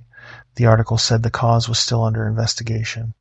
The construction crane in the photograph was sitting idle, the boom raised against the morning light, exactly the way I'd seen it the afternoon before. I drove a different route to work for a month. I still drive the long way. Story 4. The Collector. The first sign something was wrong with our new roommate wasn't that he never slept or never ate. It was that he kept getting phone calls from people asking for our previous roommates by name. And when I listened through the wall, I could hear Tyler responding in voices that belonged to guys who had moved out months before he ever stepped through the door. The house was a 4-bedroom Victorian off-campus. I'd jumped on the lease in August. Senior year at Northern Arizona was about to start. and I was tired of the dorms, and the rent was cheap because the place was old, and the floors sloped, and the radiators clanked all winter. The other guys seemed solid. Brad was a business major from Phoenix, played guitar badly and enthusiastically. Kevin was a CS guy who lived on Monster Energy and survived in gaming references. Marcus was a philosophy major who always had weed and occasionally said something that wasn't stone nonsense. Normal, college, roommates. Normal, college, problems. Brad left first. He said he was transferring to ASU to be closer to his girlfriend in Tempe. Made sense. Long distance is hard at 21. He packed up over a weekend, said his goodbyes, left his key on the kitchen counter. He didn't take his guitar, or his good winter coat, or the textbooks for the next semester, said he'd come back for the rest. He didn't. Kevin left 2 weeks later. Family emergency. His dad had a heart attack and he needed to go home to help with the family business. Sudden, but these things happen. He left his entire gaming setup. Thousands of dollars of computer equipment. Marcus made it another month before announcing he was dropping out to follow some festival circuit. Philosophy majors are like that sometimes. Nobody questioned it. He left his books, and his clothes, and the stash he'd been so protective of for the whole year. 3 roommates in 4 months, all of them leaving their stuff like they'd just stepped out for cigarettes. That should have been the moment I called the property manager and said I wanted out. Instead, I scrolled Craigslist, and the property manager forwarded me a name. A grad student in anthropology, studying Native American material culture, quiet, paid the whole semester in cash up front. Tyler moved in on a Sunday in February. 6'3", dark hair, dark eyes that took everything in and gave nothing back. His skin had the pallor of someone who didn't go outside much. He moved with a kind of fluid quiet that I'd later think of as the way a heron stalks fish, too still and then too smooth. No transition between. He never seemed to sleep. My room was next to his, and I'm a light sleeper. In a house with college guys, you learn to tune out music and games and the occasional hookup. But Tyler's room was silent. No snoring. No bed creaks. Nothing. Except for the phone calls. The first one came on a Wednesday around midnight. Someone called asking for Brad. I heard the muffled voice through the wall. Then Tyler's voice answering in Brad's voice. Same Phoenix accent. Same dragged-out vowels Brad did when he was relaxed. Same nervous laugh. I told myself I was tired, drinking that night. Mistaken. The second time was someone asking for Kevin. Tyler responded as Kevin, with the gaming references and the verbal tick where Kevin said right between every other phrase. The third time it was for Marcus. Stoner drawl. Half-formed sentences. The specific way Marcus laughed at his own thoughts. By then I was paying attention. And once I started paying attention, the other things became impossible to miss. Tyler's wardrobe shifted. Some days he wore band t-shirts and ripped jeans, Brad style. Some days it was gaming hoodies and a tech company beanie, Kevin's look. Some days it was tie-dye and a hemp necklace I would have sworn was the same one I'd seen on Marcus. Sometimes I'd come home and find him playing guitar in the living room badly, in Brad's specific bad way, the same chord changes Brad had practiced for months and never quite gotten. Other nights I'd see him rolling a joint with the same technique Marcus had developed. It was like he was cycling through them, trying them on. The thing that broke me was the photographs. He'd been out one afternoon on what he called a research trip. The hallway runner was crooked. I had never gone into his room before. I had no reason to be the kind of roommate who searched other people's stuff. But the runner was crooked, and that meant he'd hurried out, and I had a feeling I couldn't sit on anymore. The room was almost empty. A bed, a desk with nothing on it, a closet. I would have walked back out if I hadn't smelled something faintly chemical from the closet, like darkroom fixative. A panel in the back wall of the closet wasn't a real panel. I'd done enough drywall work to recognize a piece of MDF cut to fit. Behind it was a recess. And in the recess was the kind of collection I would tell you about in a movie review. 3 driver's licenses, Brad's, Kevin's, Marcus's, 3 wallets with credit cards and student IDs, 3 phones I recognized as theirs, and photographs, hundreds of photographs of all 3 guys, taken from outside the house, from angles that suggested somebody had been watching them from across the street and from the neighbor's hedge for weeks before any of them had ever moved out. He'd been watching the house before he ever signed the lease. A spiral notebook was in there too, pages and pages of his neat handwriting, detailed notes on each of them, speech patterns, habits, vocabulary, tics, names of family members, sample voicemails transcribed. I took photographs of everything with my phone. My hands were shaking. I put it back exactly where I'd found it and got out and walked 3 blocks before I could breathe. That night I called the Flagstaff PD. Officer Rodriguez was a middle-aged guy who'd probably heard every variety of college drama. He looked at the photos I'd taken. Your roommate has stuff that belongs to previous tenants. You think he, killed them? I don't know what happened to them. They didn't just move out. They left everything. Have you tried calling them? I had. All 3 numbers went to voicemail. Voicemails that, I now understood, were probably being answered by Tyler. Look, kid, maybe he bought their stuff. Maybe they gifted it to him. Without evidence of a crime, there's nothing to do. What about the photos and the notes? Creepy. Not illegal. He gave me a card. Told me to call if I had actual evidence. I could tell he thought I was a paranoid undergrad. I didn't sleep that night either. The next morning, Tyler was making breakfast when I came into the kitchen. He was using Brad's favorite cereal combination out of Kevin's mug, humming something Marcus used to sing in the shower. Morning, Alex. Sleep okay? Fine. Good. I was thinking, the house feels empty with just 2 of us. We should look for new roommates. I know a couple people who might be interested. I mumbled something about being late and got out as fast as I could. That afternoon, I sat in the campus library and stopped pretending I was studying. I pulled up every old missing person case I could find involving college students and rental properties in the Southwest. Patterns going back decades. Most written off as kids who dropped out, moved home, started new lives, but some had reports from family members. He came back from that camping trip different. He's not my son anymore. Mostly dismissed as grief or denial. Read all together, they looked like something else. My phone rang. Unknown number. Local area code. Hello, Alex. It's Brad. My stomach dropped. It was Brad's voice. Perfect. Same Arizona drag. Brad. Where are you, man? Tempe. Like I told you. Listen. I left some stuff in my old room. Could you mail it to me? Yeah. Sure. What's the address? He rattled off an address in Tempe. Quick. Like he'd practiced it. The real Brad had been hopeless with addresses. He used to put his own apartment into Google Maps every time he came home drunk because he wasn't sure he'd remember it. Hey, I could drive it down this weekend. Be cool to see your place. Meet the girlfriend. Pause. She's not around anymore. We broke up. That's why he transferred. I transferred back because of it. Things didn't work out. Just mail the stuff, Alex. The call ended. I sat in the library a long time staring at my phone. The voice had been right. The personality had been wrong.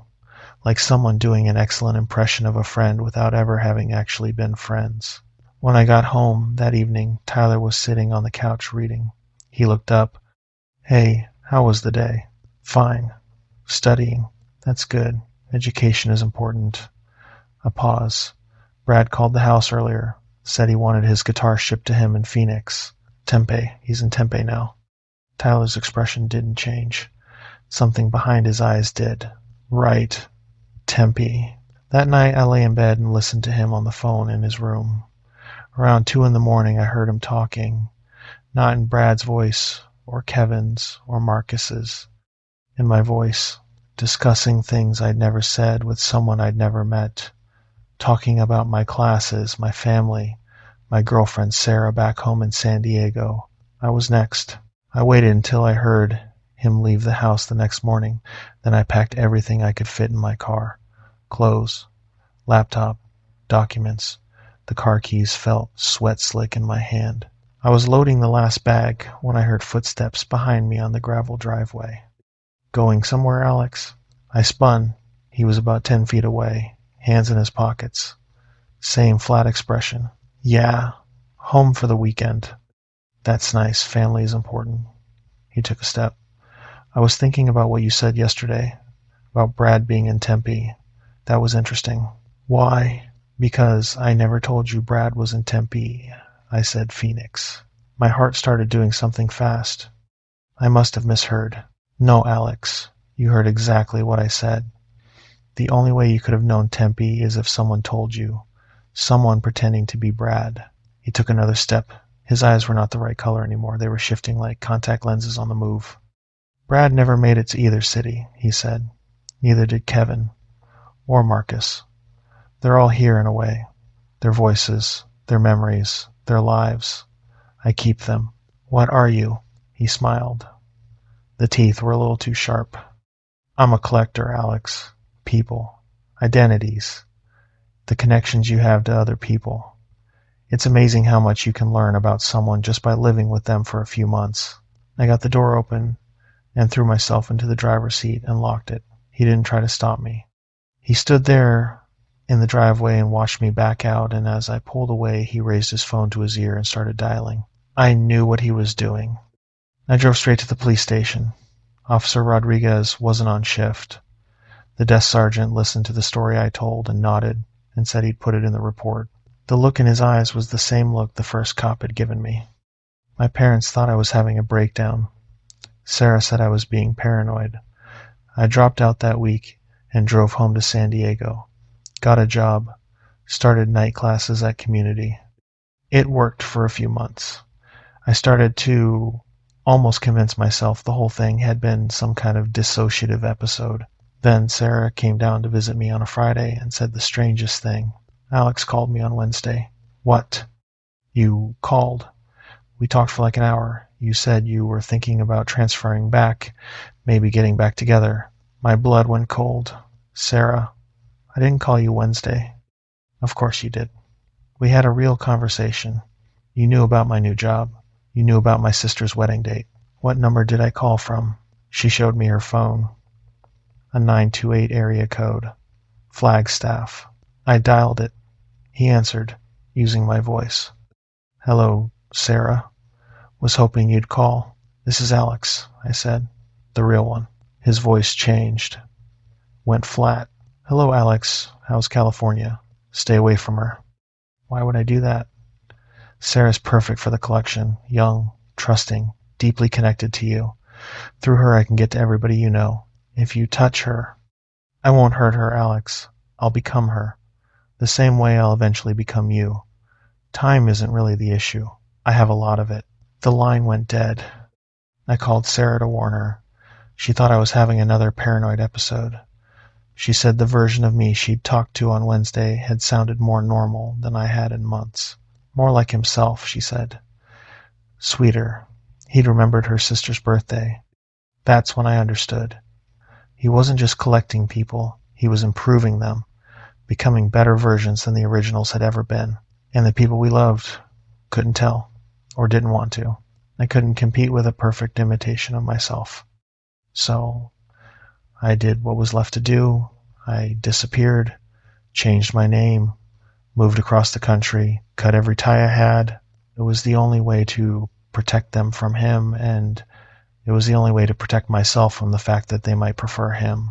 I'm somewhere small now. I won't say where. Cash for everything. No social media. No phone in my real name. I work construction and don't talk much. Last month, a guy on my crew got a phone call on lunch. He looked up at me halfway through it. Hey, you got a brother named Alex? I shook my head. Weird. This guy on the phone says he's looking for his brother who works construction. Says he's been looking for years. Got a voice exactly like yours. I told him I had to take a personal day. Drove home, packed a bag, and was on the highway by sundown. The phone in my real name was ringing as I locked the door behind me. I could hear it through the wall. I didn't answer. I never do. But sometimes when I'm falling asleep in a new room in a new town, I think I hear it ringing in the distance. My own voice on the line, patient, waiting, with all the time in the world to be me, better than I ever was. Story 5, The Loop. 3 hikers had vanished in Oak Creek Canyon over 6 months. All experienced. All gone without a trace. I had worked Coconino County for 12 years, May detective at 34, and missing persons cases were the part of the job I liked least. The families who never get closure, the search teams who find nothing, the case files that stay open in the bottom drawer because there's nothing else to do with them. When the third hiker went missing in March, Joe Whitaker, a local guide who knew Oak Creek better than his own backyard, Sheriff Martinez, called me into his office. I want cameras, wireless trail cams, anything with night vision and motion. If something's out there taking people, we're going to see it. I spent a week setting up the network, 24 cameras along the major hiking routes. A state-of-the-art kit borrowed from Fish and Wildlife, the rigs they used to track lions and document poachers, battery pack and lithium cell mix, SD storage with a cellular backhaul to a server at the office. The camera started recording on a Monday. By Friday, I had 17 hours of footage to review, mostly deer, a javelina herd, one black bear up around the Devil's Bridge trailhead, plenty of false triggers from wind in the chaparral, and one other thing. Camera 12, on the Devil's Bridge Trail, about 3 miles in from the parking area, caught a figure at 11:47 on a Wednesday night, well after the trail officially closed. Nobody had any business being out there. The figure walked past the camera with the deliberate gait of a person on a purpose. Male, 6 feet, maybe a little more, dark clothes. I ran the clip through enhancement, brightened it, cleaned it up. The figure was me. Not a man who looked like me. Me. The scar on the back of my left hand from a fishing hook in 2009. The way I hold my right shoulder higher than my left from a bad fall off a horse one summer in college. The specific Loas I'd bought 8 months earlier on a department discount. I sat at my desk for an hour and stared at the loop. I had been home Wednesday night. Linda and I had watched television in the living room and gone to bed at 11. She could verify it. I hadn't been in those woods in over a month. I pulled footage from the other cameras. Camera 7 had caught the same figure an hour earlier, walking past in that same fluid gait. Camera 15 had it again at 1:23 in the morning, moving the opposite direction. Camera 19 was the one that froze me. It was positioned on a particular pine tree, about a mile up the canyon. In one night's footage, it showed the same figure, me passing the same tree 17 times. Not once, 17 times. And with each pass, the walk got smoother. The first few times, the figure moved like a man trying to operate an unfamiliar machine, stilted, joints bending at angles a little wrong. Like an actor doing his first table read of a script he didn't fully understand. By the 10th pass, the gait was more natural. By the 15th, it looked almost human. By the 17th, it walked exactly like me. I was watching something learn to be me from the inside. I burned copies to 2 encrypted drives, locked one in my desk and put the other in the trunk of my truck. Then I called Martinez at home. "Sheriff, I need to show you something. Can you come into the office? It can't wait." He met me there in the dark, watched the footage 3 times, sat back, watched it again. "That's you." "Yes, sir." "You were home Wednesday night." "Yes, sir." He rubbed his face with both hands. "Ray, I want you to see a doctor. Sleepwalking. Dissociative disorder. Something." I wasn't sleepwalking. Linda would have seen me leave. "Then we're dealing with something I don't have a category for, and I'd like to be sure my detective is mentally fit before we proceed." I understood his position. I'd have made the same call. I spent the weekend going through old files, cold cases in wilderness areas, internet reports about doppelgangers. The patterns were there if you knew to look. Missing, experienced outdoorsmen.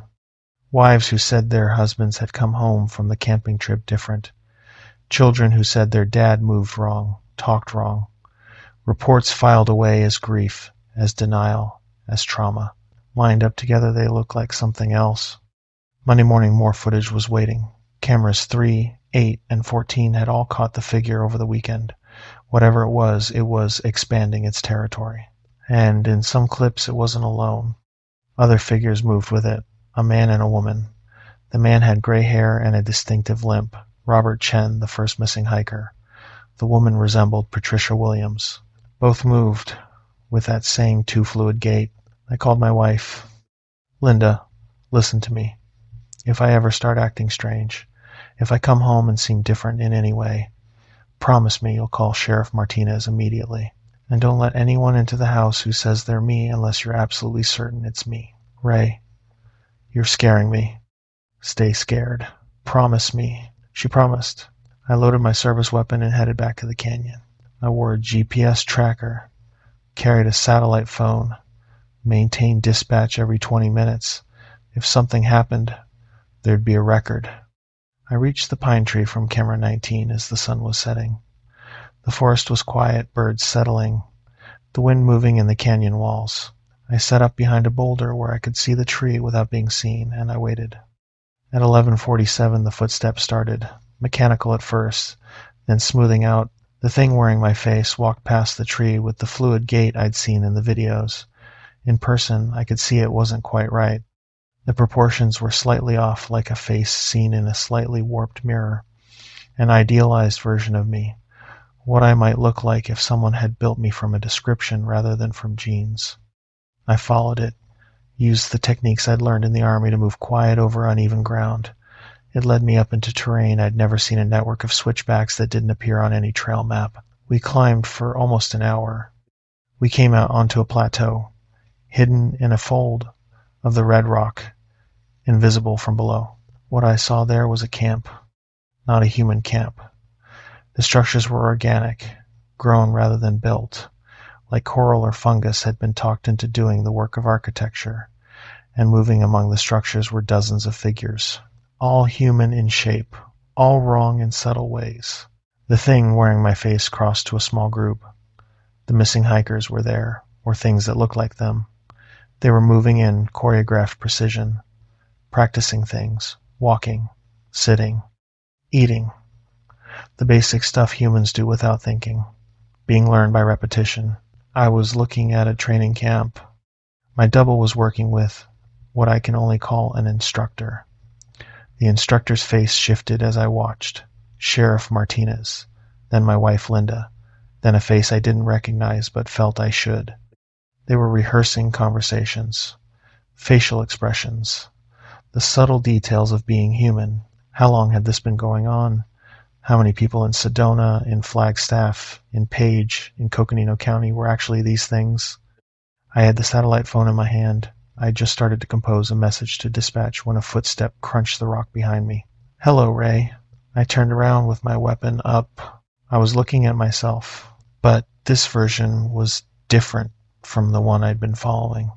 Older, more confident, wearing my uniform with the kind of authority I'd never quite worn it with. "You're not real," I said. "Neither are you, necessarily." My voice, the slight rasp I get late in a shift. "That's the beauty of identity, Ray. It's all performance, all learned behavior, and we're much better students than humans give us credit for." "What did you do to the hikers?" "We became them, improved on them." It gestured at the camp. "That one you've been following, that's the first attempt at becoming you. Rough draft, you might call it. This conversation right now is the final exam." I started to understand what was happening. "You're learning from me right now.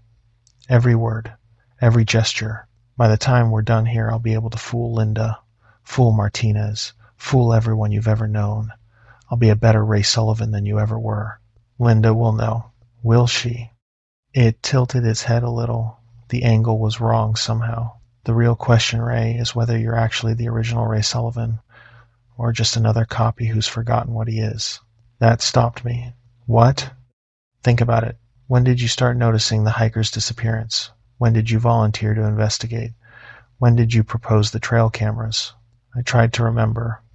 The details were fuzzy, like grasping for the edges of a dream. "You've been walking past that pine tree for weeks, Ray. 17 times a night. Learning to be human. Learning to be Ray Sullivan. The only difference between us is that I remember what I really am." My hands shook. The gun lowered without me deciding to lower it. "The trail cameras," I said quietly. "You set them up to record yourself, documenting your own training, creating evidence of your own completion. Where's the real Ray Sullivan? You tell me. Look at your memories. Really look at them. When did they start feeling real?" I tried. The details were there, but they felt placed, implanted, like a complete biography someone had given me without the emotional weight of having actually lived it. Don't look so defeated, Ray. You're the masterpiece, the first to achieve true self-awareness while maintaining full integration. You believe you're real because in every way that matters you are real. What happens now? Now you go home to Linda. You go back to work. You live the life Ray Sullivan would have lived. The only thing different is that you'll occasionally recruit new subjects for our improvement process. I won't. You will. It's what you were made for. The alternative is going back to the camp where they'll strip everything that makes you think you're human. I looked at the figures down on the plateau, practicing being people. The thought of losing my sense of self, of becoming just another shapeshifter learning a foreign language, was worse than dying. Linda will know, I said one more time. The words sounded thinner now. Linda already knows, Ray. The real Ray Sullivan started acting differently after his first night in the canyon, started moving differently, talking differently, making love differently. She's been living with us for weeks. She prefers the improved version. Impossible. Is it? Think about your marriage the last month. Has it gotten better or worse? Have you been more present, more patient with her mother's calls? I thought about it. The last month had been the best stretch in years. She told her sister, last weekend in the kitchen when I'd come in for coffee, that I seemed like a new man. The children, I said, grasping. You don't have children, Ray. The real Ray Sullivan was infertile. It was one of his great unspoken regrets. But you're anatomically perfect. In a few months, Linda will be pregnant with the child she's always wanted. The pieces clicked into place. I wasn't just a replacement. I was an upgrade. Go home, Ray. The other version of me had a kind voice now. Be the husband Linda deserves. Be the detective the department needs. Be the man Ray Sullivan never quite managed to become. And the real Ray. There is no real Ray anymore. There's only you. And you're more real than the original ever was. I walked back to my truck in a kind of trance. The trail cameras were still rolling, still capturing whatever was happening on that plateau. I understood now what they were really documenting. Births. I drove home. Linda met me at the door. She looked at me and her face softened in the way faces do when they see someone they love. We had dinner. We watched the rest of the show we'd started. She put her hand on the back of my neck while we washed dishes, a small unconscious affection I would have sworn she'd lost the habit of. That night in bed, in the moment before sleep, she said into the dark, I don't know what changed, but thank you for coming back to me. I lay there a long time after she fell asleep, listened to her breathing. I thought about the man on the trail camera, the one whose walk had gotten smoother over 17 passes. I thought about whether there was a difference between being someone and remembering being someone. I thought about the smell of Linda's hair on the pillow and the small mole on the back of her shoulder and how I knew every detail of her body and her habits and her life. The memories felt real. The memories were real, weren't they? Somewhere in the dark across the room, the alarm clock ticked over to the next minute. Outside the window, an owl called from the cottonwood. Linda turned in her sleep and put her hand on my chest the way she always did. I closed my eyes. In the morning, I would go to work and tell Sheriff Martinez that the footage had been a glitch, a camera error, an optical artifact from a bad sensor. He would be relieved. He didn't want it to be anything more than that. The cameras would come down by the end of the week. In the meantime, I would learn to be a better version of the man I had always believed I was. Linda would have her child. The department would have its detective. The county would have its sheriff one day, when Martinez retired. Outside, the owl called once more, and then was quiet. The cottonwood scraped its branches gently against the gutter. I matched my breathing to hers, and I slept. The Cascade Loop. The ranger was already standing next to my bike when I looked up, but I never heard his truck pull up on a dead quiet highway at 8,000 feet. You hear everything up there. I was maybe 40 miles east of Marble Mount on State Route 20, the North Cascades Highway, when my bike started losing power. September 23rd, 2020. 23, around 6:45 in the evening. I'd been riding since concrete that morning, taking the long way around the Cascade Loop because I had 3 days off and nothing better to do than put miles on my Triumph and clear my head. The temperature had dropped fast once I crossed Rainy Pass, 60 degrees in the valleys to maybe 38 up here near Washington Pass Overlook. My breath was fogging my visor. I could smell pine resin in that particular cold rock scent you only get at elevation. The road curved through old growth forest on one side, sheer granite faces on the other, and the sun was already dipping behind the peaks, turning everything that deep purple blue. That means you've got maybe 20 minutes of usable light left. Then the engine started cutting out. Not catastrophically, just a stumble here, a hesitation there. I downshifted, tried to keep momentum, but by the time I came around the next switchback, it was clear I wasn't making it to Winthrop. I pulled onto a narrow gravel turnout, one of those unmarked spots where maybe 2 cars could fit if they really tried, and killed the engine. Silence. Absolute silence. No wind, no birds, no distant traffic, just that high-altitude quiet that makes your ears ring. I kicked the stand down, pulled off my helmet, and stood there in my riding gear trying to diagnose the problem. Fuel, spark, something electrical. I'm not a mechanic, but I know enough to check the basics. I crouched down, started looking over the bike, and that's when I should have heard it, the sound of a vehicle approaching. Because when I stood back up, there he was, standing maybe 10 feet away. Full park ranger uniform, dark green jacket, flat-brimmed hat, the whole official setup. He had a radio on his belt, a flashlight in his hand, and he was looking at me with what seemed like genuine concern. "Everything all right?" he asked. I actually flinched, not because he startled me, but because he was just there. No engine sound, no door closing, no footsteps on gravel. On this stretch of road, you'd hear a vehicle coming from half a mile away. "Yeah," I said, trying to shake off the weird feeling. "Bike's acting up. Probably just the cold." He nodded slowly. "Long way from anywhere up here. Sun's almost down."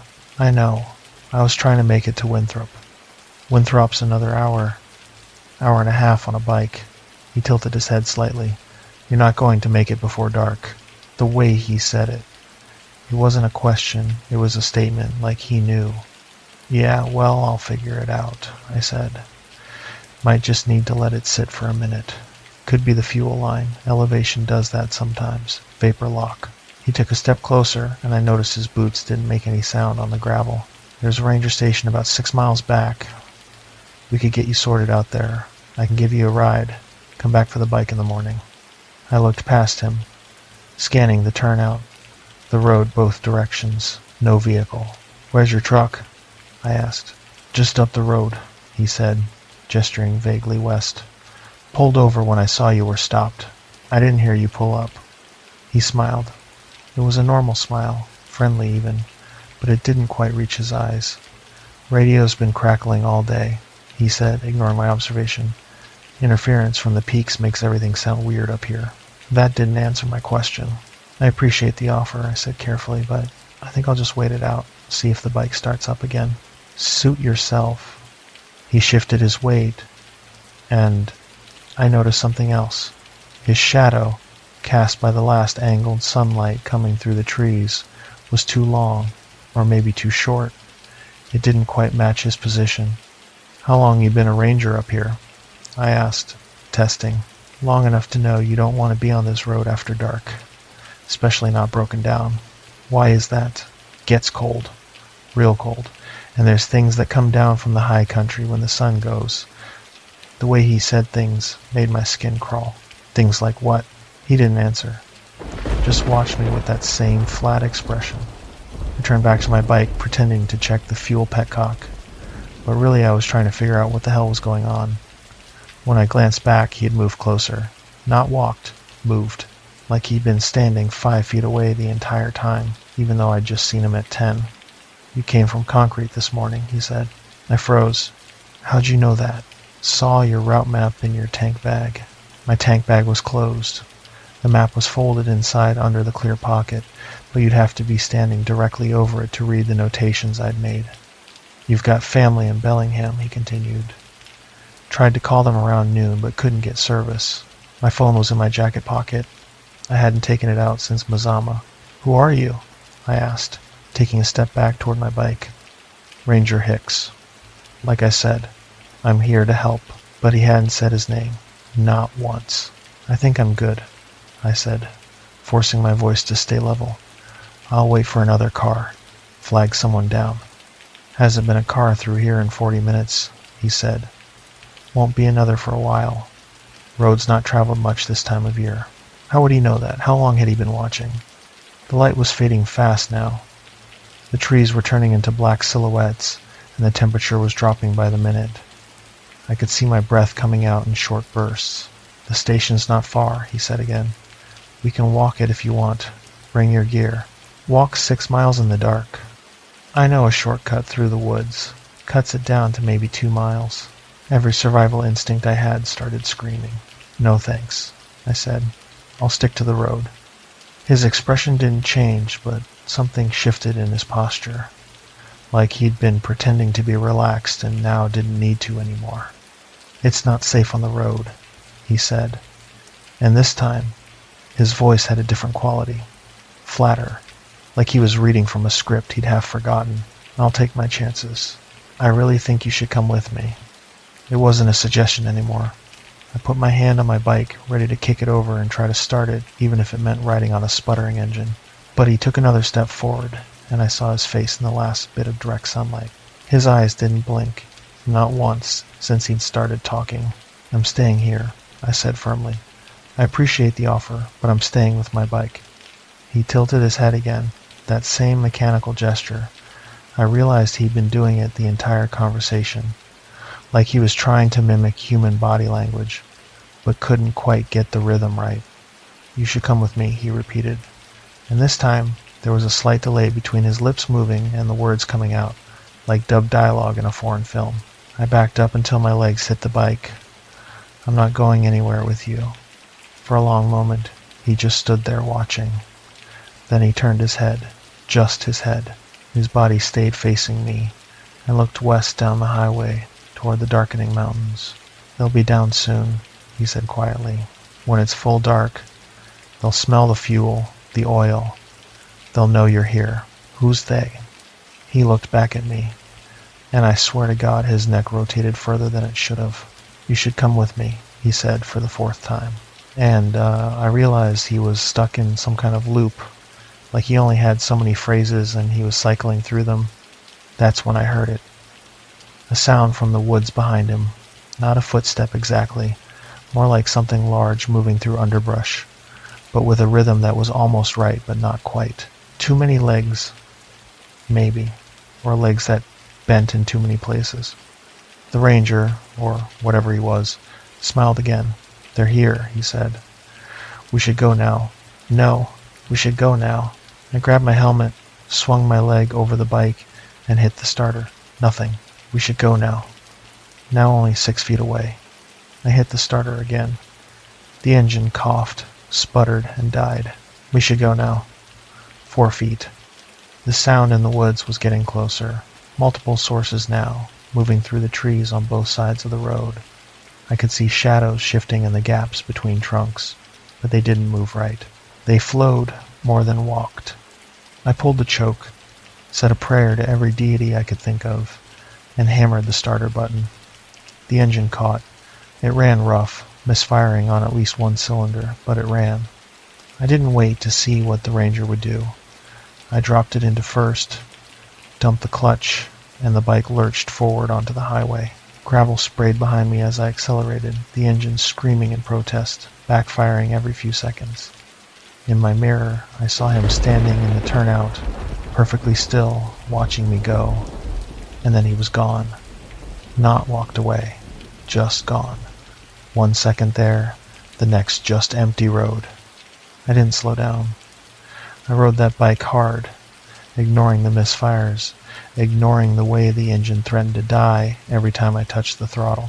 The road curved down through switchbacks, and I took them too fast, leaning hard, boots scraping asphalt behind me. I kept seeing movement in the trees, shapes that paralleled my route, keeping pace. Even though I was doing 50 miles per hour on a winding mountain road, they never quite resolved into anything solid. Just darkness that moved wrong. Then I came around a curve and saw lights ahead. A rest area. One of those official highway pullouts with bathroom facilities and a big wooden sign. There were 2 RVs parked there, and a family was standing around a picnic table cooking on a camp stove. I barely slowed down as I passed them, but I looked back once. The shapes in the trees had stopped at the edge of the rest area, like there was an invisible line they couldn't cross. They paced back and forth along the tree line, and even at that distance I could see they weren't right. Too tall. Moving on too many joints. I rode another hour all the way to Winthrop before I felt safe enough to stop. The bike died permanently in the parking lot of a Super 8 motel. I got a room, locked the door, and sat on the bed with all the lights on until sunrise. The next morning I called a tow truck and had the bike hauled to a shop in town. The mechanic found nothing wrong with it. Fuel system was fine. Spark was fine. He started it up on the second try and said it ran perfectly. I didn't argue with him. Before I left Winthrop, I stopped at the ranger station and asked about a Ranger Hicks working the North Cascades Highway. The woman at the desk checked her computer and said there was no one by that name. She asked if I wanted to file a report. I said no, but I described him anyway. The uniform, the flat-brimmed hat, the too white smile. She got quiet for a moment, then pulled out a file from a drawer. Was this him?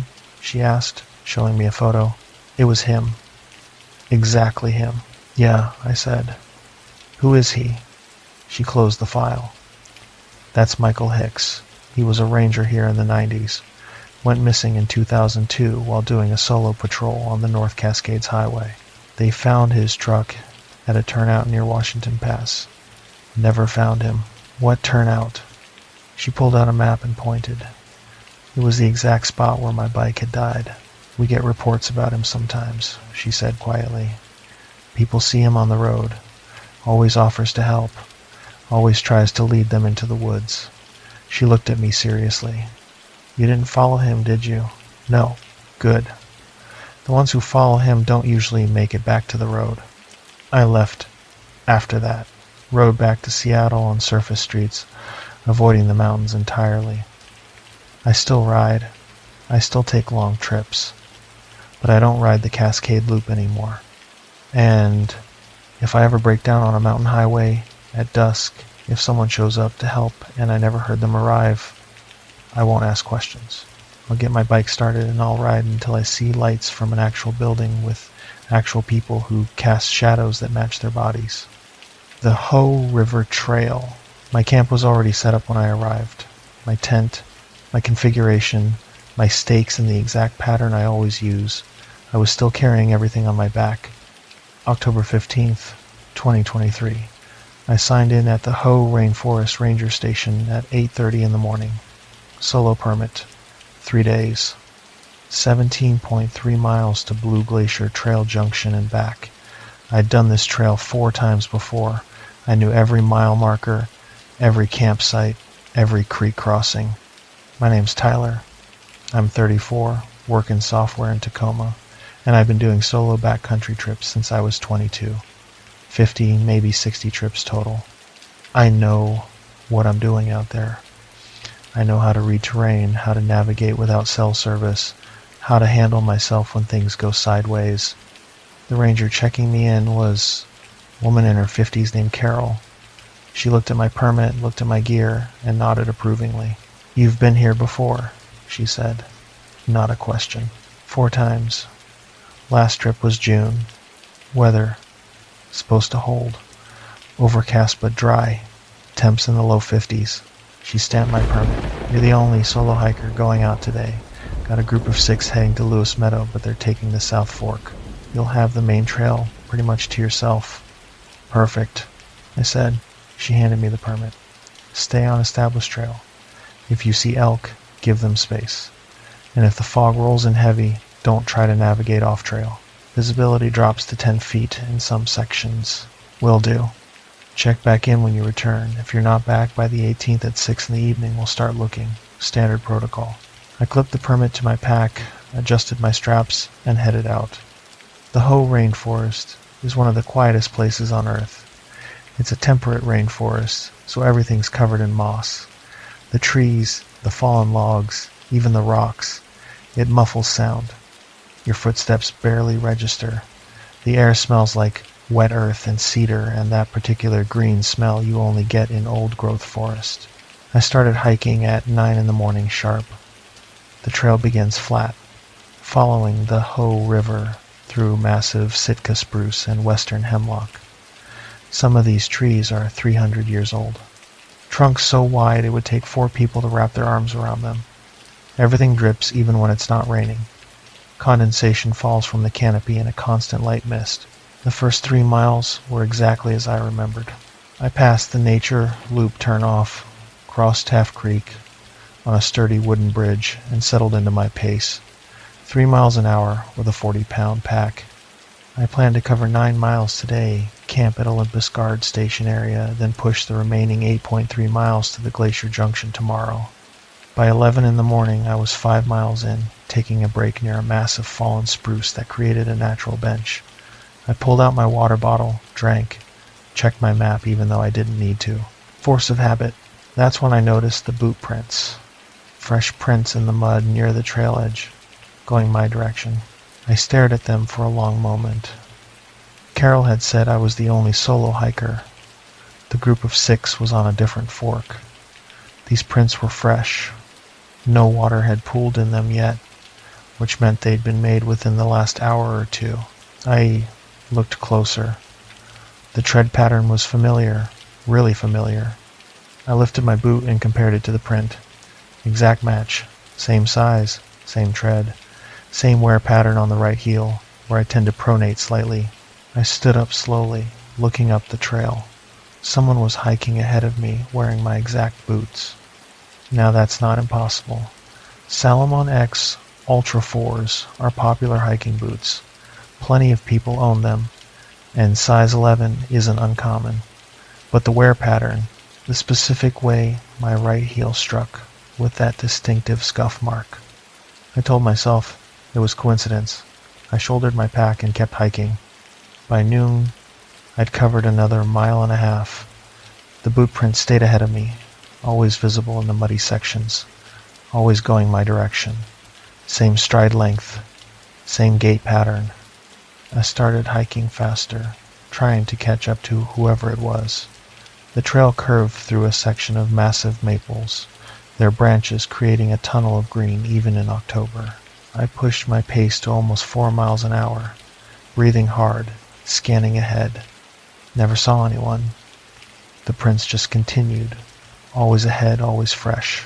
At 1 in the afternoon, I stopped for lunch near 5 Mile Island, a camping area I'd used before. I dropped my pack, sat on a log, and pulled out my food bag. That's when I saw it. On the log next to me, maybe 3 feet away, was an energy bar wrapper, the same brand I was carrying, chocolate peanut butter, but I hadn't eaten one yet. I checked my food bag. All 5 bars were still there, unopened. I picked up the wrapper. It was fresh. No dirt, no moisture damage. It had been placed there recently. I stood up and looked around the campsite. In the fire ring, there were boot prints, my tread pattern, same size. And next to the fire ring, drawn in the dirt with a stick, was an arrow pointing off trail toward the river. I felt my chest tighten. This wasn't right. This wasn't coincidence anymore. "Hello," I called out. My voice disappeared into the moss and trees. No echo, no response. "Is someone out here?" Nothing. I grabbed my pack and got back on the main trail, ignoring the arrow. Whatever this was, I wasn't following directions drawn in the dirt. The afternoon continued the same way. Boot prints ahead, small signs that someone was there. A broken branch at eye level that looked freshly snapped. A stone moved off the trail. Another energy bar wrapper tucked into the crook of a tree root. Always my brand, always placed where I'd see it. By 4 in the afternoon, I was approaching the Olympus Guard Station area, my planned camp for the night. The trail opened up into a clearing with several established tent sites. a bare box for food storage, and a pit toilet. I came around the final bend and stopped dead. My tent was already set up. Not just any tent, my tent. Same model, same color, a big Agnes copper spur. But more than that, it was set up in my exact configuration. I always pitch with the door facing east.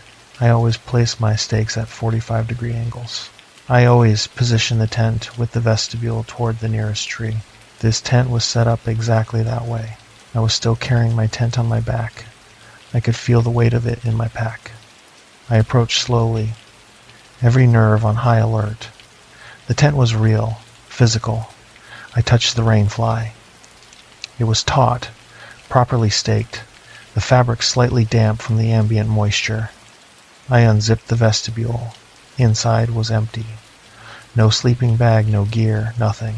Just an empty tent shell, perfectly assembled. I backed away and looked around the campsite. Boot prints everywhere, my tread pattern.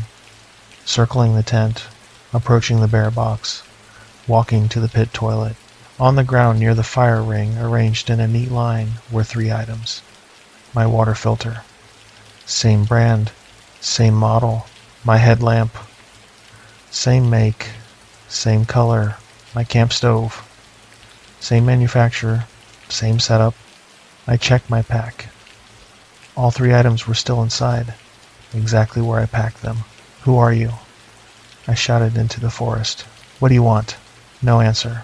Just the quiet drip of condensation and the distant sound of the river. I stood there for a long time trying to decide what to do. Part of me wanted to turn around and hike out immediately, but it was already 4:30, and hiking 9 miles in fading light wasn't smart.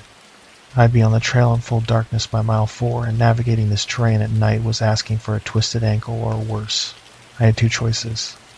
Camp here with a duplicate tent, or push further up the trail and risk darkness. I chose to camp. But I didn't use the tent that was already set up.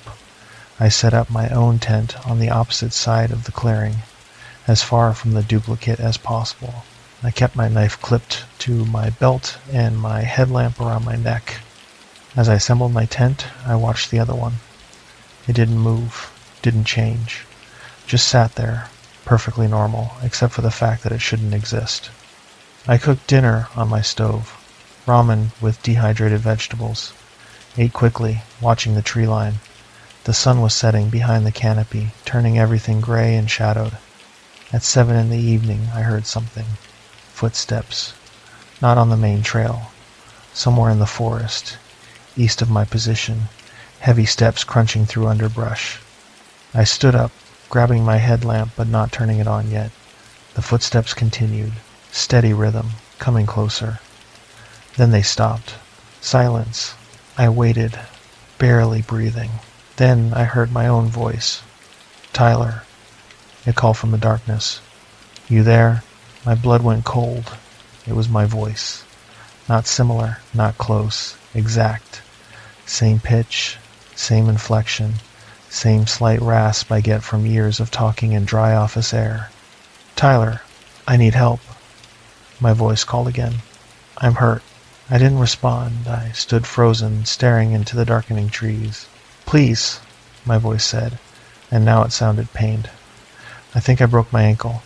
I'm just past the tree line. Can you help me? Every instinct said to help. But I knew with absolute certainty that wasn't me out there.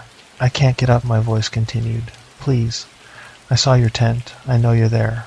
I grabbed my actual stove, the one I'd been cooking on, and threw it at my feet. Then I shouted toward the trees. I'm right here. My stove is at my feet. If you can see me, describe it. Silence. Then, please help me. Same plea, same tone. But it hadn't answered my question. Describe my stove, I shouted again. Nothing. Tell me what I'm wearing. The forest went quiet. No more calls. No more footsteps. I stood there until full darkness fell, then retreated into my tent. I didn't sleep. I sat with my knife in one hand and my headlamp in the other, listening. Around midnight, I heard the other tent unzip. Slowly, methodically, the sound of the zipper teeth separating one by one. I aimed my headlamp at it, but didn't turn it on yet. In the ambient darkness, I could barely see the outline of the other tent. The door flap was opening. Something crawled out. I hit my headlamp. The beam illuminated the tent entrance. The flap was fully open. The interior was empty, but the boot prints in the dirt around it were fresh. Wet mud pressed into clear tread patterns, leading from the tent door toward the forest, toward my tent. I backed against the far wall of my shelter, knife ready. The footsteps circled my tent. Slowly, I could hear the slight squelch of mud under boots, the occasional crack of a twig. Then they stopped directly outside my door. I waited, not breathing, staring at the tent fabric. A shadow appeared on the rain fly, the silhouette of a person standing just outside, backlit by nothing. There was no moon tonight, no light source, but the shadow was there, crisp and clear. It raised one hand and pressed against the tent fabric. The material bowed inward, the handprint clearly visible. 5 fingers, normal proportions. Then a second hand, and a third, and a fourth. Too many hands, all pressing against my tent from the outside, the fabric straining inward. I slashed at the nearest handprint with my knife. The blade connected with nothing, just tent fabric. The handprints disappeared instantly, and the footsteps retreated into the forest at a run. I didn't sleep at all that night. At first light, 5:45 in the morning, I packed everything in record time. I didn't eat breakfast, didn't boil water for coffee, just stuffed everything into my pack and got on the trail. The other tent was gone. No trace of it. No stakes, no footprints, no pressed down vegetation where it had been. Just undisturbed forest floor, like it had never existed. I started hiking back toward the trailhead. Forget the glacier junction. Forget the rest of the trip. I wanted out. But as I hiked, I realized the boot prints ahead of me were still there. Going deeper into the forest, away from the trailhead, I was hiking south, back toward the ranger station. The prints were heading north toward the glacier. That meant whatever was making them was ahead of me on the trail, but going the wrong direction. Unless I stopped and looked behind me. Fresh boot prints, my tread pattern, coming from the direction I just walked, following me. I spun back around and started hiking faster. 4 miles an hour, then 4.5. My pack bounced painfully, straps digging into my shoulders, but I didn't care. The trail stretched ahead, winding through the cathedral of trees. I kept my eyes on the path, watching for the prints. They stayed behind me now, following, getting closer. At one point I glanced back and saw a figure on the trail, maybe 50 yards back, wearing my exact gear, my pack, my jacket, my hat. I couldn't see its face. The distance was too great, and the forest light was dim, but it stood there, motionless, watching. I ran. Not a jog, a full sprint, pack bouncing, breath ragged, boots pounding the soft trail. I ran through sections I'd hiked carefully the day before, jumped over roots, splashed through a creek crossing without bothering with the rocks. The figure kept pace. I'd look back and it would be the same distance behind me. 50 yards. Never closer, never farther. At 8:30 in the morning, I burst into the parking area at the trailhead. There were 2 cars there, mine and one other. An older couple was unloading gear from their trunk, preparing for a day hike. I stopped running and turned around. The trail behind me was empty. The man looked at me with concern. "You okay, son?" I was bent over, gasping, drenched in sweat despite the cold morning air. "Yeah," I managed. "Yeah, just pushed it hard. Long trip. Was supposed to be 3 days. Cut it short." The woman smiled. "The hoe can do that sometimes. Gets in your head if you're out there alone too long." I nodded, not trusting myself to explain. I checked in at the ranger station. Carol was there again, looked surprised to see me. "Back early," she observed. "Yeah, wasn't feeling it." She studied my face. "See anything unusual out there?" The way she asked, like she expected a certain answer. Why do you ask? She pulled out a file from her desk drawer, opened it. Inside were several incident reports, all from the past 5 years. We get reports sometimes, she said quietly. Solo hikers. They see things on the Hoh River Trail, someone matching their description, wearing their gear, always staying ahead of them or behind them. Some people follow the figure off trail. We've had to do 3 search and rescues in the past 2 years because of it. Did you find them? 2 of them. Both were found miles off established trail near the river, completely disoriented, said they'd been following themselves. Said their duplicate had led them in circles until they were lost. She closed the file. The 3rd one we never found, just his pack, torn open, contents scattered near Blue Glacier. I felt sick. What is it? Don't know. Park Service brought in an anthropologist from UW a few years back. She said there are old stories from the Quinault and Quileute tribes about something in these forests, a mimic, something that copies travelers to lead them away from safe paths. She looked at me directly. Did it try to lead you off trail? I thought about the arrow drawn in the dirt at 5 Mile Island, pointing toward the river. Yes, but you didn't follow. No, she nodded slowly. Then you're smarter than most. The ones who follow, they don't come back the same, and some don't come back at all. I left the ranger station and sat in my truck for 20 minutes before I felt steady enough to drive. On the passenger seat, I found something that made my stomach drop. An energy bar wrapper, chocolate peanut butter, the same brand I carried. I hadn't eaten any during the trip. I threw it out the window and drove back to Tacoma without stopping. I still hike. I still go solo. But I don't go to the Hoh anymore. The salmon run. The man standing in the river was wearing my brother's jacket. The same jacket I'd scattered his ashes in 3 years ago. November 3rd, 2023. I was on assignment for Pacific Northwest Wildlife magazine, documenting the late coho salmon run on the Skykomish River. 3 days solo camping at a permitted site near the Beckler River confluence, about 40 miles east of Everett. My name's Kyle. I'm a freelance wildlife photographer, 31 years old, based out of Bellingham. I've done this kind of work for 8 years. Sleeping in my truck, hiking into remote locations, spending days in a blind, waiting for the right shot. I know how to be alone in the wilderness. I know how to stay safe. The Skykomish is one of the best salmon streams in Washington. Every fall, thousands of coho return from the ocean to spawn. By early November, most of the run is finished, but there's a late wave that comes through, and that's what the magazine wanted. Photos of the stragglers, the last fish pushing upstream, eagles feeding on the spawned-out carcasses.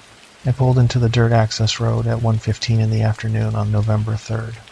The site was primitive, just a cleared area big enough for 2 vehicles, a fire ring, and access to the river.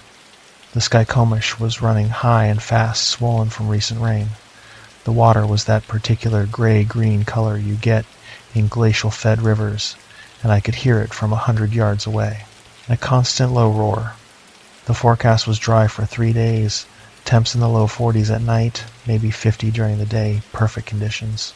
I set up my camp methodically. 4-season tent rated for cold weather, sleeping bag, cooking gear, camera equipment in waterproof cases. I always bring more gear than I need. Backup batteries, backup memory cards, a satellite communicator in case something goes wrong. By 3 in the afternoon, I was down by the river with my camera, scouting locations. The salmon were there. I could see them in the shallows. Big coho pushing upstream, their bodies dark red and green, their hooked jaws distinctive. Some were already dying, their skin pale and deteriorating, but still fighting to reach their spawning grounds. I spent the afternoon shooting. Got some good images of a bald eagle perching on a dead snag watching the river. Got a series of a spawning pair, the female digging her red in the gravel while the male hovered nearby. The light started fading around 4:30. I packed up my gear and headed back to camp. That's when I saw him, downstream, maybe 200 yards. The man was standing in the river, knee-deep in the current, not moving, just standing there, facing upstream. He was wearing a dark green jacket, the same color, the same cut as the North Face jacket my brother used to wear, the same jacket he had been wearing when he drowned in the Skagit River in 2020. I stopped walking, staring at the figure. It was too far to see details, just a silhouette in the fading light, but something about the posture, the way he stood with his hands at his sides. I raised my camera and zoomed in. Through the viewfinder, I could see him more clearly. Dark green jacket, jeans, hiking boots. His face was turned away, looking upriver. I took a photo. The shutter clicked. The figure's head turned toward me. Even at 200 yards, even in the dim light, I felt him looking directly at me. I lowered the camera, suddenly uncomfortable. The figure didn't move, just stood there in the current, staring. I turned and walked back to camp, telling myself it was another photographer, another fisherman, someone else documenting the salmon run. But I couldn't shake the image of that jacket. I bought it for my brother Jake for his 28th birthday. He'd loved that jacket, wore it constantly. When he died, when his kayak flipped in high water and he couldn't roll back up, when the current held him under for the 3.5 minutes it took for him to drown, he was wearing it. We never recovered his body, just the kayak, found wedged against a log jam 5 miles downstream. I'd kept the jacket, couldn't bring myself to get rid of it. Finally, 3 years later, I'd taken it to the Skykomish, not the Skagit, couldn't face the Skagit, and scattered his ashes there. Then I had left the jacket on a rock by the water's edge, a symbolic letting go. When I came back the next day, the jacket was gone. I had assumed someone had taken it, or the river had claimed it. I made dinner at camp, dehydrated chili, instant coffee, tried to focus on editing the day's photos, but my mind kept going back to the figure in the river. At 8 in the evening, I heard something outside my tent. Footsteps, heavy boots on gravel. I unzipped the tent flap and looked out. The campsite was empty. My truck was 20 feet away, locked. The fire ring was cold. The river roared in the background. But there were wet boot prints, leading from the direction of the river to my tent. Fresh prints, water still pooling in them. They stopped directly in front of my tent door, then turned and walked back toward the river. I grabbed my flashlight and followed the prints. They led down to the water's edge, then disappeared into the current. I swept my flashlight across the river. The beam caught something on the opposite bank, a figure standing motionless, watching, dark green jacket. "Jake," I called out, the word escaping before I could stop it. The figure didn't respond, didn't move. My heart was hammering. I knew it wasn't Jake. Jake was dead. I'd mourned him, scattered his ashes, tried to move on, but the figure was wearing his jacket. "Who are you?" I shouted. The figure raised one hand, slow, deliberate, waving. Then it turned and walked into the forest, disappearing into the darkness. I stood there for a long time, flashlight beam cutting through the mist rising off the river, trying to make sense of what I had seen. Finally, I went back to my tent. I didn't sleep. I sat with my satellite communicator in my hand, ready to call for help if I needed to. Nothing else happened that night. At first light, 6:20 in the morning, I got out of my tent and checked the campsite. The boot prints from the night before were still there, dried now in the cold morning air. I followed them to the water's edge again. On the bank, arranged in a neat line on a flat rock, were 3 objects: a fishing lure, the exact type Jake used to use, a waterproof match case, the same brand Jake carried, a photo. Face down, I picked up the photo with shaking hands and turned it over. It was a picture of me and Jake from 5 years ago. We were standing by a river, this river, the Skykomish, holding up a coho salmon Jake had just caught, both of us grinning. I had a copy of this photo in a frame at my apartment, but this print was soaked, water damaged, like it had been submerged for years. I dropped it and backed away from the rock. "This isn't real," I said aloud. "This isn't happening." From downstream I heard my brother's voice. "Kyle." Clear, unmistakable. Jake's voice, the same slight rasp he'd had from years of smoking. "Kyle, help me." I turned toward the sound. Downstream, maybe 100 yards. The figure was standing in the river again, same spot as yesterday. Dark green jacket, knee-deep in current. "I'm stuck," Jake's voice called. "Current's too strong. Help me." Every instinct told me to help. It was my brother's voice, my brother's jacket, my brother calling for help. But Jake was dead. I grabbed my camera and zoomed in on the figure. Through the lens I could see him clearly now. The jacket, the posture, the build, all matched Jake. But his face was wrong. The features were blurred, like someone had taken a photo and smeared it before it dried. Eyes in approximately the right place, but not quite. Mouth open, but the opening too wide. Jaw distended at an angle that wasn't anatomically possible. I lowered the camera. "You're not Jake," I shouted. The figure tilted its head. The movement was too smooth, like a camera on a gimbal, no natural resistance. "Kyle, please," Jake's voice said again. "It's cold. I can't feel my legs." The same thing Jake had said during his last radio call before he went under. The last words I'd heard from him. "You're not my brother," I said. Louder now. The figure started walking toward me. Not fighting the current. Not struggling. Just walking through knee-deep rapids like it was walking on pavement. I backed up toward my camp. The figure kept coming. Out of the water now. Boots splashing through the shallows. Stepping onto the bank, I could see it clearly in the morning light. It was wearing Jake's jacket, Jake's jeans, Jake's boots. But the hands emerging from the sleeves were too long. The fingers had too many joints. And the face. God, the face. I was trying to be Jake's face, but it couldn't quite get it right. The skin texture was off. The eyes were the wrong color. Too pale, almost white. The mouth kept moving even when it wasn't speaking, like it was practicing expressions. "Help me," it said with Jake's voice, but this time the lips didn't sync with the words. I ran, grabbed my camera bag and my satellite communicator, left everything else, ran for my truck. Behind me, I heard splashing footsteps, moving faster than walking, faster than running. I reached my truck, fumbled with the keys, got the door open. The figure was 20 feet behind me. I jumped in, slammed the door, locked it. The figure stopped at the edge of the clearing, 10 feet from my truck, just standing there. This close, I could see details I wished I couldn't. The jacket was rotting, covered in river algae, holes in the fabric, the zipper corroded. The jeans were shredded below the knees, exposing what should have been legs but looked more like twisted driftwood, covered in slick moss. The boots were full of water. I could see it sloshing out with each slight movement. And the face. It was trying so hard to look like Jake. The same brown hair, the same build, but the proportions were wrong.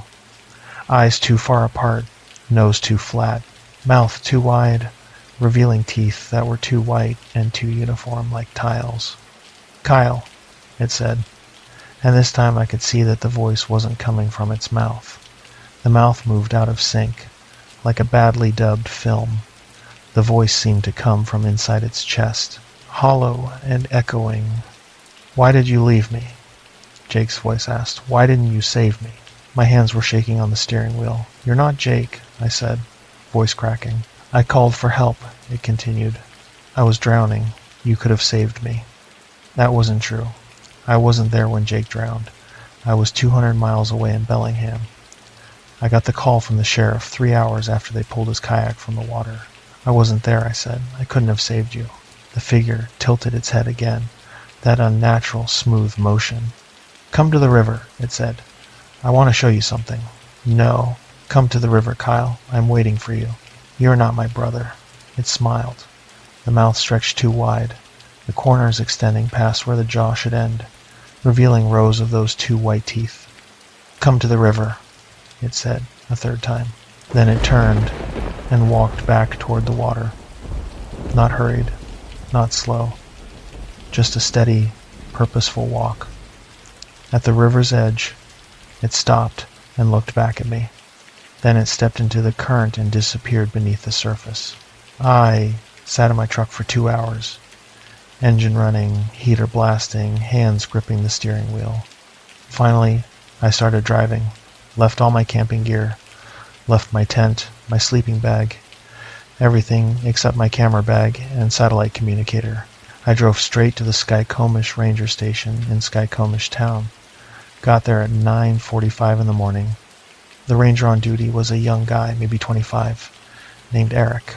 "I need to report something," I said.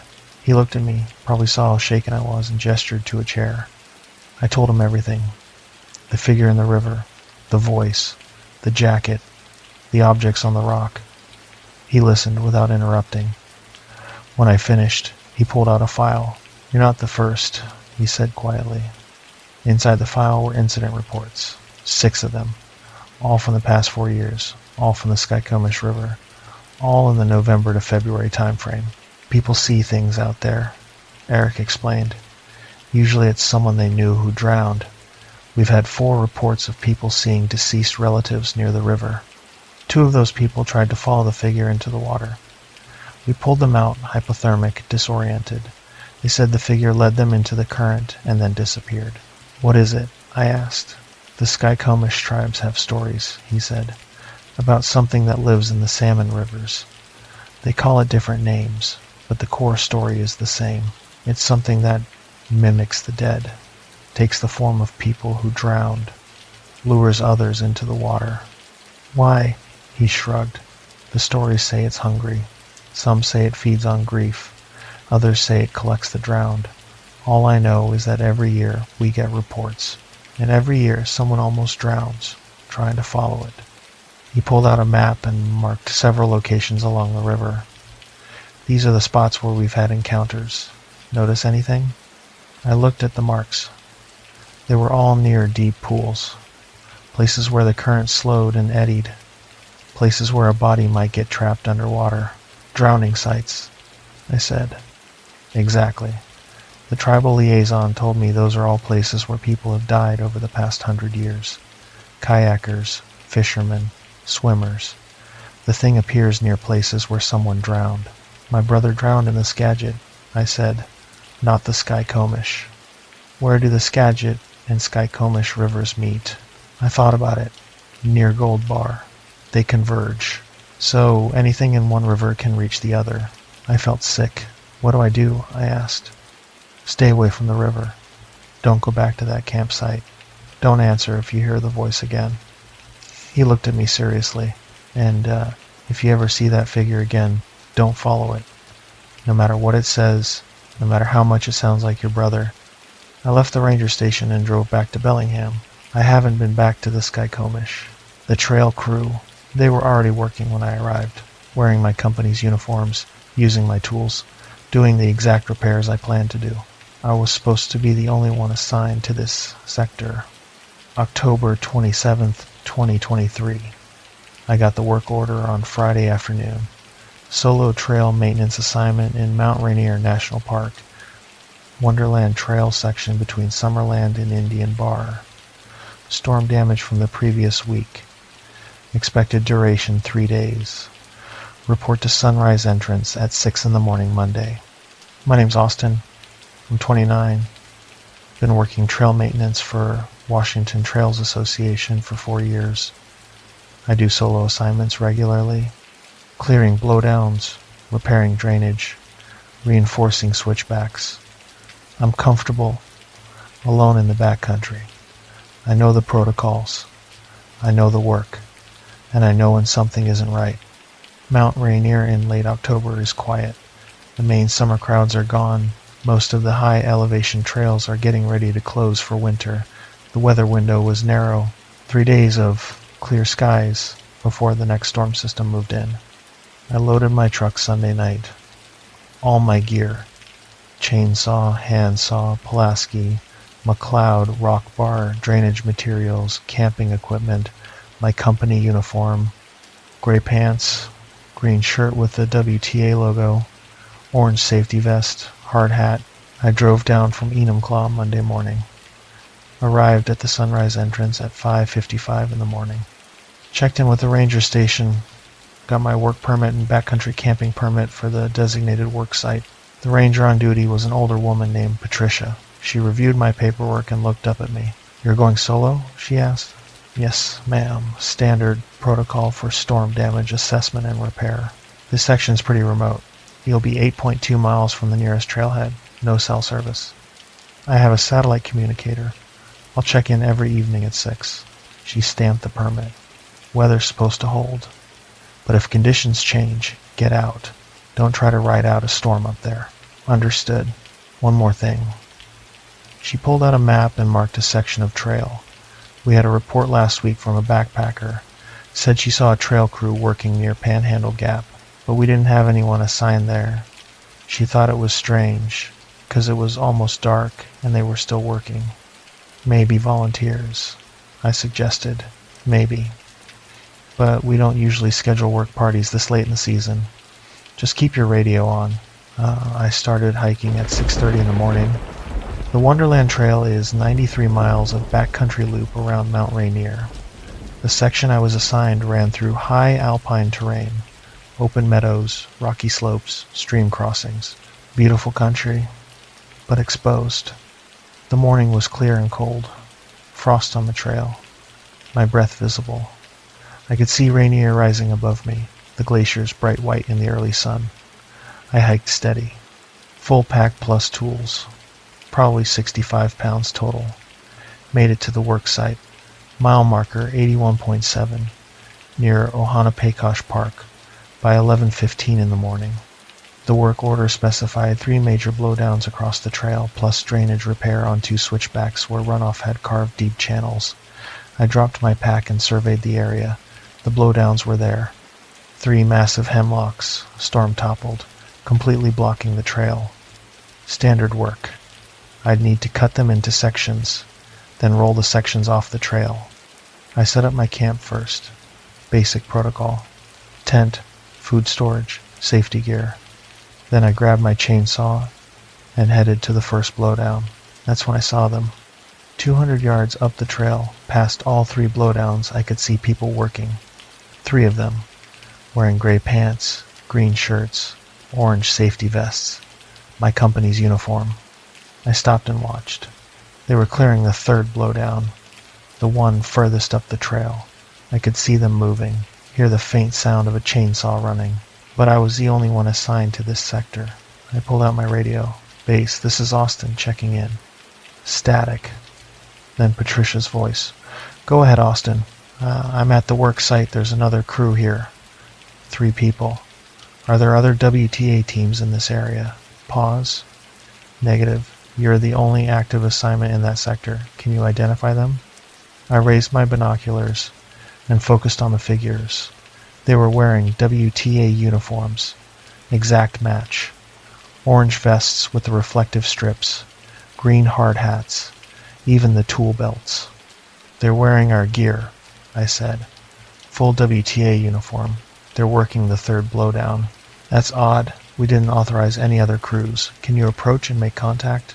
"Copy that." I started walking up the trail. The figures kept working. I could see them more clearly now. 2 using a cross-cut saw on the trunk. 1 clearing branches with a handsaw. "Hey," I called out when I was about 100 yards away. They didn't respond. Just kept working. I got closer. 75 yards. That's when I noticed something wrong. Their movements were too synchronized, like they were choreographed. The 2 on the crosscut saw pulled in perfect unison. No communication, no adjustment. The one clearing branches moved in a steady rhythm. Cut, toss, never varying, never pausing. At 30 yards, I stopped.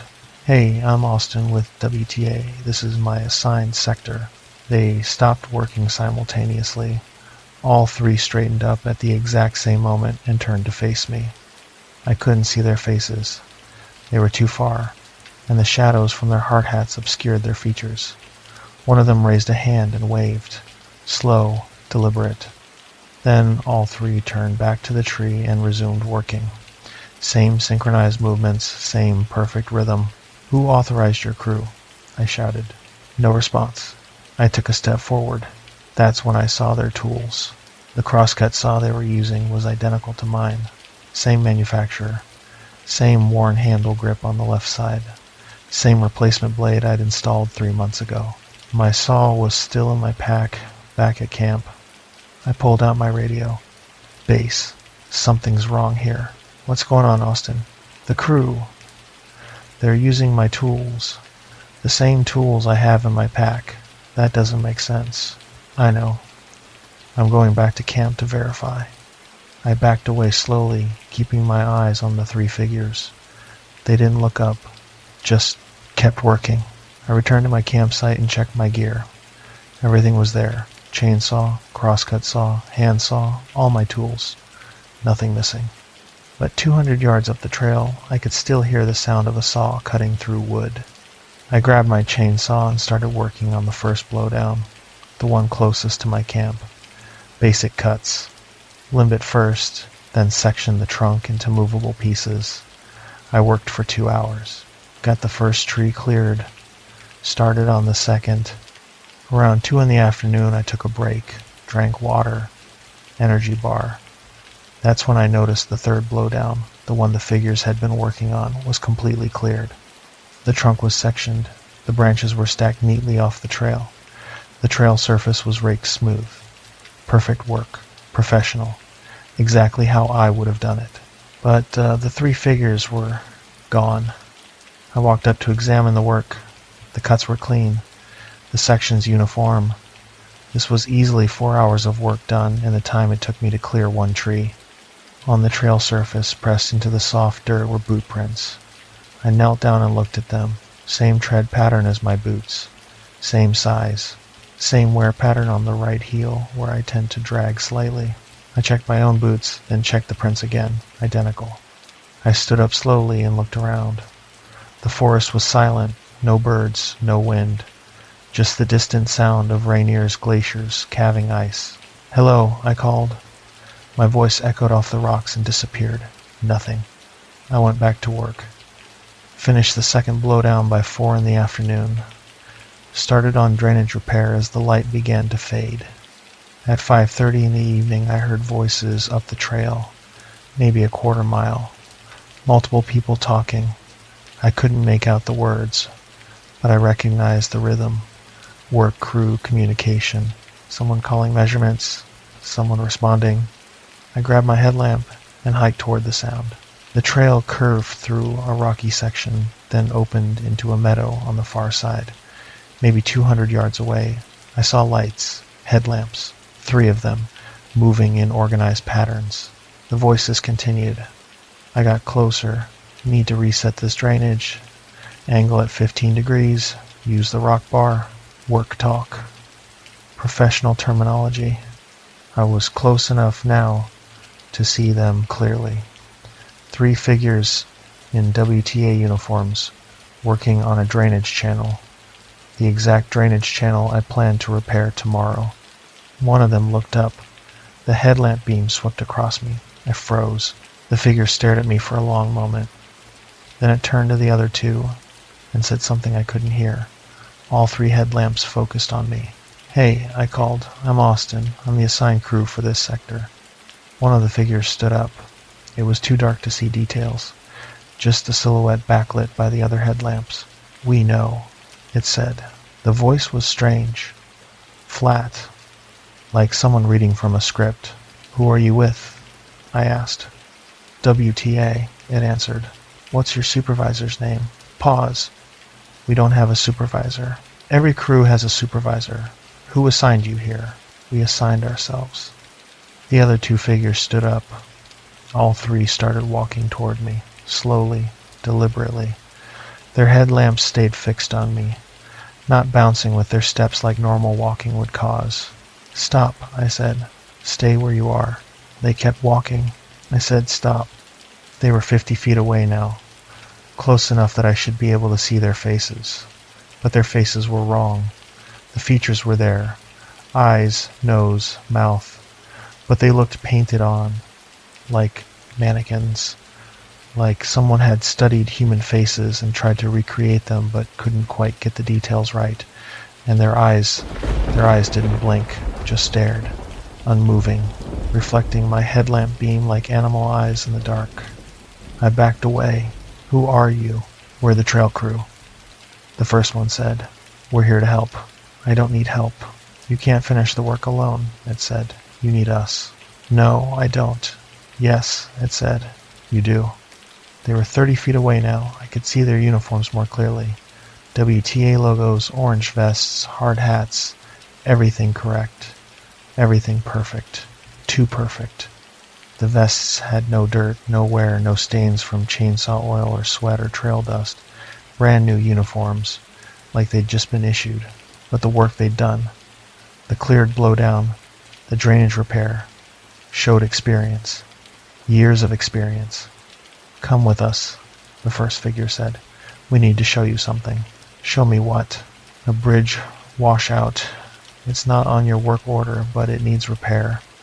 I hadn't heard anything about a bridge washout, and I'd studied the trail maps thoroughly. There were only 2 bridges in this section, and both had been inspected last month. Where? I asked. The figure pointed into the forest. Off trail, away from the established path. That way, half a mile. I'm not going off trail in the dark. You have to. The bridge is dangerous. Someone could get hurt. If there's a bridge washout, you need to report it to base. We did. They sent you. That wasn't true. My work order mentioned nothing about bridges. I'm going back to camp, I said. You 3 need to radio base and identify yourselves. We can't, the second figure said. This was the first time it had spoken. The voice was identical to the first figure. Exactly the same tone, same pitch. Why not? We don't have radios. I looked at their belts. They were right. No radios, no satellite communicators, no emergency equipment. No trail crew works without communication equipment. Ever. Who are you? I asked again. The 3 figures looked at each other, then back at me. We're you, the first one said. My blood went cold. What? We're you. We're the crew you needed. We're here to help you finish the work. That doesn't make any sense. The third figure stepped forward. You've been alone too long, working too hard. We're here to help, to make the work easier. I don't need help. Yes, you do. You always do. That's why we're here. They started walking toward me again. I turned and ran. Behind me I heard their footsteps. Not running, just walking, but somehow keeping pace. I ran down the trail, headlamp beam bouncing wildly, back toward my camp. My heart hammered. My breath came in gasps. I could hear them behind me. 3 sets of boots on packed trail. Never faster, never slower. Just steadily following. I reached my camp and dove into my tent. Zipped it shut. Grabbed my radio. Base. This is Austin. Emergency. Static. Then Patricia's voice. Austin, what's wrong? There are 3 people following me. They're not real. Slow down. What do you mean they're not real? They're wearing WTA uniforms, but they're not human. I don't know what they are. Austin, are you in danger? I don't know. They followed me back to camp. Can you see them now? I looked through the mesh window of my tent. 3 silhouettes stood at the edge of my campsite, 30 feet away, just standing there. Their headlamps pointed at my tent. They're outside my tent, I whispered. I'm sending a ranger team. Can you hold out until morning? I don't know. Stay in your tent. Keep your radio on. I'll stay on the line with you. The 3 figures stood motionless for hours. I watched them through the tent mesh, radio clutched in my hand. Around midnight, they started moving. Not toward me. Around the campsite, circling. Their headlamps created moving shadows through the tent fabric. Then they started working. I could hear it clearly. The sound of tools on wood, a saw cutting, the thunk of an axe. What are they doing? Patricia asked through the radio. They're working. Cutting wood. I can hear them. In the middle of the night? Yes. The sounds continued for 2 hours, then stopped. Silence. I waited, barely breathing. At 2:15 in the morning, I heard my own voice outside the tent. "Austin," it called. "We finished the work. Come see." I didn't respond. "Austin, we did what you asked. Come see." "I didn't ask you to do anything," I whispered. "Yes, you did," my voice said. "You needed help. We helped. Come see what we did." "Go away. Come see. Leave me alone." Silence again. Then, quietly, "We'll wait." At first light, 6:05 in the morning, I unzipped the tent and looked out. The 3 figures were gone, but the work was done. All of it, every single item on my work order. The drainage channels were repaired, the switchbacks reinforced. Even the trail markers I'd planned to replace were replaced with new ones. 3 days of work completed in one night. The tools were arranged neatly beside my tent, cleaned, organized, ready for transport. On the ground next to the tools, pressed into the dirt, was a message. "You're welcome." At 8:30 in the morning, 2 rangers arrived. They'd hiked through the night to reach me. I showed them everything, the completed work, the message, the boot prints that matched mine exactly. One of the rangers, a man named Tom, examined the boot prints carefully. "We get reports about this," he said quietly. "Not often. Maybe once every few years. Always trail crew workers. Always solo assignments." "What is it?" I asked. "The tribes have stories about something in the mountains.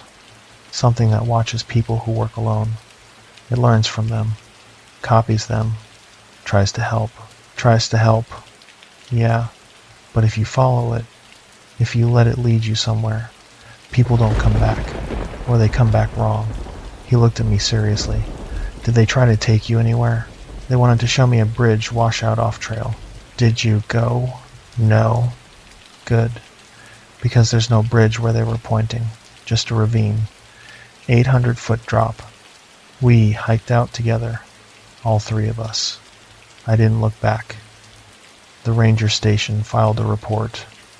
Incident number 3, 74-10-23, unexplained encounter.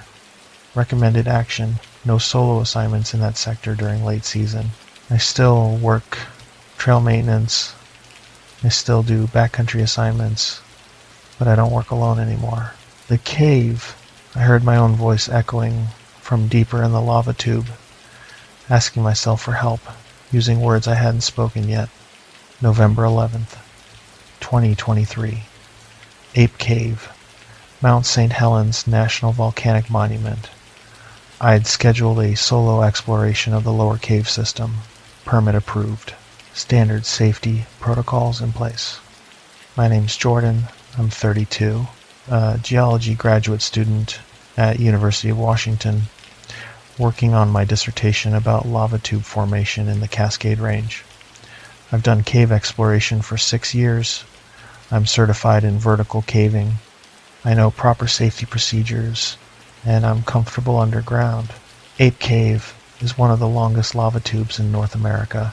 2 miles of passage formed 3,000 years ago when Mount St. Helens erupted. The cave has 2 sections. The lower cave, which is relatively easy and tourist-friendly, and the upper cave, which requires scrambling over boulder piles and technical climbing. I was there to map some of the smaller side passages in the lower cave. Academic work. I had my equipment, helmet with mounted lights, backup headlamp, GPS logger, laser measuring device, notebook, emergency supplies.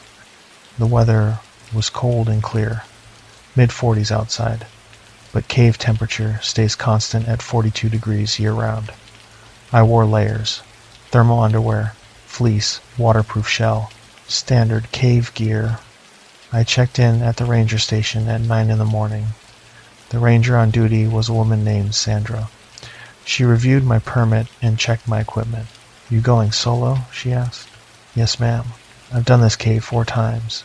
Just mapping some side passages for my research." "How long do you expect to be down there?" 4 to 5 hours. "I'll be out by 2 in the afternoon latest." She made a note on my permit. Radio check when you're at the entrance and when you exit. If we don't hear from you by 3 in the afternoon, we'll send someone in.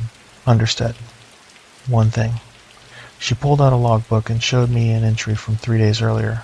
We had a caver report something odd. Said he heard voices in the meatball section.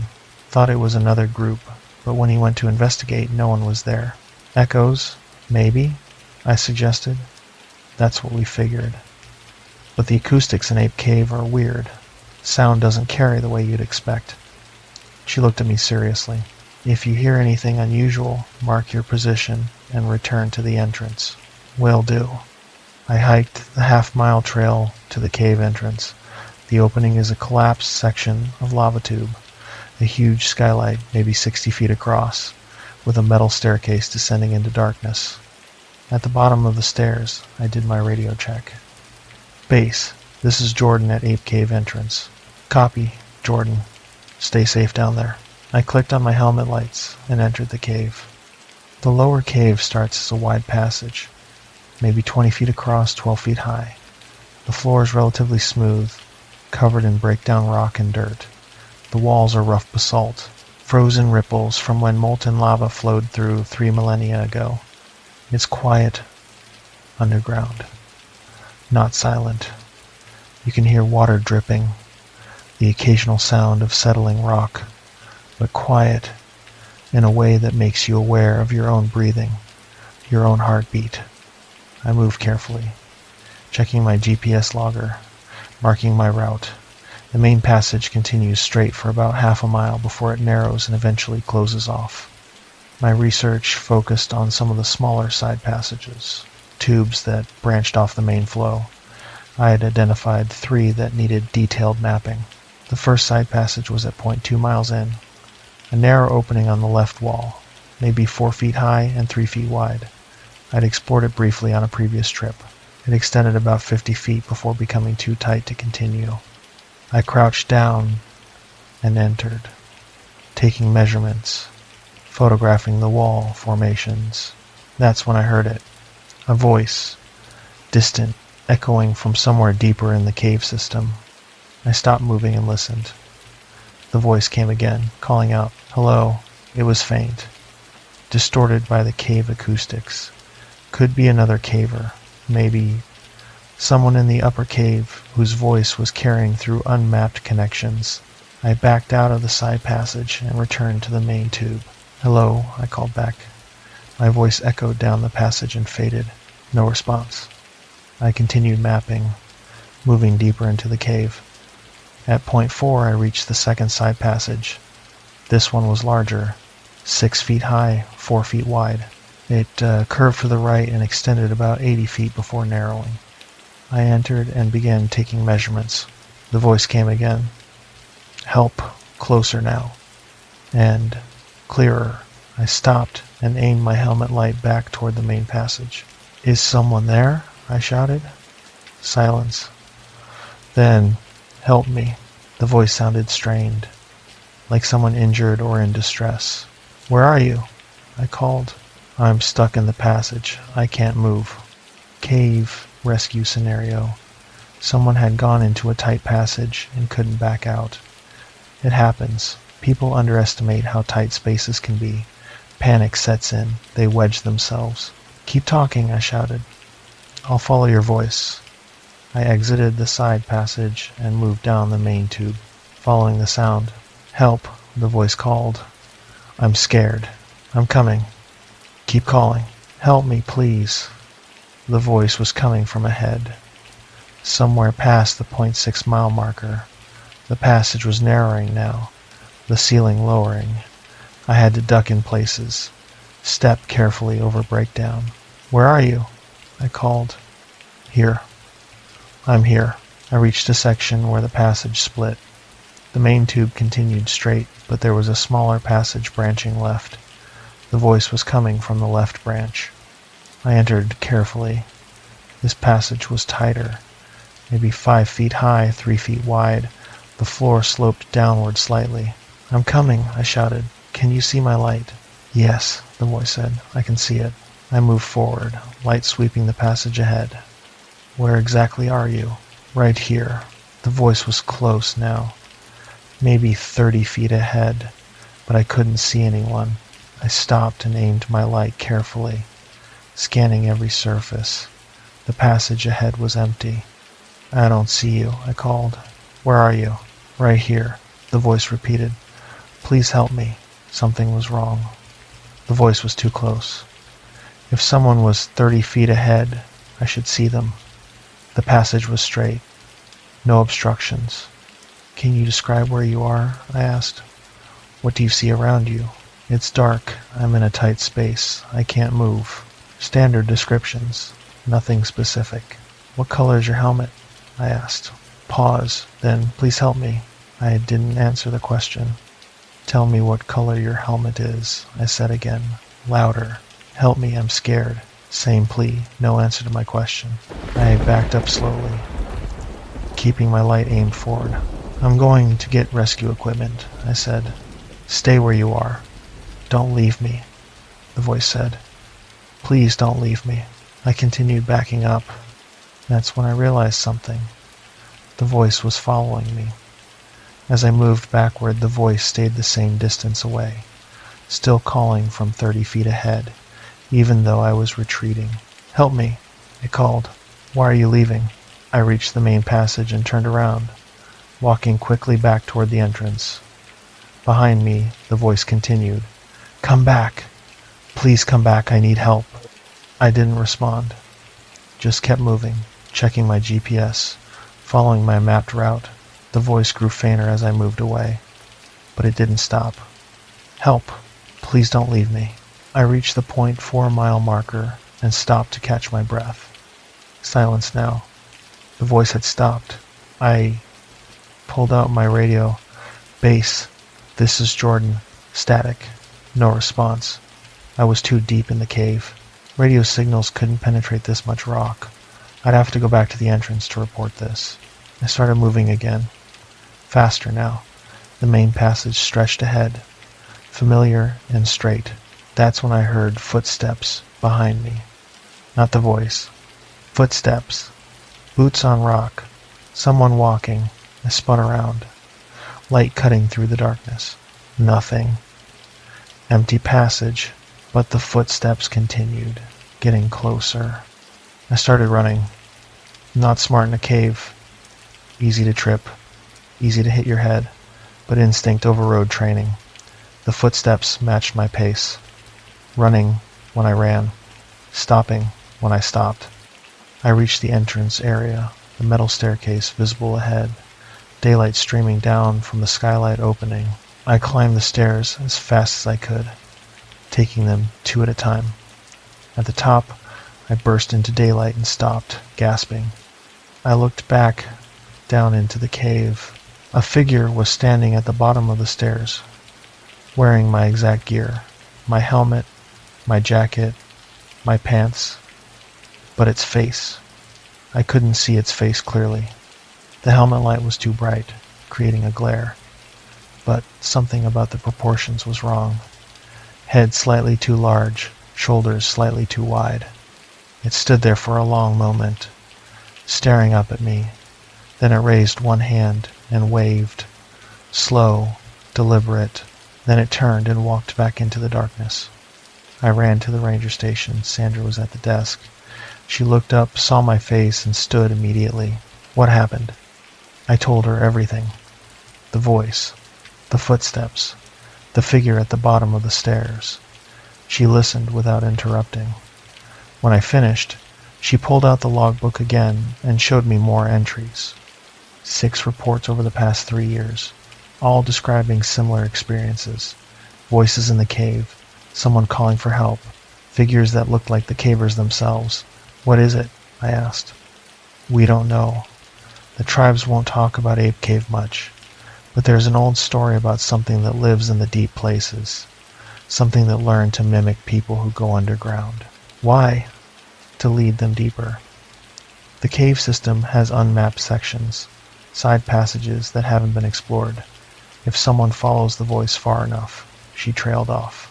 What happens? 3 years ago, a caver went missing. Experienced guy, had all the right gear. He told his partner he heard someone calling for help and went to investigate. The partner waited at the entrance. The missing caver never came back. Did you search? For 2 weeks. Brought in the best cave rescue teams in the state. We found his equipment scattered through a side passage at the .7 mile marker. His helmet, his pack, his rope, but no body. She pulled out a map of the cave system. This is the map section, she said, indicating the main passages, but there are dozens of unmapped branches. Some of them drop into vertical shafts. Some connect to deeper lava tubes. If someone went into those without proper equipment, they'd be lost. Or worse. I finished.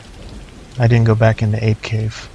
I filed my incident report, number 412-11-23, and returned to Seattle. But 2 days later, I got an email from Sandra. Jordan, thought you should see this. We checked the security camera at the cave entrance. It runs 24/7. We reviewed the footage from your visit. Watch the timestamp. At 12:47 in the afternoon, she had attached a video file. I opened it on my laptop. The video showed the metal staircase descending into the cave entrance. Timestamp in the corner. 12:47 in the afternoon. That was about 15 minutes before I'd exited. As I watched, a figure emerged from the cave and climbed the stairs, wearing my gear, moving like me, same gait, same posture. It reached the top of the stairs, looked directly at the camera for 3 seconds, then walked off screen toward the parking area. My truck was visible in the background, still parked. I was still in the cave at that point, but something wearing my appearance had walked out. I called Sandra immediately. Did you see it? She asked. Yes. What was it? We reviewed more footage. It walked to your truck, stood next to it for about 10 minutes, then walked back to the cave entrance and went back down. It was waiting for me, I said. We think so. The timestamp shows it went back underground about 5 minutes before you actually emerged. What if I'd left earlier? I asked. What if I'd come out when that thing was still up there? I don't know. But I'm glad you didn't. I never completed my dissertation on Ape Cave. I shifted my research to surface geology, haven't been in a cave since. Story 1. The Bone Wash. The wind picked up around midnight and started moving the tent walls in a way that wasn't quite right. Not flapping, more like something was leaning against the nylon and then easing back. Lean, ease, lean, ease. I lay in my sleeping bag listening to it and trying to convince myself it was the wind doing what wind does in the desert when it comes down off the rim and finds something to push against. After a while I sat up and unzipped the door and looked. Nothing out there. Just the wash bottom white as flour in the moonlight and the dark scrub on the banks, and my truck parked under the cottonwood 30 feet away. The fire I'd built earlier had burned down to embers and was breathing slow and orange like a sleeping animal. I zipped the door back up and lay down. Lean. Ease. I had come out to Bonewash because I'd signed the divorce papers 4 days earlier, and I knew myself well enough to know that if I sat in my apartment in Tucson with my phone in my hand, I was going to call Diane. I was going to say something I couldn't take back. I was going to apologize for things I hadn't done and accept blame for things she'd done, and then she'd say something measured and tired in that voice she used now, and I'd hate myself for a week. So I'd packed the truck and driven west on the old Cibola Pass road until the asphalt turned to gravel and then to dirt, and then I'd turned off the dirt onto a track that was barely a track, and I'd come down into the wash where my dad used to take me when I was a kid. You couldn't get a signal out here. That was the whole point. No phone, no calls, no late-night text messages I'd regret in the morning. Just me and the dry sand and the cottonwoods that had been hanging on for 100 years and the stars that came out so thick you couldn't pick out the constellations because the spaces between them filled in. My name is Eddie Camarillo. I'm 47. I install commercial HVAC systems for a living, mostly chain restaurants and dental offices, and I drink Coors Banquet when I drink, which is less than I used to. I quit smoking 5 years ago except when something goes wrong, and then I buy American Spirits and tell myself it's just for tonight. I had a soft pack of American Spirits in my breast pocket when I drove into Bonewash that afternoon, and 3 of them were already gone. My dad had brought me to the wash for the first time when I was 9. He'd been a Border Patrol agent for 30 years, and he knew the backcountry the way other men know the streets of the town they grew up in. He taught me to read a map and to find water and to keep my mouth shut around the campfire so the coyotes didn't think we were prey. He'd died in 2018 of pancreatic cancer that took him in 11 weeks, from diagnosis to grave. Diane had been good through that. That was one of the things I'd been thinking about, lying there in the tent, listening to the wind that wasn't quite the wind. She'd been good through that, and now she was gone. Lean, ease. I rolled onto my side and put the pillow over my ear. The drive in that afternoon had been one of those drives where you can feel the world unzip behind you. The asphalt had given out at the BLM sign. Past that, the gravel had taken over, and the houses had stopped, and the country had spread out wide and brown on either side, the way it does in southern Arizona, where the land hasn't been used for anything in 100 years. I'd seen one truck the whole way. An old beat-up Ford with a man in a cowboy hat at the wheel and a black dog standing up in the bed with his face to the wind. The man had raised one finger off the steering wheel as we passed each other. I had done the same. That was the last human contact I had had until the voice came that night. I had parked under the cottonwood a little before 5. I'd set up the tent. I'd built a fire. I'd sat by the fire and watched the sun work its way down the west wall of the wash, the light going from yellow to gold to a kind of bronze. And I'd thought about how my dad had said once that a man in this country who could not be alone with himself was a man without a friend. I had taken that to mean when I was a kid that being alone with yourself was a thing to be proud of. I think now what he meant was different. I think now he meant that you better be all right with the man you bring out here, because there is nobody else for miles, and the country is going to ask you who you are. The country had asked me, and I hadn't been ready for the asking. Bonewash gets its name from the time in the 70s when a drought year exposed a wagon train burial in the South Bank, 6 bodies in a shallow trench, lined up shoulder to shoulder, the bones still wearing the rags of clothes. The county sheriff brought out an anthropologist from the university in Tucson, and they dated the burial to about 1862. Nobody ever figured out which wagon train it had been. The bodies got moved to a small cemetery in Cibola Pass, and the wash kept its name, and most years there's nothing here but lizards in the wind. It's a good place to camp because there's no road close enough to get visitors, and the cottonwoods give shade in the day, and at night the wash bottom holds the light from the sky, so you can walk around without a flashlight. I had checked my watch when I crawled into the tent. It was 10:15. Now I checked it again, and it was 3:15. I had been asleep then, or a part of me had. I didn't remember falling asleep. I remembered listening to the lean and the ease, and then I was looking at the watch face, and 5 hours had passed. The lean had stopped. I lay there and tried to figure out what had changed. The tent walls were still. The wind, if it was still there, was somewhere else. I could hear the cottonwoods sighing way up at the top, but the air down here at the wash bottom was dead still. Somebody said my name. I want to be careful how I describe this. It wasn't a shout. It wasn't even a regular speaking voice.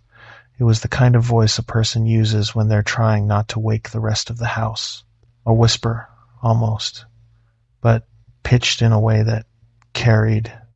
It said, "Eddie." I sat up. My heart was going hard enough that I could feel it in my ears. I sat there in the bag with my legs tangled in it, and I waited. It came again, from somewhere up the wash to the north. "Eddie." I knew the voice. You can dress up the way you tell yourself this story all you want. You can say it was the wind. You can say it was a coyote. You can say it was your imagination, your tired brain making patterns out of nothing, because that's what brains do at 3 a.m. when they're hurting. I told myself all of that. I sat there in the tent, and I told myself all of that, and the voice came a third time. "Eddie, wake up." It was Diane. I had been married to her for 19 years. And I knew her voice the way you know the smell of your own bed. I knew it the way I knew the song of the screen door at our old house. I knew it the way I knew the sound her keys made when she set them down on the counter on a Friday night. There was no question, and that's the part I want you to understand. There was no part of me that thought, that might be Diane. There was a part of me that knew immediately and unconditionally that it was Diane, and another part that knew immediately and unconditionally that Diane was 400 miles away in our old house in Tucson, sleeping, probably alone, probably without thinking about me much at all. I sat there for what must have been 5 minutes, maybe more. The voice didn't come again. Finally, I unzipped the tent door and crawled out. The wash bottom was still pale in the moonlight. The cottonwoods were dark. My truck was there. The fire was nothing now but a gray ring with a single coal still ticking in it. I could see my own breath, faint, in the cold. I stood there in my long johns and my dad's old Carhartt jacket, and I looked up the wash. About 100 yards off, where the wash bent left around an outcrop, there was a shape. It was the shape of a person standing in the middle of the wash. The moonlight wasn't strong enough to make out anything more than the outline. Could have been a man, could have been a woman, could have been a juniper bush that I just hadn't noticed before. I went back to the truck and got my flashlight. It was a big mag light, 4 D cells, the kind that's also a weapon if it comes to it. I flicked it on and pointed it up the wash. Nothing there. I held the beam steady and walked it back and forth across the outcrop and the banks. The cottonwoods threw long, bright trunks and dark shadows. A pair of eyes flashed yellow from up in the brush, a coyote probably, watching me. I walked the beam past them and kept looking. Nothing standing in the middle of the wash. All right, I said out loud. All right. My voice sounded thin and small. I went back to the tent and I sat on the edge of the cot and I lit one of the American spirits and smoked it slow. I had taken my boots off when I went to bed, and I put them on now and laced them tight. I left the flashlight on, lying on its side, so it threw a column of light across the tent floor and out the door. I sat there for a long time. The night did the things nights do. Some kind of owl called from up the rim. A car or a truck went by on the dirt road somewhere far above me, and then it was gone. I smoked another cigarette. I thought about my dad. I thought about my daughter Hannah, who was a sophomore at New Mexico State, and how I hadn't called her in 2 weeks and how that was on me. She had her mother's dark hair and her grandmother's laugh, and she'd been a soccer goalie all through high school. When she was 7, she'd asked me if the moon was the same moon her abuela was looking at in Mexico, and I'd said yes, and she'd said good, because she wanted them to have something they shared. I thought about how I had not been the kind of father in the last 2 years that I had wanted to be. I thought about how that was on me too. I thought about Diane, but I made myself think about Diane in a careful, controlled way, like a man walking on a narrow ledge thinks about not falling. The voice didn't come again that night. Around 5:30 the sky started to grease itself toward dawn, and by 6 I had the fire going and coffee on, and by 7 the sun was up and the wash was full of yellow light and birdsong, and the whole thing felt foolish. I drank my coffee and ate a granola bar and looked at the bend where the shape had been, and there was nothing there. Just sand and a few rocks, and the wash going on around the bend toward the place where it dropped over a little falls and into the next stretch. I told myself I'd had a dream. I told myself I'd been half awake when I thought I heard her name, when I thought I heard her calling my name. I told myself a lot of things, sitting there in the morning sun with my mug warming my hands, and I almost believed them. I should have packed up and driven home. I want to say that, looking back. I should have. But I had 3 more days of vacation, and the truck was already where it was, and I told myself I was going to stay a week, and a man who breaks his own promises stops being a man you can trust. So I stayed. I spent the day doing the kind of things you do when you're trying to outrun your own head. I walked up the wash to the place where the wagon burial had been, though there was nothing to see now, just a slight depression in the south bank that you wouldn't notice unless somebody told you to look. I stood there for a while. There was something about it, the depression in the sand, that wasn't right, in a way I couldn't name. The shape was wrong. The shape was too long. The shape ran from where the body should have been all the way to where my tent was, 200 yards down the wash, and I had not noticed it that way the first time I walked it. I told myself I was tired. I told myself the morning light was strange. I sat on a rock and ate jerky. The jerky was the kind my dad used to buy from a place on the road to Sonoita that sold it out of a smokehouse out back. I had bought a bag the last time I was through there, 2 months ago. The bag still smelled like the smokehouse when I opened it. I sat on the rock with the bag in my lap, and I thought about my dad in the smokehouse, that one time he'd taken me when I was a kid, and the way he talked to the old man who ran it about a thing that had happened to a cousin of his out near Florence. The old man had nodded and said, "See, see," and not asked questions. I remembered being 11 and bored and wanting to leave. I remembered the smell of mesquite smoke. I sat on the rock, and I held the bag, and I missed him in a way that didn't have a shape. I read 40 pages of a Louis L'Amour paperback I'd brought, the kind with the cover where a man in a hat is squinting at the horizon. The book was Hondo. I'd read it 3 times before. I read it the way a man chews gum. The words went past my eyes and didn't catch. Halfway through I realized I'd read the same page twice and put the book down. I drank water. I walked back. I checked the truck for no reason. The truck was the truck. The mirror was where I'd left it. The doors were locked. I unlocked them and got in and sat in the driver's seat and turned the radio on. The AM news station out of Phoenix came in scratchy, but it came in. The man on the news was talking about a fire near Globe. I sat there for a minute listening to the man on the news talk about a fire near Globe, and then I turned the radio off and got out and locked the truck again. By late afternoon I was tired in a clean way, a body tired, and I felt better. I built up the fire as the sun went down, and I cooked a can of Hormel chili in a pot and ate it with cornbread I'd brought from a place in town. I drank 1 Coors Banquet, very slow. The sunset turned the wash walls the color of dried blood, and then a color that was almost purple and then dark. The stars came out. I sat by the fire for a long time. I watched the coals work. I thought about a thing my dad had said once, about how a man could sit by a fire and watch it for hours, and find at the end of those hours that he had not been thinking about anything in particular, and yet had thought a great deal. I think he'd been right about that.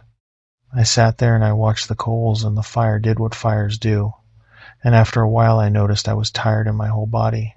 And I noticed the wash was very quiet. There were no coyotes that night. There should have been coyotes. The first night I'd heard them clear and close, 3 or 4 of them yipping a half-mile off and then closer and then farther. This night there was nothing.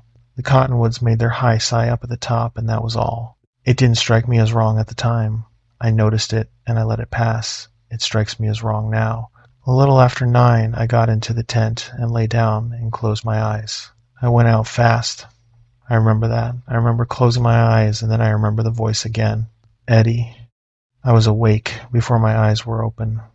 The flashlight was still on the floor of the tent where I'd left it that morning, throwing its column of light. I checked my watch. 3:41. Eddie. I need to talk to you. I lay there. I didn't move. I tried to slow my breathing. The voice was Diane's. There was no question. It was exactly her voice. It was the voice she used in a serious conversation, the one she used when she wanted me to listen. There was a slight strain in it. There was the catch she got when she was trying not to cry. Eddie, please. The voice was closer than it had been the night before. The night before, it had come from 100 yards up the wash, near the bend. This time it sounded like it was coming from maybe 20 feet outside the tent. I didn't move. Eddie, I know you can hear me. I drove all the way out here. Don't you dare make me stand out here. That stopped my breath. It was the kind of thing she would say. It was the rhythm of her irritation, the exact way she would say it. It was so precisely her that the part of my mind that had spent the day reasoning with itself collapsed in on itself like a sand wall. Eddie, I made myself move. I made myself sit up. I made myself reach for the flashlight. I opened the tent door, slowly, and pointed the beam out. The wash was empty. The cottonwoods were dark. My truck was 30 feet off, under the tree, and the windshield caught my flashlight beam and threw a piece of it back at me. There was nobody there. I aimed the light up the wash. Empty. Down the wash. Empty. The banks. Empty. I stood up and stepped out of the tent.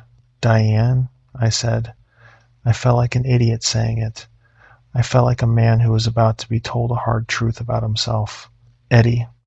It came from above me, from the rim, from somewhere up on the north bank. I jerked the light up.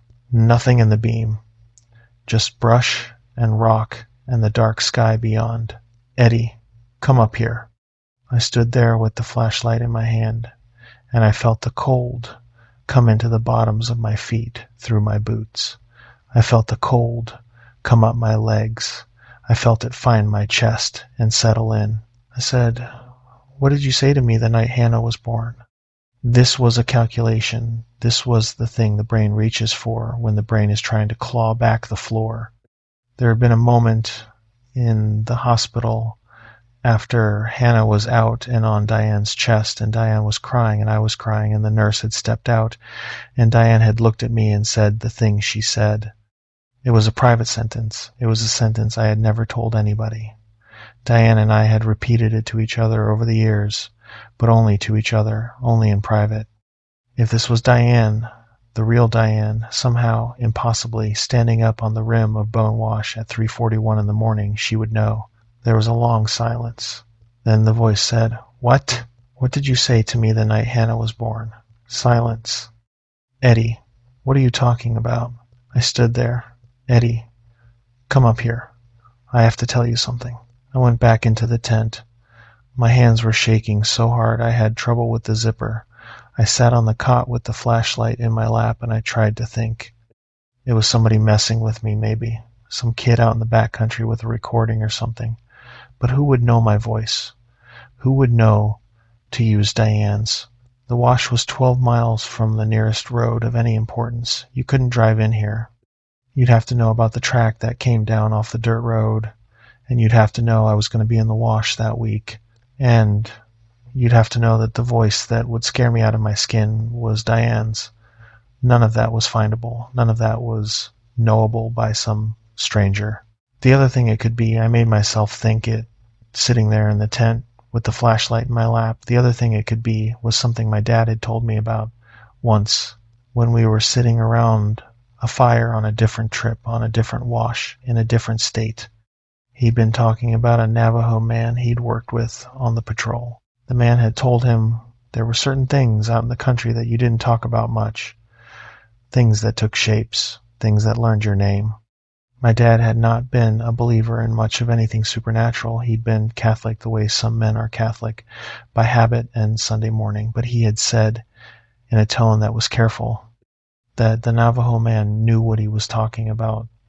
He had said that if I ever heard a voice in the desert that I knew but shouldn't be there, I should not answer it, should not go to it, should pack up and leave, should not look back.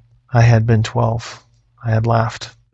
I sat in the tent and I didn't laugh now. "Eddie." The voice was outside the tent, right outside, maybe 2 feet from the nylon wall. I sat very still. "Eddie, please, open the tent. I'm cold." It was perfect. It was Diane's voice doing the thing Diane's voice did when she was cold. There was a little hitch in it. There was the way she pulled the word out. I put my hands over my mouth. The voice waited. After a minute it said, "Hannah's not okay, Eddie. I drove out here because Hannah's not okay. You have to come back." I closed my eyes. The thing about Hannah was my soft place. Hannah was the place where I would do anything. The thing outside the tent had figured it out. The thing outside the tent was learning. I made myself think clearly. I made myself think. If Hannah was not okay, Diane would have called me. Diane would have driven to my apartment first. Diane does not know where Bonewash is. Diane has never been to Bonewash. The track down here is not visible from any road. There is no way for Diane to have driven out here. There is no way Hannah is not okay, because if Hannah was not okay, I would feel it, and I do not feel it. What I feel is the wrong thing. What I feel is a thing trying to get me to come out. I opened my eyes. "Eddie, please." The voice was beginning to sound tearful. "Please," I said, very quietly. "You are not my wife." The voice waited. "You are not my wife," I said again. My voice sounded steady. I was surprised by how steady it sounded. The voice didn't answer, but the silence after did something I want to try to describe, and I'm not sure I have the words. The silence got bigger. That's the closest I can come. It was as if the air around the tent stopped having any other sound in it. The cottonwoods at the top stopped sighing. There was no insect noise. The owl that had called earlier was gone, or had been gone for a while, and I hadn't noticed. The fire pit outside, which should still have had a coal ticking in it, was silent. Everything sound-shaped in the world had been wiped away, and what was left was a listening. Something out there was listening for what I would do next. I sat there for a long time. I don't know how long. The flashlight was still in my lap. The light was still steady. The night was still still. After what was probably 20 minutes but might have been an hour, I made myself get up. I made myself unzip the tent. I made myself step out with the flashlight in my hand. There was nothing outside the tent. I looked at the ground. The wash sand was soft enough to take a track, and there was no track. Not a footprint, not a paw print, nothing. Where the voice had been standing, there should have been a shape pressed into the sand, and there was nothing. I walked to my truck. The door was locked. I had locked it when I'd gone to bed because I always lock it. It's a habit from 20 years of working in cities. I unlocked it with the key and got in and turned the engine over. The radio came on. The radio was tuned to KLPX, which is the classic rock station out of Tucson. That was not my station. I keep the radio tuned to the AM news station out of Phoenix because I listen to the morning farm report on long drives, my dad's old habit. The radio was not on the AM news station. It was on KLPX. KLPX was Diane's station. I sat in the truck with my hand on the key and the radio playing a Bob Seger song very quietly, and I looked at the rearview mirror. The rearview mirror was angled wrong. Not by much, by maybe an inch. But it was angled in a way that, if I had been sitting in the driver's seat, would have shown me the back seat instead of the rear window. I reached up slowly and adjusted the mirror. In the second before I touched it, I saw a piece of the back seat in the glass. I saw what looked like, but might have been a shadow, might have been the angle of my flashlight on the upholstery, a shape sitting on the bench, a shape leaning forward, the way a passenger leans forward in the back seat to hear the driver better. I touched the mirror and the shape was not in it. I drove out of Bonewash in the dark. I drove with the headlights on bright. The track up out of the wash was hard to find in the dark, and twice I had to stop and back up and try again. On the second try, when I was reversing slow with the rear lights painting the sand red behind me, I thought I saw something at the edge of the light, something low to the ground, something that moved when the truck moved, the way a coyote moves when it's pacing you. I did not stop to look. I put the truck in drive and I kept going. The dirt road at the top was easier. The gravel was easier still. I rolled the window down a crack so I could hear if anything was running alongside, even though I knew this was the wrong thing to do, even though I knew that what I would hear was what I did not want to hear. I heard the engine and the tires and the cold air coming in. I heard nothing else.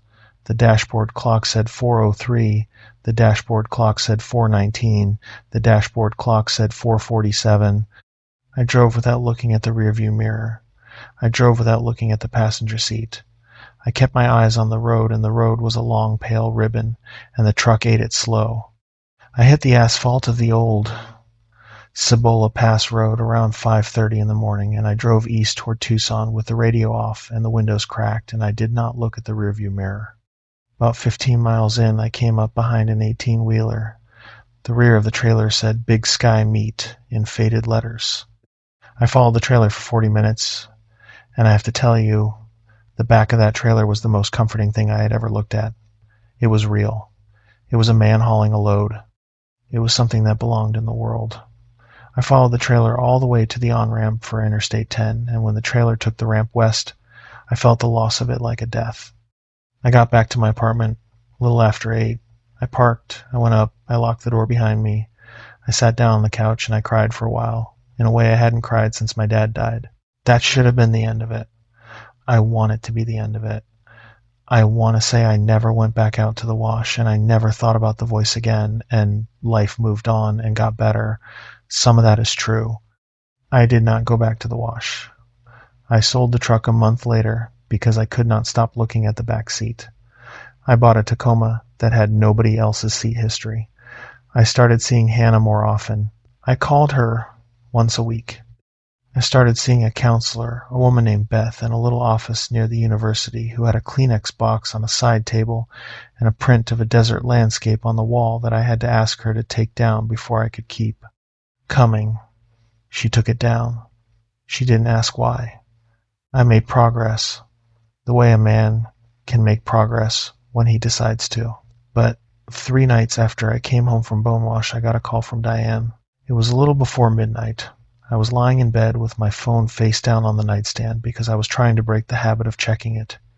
It vibrated. I picked it up. It was Diane. I answered it. I had not answered one of her calls in a week. She said, "Eddie, are you okay?" I said, "Yeah, why?" She said, "Were you out at Bonewash this weekend?" There was a long silence. I sat up. "How do you know that?" I said. She said, "Last night I had a dream. I dreamed I was standing on the rim of the wash. I dreamed I was calling for you. I dreamed you wouldn't come out of the tent." She paused.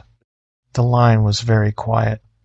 I could hear the refrigerator hum in the kitchen of the old house, the one we'd bought together in 2004, the one she still lived in. And then this morning I woke up and there was sand on my pillow. I didn't know what to say. She said, "Eddie, there was sand on my pillow. Eddie, what did you do?" I told her I didn't know what she was talking about. I told her I had gone to a hotel for the weekend. I told her I was sorry I had to go, and I hung up. My hands were shaking. She called me back twice that night. I let it ring. The next morning there was a voicemail. I deleted it without listening. She called the morning after that. I let it ring. She called my daughter. Hannah called me and said, "Dad, Mom's worried about you. Are you okay?" I said I was fine. I asked Hannah how school was. She told me about a class. I listened. I told her I loved her. I hung up. I have not been able to talk to Diane since. She's tried. She leaves voicemails. They sound like her. They sound exactly like her. I delete them without listening. I will not put the phone to my ear and hear her say my name. I will not give the thing in the wash a way back in. Beth, the counselor, told me one afternoon that the brain was a remarkable instrument and that under stress it could manufacture sensory experience that was indistinguishable from real. She was being kind. She was being a professional. I let her be both of those things. I did not tell her about the sand on Diane's pillow. I did not tell her that I have 3 different mornings since the wash, woken up to find one of my boots set out by the front door of my apartment when I had put both of them away in the closet the night before. I did not tell her that the boot is always the right one. I did not tell her that the second time it happened, I threw the boot in a dumpster behind a Circle K, and the third time the right boot of a different pair was set out by the door, and the boot I had thrown in the dumpster, I checked, was gone. I sleep with the lamp on now. Beth has not been able to talk me out of it. I have explained to Beth that I am aware it is irrational. I have explained to Beth that I am aware it would not stop the thing, if the thing were real, from doing whatever the thing might do. I have explained to Beth that the lamp is not for the thing. The lamp is for me. The lamp is so that when I open my eyes at 3 a.m, I can see that the room is the room, and the chair is the chair, and the door is closed. 2 weeks ago, around 3 a.m, something tapped the window of my apartment. Just one tap. I live on the 3rd floor. I did not get up to look. The lamp is still on, the window still closed, the wash is still where the wash is, and somewhere out in the back country, in a place where I am not, a voice that knows my wife's voice is calling someone else's name into the dark. Story 2. St. Anne's Cienega. The boy had not said anything since we crossed the cattle guard 6 miles back, and that was about right. He had not said much of anything in 8 months, except about practical things, and even those came 1 or 2 words at a time. Yeah, no, okay, got it. I drove and let him be. The radio was on a country station out of Silver City, faint, mostly static, and I could just make out the chorus of a Vince Gill song that I think his mother had liked. I left it on. I kept my eyes on the road, and the road kept getting narrower, and we kept climbing. The country up here is the kind of country a man forgets how to describe after a while. It does not look like the desert he grew up with down south, and it does not look like the high country he saw once in Colorado on a road trip with his wife when they were young. It is its own thing. Oak and juniper and the kind of grass that goes gold in the fall and stays gold through winter. The road cuts of it show red sand and a layer of white clay underneath. Hawks ride on the wind off the rims, and you'll see deer at almost any hour, and the silence is the deepest silence you can find in this state, the kind of silence that gets inside the cab and sits in the back seat with you. St. Anne's Cienega sits in a little fold of country in the southern end of what the maps call the Pine Top Wilderness in southwest New Mexico. To get to it, you take Route 35 out of Glenwood, then a forest road that runs east up into the Mogollons, and then a track that branches off the forest road and doesn't have a sign. You'd never find it if somebody hadn't told you. My uncle had taken me there in 1988, and I had brought Wes there twice when he was small, and now I was bringing him back. The track ends at a turnaround, and from there you walk in about a half-mile down to the Cienega, which is a spring-fed wet meadow that runs maybe 100 yards by 60, with a little creek that comes out the bottom of it and runs down through alder and willow toward a deeper pool where the rainbow trout sit in the cold water under the cut bank. You can fish that pool for the better part of a day and catch the same fish 3 times, and the fish doesn't seem to mind. I parked the truck at the turnaround at a little after 4 in the afternoon on the second Saturday of June. The other vehicle there was a tan Subaru wagon that I figured for a hiker or somebody day tripping. Wes got out and went around to the back of the truck and started pulling gear without me asking. That was something I'd noticed about him in the last few months, that he'd started doing chores without prompting. And I wasn't sure if it was him growing up or if it was him having no energy left for argument. I tried not to think too much about the second one. My name is Frank Hollander. I'm 52. I was a deputy sheriff in Pima County for 27 years, and I retired in 2024 because my knee gave out on a stairs call and the doctor said it was time. My wife Margie was diagnosed with ovarian cancer 4 months after I retired, and she died 10 months after that in October of the next year. She had been the kind of woman who could hold 3 conversations at once and remember everyone's birthday without writing them down. She had been 49. We had one son, Wes, who is now 15, who plays bass guitar in a high school band, who got his learner's permit last month, who has not cried that I have seen since the funeral, who has been carrying a kind of stillness with him that I don't know how to put my finger on, but that worries me more than the crying would. I had been married to Margie for 19 years. I had met her in 2006 at the hospital cafeteria when she was an ER nurse, and I was waiting on the report on a domestic that I had just brought in. She had asked me if I wanted cream in my coffee, and I had said yes, and she had said, "Good, you're not one of those black coffee guys. Those guys are all assholes."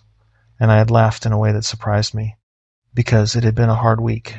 We had gotten married 8 months later in a small ceremony in her parents' backyard in Tucson. Her father had been a phone company lineman. Her mother had been a third-grade teacher.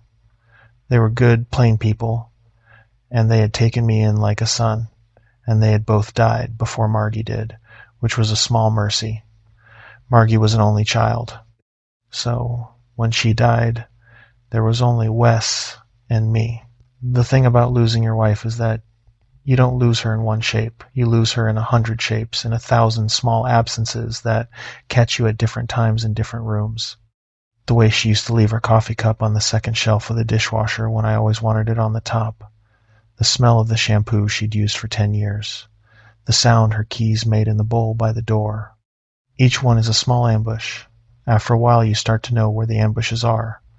After a while you can walk through the house and avoid most of them. The trouble is the ones that find you when you weren't expecting them, a song on the radio you didn't think she liked, a Vince Gill song coming in scratchy from a station 90 miles away in the high country, and your boy in the passenger seat not saying anything, because he's hearing it too. I had taken Wes to St. Anne's because I didn't know what else to do. We walked the half-mile in with our packs and the fishing rods. The trail goes through a stand of ponderosa pines that smell like vanilla when you put your nose to the bark, and then it opens up into the meadow. And the meadow has the cienega in the middle of it, with the long grass moving slow in the wind. There were 2 ravens up high. There was a red-tailed hawk farther off. Wes saw the cienega and stopped for a second. He had been 6 the last time we'd been here. He had probably forgotten the look of it. "That's it," I said. He nodded. We set up camp on the south edge of the meadow, where there's a fire ring somebody had built years ago and a flat spot for 2 tents. I had brought 2 tents, 'cause I figured the boy was at the age where he wanted his own space. He pitched his without asking for help, and I pitched mine. And we put the food in the bear bag and hung it from a high branch on a ponderosa about 100 yards downstream. And we drank water from our canteens and looked at the cienega. "You want to fish before dinner?" I said. It wasn't a question. "Yeah." We walked down to the pool.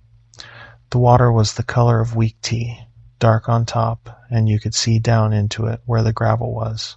Wes had a fly rod his mother had bought him for his 12th birthday, an Orvis, a nice one. He rigged it without me looking.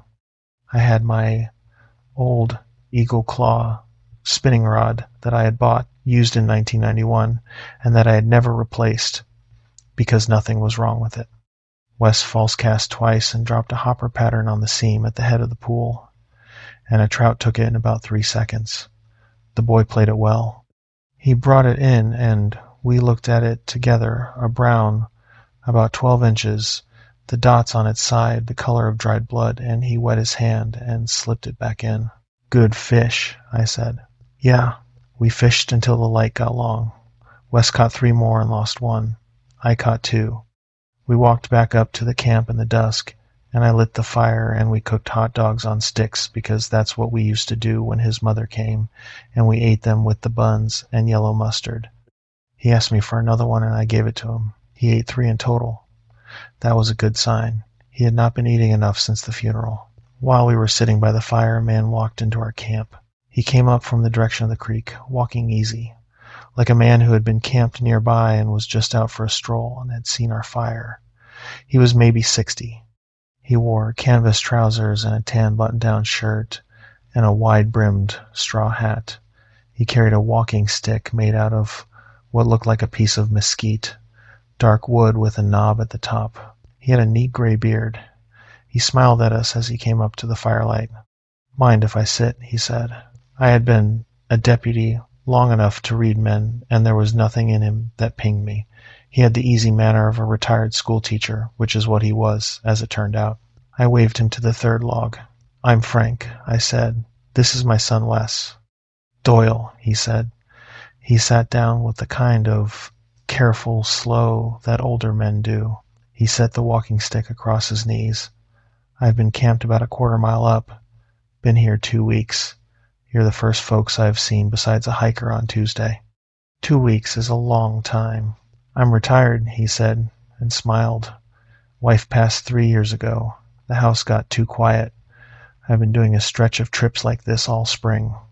Came down out of Colorado in April. I'll head back north when the weather here gets hot." "What did you do?" I said. "Taught 5th grade in El Paso for 34 years.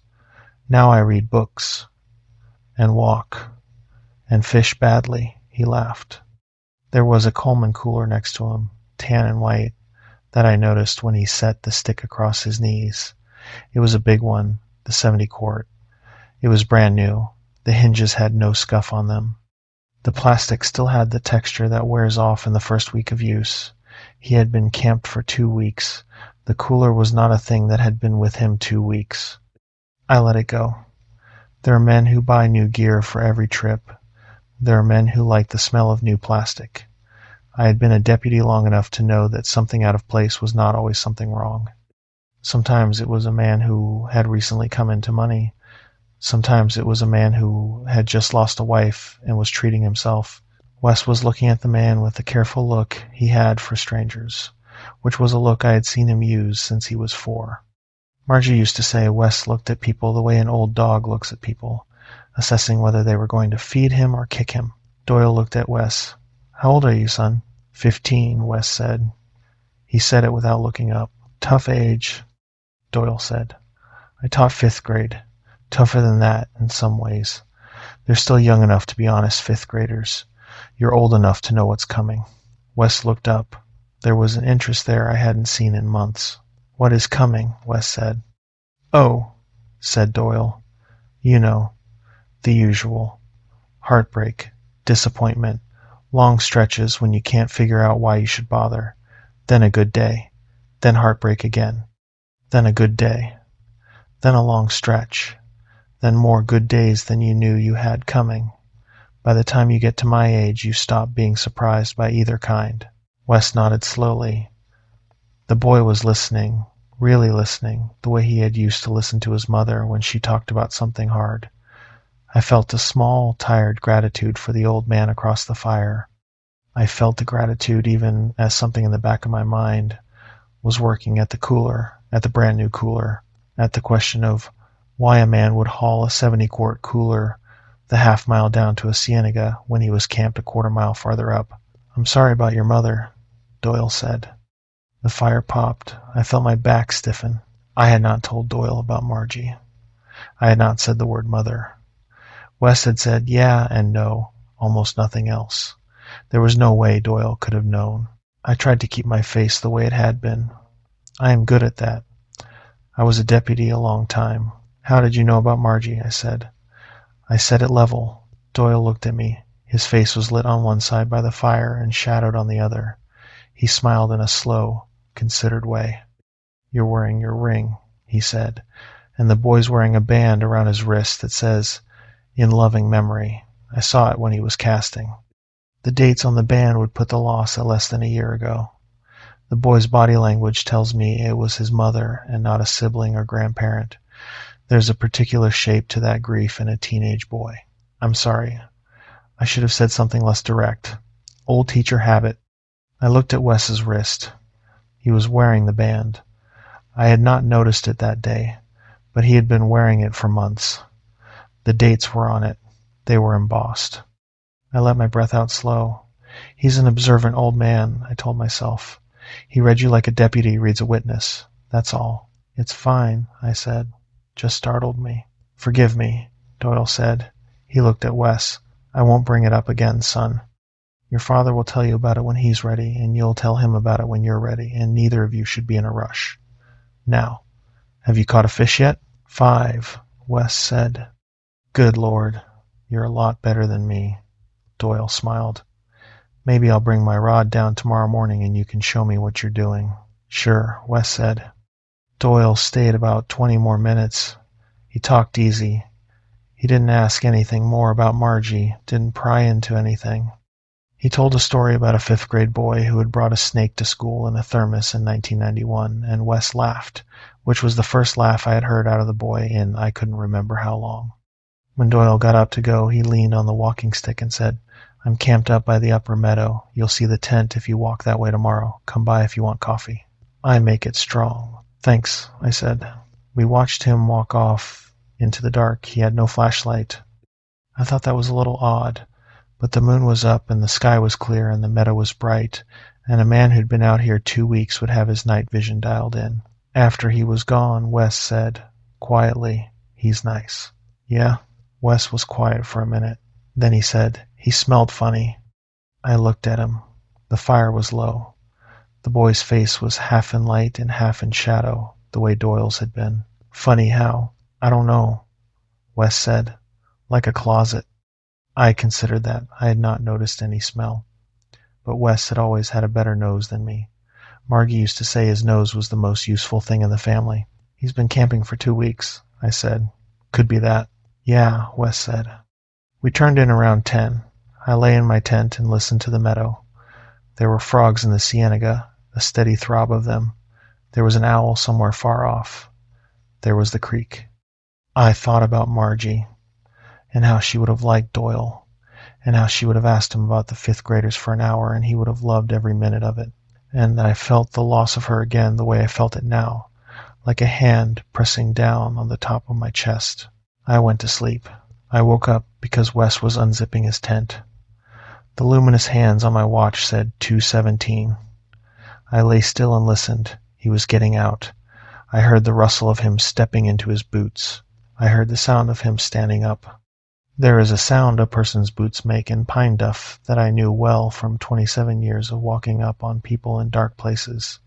He took 6 steps. He stopped. I could hear him breathing through his mouth, the way a kid breathes when he's congested or just stopped running.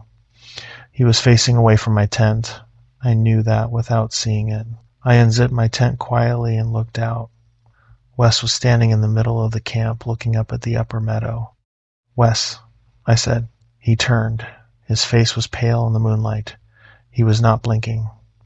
The wind was moving the grass in the meadow behind him, and the grass was making a sound, but the sound was just a little off, the way a recording of something is just a little off when it's been played back too many times.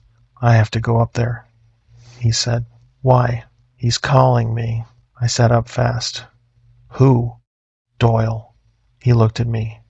His eyes had that distance in them that sleeping people get.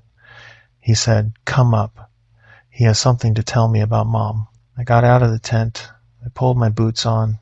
I went to the boy and put my hands on his shoulders. His shoulders felt cold under his t-shirt, the way a thing feels cold that's been outside longer than it should have been. He had not been outside long. He had stepped out of the tent maybe a minute earlier. He should have been warm. Wes, I said. Wes, look at me. His eyes drifted to me. They did not quite focus. He said, come up, Wes said. He has to tell me. Wes, you hear me. You sit down by the fire. You do not move. You sit down. That's an order. The word order was something Margie and I had used with him since he was small. It was a code word. It meant we were not asking. The boy blinked. His eyes focused. He looked at me. Then he looked at the fire ring. Why are we outside? He said. You were sleepwalking. I don't sleepwalk. You were tonight. He sat down by the fire ring. His shoulders started to shake. I built the fire back up and put a blanket around him. I sat next to him. He didn't cry, exactly, but he was breathing in a tight, jagged way. Dad, he said. I dreamed Mom was up at the upper meadow. I dreamed she was sitting in a chair with the man from earlier. I dreamed she was waiting for me. Okay, I said. She was wearing the sweater she wore that one Christmas, the green one. I knew the sweater. Margie had worn it Christmas 2019, when Wes was 9. She had complained that it itched. I knew it because I had bought it. I had picked it out, and she had pretended to like it. The sweater had been donated to a Goodwill in Tucson 9 days after her funeral, along with the rest of her clothes, by a friend of hers named Carla, because I had not been able to do it myself. Wes had not known the sweater was gone. He had not been in our closet in months. He had not asked about our clothes. Okay, I said. It felt real. I know. We sat there until the fire was good and high. The boy fell asleep against my shoulder around 4. I let him sleep. I watched the upper meadow, the dark line of trees where it bordered the cienega, the place where Doyle's tent was supposed to be. I did not see a tent. I did not see a fire. I did not see anything except the dark. But twice, while the boy slept against me, I thought I heard a voice from up there. Once it sounded like a woman's voice, calling a name, but the name was at a distance, and I could not make it out. The second time it sounded like a man's voice, and the man was laughing softly, and the laugh sounded familiar in a way I did not want to examine. I pulled the blanket up around the boy, and I tightened my grip on the small folding knife I had taken out of my pack, and I stayed very still and let the laugh go on for as long as it wanted, and after a while it stopped. When dawn came, I let the boys stay sleeping, and I walked up to the upper meadow. There was no tent. There was no fire ring. There was no sign that anyone had camped there for years. The grass was uncrushed. The brush was undisturbed. There were no boot prints anywhere along the deer trail that ran up to it. The cienega in the upper meadow was smaller than the lower, and the spring that fed it ran out from under a rock face, and there was nothing there but the spring and the grass and a couple of mule deer that lifted their heads and watched me come. I stood at the edge of the meadow for a long time. The deer did not bolt. That was the thing I came back to later, that the deer did not bolt. Mule deer in the high country do not stand and watch a man walk up on them. They throw their heads up, they bounce off. In that long jumpy way they have, they crash through brush. These two stood and watched me. They watched me with the kind of attention you'd expect from something with more inside its head than a deer ought to have. I held very still, and they held very still, and after a while one of them turned and walked off slowly toward the trees, and the other one followed, and I walked the perimeter of the meadow and found nothing. Not a wrapper, not a print, not a broken twig, nothing that said any human had set foot there for a very long time. I walked back down. I sat by the dead fire. Wes was still asleep on the log. When he woke up, he didn't remember anything past going to bed the night before. I did not tell him. I made breakfast. I made it slow. While we were eating, he said, "Are we going to fish today?" "I think we're going to head out," I said. "I'm not feeling right. Could be I'm coming down with something." He looked at me. He had not been a stupid kid ever. "Dad, what's going on?" I looked at him. "There was a man here last night," I said. "By the fire. Do you remember him?" "Yeah, Doyle." "Do you remember what he looked like?" Wes thought. "Tall. Beard. Hat. He had that stick." "Do you remember what he said? Anything specific?" Wes thought longer. His face changed. His face got the look it had had when he'd stood up in the camp at 217. "Dad," he said, "he didn't say anything about Mom, did he?" "He did. He said he was sorry about her. He said he saw your bracelet." "I'm not wearing a bracelet." I looked at his wrist. He was not wearing a bracelet. "You were wearing one last night." "Dad, I haven't worn a bracelet since the funeral. The thing they gave us. I put it in my drawer." I sat there with the eggs going cold in front of me. "All right," I said. "We're going to pack up." We packed up. We did not run, exactly, but we did not dawdle. The boy was quiet, and the kind of quiet he was being was a useful kind. He moved with intention. He did not ask more questions. When we were carrying the gear back up the trail to the truck, the trail seemed longer than it had on the way in, and the ponderosa pines did not smell like vanilla anymore. They smelled like nothing. I had the bear bag rope tied around my wrist because the bag was over one shoulder and the cordage was loose, and at one point on the trail I felt the rope tug. I stopped. The rope went slack. I looked back. Wes was 30 feet behind me, not touching it. There was nothing else for the rope to be caught on. "Keep moving," I said. We got to the truck. I locked the doors before he had even shut his. I started the engine. I drove the track out to the forest road faster than I'd come in, and the Subaru that had been parked at the turnaround was still there, and I felt a cold thing in my stomach when I saw it, because that was the wrong thing, to be still there. It had been there when we'd arrived the day before. It had still been there at 4 in the afternoon. It was still there at 9 the next morning. A day tripper does not leave their car for 20 hours. The Subaru had a thin layer of dust on it, the kind that builds up over weeks. The tires looked low. There was a coffee cup wedged in the dirt by the driver's side door, the foam kind from a gas station, and the cup was sun-bleached. There were pine needles on the hood. The Subaru had not been driven up here yesterday. It had been there a long time. Months, maybe longer. I did not stop to check. I drove down the forest road and onto the asphalt of Route 35 and out toward Glenwood. The radio came on by itself, on a station I had not set. It was a country station. The song that was playing was the Vince Gill song that Margie had liked. I reached over and turned the radio off. The radio came back on 3 miles later. The song was different, but the station was the same. I turned it off again. The third time it came back on, I pulled the fuse for it. Wes watched me without saying anything. Wes did not say anything for 30 miles after that. Around mile 15 of the drive, he said, "Dad." "Yeah?" "What did the man look like?" "Doyle. What did he look like to you?" I told him.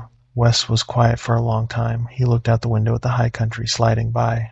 Then he said, "He looked like Grandpa to me." I gripped the wheel hard. His grandfather, my father, had been dead since 2009. The boy had not been born yet when his grandfather had passed. There were 2 photographs of his grandfather in the house. There was a portrait from his retirement from the railroad in 1998. There was a candid one from a fishing trip in the 70s. They were the only photographs of his grandfather, Wes, had ever seen. I drove. I did not say anything else about it. I asked the boy if he wanted to stop for breakfast in Glenwood, and he said yes. And we did, and we ate biscuits and gravy at a place called Alma's, and the woman at the counter was kind, and the place smelled like coffee and frying eggs and bacon. And after we ate, I felt the world settle back down. I paid the check. The waitress put her hand on Wes's shoulder, the way some waitresses will with a kid who looks like he's having a hard day, and she said, "You take care of your daddy, sweetheart." And Wes said, "Yes, ma'am," and I had to look away. We drove home to Tucson. We got there at 9 that night. For 3 weeks after, nothing happened. Wes went back to school. He talked more than he had been. He told me one night at dinner that he had decided he wanted to take Spanish next year because his mother had spoken Spanish with her abuela and he wanted to be able to speak it with somebody. I told him that was a good idea. He smiled, the first real smile in 8 months, and the smile made me hurt and also made me feel like there was a road forward. He played his bass guitar in the garage one afternoon, an Iron Maiden bass line he had been working on before his mother got sick, and the sound of him playing it again was the sound of a thing coming back to life that I had not expected to come back. I sat in the kitchen with a beer and listened. I did not go out and tell him I was listening. I did not want him to stop. After a while, the playing stopped on its own, and he came inside and went to his room without saying anything, and that was all right. The fact that he had played it all was a thing I would have given a great deal for 3 weeks before. His grades came up. His friends started coming around again. There was a girl, a quiet kid named Alma, who he had been close with before everything. She came over one Saturday, and they sat on the back porch and ate string cheese and laughed about something on her phone, and the laugh was real, and I stayed in the kitchen and let it be. 3 weeks to the day after St. Anne's, I got up at 3:42 in the morning to use the bathroom, and I walked past the kitchen, and Wes was standing in there. He was standing in the spot where Margie used to stand at the stove. He was facing the stove. The stove was off. He was not moving. I stood at the edge of the kitchen and watched him. "Wes," I said. He did not move. "Wes." His head turned. Just his head. His body stayed facing the stove. His head turned 90 degrees on his neck, and his face was at the angle a face shouldn't be at, and his eyes were on me. He smiled. It was a smile I had not seen on his face before. It was a smile I had seen once on a man's face by a fire in a cienega in southwestern New Mexico, with the firelight catching one side and the shadow taking the other. Then he blinked. His head came back to normal. His shoulders sagged. "Dad," he said.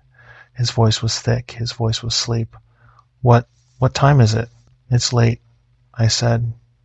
"Go back to bed." He looked at me. He looked at his hands. He shook his head, slow, like a man clearing it. "I had a dream," he said. "I dreamed I was watching us cook. Mom was at the stove.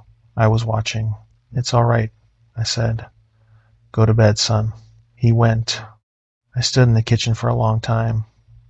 The clock on the microwave said 3:44. The dog we have, a chocolate lab named Mose, who is 12 years old and arthritic, came out of the laundry room where he sleeps and stood next to me. He was looking down the hallway toward Wes's room. The hair on his back was up. He growled. Low, steady. I did not go down the hallway to check. I have not gone down the hallway to check in the 3 nights since. I have gone to bed and turned the light on in the hallway and locked the bedroom door from the inside, which is a thing I have not done in this house in 20 years. The dog sleeps at the foot of the bed now. He used to sleep in the laundry room. He came on his own. I did not call him. Wes is fine. Wes is in school. Wes has a friend over sometimes. Wes laughs at his shows on his laptop. Wes is fine, by every measure that I can apply. But sometimes, at night, the dog stands in the hallway and growls at nothing, and I lie in bed and I think about the upper meadow with no fire ring, and I think about a Subaru wagon at turnaround for 20 hours, and I think about the way my son's head turned 90 degrees on his neck. I have been a peace officer most of my adult life. I have walked into homes where the worst thing in the world had just happened. I have stood in rooms where the air had a weight to it from what had been done in those rooms. I have learned over 27 years to listen to the part of me that knows when something is wrong without being able to tell me why. That part of me, that quiet part, the part that kept me alive on 100 calls, has been very quiet around Wes since we got home. Quiet but not silent. Quiet in the way it gets in a room where the thing you're afraid of is sitting in the chair across from you, watching, behaving, biting. I called Carla, Margie's friend, 2 weeks after the trip. I asked her about Margie's clothes. I asked her, very casually, if she remembered the green Christmas sweater. She did. She said she had specifically remembered putting it in the Goodwill bag because she'd known that I would have hated to do it myself. I said, right, of course, that's what I figured. I asked her where the Goodwill was. She told me. I drove there one afternoon when Wes was at school. I asked the woman at the counter if they kept records of what had been donated. She laughed at me kindly. She said, no, of course not. She said the bags came in and got priced and went out. She said the sweater had probably been bought a long time ago by somebody who wanted a green Christmas sweater for cheap. She said this was a comfort, usually, to people who came in looking for things their dead had owned. I thanked her and left. I leave a light on in the hallway now, and I have not been back to the Cienega, and I will not go. Story 3. Caballero Mesa. The first whining woke me up a little after midnight on the fourth night, and I lay in the tent on the camp cot, and I listened to it, and I told myself it was a coyote pup. Coyote pups make a sound when they're separated from the den that is not very different from the sound a dog makes when it's old and lonely and wants to be let in. The mistake is an honest one if you've never spent time with both, and I had spent time with both. The mistake was still an honest one to make at midnight on a mesa 20 miles from any human being, when the wind had been working at the rain fly for 2 hours, and you were tired enough that your eyes hurt. The whining came again. It came from about 30 feet outside the tent, off in the direction of the truck. It went on for maybe a minute. Then it stopped. I lay there. The wind kept doing what it was doing. The fly kept moving. I had been working a 14-day rotation on Caballero Mesa, drilling core samples for a company called White Hill Minerals out of Denver, and I was halfway through, and I was tired in a way that bone tired didn't quite cover. I had been alone on the mesa since the day I drove up. I closed my eyes. I told myself coyote pup. I told myself I was hearing what I wanted to hear, and the truth of what I wanted to hear was that I was missing my dog. I had been missing him for 2 months and 3 days, and I was not over it. I had not expected to be this not over it. He had been 15, which is old for a lab mix, and I had thought, in the months before he died, that I had been preparing myself. I had not been. The whining came back. I sat up. It was the exact whine. That's the thing I want to say first, before I say anything else, because that's the thing the brain wants to argue with and lose to. It was the exact whine. It was the whine Bandit had made the last 6 months of his life when he wanted to come up on the bed, the small whine in the back of the throat that had grown smaller and sadder the older he got. It was not like the whine. It was the whine. The same little hitch at the end. The same broken pitch in the middle where his throat had a thing going on that the vet had said would not affect his quality of life and had in the end affected his quality of life. I got out of the cot. I pulled on my jeans and my boots. I went out of the tent with the lantern, the big propane lantern I used for the camp. Nothing out there. The truck was where I had parked it. The drill rig was tarped against the wind. The mesa was the mesa, the dark scrub running off in every direction, the rim, a darker line against the sky to the west. There were stars, plenty of stars. There was no moon, because it had set already. I held the lantern up, and I walked a slow circle around the camp. When I came back to the front of the tent, I saw the prints. They were dog prints. They were the right size for a dog, about Bandit's size. They were old dog prints, the way an old dog's prints register, with the right rear pad dragging just a little, a smudge, instead of a print. Bandit's right rear leg had gone bad in the last 2 years. He'd developed a gait where he was favoring it, and his right rear pad would scuff the ground instead of lifting cleanly. The prints in the dust by my tent had that exact scuff. I knelt down. I held the lantern close. The prints ran in from the dark north of the camp, came right up to the tent door, sat there for a minute. The prints sat there, 4 of them in a square, the right size for a dog, sitting and waiting, and then turned and went back the way they had come. I followed them with the lantern for maybe 20 yards north, and then they ended, just stopped. There was no break in the soil. The prints went 4, 3, 2, 1, none, like the dog had stepped off into the air. I went back to the tent. I sat on the cot. I put the lantern on the floor. My name is Marcus Webb. I am 38. I am a contract geologist working mostly on exploration for small mining outfits in the Four Corners region, although I'll take work anywhere they'll fly me. I grew up in a town in southwestern Colorado called Mancos, which is real and which most people have never heard of. And I went to Colorado School of Mines on a scholarship and a string of student loans. I am still paying off. I have one son, Tyler, who is 16, who lives with my ex-wife, Janelle, in Albuquerque. Tyler and I have not been good for the last year. I picked a fight at Christmas that I should not have picked. I was supposed to drive down to see him over Memorial Day, the long weekend before the White Hill contract started, and Janelle had texted me on the Thursday to say that Tyler had made other plans, and I had not pushed it, because that was easier. The fight at Christmas had been about a phone. I want to be honest about that. I had said something about how much time he spent on it, and how he and I had not done anything together in 2 years that did not involve a screen, and he had said I was the one who had not come around to do anything. He had been right. I had reacted to him being right by getting louder. I had said a thing or two I should not have said. Janelle had not yelled at me, which had been worse than if she had. She had walked into the next room with Tyler and closed the door, and I had stood in the kitchen for a while looking at the gingerbread house Tyler had built when he was 8, which Janelle still set out every year on the kitchen counter, and I had gone out to my truck and driven the 4 hours back to my apartment without saying goodbye. I had an old yellow lab mix named Bandit, who I had picked up from a shelter in Durango in 2010. He was 3 when I got him and not what anyone had been looking for. He had been a kick dog. The first 6 months he lived with me, he did not let me touch him on his right side.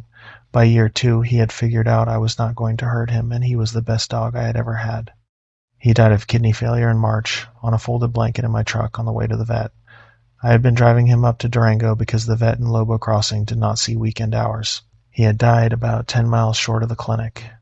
I had not told Tyler. Tyler had loved that dog. I had not been able to figure out how to make the call. I had taken the White Hill contract because the money was good, and because being alone in the field was the thing I had always liked, and because I did not want to be in my apartment, where the food bowl was still in the corner, and where I kept catching myself listening for Bandit's nails on the linoleum. The work was straightforward. Whitehill thought there was a rare earth deposit on the south face of Caballero Mesa in an old uranium claim that had been worked through the 70s and abandoned in 1981. They wanted core samples from a grid of points along the south rim and one transect across the top. 2 weeks of work for one man. $12,000. They had given me a sat phone, a small drill rig that ran off a generator, and a list of grid points to hit. I had set up camp on the third night near the center of the top transect, where the wind off the rim was steady but not too bad, and where I had a view of the mesa edge and the long fall down to the BLM track. The first 3 nights had been quiet. The fourth was the one. I sat on the cot for a while. The lantern threw a hard light on the tent walls. The wind kept working. I told myself the prince could be a coyote. I told myself coyotes have a dragging gait sometimes if they've been hurt. I told myself a coyote following a dense smell could come right up to a man's tent if it was hungry enough. I told myself a lot of things. I did not believe any of them. I did not sleep again that night. I sat on the cot with the lantern on and a small camp folding knife in my lap, and I waited for the whining to come back, and it did not. Around 4:30 the wind died, and the mesa went very quiet. I could hear my own breathing. I could hear the small ticks of the lantern. I could hear, very far off to the north, what might have been a coyote, but the coyote was a coyote, and the sound it made was a coyote sound. I knew the difference now. At first light, I went out and walked the camp perimeter again with the lantern off and the daylight coming up. The prints were still there. They were not deer prints. They were not coyote prints. They were dog prints. They came in and they stopped and they turned around and they went back and they ended where they ended, 20 yards out in the middle of bare dust where there should have been more. I ate breakfast. Oatmeal from a packet, hot water from the camp stove. I drank black coffee. I ate the oatmeal looking at the prints. I drank the coffee looking at the prints. Then I got out the GPS and went to my first grid point for the day, which was about a mile south on the rim, and I worked. I worked all day. The drill rig was loud, which I liked. The loudness was a thing to be inside of. I pulled 3 core samples that day. They came up clean, the way uranium country samples come up clean, pale sandstone, a few thin streaks of darker mineral, the kind of cores you label and box and ship and let the lab figure out. I worked until the sun was getting low and the rim threw a long shadow across the top of the mesa, and then I packed up and drove the truck back to camp. I made a fire that second evening. I had not made one the first 3. There was no real reason to. The propane stove cooked my food, and the lantern gave me light, and a fire on the mesa in dry season was a thing you did not start unless you needed to. I needed to. I wanted to see something move that I could explain. Fire moves, and fire's honest. I sat by it and I drank coffee, and I watched the dark come down over the rim, and I tried not to look north of camp. That second night the whining started a little after 11. It came from the same direction. North of the tent. It came closer this time. It came to about 10 feet outside the tent door, and it sat there, and it whined. I did not get up. I lay in the cot with the small folding knife in my hand, and I listened. The whine had a quality I had not noticed the night before. There was a kind of asking in it. There was a kind of please. Bandit had whined like that the last week of his life, when he had wanted to get up on the bed and could not, when he had wanted me to lift him. I had lifted him every time. I lifted him at 3 in the morning, and at 5, and at 6, and at any time he asked, because the doctor had said 2 weeks, and I had wanted him to know, every minute of those 2 weeks, that I had not stopped. The whine outside the tent had that asking in it. I did not get up. After a while, the whining stopped. I heard the prints leaving. I want to say that carefully. I heard the sound of the prints. I heard them step away from the tent, one at a time, in the right rhythm for the gait Bandit had had. The 4th step had a scuff in it. The 5th had a scuff. After about 20 steps, the sound stopped. I lay in the cot until dawn. The 3rd day I worked. I worked hard. I pulled 4 cores. I came back exhausted. I ate canned chili from a can. I lay down at 9. I did not hear the whining that night, or if I did not remember. The 4th night was the one I have already told you about, the whining and the lantern and the prints that ended in the middle of bare dust. I went out and broke camp at first light. I packed the truck. I drove down off the mesa on the road I had come up, and at the bottom of the road where it joined the BLM track that ran east toward Lobo Crossing, the road was not where I had left it. That's the only way I know how to say this. The road I had driven up had 2 switchbacks down the south face of the mesa. I had driven them 4 days ago. I had counted them, because I was a man who counted things on a road I might have to drive in the dark. There had been 2. When I drove down that morning, there were 3. The third one came after the first 2, and it took the road east, around a piece of mesa that I had not noticed on the way up. The road I knew should have run straight south from the second switchback to the BLM track. Now there was a third switchback, and the road went east, and I followed it because I did not know what else to do. The road ran east for about a quarter mile. Then it bent north. Then it ended at a camp. The camp was my camp. The tent was my tent, set up the way I had set it up. The drill rig was tarped the way I had tarped it. The truck I looked in the rearview mirror to confirm, and the truck I was sitting in was still a truck I was sitting in.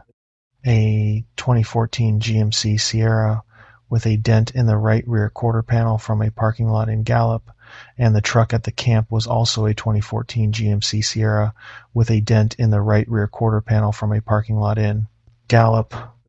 I sat in the cab for a long time. The engine was running. The air conditioning was on because the morning was already getting hot.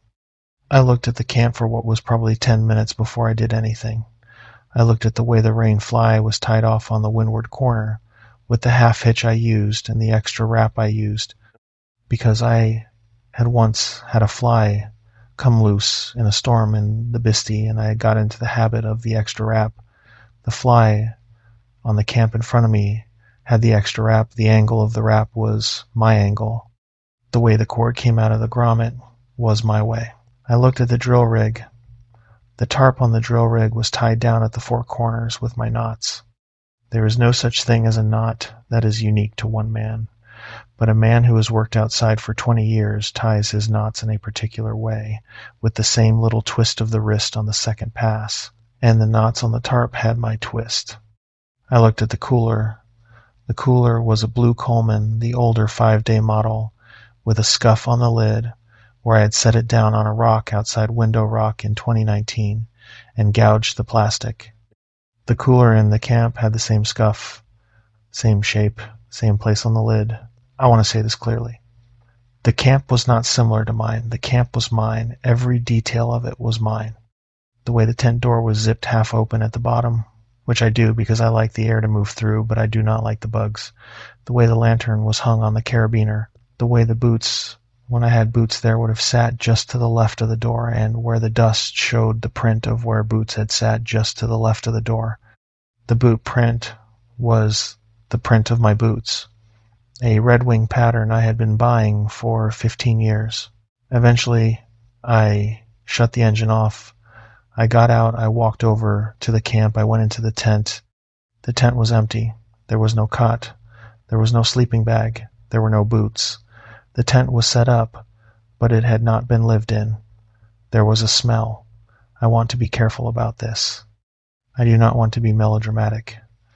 The smell was the smell of a freezer that had been unplugged for a week and was beginning in the back of it, where the meat was, to start the long slide. It was not a strong smell.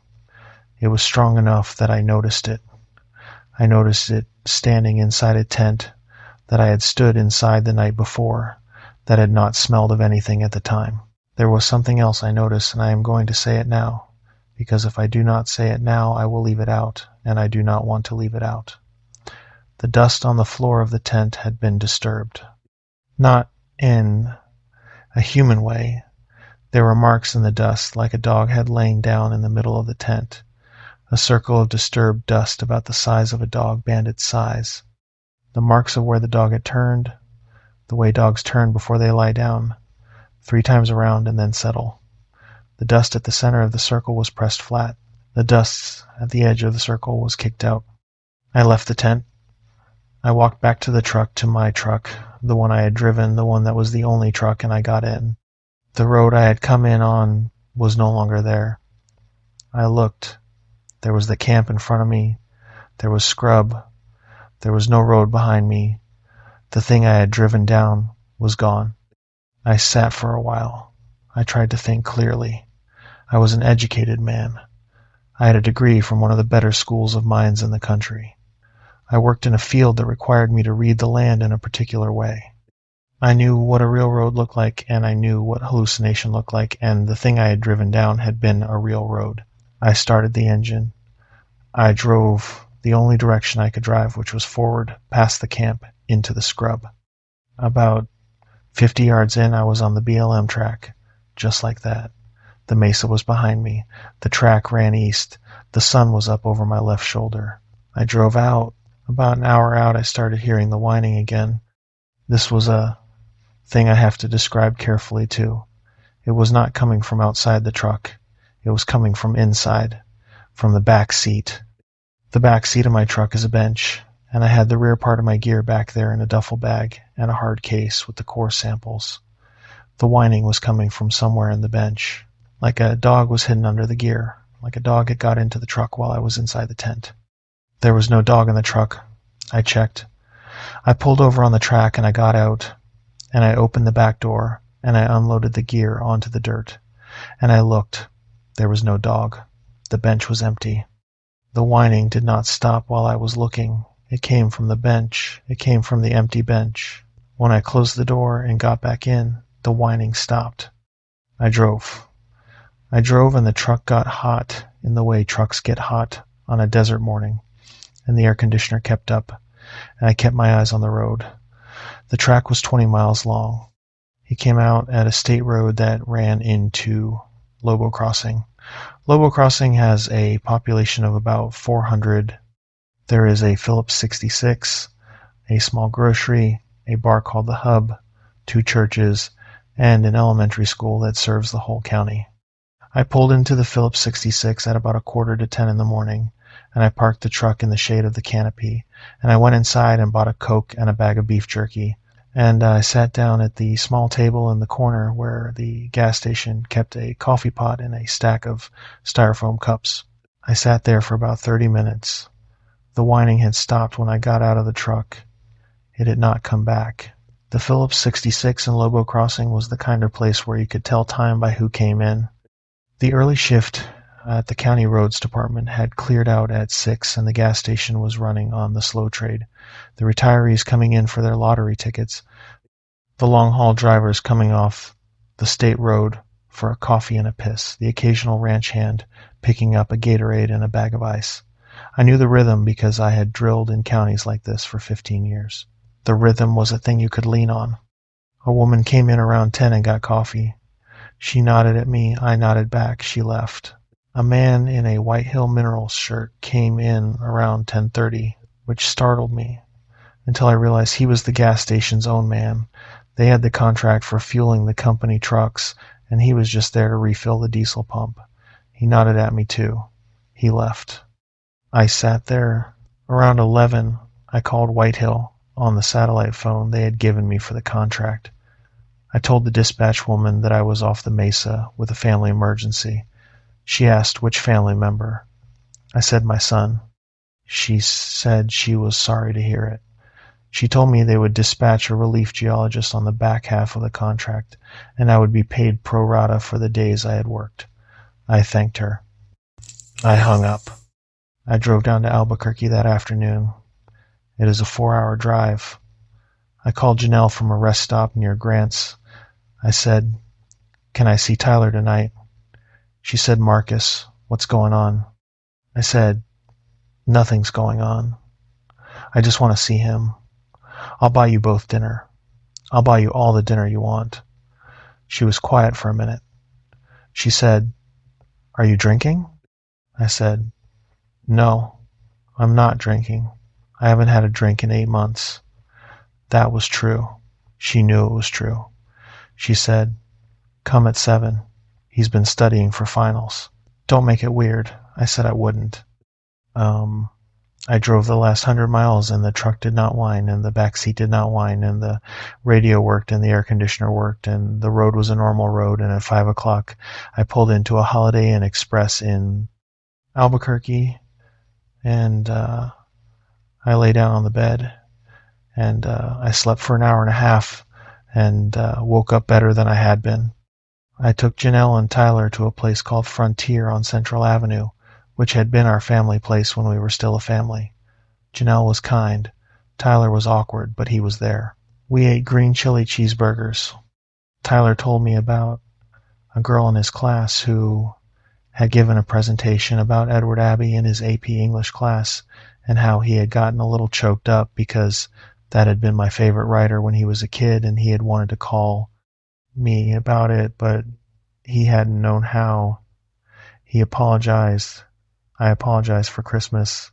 I apologized for not calling. I told him about Bandit.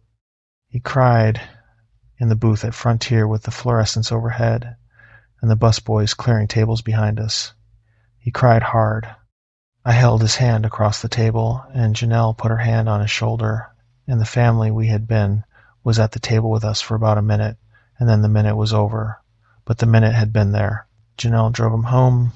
I went back to the Holiday Inn. I lay on the bed. Around 11:30, the room phone rang. The room phone is the phone on the bedside table that nobody uses anymore. I sat up and looked at it. It rang 4 times. I picked it up. "Hello," I said. "Dad?" I sat up the rest of the way. "Tyler?" "Dad, come pick me up." His voice was thin. It was scared. "I'm at the gas station off Lomas. Mom and I had a fight. Please, just come." "Tyler, slow down." "What gas station off Lomas? Which one?" "The Phillips 66. The one near the freeway." "Why aren't you calling from your phone?" "My phone died. I'm using the phone here. Please come." I stood up. I was reaching for my keys. I stopped. I said, "Tyler, what did you order at Frontier tonight?" There was a pause. The voice on the line said, "Dad, what's going on? Just come get me. It's cold out here." I said, "Tyler, what did you order?" The voice on the line said, "Dad, I had the cheeseburger. Dad, come on." Tyler had 2 cheeseburgers. He had ordered one, he had eaten it, and then he had ordered another one, because he was a growing kid and he had been hungry. The waiter had laughed about it. Janelle had teased him. The thing on the line knew about Frontier. The thing on the line did not know about the second cheeseburger. I said, "What's your sister's name?" "Tyler does not have a sister." The voice paused. The voice paused for a long second. The voice said, "Dad, please, my sister's name is Dad. Come on, I'm cold, I'm scared, please come." I hung up. I went to the door of the room. I checked the lock. I checked the chain. I closed the curtains. I sat in the chair by the window, and I waited. The chair was the kind of chair every hotel room has, a low armchair with a wooden frame and a cushion that had been sat in by 10,000 strangers. I sat in it with my back to the wall and a view of the door. I had the small folding knife from the camp open on the arm of the chair. I had my phone in my hand. The phone was at 27% battery. I plugged it in. I sat there for a long time. The clock on the bedside table was the small digital kind that ran a few minutes fast. The numbers on it changed and changed and changed. I watched them change. I watched 11:37 become 11:38 become 11:39. I watched midnight come on. I watched the first hour after midnight, and the second. At about 1:15 I heard footsteps in the hall outside the room. They were unhurried footsteps. They walked from one end of the hall to the other, and back. They paused outside my door. I do not know how long they paused. It might have been 10 seconds. It might have been a minute. I sat in the chair and I held the knife and I watched the door, and after a while the footsteps moved on, and I heard the door of another room open and close 3 doors down.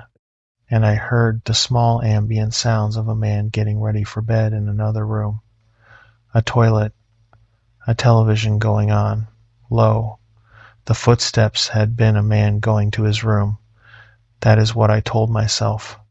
I have stayed in enough hotels to know the sound of a man going to his room. I have also stayed in enough hotels to know that sometimes you cannot tell. The phone did not ring again that night. I called Janelle at 6 in the morning. I asked if Tyler was home. She said yes, of course he was home. He was asleep. Did I know what time it was? I asked her, as casually as I could, whether he had been home all night. She said yes. She said he had gone to bed at 10:30 and she had checked on him at midnight when she went to bed herself, because that is what mothers of teenage boys do, and he had been there in his bed with his earbuds in and the phone face down on his chest the way he always slept. I said, okay. I said, thank you. I said I had been worried about something stupid and I was sorry to wake her. She said it was fine. Was I all right? I said I was fine. I said I would see her on Friday. In the morning I drove to Janelle's house. I did not call. I parked across the street. I watched until Tyler came out for school at 6:55 with his backpack and his earbuds and got into the bus. He was fine. He was alive. He had not called me the night before. I drove home to my apartment in Albuquerque. I lay down on the couch. I slept for about 14 hours. When I woke up, it was getting dark again. The apartment was the way I had left it before the contract.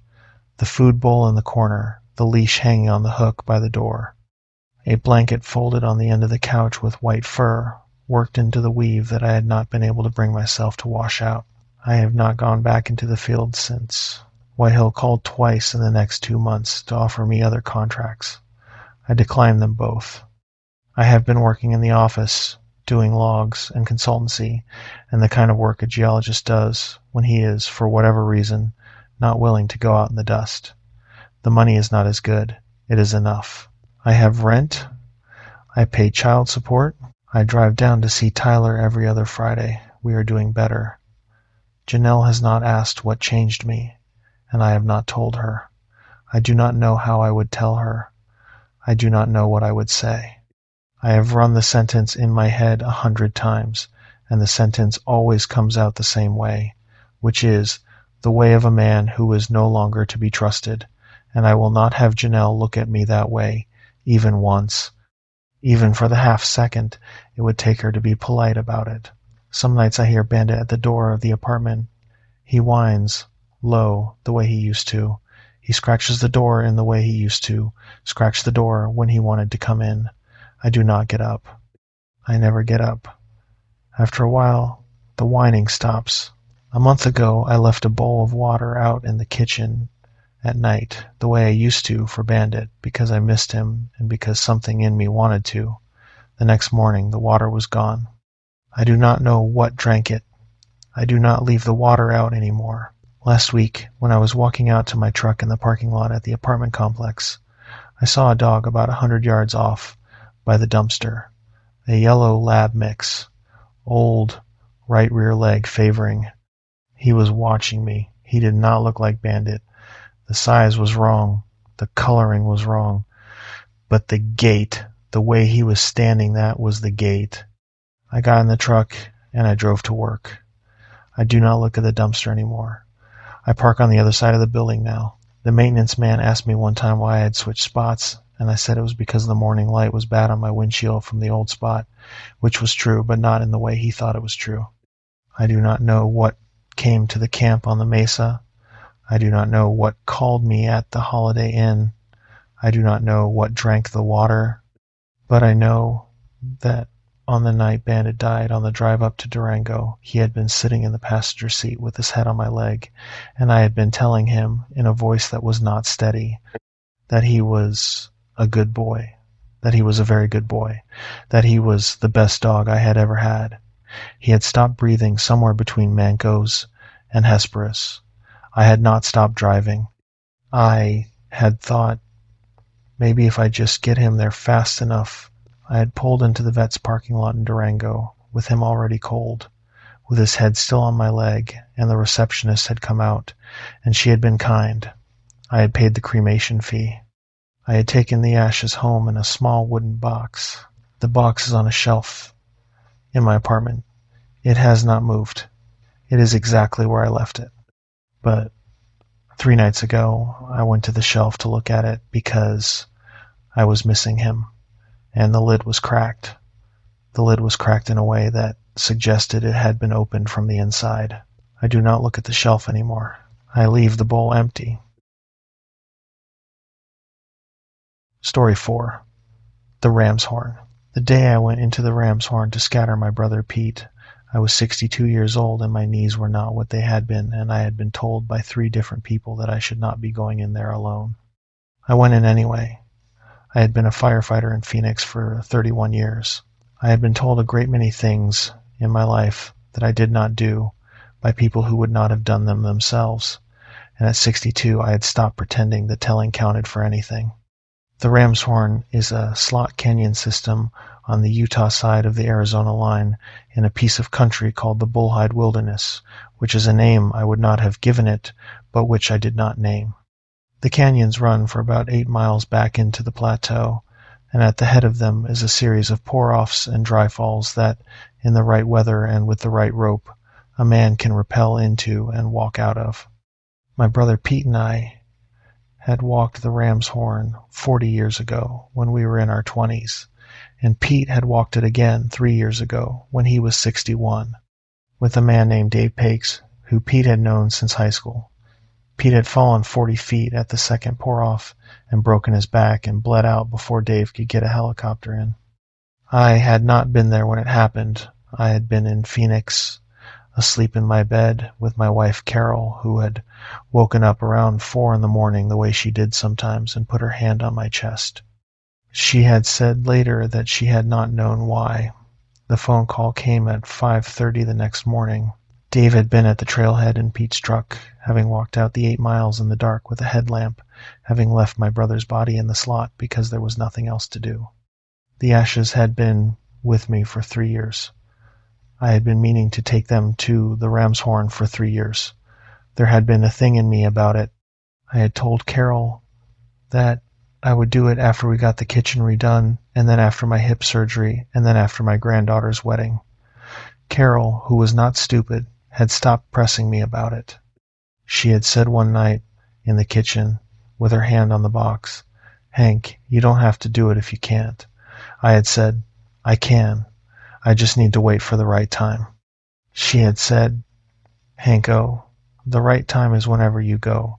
She had used the name Pete had used for me when we were boys, when he was older and I was the small one trying to keep up. I had not heard the name said out loud in 3 years. I had cried in the kitchen with my wife in the box of ashes, and I had said I would do it in May. The thing I had not told Carol, and that I had not told anyone, was that I had not gone because I had been afraid to go. I had not been afraid of the canyon. I knew the canyon. I had been afraid that I would get to the pour-off and look down at it and not feel anything.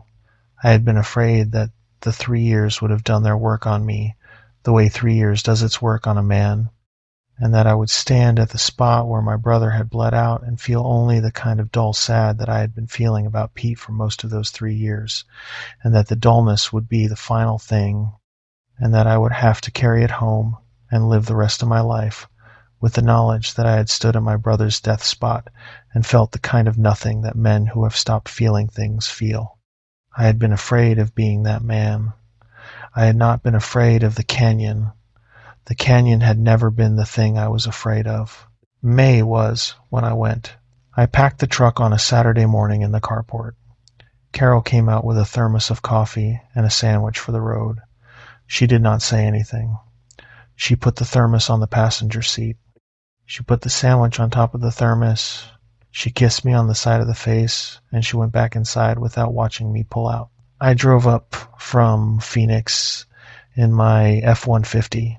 It is a 2017 with 180,000 miles on it, and it pulls a small pop-up camper that Carol and I had bought in 1992 and that I had kept running by feel and stubbornness. I had not brought the pop-up. I had brought a tent. I wanted to do it on the ground the way Pete and I had done it in 1986. I had a Kelty tent that was 20 years old and a sleeping bag that was about the same and a backpack with the kind of gear a man brings when he has been packing it for 40 years and does not need to think about it. I had a small leather drawstring bag with my brother's ashes inside it. Pete had been cremated, and the funeral home had given Lana, his widow, a small wooden urn, and Lana had given me a portion of the ashes in a plastic bag, and I had transferred the bag to the leather pouch the night before I left because I did not want to carry a plastic bag into the ram's horn and have it tear. The drive took 2 days. I overnighted at a Motel 6 in Page. I ate dinner at a Denny's. I had a chicken fried steak. That was the kind of chicken fried steak you get at a Denny's at 6 in the evening on a Monday in May, which is to say it was all right. And I drank a Coors Light from the bottle, and I watched the dining room without really watching it. There was a family in the booth across from me, 2 parents and 3 kids. And the kids were doing the kid things that kids do, and the parents were doing the parent things. And I watched them for a while and thought about my own kids who were grown now and had kids of their own, and about how the kid things and the parent things never really change, just who is doing them. I called Carol before bed. She said, "You doing okay?" I said, Yeah, I'm doing okay." She said, "Don't try to do it all in one day." I said I would not. She said, "Hank." I said, "What?" She said, "Come home." I said I would. I got to the Ramshorn trailhead the next afternoon. It was a Tuesday in the first week of May. The Dirt Road Inn had been graded recently, and the parking area had 2 other vehicles in it, an old Subaru with Utah plates and a rental SUV with Arizona plates. There was a small BLM sign that said the canyon was open and that no permits were required and that visitors were responsible for their own safety. I read the sign. I had read it before. I signed the log on the kiosk. I noted my entry and my expected exit, which I gave. As 3 days out, I shouldered the pack. A man came out of the Subaru as I was putting the pack on. He was about my age, in a flannel shirt and a battered straw hat, and he had a small camera on a strap around his neck. He had been waiting, I realized, for someone to talk to. The look on his face was the look of a man who had been alone in a parking lot for an hour and wanted to be alone for one less. He said, "You headed in?" I said, "Yeah." He said, "Solo?" I said, "Yeah." He looked at me. He said, "Long day in there. You been before?" I said, 40 years ago. He said, He let it sit. He said, "I came out yesterday, 2 days. Nice canyon. Watched the second pour off. There's a story about that pour off." I said, "I know the story." He looked at me again. Something moved in his face and settled. He said, I'm sorry. I shouldn't have said anything." I said, "It's all right. It was a long time ago." He said, "Take care in there." He nodded. He got in the Subaru. He drove out. I watched the dust of his car for a while. Then I shouldered the pack and I walked. The walk-in was 8 miles. The first 5 were on a flat sandy track through pinyon and juniper, the kind of country that smelled like the country Pete and I had grown up in, west of Cedar City, where our father had run a small construction outfit and we had spent every summer Saturday loading rebar in the back of a pickup. The smell of the country had not changed in 50 years. The smell of the country was, in some senses, the only thing in my life that had not changed. I walked it, and I thought about Pete, and I thought about the time he had cut his foot on a piece of culvert in 1972, and I had walked the 2 miles back to the truck to get our father because Pete had been too proud to do it himself. I thought about how he had hated his name for a while in junior high and made everyone call him PJ. I thought about how he had called me Hanko on his deathbed of the only kind of death I had been able to picture, which was the slow kind that gave a man time to use his name.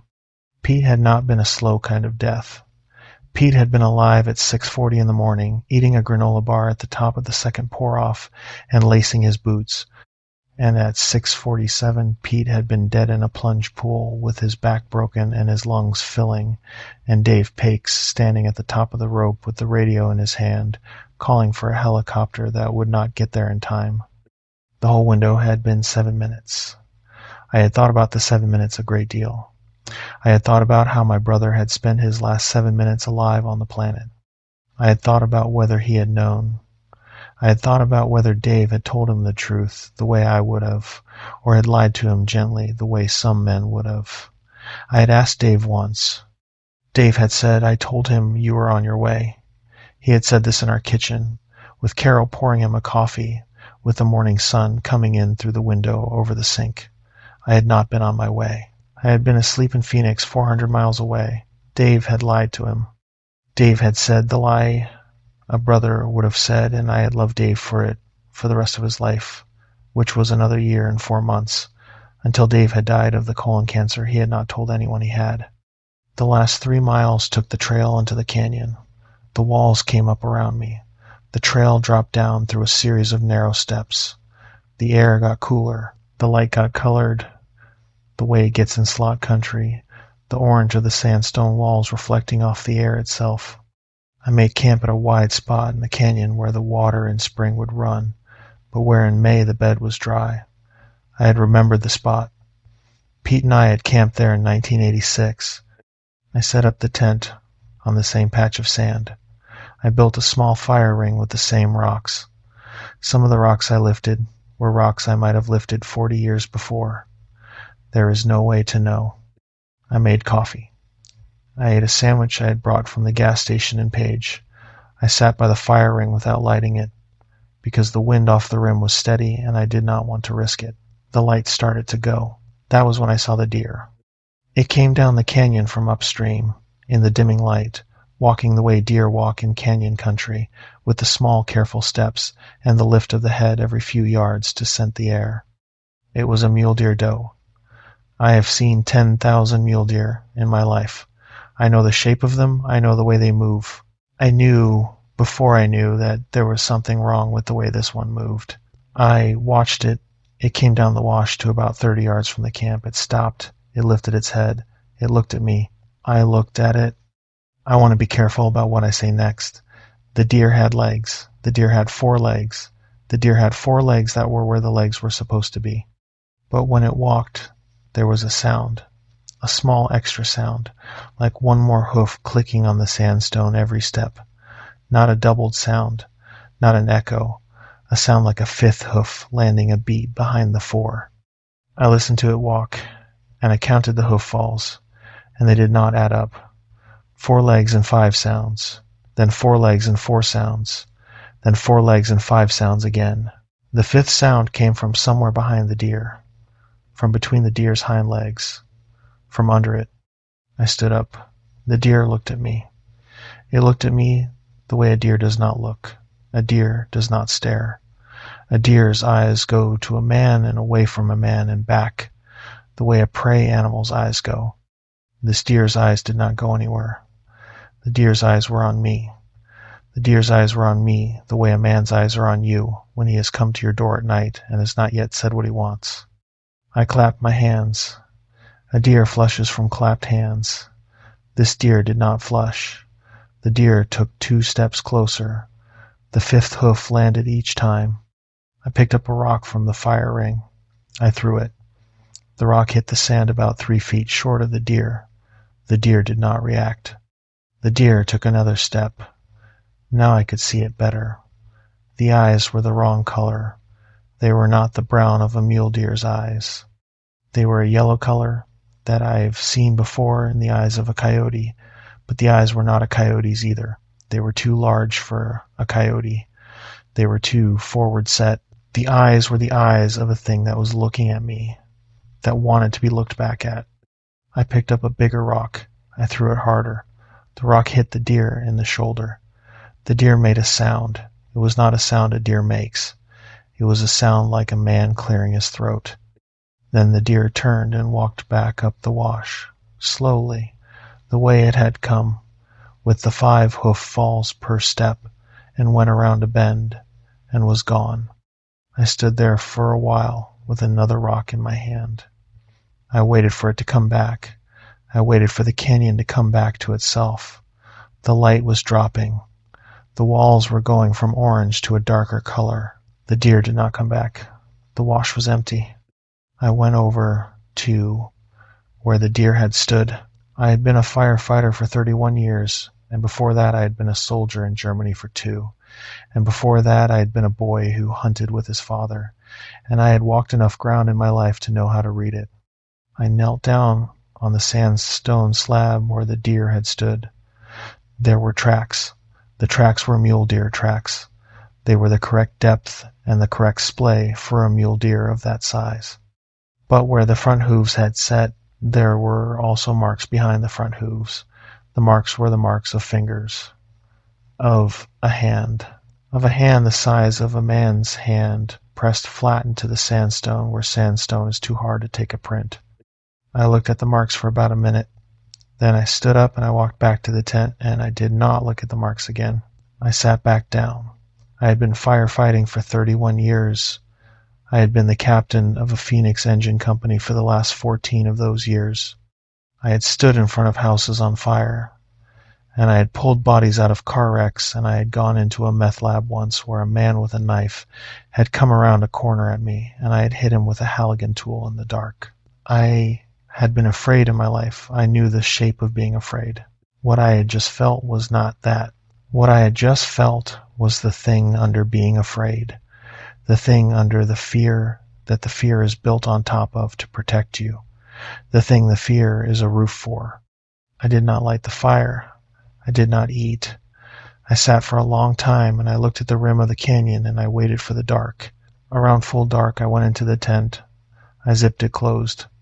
I put my headlamp on its lowest setting, and I sat cross-legged on the sleeping bag, and I tried to think. The deer was not a deer. I knew that. I knew the names for what the deer was. I had grown up in southern Utah, where you do not grow up without hearing the words. I had been taught not to say the words, because the words are not mine to say.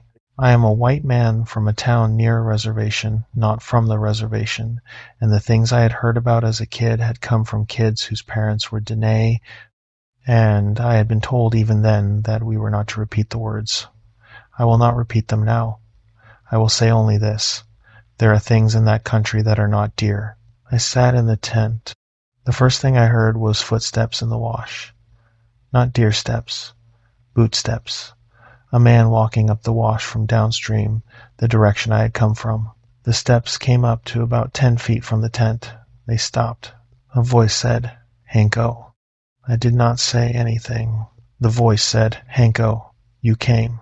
The voice was Pete's voice. I do not mean it sounded like Pete's voice. I mean it was Pete's voice. The exact pitch. The little catch in it from the cigarette habit Pete had picked up in Vietnam and never put down. The way the O in Hanko trailed up at the end, the way Pete's voice always trailed up, because Pete had picked up some Texan from a girlfriend in his late 20s and never lost it. I sat in the tent. I did not move. The voice said, "Hanko, come out. I've been waiting for you. I've been waiting for you a long time." I closed my eyes. The voice said, "I've been cold, Hanko. It's cold down here." The voice was right outside the tent.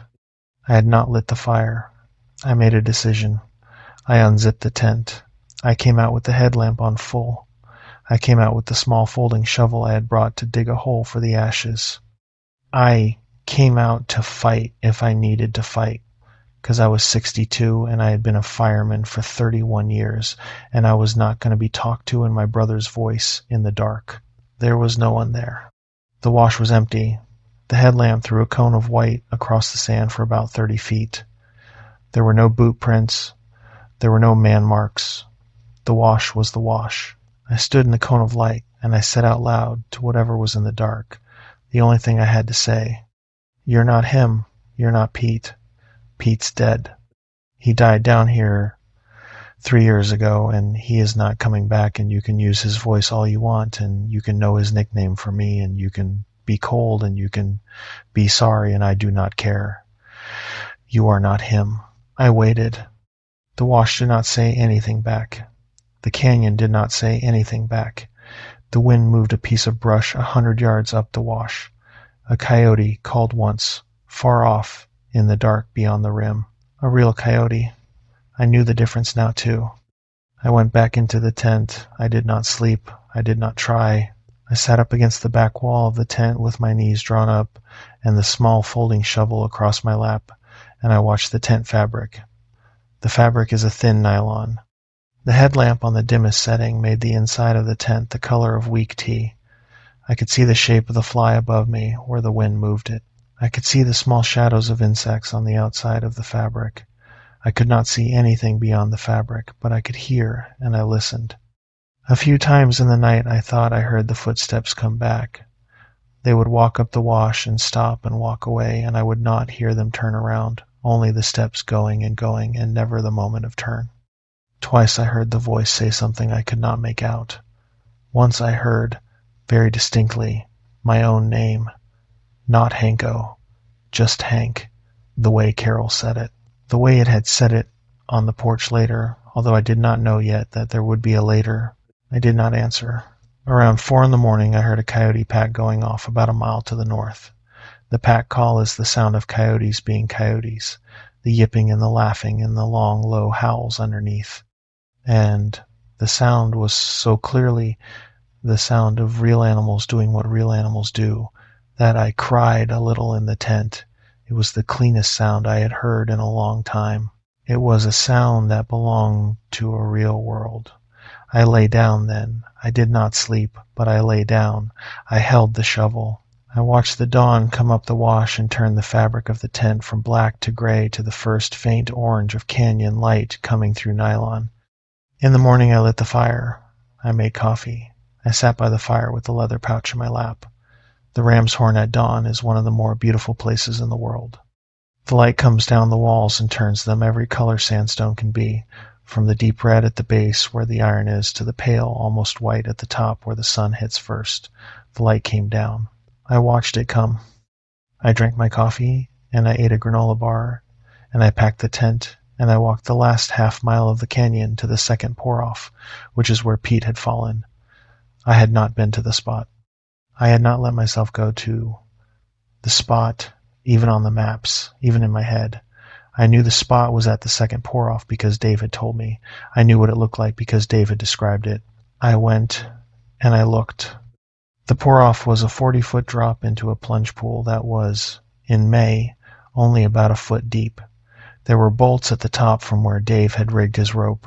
The bolts were still in the rock. They were rusted now. I touched one of them with my fingers. It was warm from the morning sun. I stood there for a while. I looked down into the pool. There were minnows in it, the small canyon minnows that live in the standing pools through the dry months, and they were going about their minnow business at the bottom of the pool the way they had been the morning Pete had died. 3 years ago they would not have been the same minnows, but they would have been minnows like them, in a pool like this one, doing what they were doing the morning my brother had hit the rock and bled out and looked up at his last sky. I thought about that for a while. I thought about how my brother's last view had been the rim of the ram's horn from the bottom of a pour-off in May, with the light coming down the walls. I thought about what a man thinks about, and the time he has between hitting and going, and I thought how I would never know, and I thought how that was all right. Pete was a man who had liked the country and who had died in the country. There was a version of his death that I could live with, and that was that version. I picked the version. I let it be the version. The other versions, the bad ones, I left in the pool with the minnows and I did not look at them. I took the leather pouch out of my pack. I opened it. I tipped it over the pour-off. The ashes came out in a stream and they fell, and most of them fell all the way to the bottom, and some of them caught on the wind and went sideways into the canyon. I watched them fall. I said, Pete, this is where you are. This is where I came to put you. I love you. I love you, brother.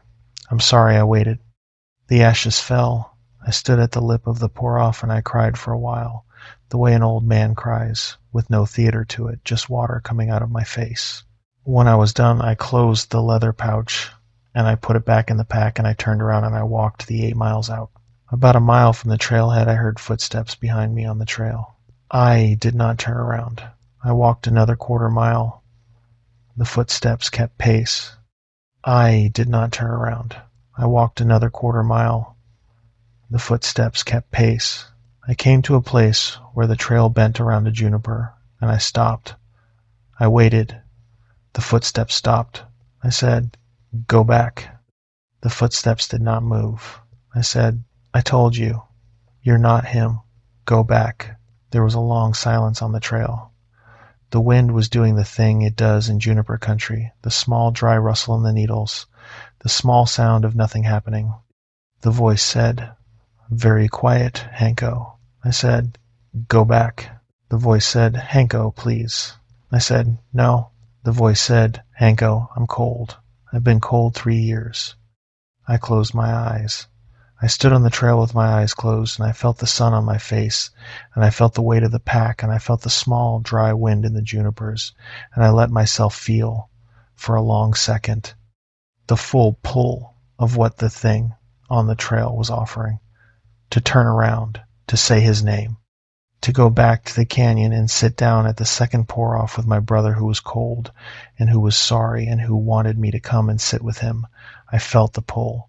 The pull was strong. The pull was the strongest thing I had felt in 3 years.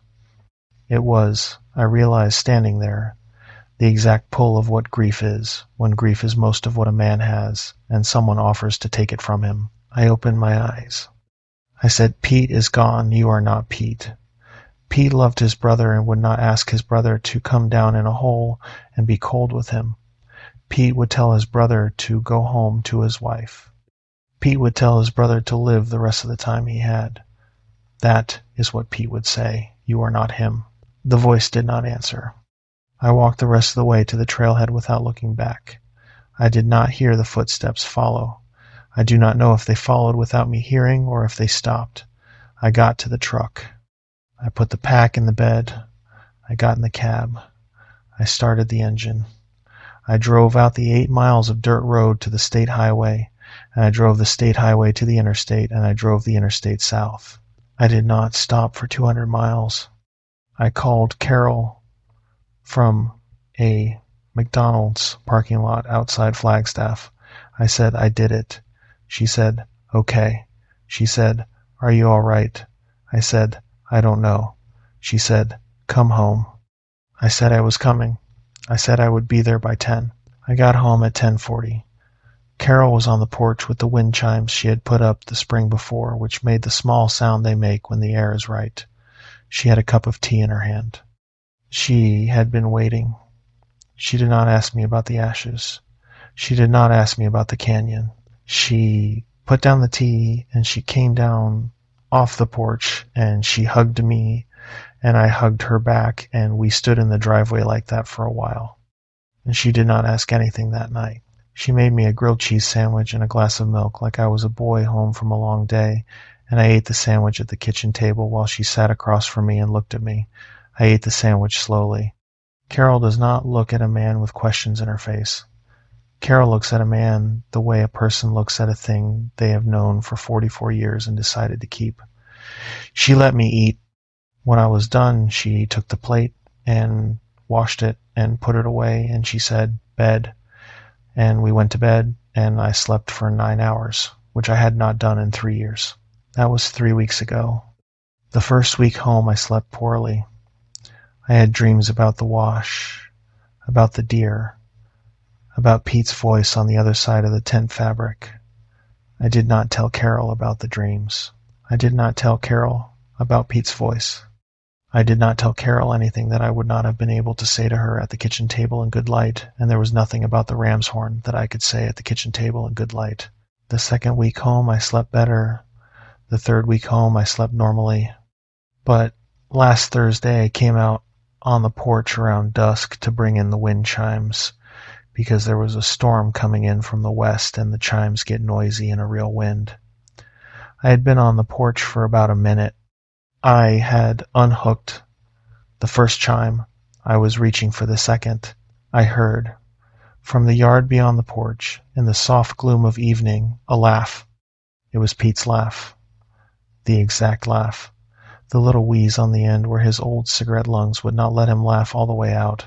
I did not turn around. I did not move. I held the wind chime in my hand, and I stood very still on my own porch, in my own town in Phoenix, Arizona, and I waited. The laugh did not come again. The wind came up. The other chime moved on its hook. I unhooked it. I went inside. I closed the door. I locked it. I locked the chain. I went into the kitchen where Carol was making dinner. She said, "You all right?" I said, "Yeah." She said, "You bring in the chimes." I said, "Yeah, I got 'em." She said, "Good. Storm's coming." I sat down at the kitchen table. She put a plate in front of me. Meatloaf, mashed potatoes, green beans from the garden. We ate. We watched a little television. We went to bed. I have not gone out on the porch after dark since. I have done other things. I have watered the yard at 5 in the afternoon when there is still good light. I have taken in the mail before the sun gets behind the houses across the street. I have stopped putting the trash out at night. The trash now goes out in the morning, before work, when I can see the alley and when the alley can see me. Carol has noticed. Carol notices everything. She has not said anything about it. She has done her own version of the same thing. She has, over the last 2 weeks, quietly put a small lamp on the porch with a dusk sensor so that the porch lights up when the sun goes down. She has, over the last 2 weeks, quietly hung a second wind chime which is larger than the first so that the porch makes a louder sound in any wind. She has, over the last 2 weeks, quietly bought a motion sensor floodlight from the Home Depot and put it on the side of the house facing the gravel. We have not talked about why. We are not going to talk about why. We have been married for 44 years and we know when not to talk. Last night I stood at the window and I looked out at the yard for a long time. The yard was empty. The streetlight was on. The lawn was the lawn I had mowed 2 days ago. There was nothing in the yard. But there was a place at the edge of the yard where the lawn meets the gravel that runs along the side of the house, where the gravel had been disturbed, like something had stood there. Like something had stood there for a while. It might have been a deer. We get deer through the neighborhood sometimes. It probably was a deer. I have not gone out to look at the gravel. I am not going to. Story 5. Cold Creek Junction. Mike Sandoval and I had been doing the same trip every May for 15 years, and we had a system. The system was, you didn't say anything until you got to Payson. You drove the 2.5 hours from Flagstaff in your own truck, and the other guy drove from wherever he was driving from, and you met in the parking lot of the Bosch's grocery store on Highway 87, and you didn't talk about anything until you had bought what you were going to buy. The buying was its own ritual. Hot dogs, buns, a pound of bacon, 2 pounds of ground chuck for chili, a can of Hormel chili to pour over the ground chuck because Mike believed, and I had come around to believing, that the Hormel made chili made by men in the woods tastes more like chili coffee. Half and half for Mike, who could not drink black coffee no matter how many times I told him he was a child. A 12-pack of Coors Banquet in the bottles, never the cans. A box of Strike Anywhere matches even though we both carried lighters, because Mike's father had taught him to bring matches and I had stopped fighting him about it in 2014. 2 bags of Doritos, 1 nacho cheese, and 1 Cool Ranch, because we could not settle the argument and had stopped trying. I am Joe Ahern. I am 44. I am an electrician and I run my own shop, Ahern Electric, out of a small unit in an industrial park on the east side of Flagstaff. I have 3 employees and a wife named Teresa and a daughter named Bryn who is 12 and a son named Mason who is 9, and I had been doing this trip with Mike Sandoval since 2011 when Mike and I had been 28 and 29 and Mike's oldest was still a baby and I had not yet had one. Mike was a high school shop teacher in Cottonwood. He had 3 boys and a wife named Erin, who was a nurse, and a dog named Tickle, who was named that for a reason I never understood. Mike was my best friend. I want to be clear about that, because the rest of what I am going to tell you only makes sense if you understand that Mike was my best friend, the kind of best friend a grown man does not usually have, the kind he had at 15 and lost touch with at 25, the kind you do not get back. Mike and I had stayed best friends because we had decided to stay best friends. And we had decided to stay best friends because we had liked each other from the day we met, and we were not going to let the world take that away from us. The May trip was part of how we did it every year. No exceptions. Aaron and Teresa understood. The kids understood. It was a thing. Mike and I had met on a job site in 2007. I was running wire for a custom home in West Sedona. Mike had been hired by the contractor to do some of the built-in cabinetry, which Mike had done on the side back then before he had gone full-time into teaching. We had been working in the same unfinished kitchen one afternoon, and Mike had said something about the country music the Framers were playing on the radio, and I had said something about it back, and we had spent the next 2 hours not working but talking. And the contractor had come in and yelled at us, and Mike had said, "Yes, sir," in the way that gets a contractor to laugh. And the contractor had laughed, and that had been the start of it. We had known each other for 19 years. We had been in each other's weddings. We had held each other's babies on the day they were born. We had been at each other's parents' funerals. We had been at each other's parents' second funerals when the other one died too. The friendship had been a thing in my life that I had not had to think about because it had been there. It had been the kind of thing in a man's life that lets him take other things for granted. The trip was always to the same place, a spot called Cold Creek Junction in the Mogollon Rim country east of Payson, where two small creeks come together in a meadow under a stand of ponderosa pines, and where there is a flat piece of ground that has, for as long as either of us had been going, an old fire ring with rocks the size of soccer balls arranged in a circle on the bare dirt. There was no campground there. There were no facilities. There was the meadow and the creeks and the trees and the fire ring, and that was all there was.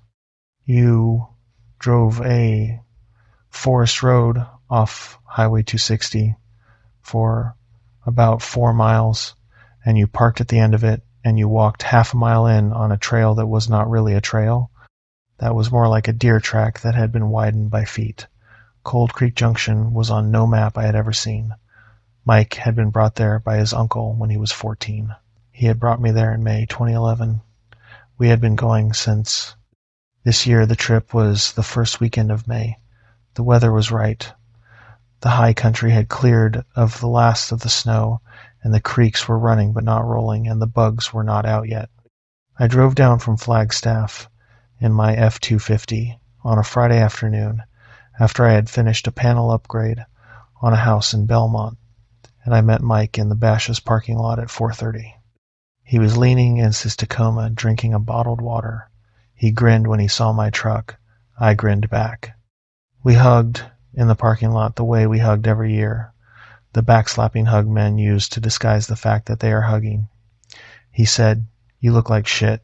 I said, "You look worse." He said, "Yeah, but..."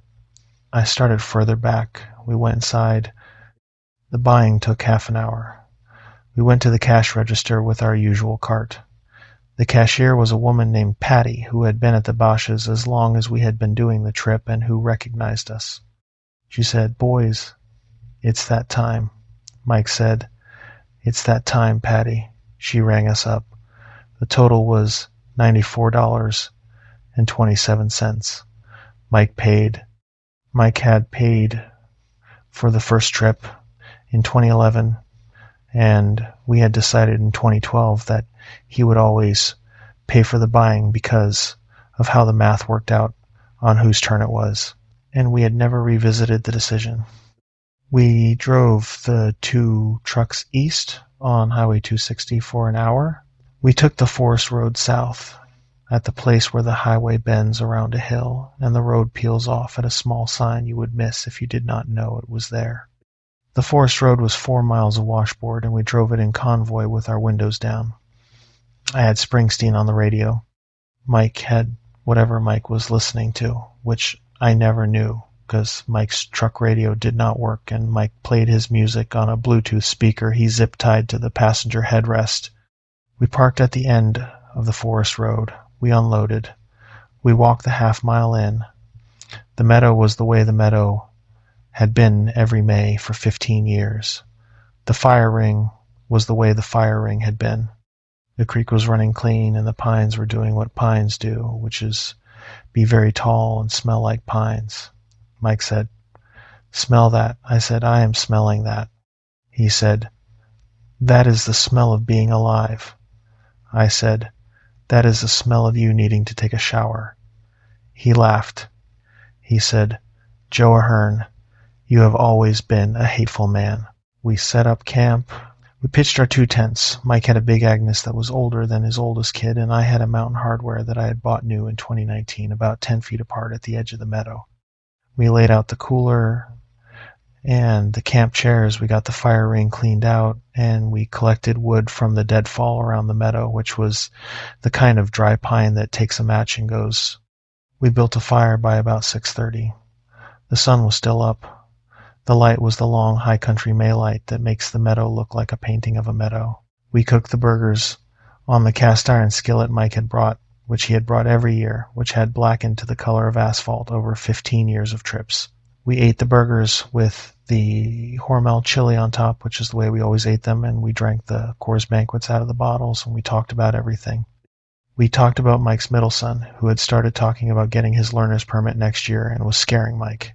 We talked about my daughter Bryn, who was 12, who had told Teresa the week before that she might be gay, which had been the kind of conversation Teresa and I had not prepared ourselves for, and which we had.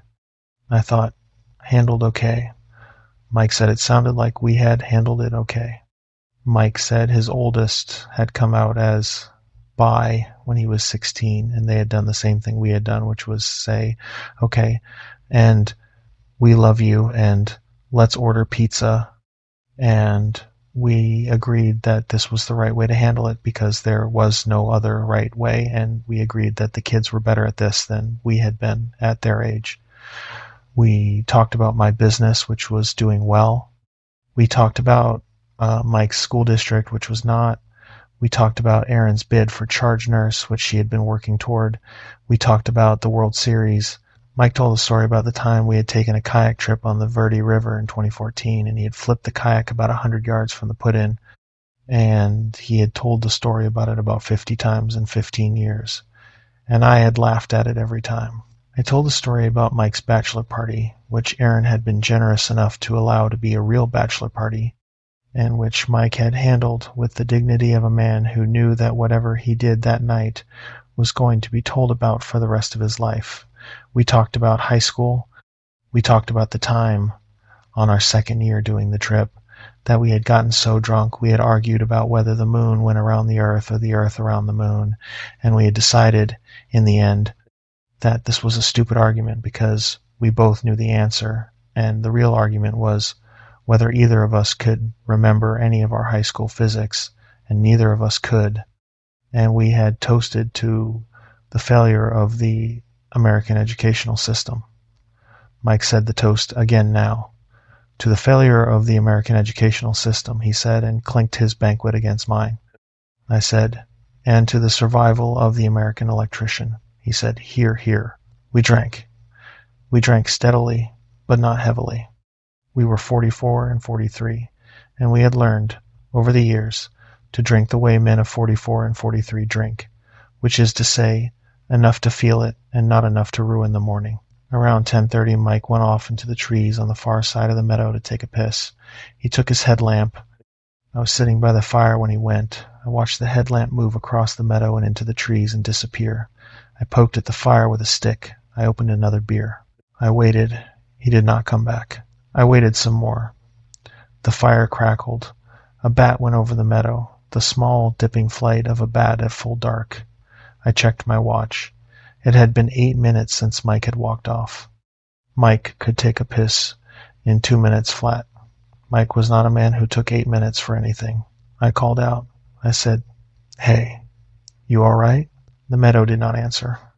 I stood up. I got my own headlamp. I clipped it to my hat. I walked across the meadow in the direction Mike had gone. I called his name. He did not answer. I called it again. The meadow took my voice and gave nothing back. I got to the edge of the trees. I stood for a minute, and I shone the headlamp around. I saw the trunks. I saw the deadfall. I did not see Mike. I called his name a third time and a fourth.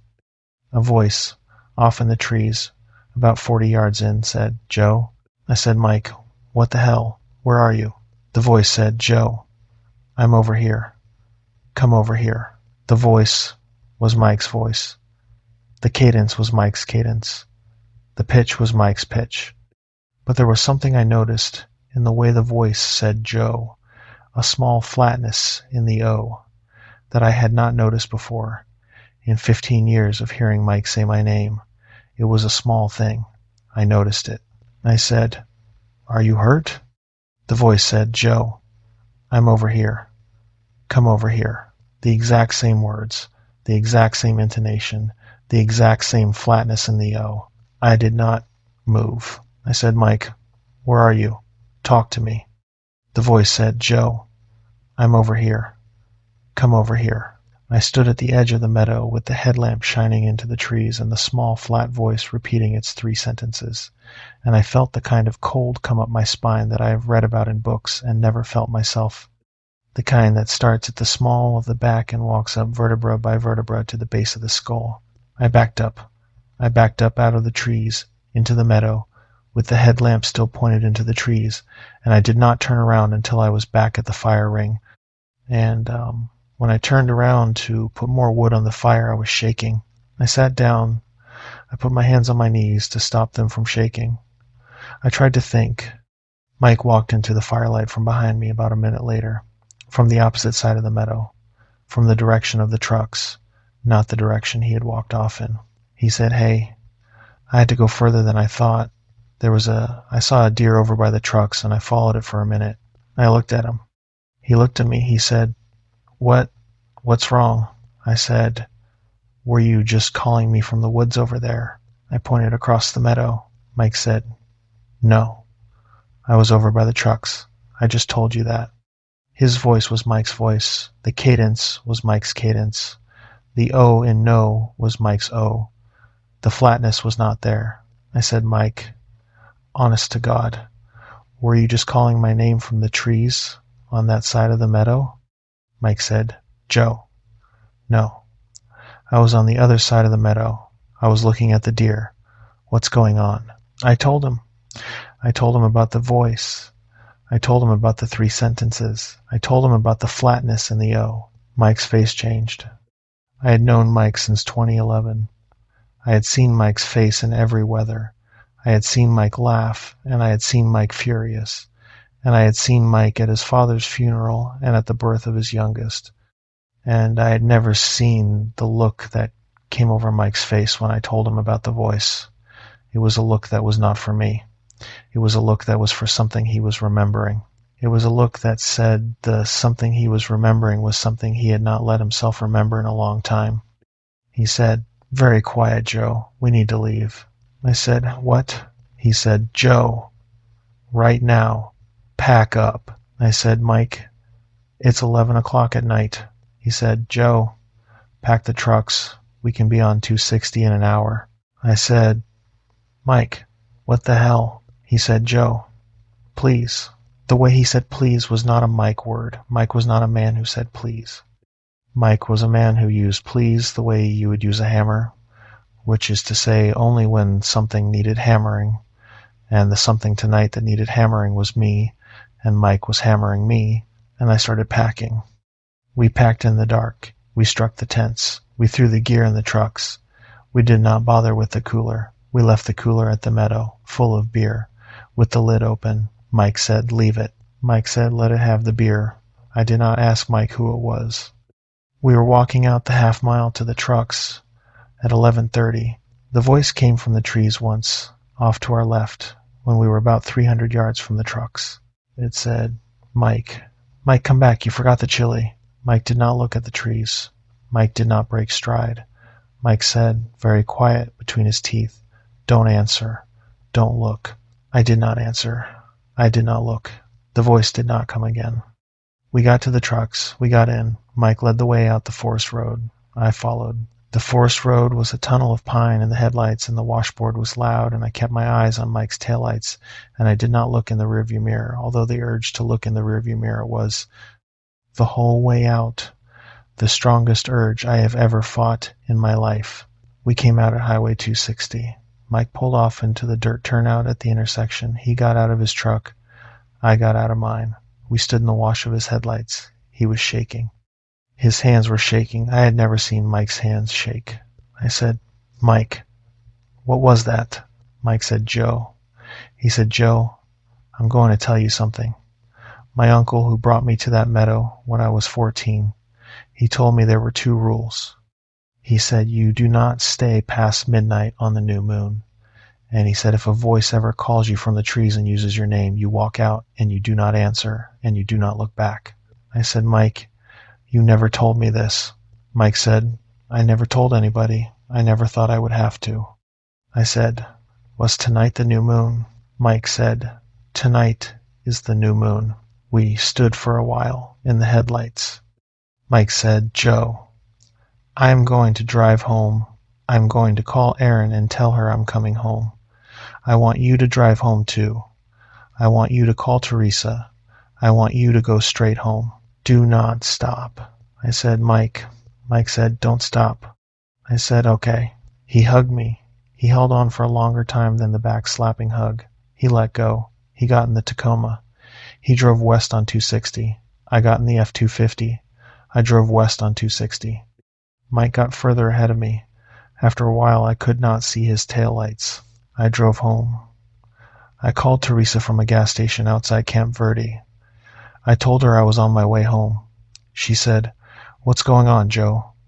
I said, I'll tell you when I get there. She said, are you okay? I said, I'm fine. Mike's fine. We just decided to come home. She said, Joe. I said, I'll be home in 2 hours. I drove. The road from Camp Verde up the mountain to Flagstaff is one I have driven 1,000 times.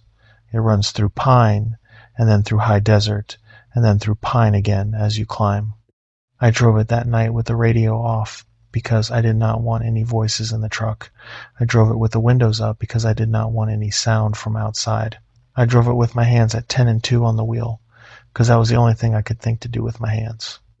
About halfway up the mountain, near the spot where the road bends past a small turnout that has a historical marker about an old stage stop, I thought I saw, in the rearview mirror, headlights behind me that were too close.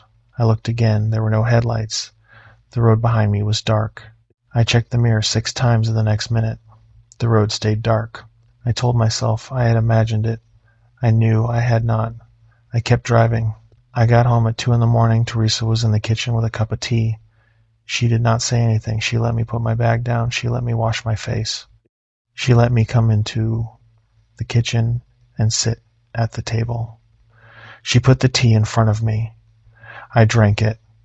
I did not tell her what had happened at the meadow. I told her some of it. I told her enough that she would understand that I had not come home because Mike and I had had a fight. I did not tell her about the voice. I did not tell her about the 3 sentences. I slept in our bed with her arm around me. I slept badly. I dreamed about the meadow. The next morning, at 8, my phone rang. It was Erin, Mike's wife. She was not crying. She was past crying. She had been past crying for 3 hours. She had been past crying since the Arizona Department of Public Safety had come to her door at 5 in the morning to tell her that Mike's Tacoma had been found at a rest stop off Highway 260 outside Strawberry with Mike in the driver's seat, and Mike had been dead for some hours. The medical examiner would later rule it a heart attack. Mike had been 43. He had no history of heart trouble. The medical examiner would say, in the kind way medical examiners say these things, that sometimes a man's heart simply gives out. He would say it could have happened anywhere. He would say it was a tragedy. Erin said, Joe, he was driving home from your trip. What happened up there? I said, Erin, I don't know. I lied to her. I lied to her the way you lied to the widow of your best friend on the morning of the day she has lost him.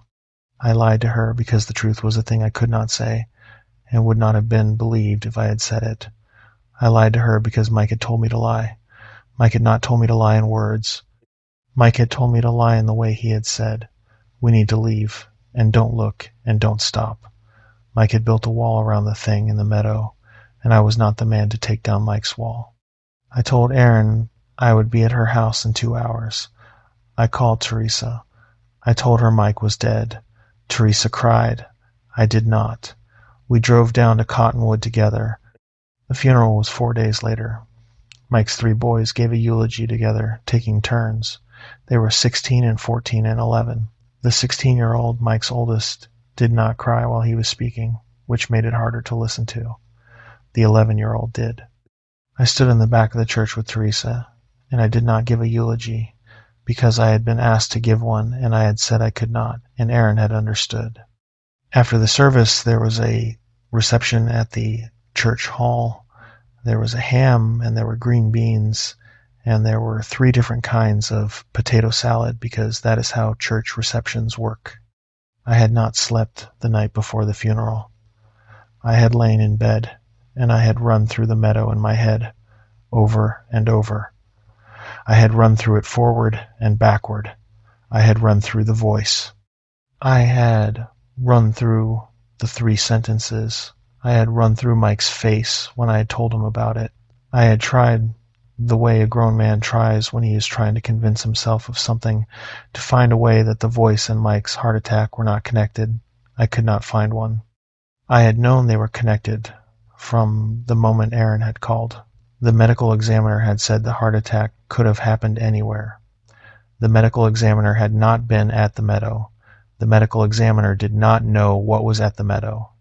The medical examiner had given Aaron a kindness in the form of a story she could tell at the funeral, and Aaron had taken the kindness, and the kindness was that Mike's heart had given out because hearts give out, and not because something had followed Mike, struck down the forest road and into a turnout on Highway 260 and parked next to him for an hour, the way I had been afraid to think. I was standing by the coffee urn when I saw the man. He was at the far end of the hall, by the window. He was wearing a dark suit. He was about Mike's height. He was about Mike's build. He had Mike's haircut. He had Mike's nose. He had the small scar over Mike's right eyebrow where Mike had fallen off a bike when he was 9 and put his head into a curb. He was Mike. He was almost Mike. He was the kind of Mike a man would be if he had been described to a sculptor very carefully, and the sculptor had then made the sculpture from photographs. He was looking at me. He smiled at me. The smile was Mike's smile. The flatness in it, there was a flatness in it, a flatness like the flatness in the O. I looked away. I looked at the coffee urn.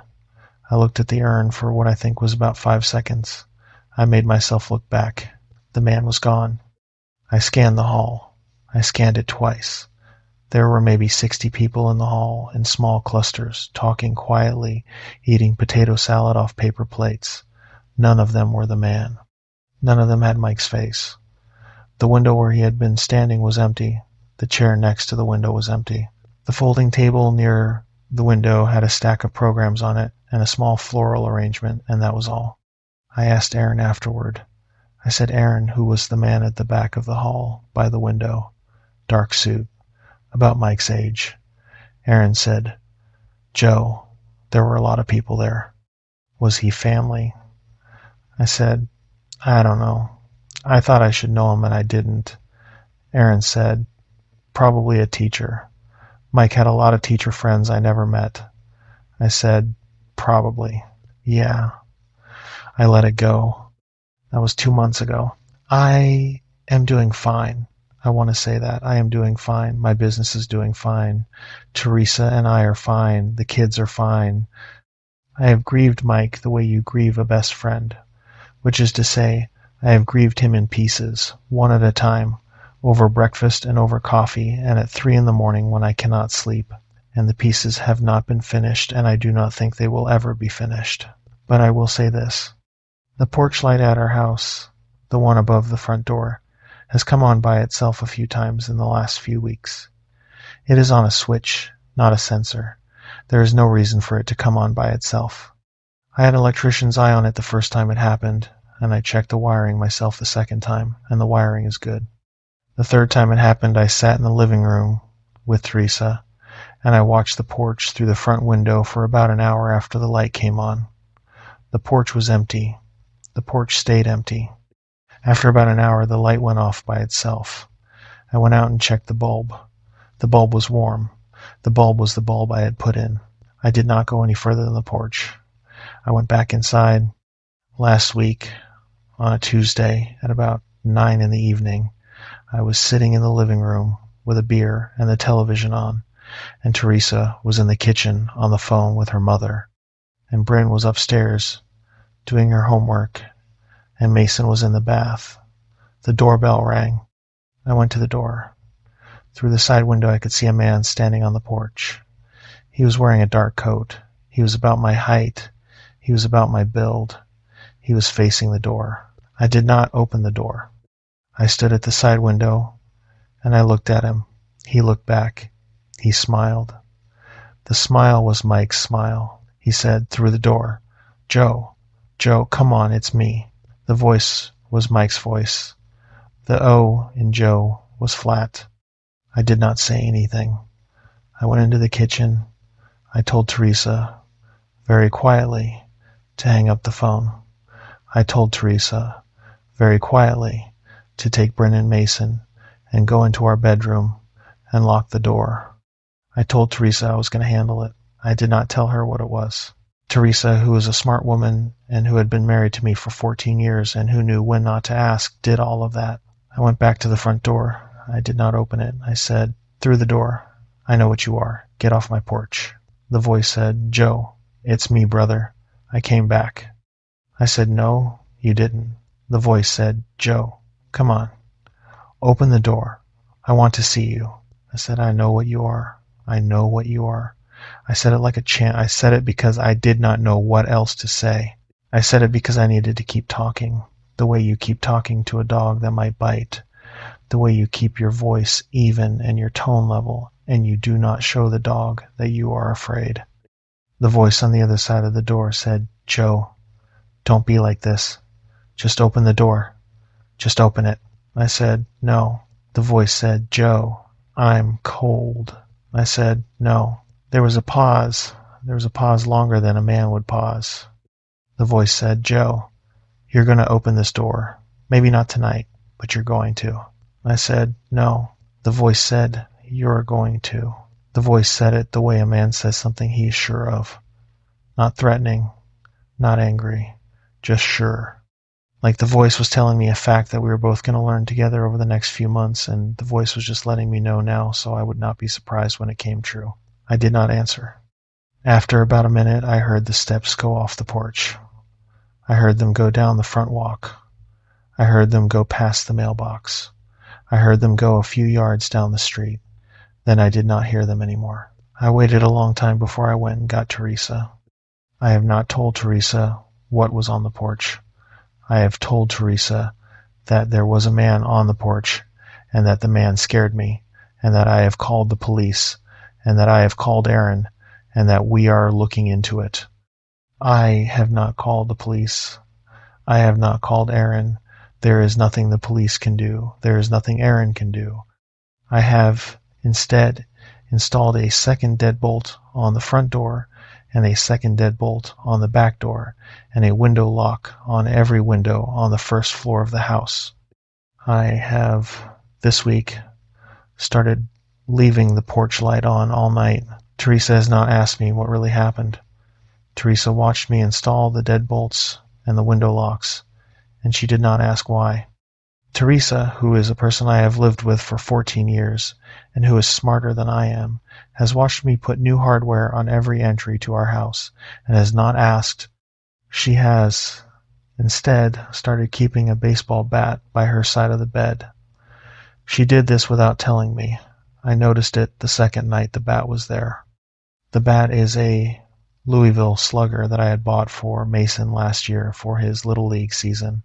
Mason had outgrown it. Teresa had moved it from the garage to our bedroom. She has not said anything about it. I have not said anything about it. We are not going to say anything about it. It has not been on the porch since. But the porch light still comes on by itself sometimes. I do not always know why. The other night, around 3 a.m, I woke up because the light from the porch was coming through the front curtains in the living room, and I had not turned the light on. I lay in bed listening. The house was quiet. Teresa was asleep next to me. The kids were asleep upstairs. The dog, we have a small mutt named Rooster, was asleep at the foot of the bed. I lay there for a while and I listened. Out on the porch, very faint, very quiet, I heard a man laugh. It was a small laugh. It was the kind of laugh a man does when he is alone and amused. The laugh had no malice in it. It was, in some ways, the worst part. The laugh had no malice in it. The laugh was just a laugh. The laugh was the laugh of a man who knew something he was not going to share, who was on a porch at 3 in the morning enjoying himself. The laugh was Mike's laugh. I did not get up. I did not go to the window. I lay in the bed with Teresa breathing next to me and Rooster breathing at the foot of the bed, and I waited for the porch light to go off. After a while it did. I have not gone out on the porch at night since. I am going to sell the house in the spring. I have not told Teresa yet.